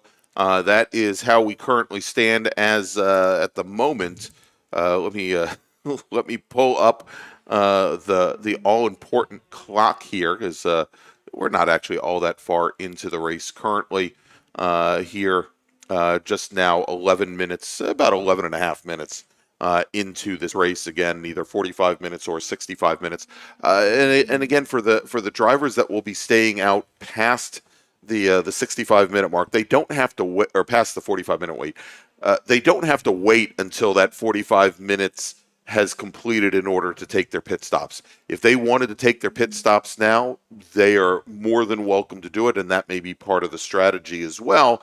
You know, a lot of it will determine on, much like in real endurance racing, you want to make sure that once you finish your pit stop up, that you come out in maybe a clear portion of the track and not put yourself right into another battle that you end up losing time over the remainder of the race. And certainly with a 5-minute pit stop, it's very hard to plan that out. It's very hard to predict where the rest of the traffic is going to be 5 minutes down the line.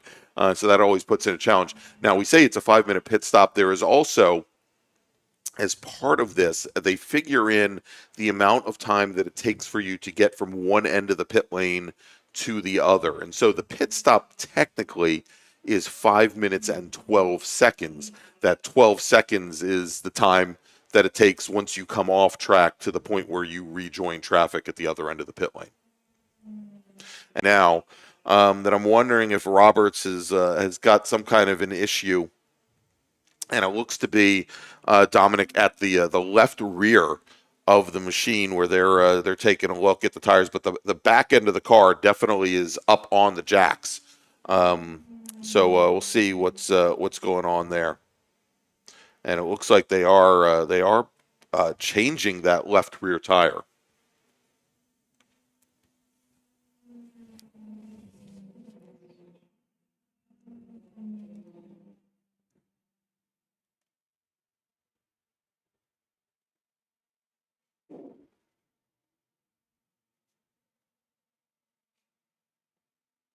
Also, something that we're going to see as this race goes on is at what times these cars really come into their element. I think, for instance, the Spec Racer Ford was very much built to be a sprint race type of car, and so as they go through the race, it's gonna be really important for the drivers to be able to have something for the end. Whereas a lot of these cars that are production based cars, based on real cars, are going to be much more, I think, adapt to driving that kind of driving a longer session. All right, so Dom, a couple things. The MX-5 Cup car of Roberts just headed back out, and that engine did not sound very healthy. It sounded really off song, but he is going back out. Also, just got word that Brian Cates, who had been up towards the front of the field, and he's currently showing fourth. I think we're going to see him drop through the order, though. And indeed, he is starting to drop down through the order. Had spun the car, turn 11, which is the right-hander that leads into the Oak Tree turn. You probably saw it on our cameras right there. He spun center of track, got the car back underway.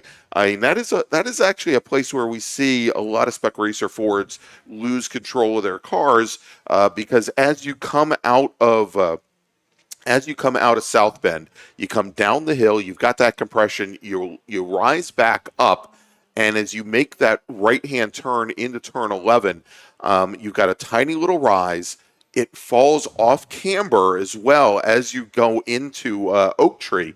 And in that area right in the middle, as you're transitioning also from using the throttle to get in there because you were going uphill, to setting up for Oak Tree, that the rear end of the car gets very, very light. It gets unloaded, and again, you're off camber. And so Brian Cates puts the rear end of the car around. Looks like we've got another car that has just gone back to the paddock. An orange Spec Racer Ford. We'll get the number on that car in just a moment. That's going to be the 27 of Steven Nelson. Nelson, okay. And so it looks like his session is now done as well. And again, we want to thank everybody for joining us here today, here both on the Washington, D.C. region SCCA and North Carolina region SCCA YouTube channels. And of course, everybody listening to us here at Virginia International Raceway as well. Going to bring up that schedule one more time so you can see exactly what we are going to be doing here over the course of the rest of the weekend. Again, we don't have it listed here on the schedule, but for all of our participants, whether you be drivers, whether you be crew or family or friends, whether you be volunteers, 30 minutes after this race is over, we are going to have our Saturday night social at the Gallery building. That's the large building on your left as you come over the bridge into the paddock area, come inside the track. In addition to that, tomorrow we are going to be on air once again at 8:30 a.m. Eastern Time. We're going to have 6 groups of qualifying, and then we will have our feature races. We're going to have the first feature race before lunch, and then the remaining 5 races after lunch, and we'll have that 1-hour lunch. In the meantime, you can see all the groups down there at the bottom. An interesting note, Dom, that I received from the race organizers is that for the majority of our classes, for the majority of our run groups, the starting grid for tomorrow is based on the fastest lap time from the qualifying session today, the race today, or the qualifying session tomorrow morning.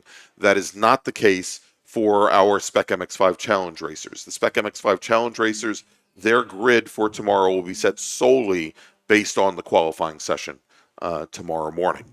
All right, so let's get back to the action here.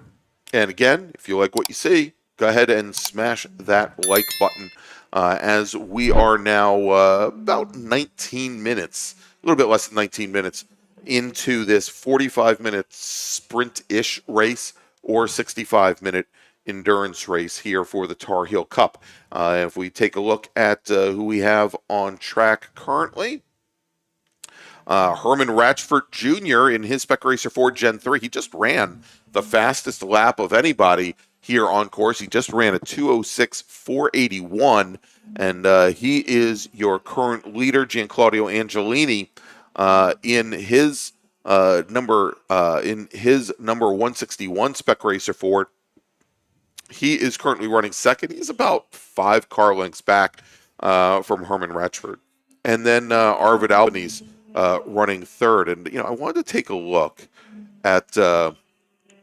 I'm going to take a look here and see what the lap times we had from the Spec Racer Ford race. I'm just trying to get an idea of what kind of pace the drivers up at the front are running. Russ Turner who won the Spec Racer Ford sprint race, ran a 2:05.875, and Ratchford, who just turned in the fastest lap so far of anybody in this race, just turned in a 2:06.481. So about a half a second difference between what Russ Turner ran in the sprint race versus what Ratchford is running now. And I kind of expected the delta to be a little bit larger, but I mean it goes to show that that these drivers, they are they're on it from start to finish, and they're not looking at it like, well, we've got to preserve the equipment, because like I said, most of the consumables that these racers might be worried about, 45 minutes or even 65 minutes is not a tough pull for them. Just got word that the number 2 machine had gone off track and has now recovered. The number 2. Where is the number 2? Dom. Oh yeah, Richard Herman. He's in our Gen 2 Spec Racer Ford. He was running 17th overall, had made up 11 positions. We'll see where he stands after this lap is over. Also just noticed Al Heatwall in that red, white, and blue Datsun 1600 Roadster. He did make the green. He's out there right now actually in a group of 3 cars going into turn 1 and going into the horseshoe. Another pair we saw across the line just a moment ago. We had Antonio Abram and Lauren Bralier running nose to tail as well. They're right now on track, listed as 13th and 15th respectively. I believe Lauren Bralier may have gone around Joseph Topin for the line this time, but these two we saw earlier on in Spec Miata, and then carrying that over here to our Tarheel Cup event.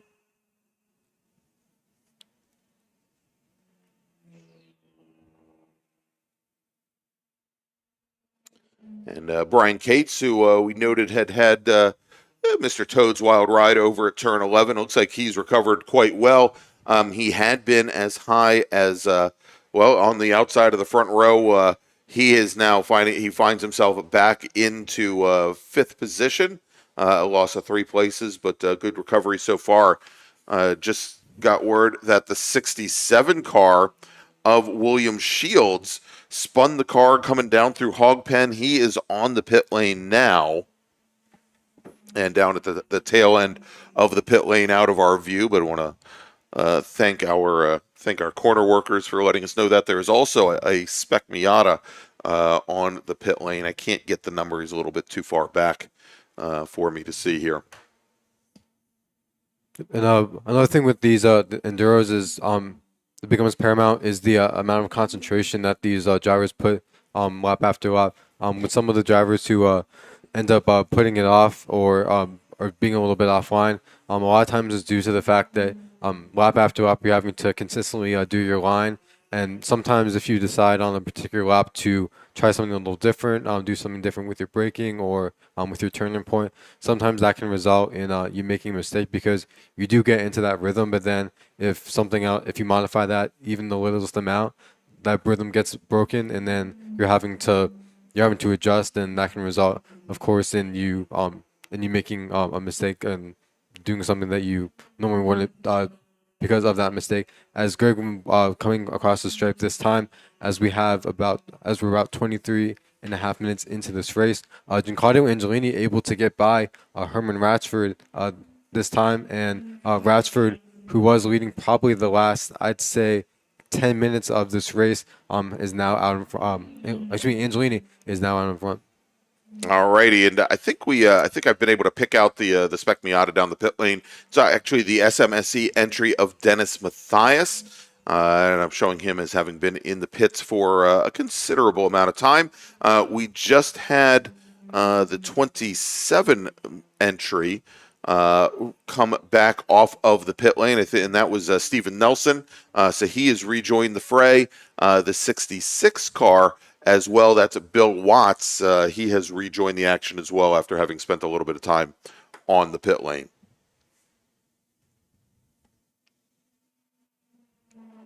And some of the cars out here, I believe that Corbin Collins is one, and Adrian Comstack is another. As you mentioned, we're going to have qualifying in addition to racing tomorrow morning. So a number of these Spec MX-5, as we heard from earlier from both Chase and Bethany, that Spec MX-5 being very much a development series, track time and seat time is everything for these drivers. So having, despite the fact that Spec MX-5 is primarily a sprint racing format for the weekends that they have, they are able to any kind of additional track time and time they can spend getting to learn the course and also learn their cars is gonna be very valuable to them as they go into their sessions tomorrow. All right, and Dennis Mathias in that SMSC number 88 car, he has just rejoined the fray. And Dom, I'm looking down the pit lane again, and looks like Connor Roberts in that Global MX-5 Cup car. He is back, and we'll see if that car goes up on the jack stands or not. He is pulling out of his pit box right now. And you know what? It's not that the engine sounded like it was off. It was the pit lane speed limiter that I could hear basically a built-in miss. So Roberts now heads back out on track, heading down towards turn number 1. That was his second stop on the pit lane. I think also now heading onto the pit lane, the number 30 Spec Miata of Matt Fielding Russell, currently sitting 27th overall. And that one, I think, let me take a look here. That is the number 30 car, and I believe that is a car that is here for the entire 65 minutes. And I see the door open. Looks like they're making a driver change right now.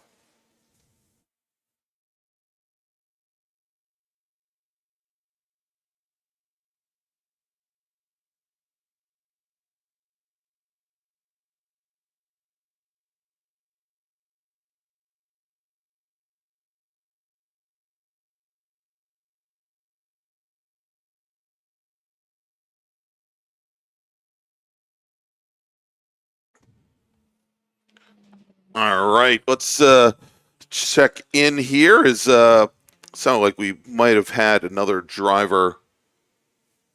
We've got a standing yellow over at turn 2 right now, and let's see if we can pick up what car that is.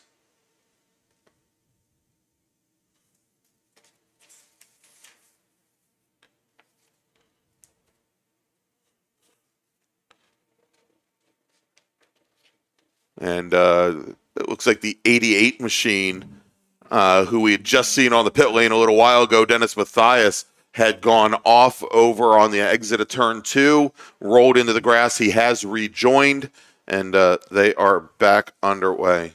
Oh, actually, let me. I take that back. He's rejoined to the point where he's trying to get the car behind the Armco.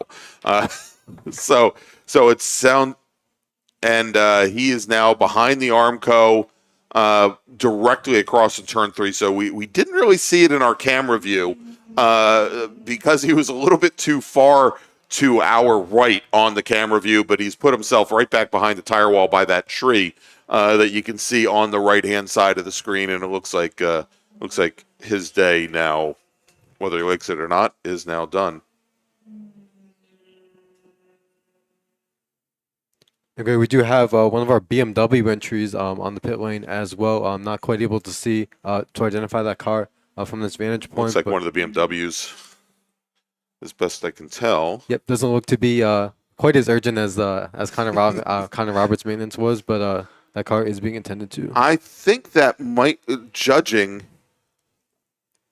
from a, I believe, because it's one of only 2 BMWs that we have in the field today.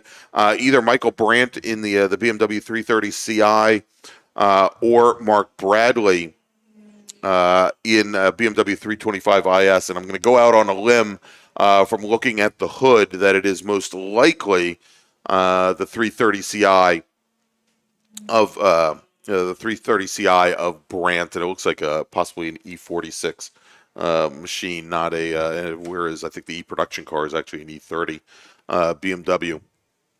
And we also had the 30 of Matt Fielding Russell make his way into the pit lane as well. I'm not sure if he pulled it back behind the wall or not, but he did come by here just a few moments ago. Yeah, I think he may have rejoined. Now, I did also, I'm getting a little more information on the 88 car. When he went off, apparently he had a very long ride. The 88 car went off at turn 1 after having the report was that he lost control on the pavement. The car went off. He went down the hill, smacked the tire wall. Car went airborne, and then he limped the car back behind the tire wall. So it wasn't just like a mechanical issue. It may have been a mechanical issue that led to it, but sounds like it was quite the ride for Dennis Mathias in that number 88 machine. Again, his race now done.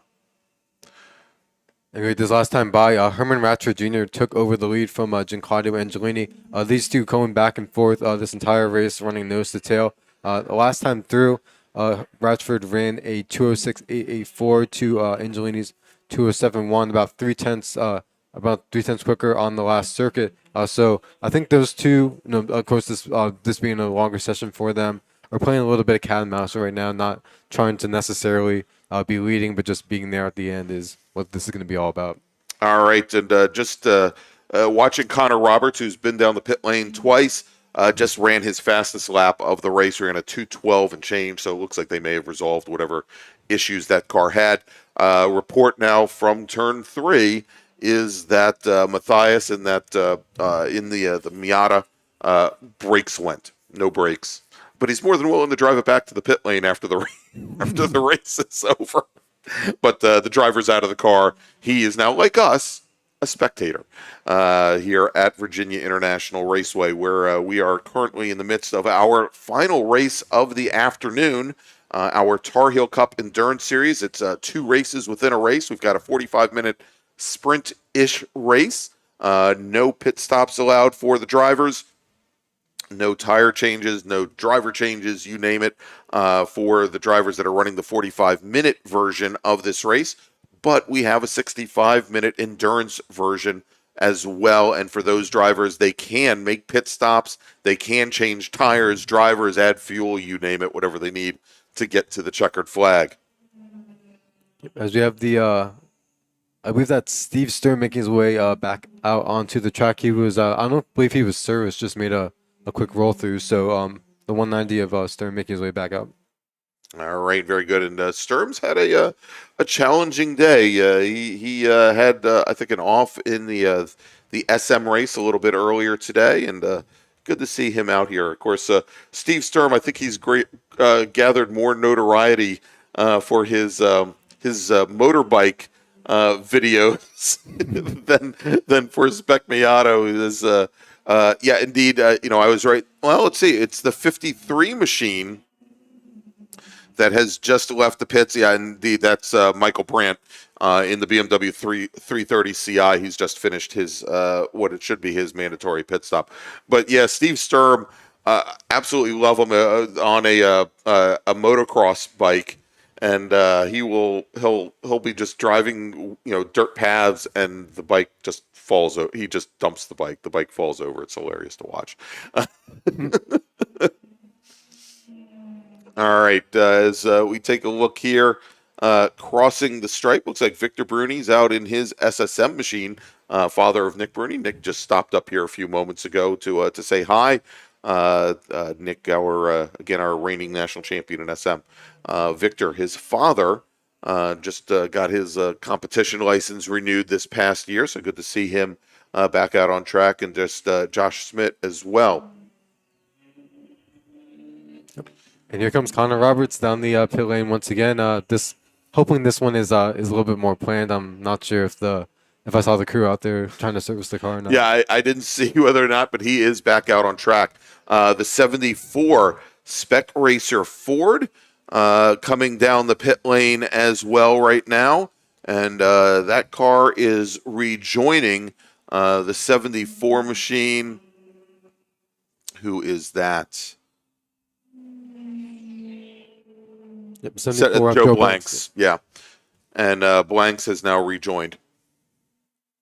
And on this last lap, your leader, Herman Ratchford Jr., goes purple, sets the race's fastest lap at 2:06.177. Still has Giancarlo Angelini right on his gearbox. He ran a 2:06.420 on this last lap. So still running very closely together. To reset your top 10, Arvid Albanese runs in third. He's at the wheel of a Spec Racer. Fourth, we have Brian Cates also running in a Spec Racer. Then we have Chris Broussard, Bill Shields running in sixth place, and then Corbin Collins in his Mazda MX-5 runs in the seventh spot with Adrian Comstock holding on to eighth place. Ninth place belonged to David Flint in one of the Spec Races, and then just like we saw earlier today, Lauren Brailer has made her way into the top 10. Yeah, so great run for Lauren here in the Tarheel Cup, much like her Spec Miata race earlier today. Is she is definitely starting to come to grips with the Spec Miata chassis. I know that they had I think I just saw them put her original Spec Miata up for sale. Obviously not the one she's racing right now, but as she put in a little bit of time, about half the season last year in Spec Miata, but really focused on the Formula V last year. She is exclusively running Spec Miata. She tried for a scholarship seat with the Global MX-5 Cup this year.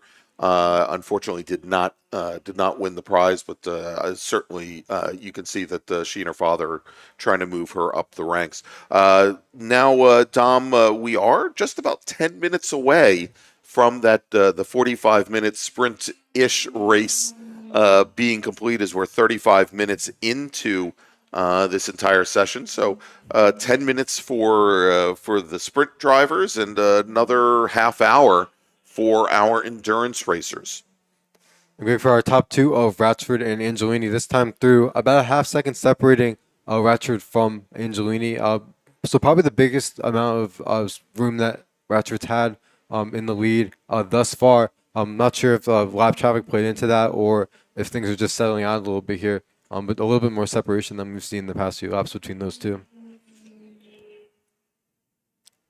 All right, Dom. And so as we are getting closer to this 45-minute timed portion of the race wrapping up, let's take a quick look at the events that we're going to have coming up here on. This is going to be on the Washington D.C. Region SCCA YouTube channel, and we're going to be next event is going to be the Mid-Atlantic Road Racing Series, May 27th and 28th on the New Jersey Motorsports Park Lightning Circuit, and then we will be back in June to Summit Point, and then we head back to Jersey, not for a MARRS event, but for the Majors race on the Thunderbolt circuit that is hosted by the South Jersey region of the SCCA.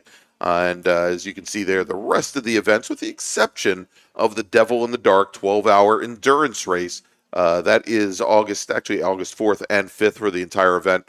The rest of those races listed out are Mid-Atlantic Road Racing Series races. You can find out more about the schedule by going to www.dcrSCCA.org/SCCA-road-racing. So keep that in mind. And Dom, looks like we had another car just finish up their pit stop and head back underway. And I think that was that David Flint, I It was believe? David Flint, the 57 car. So these cars are going to be following through, and one thing that we're doing our best to keep tabs on is again who's running 45 versus 65 minutes, as well as making sure that someone is making their their mandatory pit stop rather than being serviced. So there's a little bit of investigation work on our part, trying to figure it out. Yeah, exactly. And like I said, you'll see that from looking at our timing and scoring. There's no differentiation between the drivers running the 45-minute versus the 65-minute. I've got a list of drivers here, and let's take a look here, and we'll try to run things down. I'm gonna run down the list and tell you where they stand currently. And this is overall. This is not in class. Let's see. Driving the number 0 machine, Mark Sr. In an SMT Mazda Miata, currently 16th overall. Richard Herman in his second-gen Spec Racer Ford. He is currently running 13th overall. Then we have, go down the list, Corbin Collins in the Mazda MX-5 Cup car. Or probably not. That's not the MX-5 Cup car. That is the STL machine. Corbin Collins is, where is he? I don't know if he actually came out on track. He's running 6th right now. 6th. Oh, yep. There you go. I actually have to scroll up a little further. By the way, we just had David Reiter in his Mazda IT7 car just complete his service, and he's heading back out on track. The 173 machine now, let's see if the 173 is heading back out on track. Indeed it is, and that's Mike Rossini. So both Reiter and Rossini heading back out, both of them actually classed in ITA. Rossini Reiter not running IT7, he's running ITA. All right, let's continue to go down this list. As Corbin Collins, as you mentioned, was 6. Brian Cates also running the 45 minutes in his Spec Racer Ford Gen 3. And Cates currently running 3rd overall. Chris Broussard also in a Spec Racer Ford Gen 3. He is behind Cates on track, running 4th overall, about 1:06 back. So almost a third of a lap, actually less, about a half a lap back from Broussard, back from Cates. Then we've got Steven Nelson, also in a Spec Racer Ford Gen 3, the 27 car, and Nelson is, let's see where Nelson is currently. Do I have to scroll up? Do I have to scroll down? All right, I'm going to say it again. I don't see Mr. Nelson at all. Oh, yeah, Nelson was the 27 car. He was an early retirement. Looks like so his day is now done. The 127 car of Liller is going back out on track, it appears, after having some service done. Let's see, who else do we have? Scott O'Rourke in his SSM car, the number 32 machine.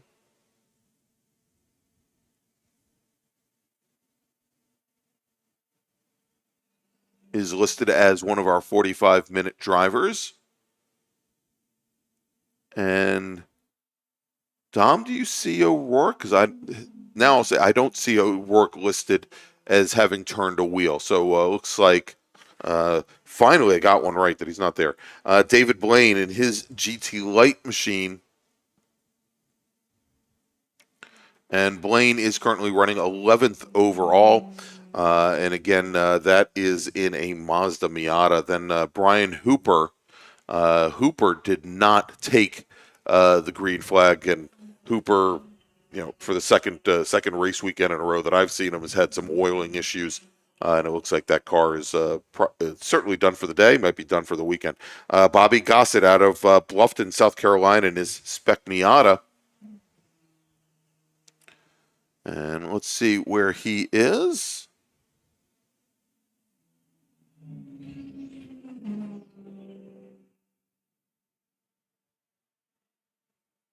Where is he? There we go. Bobby Gossett is currently running 13th overall, and maybe it's because Timing and Squirm has him as Body Gossett as opposed to Bobby. So somebody got dyslexic right in the middle of the middle of the name there. All right, let's take a look here. Next would be Greg Siegert out of Bristol, Tennessee, in his F Production Mazda Miata. Currently 19th on track. Yep, 19th on track. And then we move over to Steve Grizzle with his ITA, not a Honda, I was going to say ITA. I'm so used to saying ITA Honda CRX because that's all I did for years, I'd say that. ITA Mazda Miata, which I guess is probably more common now. That is the number 52 machine. Running 21st. 21st in overall. Then Bill Watts in the number 66 car. The 66 Spec Racer Ford. Was his 33rd. 33rd. And then William Shields out of Tierra Verde, Florida. Also in a Spec Racer Ford Gen 3.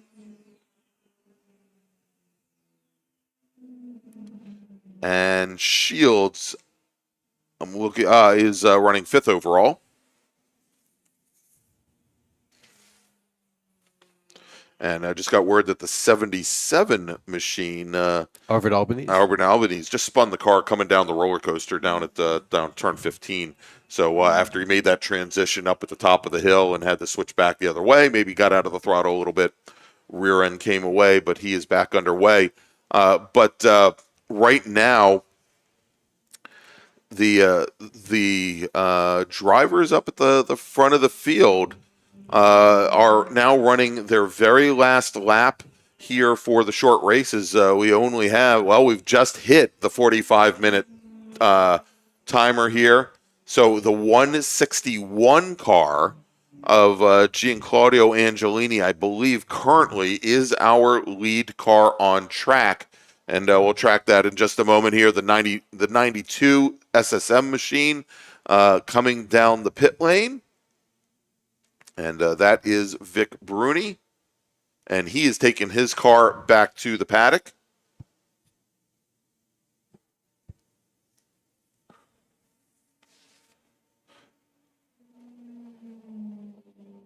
As we have Brian Case, who's running a 3rd overall, making his way across the stripe as we speak. He was earlier on involved in that battle with both Bill Shields and I believe Steve Nelson, who ended up retiring early from this race. That's right. So we're just waiting now on either probably not Corbin Collins, on Herman Ratchford or Gianclaudio Angelini,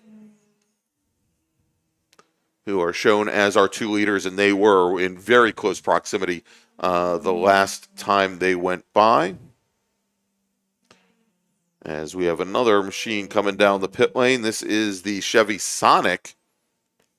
I believe that's going to be Josh Schmidt in the 19 car. Yeah, the Babyface Fabrication Chevy Sonic, and he's going to stop right in front of us.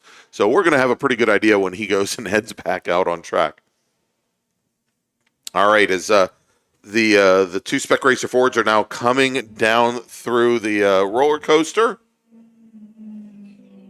And here they come. Gianclaudio Angelini, I think 2nd car in line, and the first of our cars whose race is now finished. So it looks like Gianclaudio Angelini going to take the win in that 45-minute Tarheel Cup race. And the other car on track, Ratchford, I believe, will continue on. But again, it is all of our final drivers here, and it'll be easier for us to, I think, pick out those drivers. We'll see them as being off track in just a few moments here. So we'll try and get those times for you. But we've got now another 20 minutes remaining for the 65-minute version of the Tarheel Cup Endurance Series.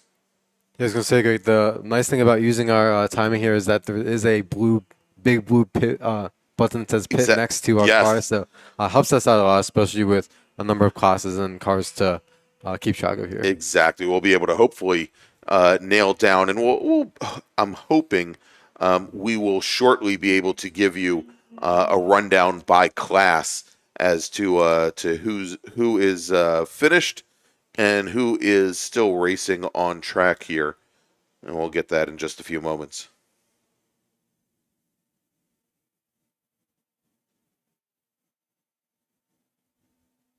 All right. A couple of them that I think we feel pretty safe in telling you about. Well, Vic Bruni, he was our sole SSM driver out on track. He's taken the car back behind the pit wall. Congratulations, Vic Bruni. You are the Tarheel Cup Endurance Series winner. In SMSE, Dennis Mathias, well, he has been spending the last number of laps watching this race from driver's left heading into turn 3. He's got his car behind the Armco there. His race is now officially done. Let's see, Mark Sr., we talked about Mark, and I believe Mark is running the 45-minute version of the race in the number 0 SMT machine. So his race is now ending. In GT Light, David Blaine, David Blaine's race should now be over. And we'll take a look at F Production. As Angelini makes his way down the pit lane, he will take his car back to impound. Again, the Spec Racer Ford Tarheel Cup winner in the 45-minute race. You can see him now bringing that car back behind the wall. Great. Now that we have about for the 65-minute drivers, we have just over 15 minutes left for them on track. And for our Spec Miata victory, going out tooth and nail for the past few laps. Actually, for the better part of this session has been Antonio Abram, Lauren Bralier, and then put Joseph Tobin in that battle as well. The top 3 for Spec Miata for this for Enduro, running very close together, nose to tail throughout most of this race. Now, Bralier and Abram last year, when Lauren Bralier started running in Spec Miata, they were both under the Panic Motorsports tent, so they've had a lot of opportunity to race one another coming into this weekend. We'll see how things play out, as both of those drivers get very young and working to get as much seat time as possible. As you see, a number of our 45-minute racers bringing their cars now back into the paddock as their races are now done. And I keep looking at that number 20 machine that's got and that's Corbin Collins in the MX-5 Challenge car, and that one there, and actually no, it's an STL car, not an MX-5 Challenge car, but I keep seeing the tire marks all the way down the right-hand side of the car, and you just know he's been in some very close racing, maybe a little bit too close of late. And we have a repeat visitor for this race, Connor Roberts on the pit lane right now. Oh, he's back, yeah. And let's see, and again, they've got an obvious issue with that car. The crew member is underneath the left rear of the car once again, and I'm wondering if perhaps they're making some toe adjustments, or maybe making some camber trying on the fly to make some camber adjustments. I mean, it seems awfully weird that they would be doing it just to one corner of the car, but obviously they've got something going on there. As we've got more cars coming down the pit lane. And I think we now had the last of our 45-minute drivers coming down the pit lane here. We'll give it a couple more seconds because perhaps some of them did have crew looking at the cars, but I think we've got the majority of our 45-minute racers now heading back behind the wall. Got another car on the pit lane directly ahead of us. At least we did. And it was, oh, nope, he's heading back behind the wall. I think it was the number 47, Spec Miata. So let's take a look here. In B-Spec, Josh Schmidt is, and I think Josh Schmidt just completed his pit stop. Blair Deffenbaugh, I think, only turned a single lap, and it was showing in second. In F production, both Greg Siegert and Al Heatwall completed their race, so give Greg Siegert the win in the 45-minute Tarheel Cup race. David Blaine, as we mentioned in GT Light, his day is done. He takes that win in the 45-minute version of the race. In Spec Miata, and I think at this point, Dom, that I'm fairly certain that we only have at this point Antonio Abram and Lauren Braley are on the lead lap in Spec Miata. That everybody else is quite a bit back. Matt Fielding, Russell, Steve Sturm, a number of laps off. So that is definitely the battle. And you brought it up before. I think we're going to want to watch that battle between the silver number 5 machine and Lauren Brailier's 176 car. Actually, they're I think just headed down the front straight right now, and 99 thousandths of a second. So just about 1/10 of a second separating those two drivers at the line. And then at this point, even though this has been an enduro, now that we have about 11 minutes left in this race, it's not going to turn into very much a sprint between those two now that they are running nose to tail and can basically go flat out from here. That's right. All right. So in SMT, Mark Sr.'s day is done. He was a 45-minute runner. In Spec Racer Ford, Richard Herman, our sole Spec Racer Ford, that ran here this afternoon. He was in the 45-minute race. In Spec Racer Ford Gen 3, Gian Claudio Angelini, Brian Cates, Chris Broussard, that was your top 3 in the 45-minute race. And I believe William Shields, Bill Watts, and Steve Nelson also are now done. That leaves Herman Ratchford Jr., David Flint, Arvid Albanese, and Joe Blanks as your remaining drivers in Spec Racer Ford Gen 3. In Touring 3, I think Michael Brandt and Connor Roberts still out on track. And we had a driver, had a car off at turn 9, so up at the top of the uphill S's. And I believe, and I'm trying to get the number, I think, for the 47 machine of Herman Ratchford, who had been leading Spec Racer Ford Gen 3 for the 65-minute race. His day is now done. He's got that car back behind the flag stand at turn number 9. So we're likely going to see this next time by David Flint move into the lead in Spec Racer Ford Gen 3 for our 65-minute race. And there you go, David Flint now showing as your leader, with Arvid Albanese second. Albanese about 3 seconds in arrears, and then Joe Blanks, when he crosses stripe this next time by, he will be elevated to third.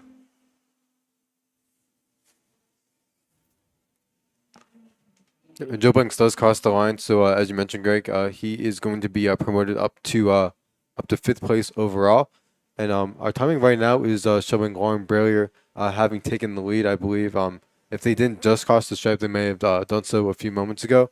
So able to get around Antonio Abram, who now gets promoted back to 2nd place overall in Spec Miata.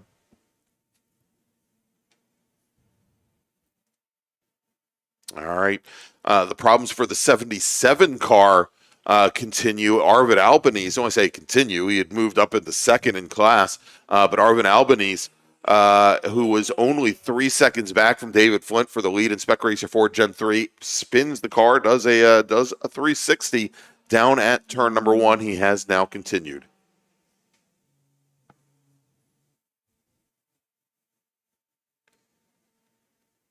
We just had the 18 car, I believe, was one of our maybe one of our 45-minute cars here, as we're looking to our timing here. But as you're talking about, Lauren Bralier and Antonio Abram, as you had said, Greg, had been teammates and had been under the same tent. So I think likely have shared a lot of data between them and a lot of different nuances of the various tracks that they've been to, so have a lot of have a good idea of what to expect from one another. But Right. at the same time, you always have something in your back pocket to save for the end. So last time by, we'll get the intervals when they come by again.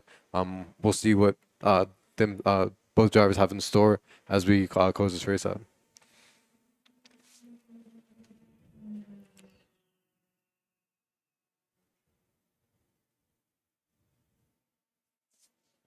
And according to our timing, David Flint in the 57 car moves up to second place, and we'll let you know based on track, because sometimes our timing as it updates can show cars having pitted. So we'll do our best to let you know based on what we're seeing on track where everybody is positioned. Yeah, a matter of fact, for those of you as you're watching the stream right now, you'll see a number of entries that are in kind of a peach color. And those are showing drivers that have that are spending a long amount of time in the pits. That they have not that we have not tracked a new lap time for them in an extended period of time. Most of those drivers that you see there towards the front are our Spec Racer Ford drivers that have finished their 45-minute race, and it's just simply that a lot of the other racers haven't been able to unlap themselves. So we may see them start to drop down through the order here as the last couple of minutes wind down, as we now have 6 minutes remaining in this 65-minute timed race. And we've got the 176 car on the pit lane right now. And that is Lauren Brailier. So she may be getting her 5-minute pit stop. Might also add that the MX-5 Cup car is sitting on the pit lane for, I think, the 8th or 9th time. And heading back out on track now is the number 46 car. Starting to remind me a little bit of Valtteri Bottas at the Azerbaijan Grand Prix. You can never stop too many times, right? All right, so the 176 car biding its time. Again, all of our drivers who are running the 65-minute version of the Tarheel Cup Endurance Series race do need to take a 5-minute pit stop, plus there is a 12-second transit time. So from one end of the pit lane to the other, 5 minutes and 12 seconds.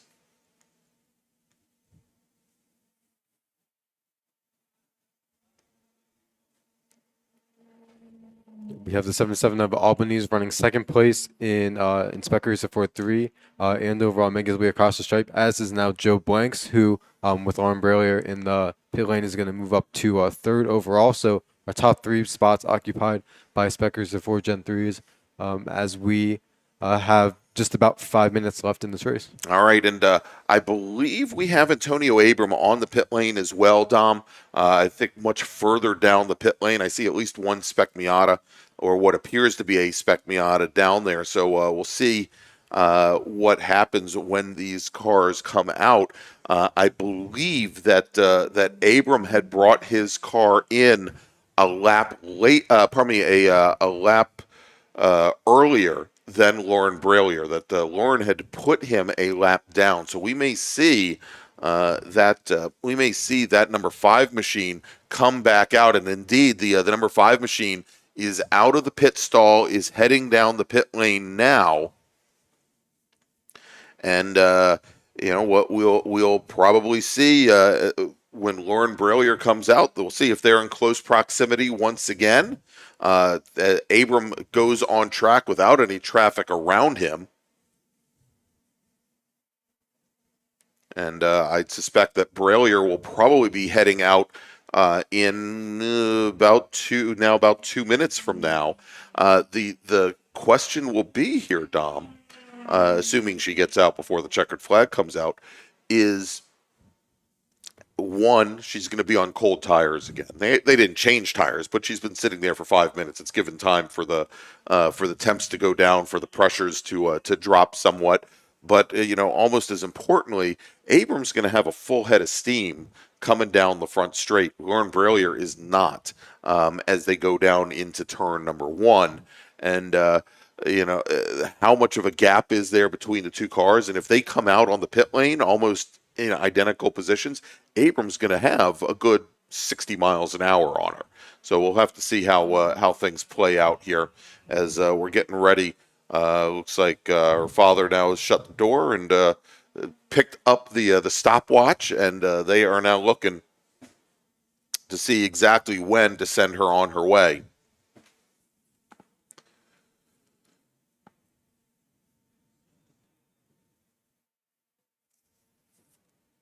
And we also, for people who are looking at laps as well as time, we've just passed the quarter century mark for laps completed. So 26 laps for at least for our top three and our drivers on the lead lap: David Flint, Arvid Albanese, and Joe Blanks.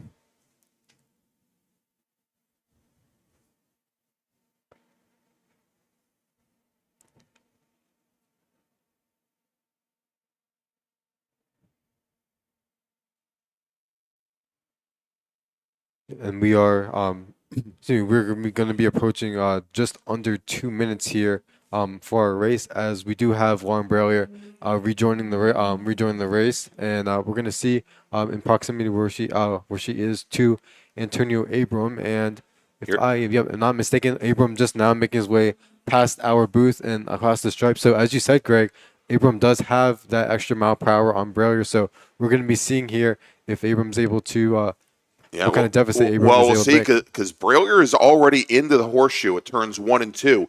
And if you take a look now at our cameras there, the top left of your screen, that white car, that is Lauren Bralier.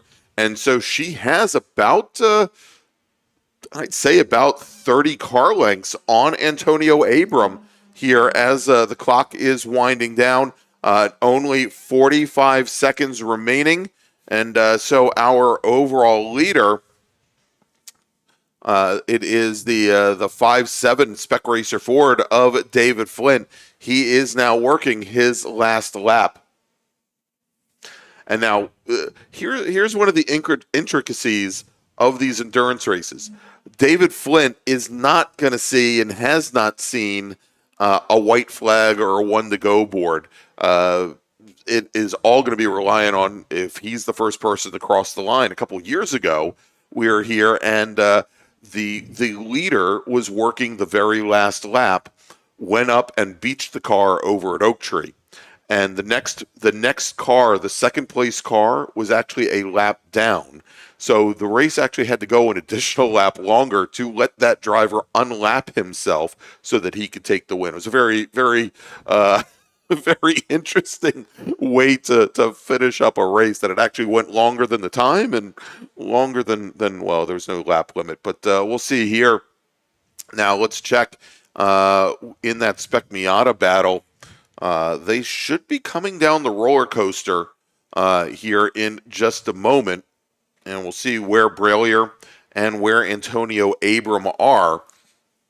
Okay, another battle that we'll want to keep an eye on is the one between second and third place overall in Spec Racer 4-3. That is Arvid Albanese and Joe Blanks. They were only about a car length apart as they made their way through Snake, getting ready to go up, going up the S's. So again, these pit stops, I think Joe Blanks just recently called it, as we do have them coming to the stripe and running nose to tail. I think only about half a car length in it. Yeah, there you go. Crossing the start-finish line on their last lap. It is Lauren Bralier leading Antonio Abram by all of about 6 inches. Now coming out of Hog Pen for the very last time, David Flint, driver of the number 57 Spec Racer Ford, proving that those Spec Racer Fords can go 65 minutes. He is going to take the win. Let's take a look here. We should have that battle coming up soon enough between Arvid Albanese and Joe Blanks in Spec Racer Ford Gen 3. Albanese, who had that spin a little bit earlier at turn number 1, and will he be able to hold off Joe Blanks on their last lap? They're coming now down the front straight. The number 77 machine, Arvid Albanese, comes underneath the starter bridge. He will finish second overall and second in Spec Racer Ford. Joe Blanks will finish directly behind him in third. And now our next cars in line in order, it's going to be Lauren Bralier, Antonio Abram. Is Abram able to get by on the last lap? Can Lauren Bralier hold him off. We'll know soon enough as our Spec Miata battlers. Let's see here.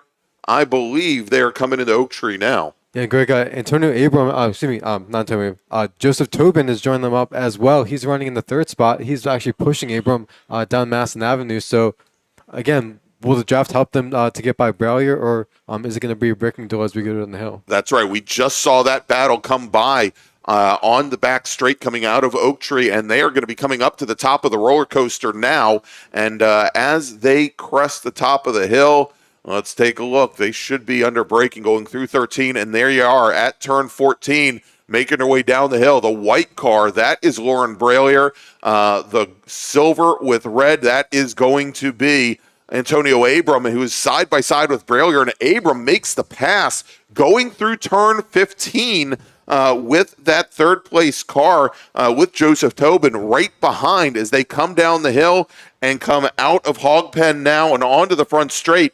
And Antonio Abram, a wonderful move on the last lap going through the roller coaster. He is going to take the win in Spec Miata. Lauren Braullier is going to finish second. Joe Tobin will finish in third. Margin of victory for Antonio Abram, 1900ths of a second, with Joe Tobin 1600ths back from there. Great battle here to finish up the 65-minute race. Matt Fielding Russell will finish fourth in Spec Miata. Steve Sturm will finish in fifth. Mark Liller, our sole Touring 4 driver in the 65-minute race. Josh Schmidt, our sole driver in B-Spec. They finished 9th and 10th respectively. And Martin Ryder will finish in 11th, running in running in ITA. All right, so Dom, that's going to wrap things up for us today. Thank you, of course, for being here today. Thank you for having me. Again, we're going to have qualifying in the morning just like today. And tomorrow we're going to have our feature races for our 6 sprint groups. All right, yeah, there you go. And we will be on air tomorrow morning at 8:30 a.m., both on the Washington, D.C. Region SCCA YouTube channel, as well as the North Carolina Region's YouTube channel, and, of course, here at the track. And you can catch us here over the PA or also 89.9 on your FM dial. And, again, coming up after this weekend, you can catch us at many different places on the Eastern Seaboard at New Jersey Motorsports Park, whether it be the Lightning or the Thunderbolt circuit.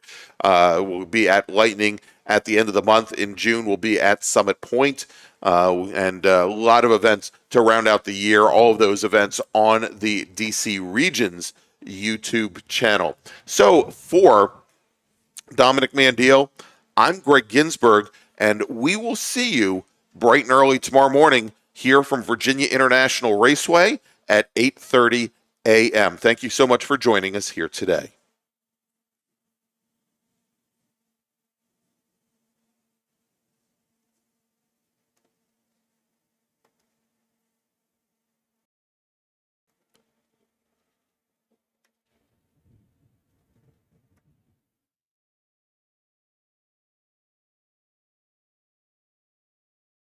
If you like what you see today, become part of the action by joining Sports Car Club of America. Whether you want to drive, flag, or just have fun with cars, SCCA membership opens the door to all kinds of motorsports to feed your obsession, along with 65,000 like-minded members ready to be friends. Ask someone trackside how to get involved or visit SCCA.com for more information.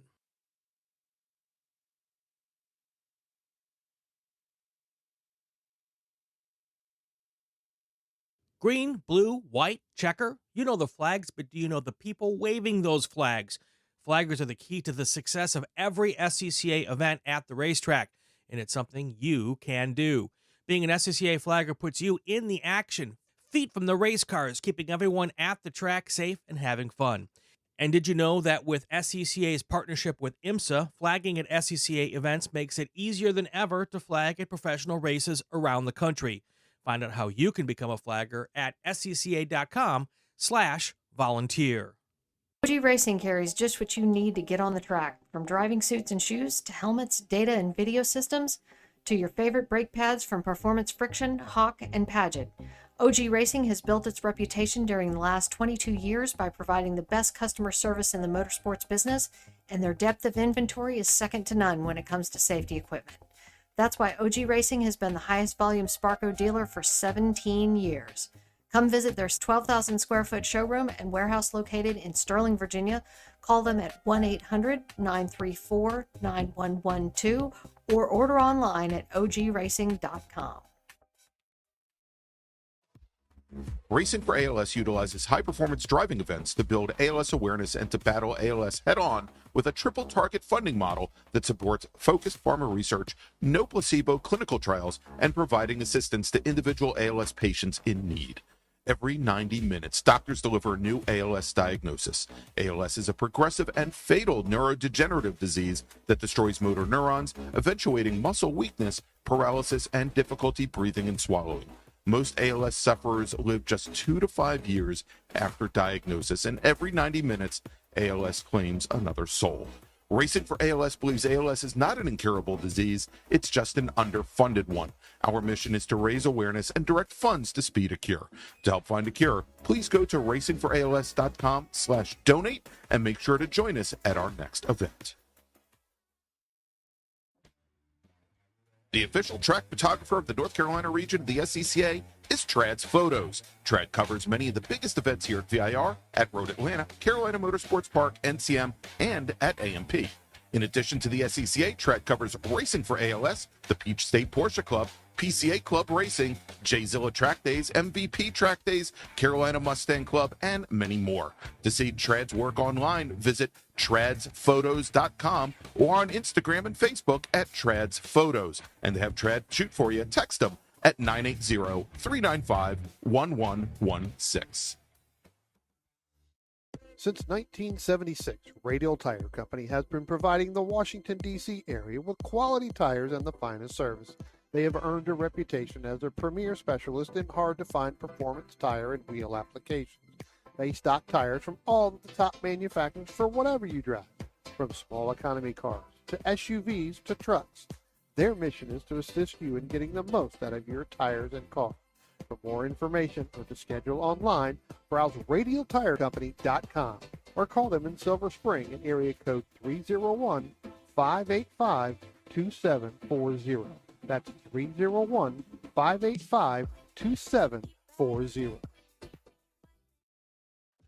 The North Carolina region of the SCCA is a strong supporter of our youth and their future, with the NCR Scholarship Program providing financial assistance to graduating high school seniors in the North Carolina and Virginia counties within NCR's territory.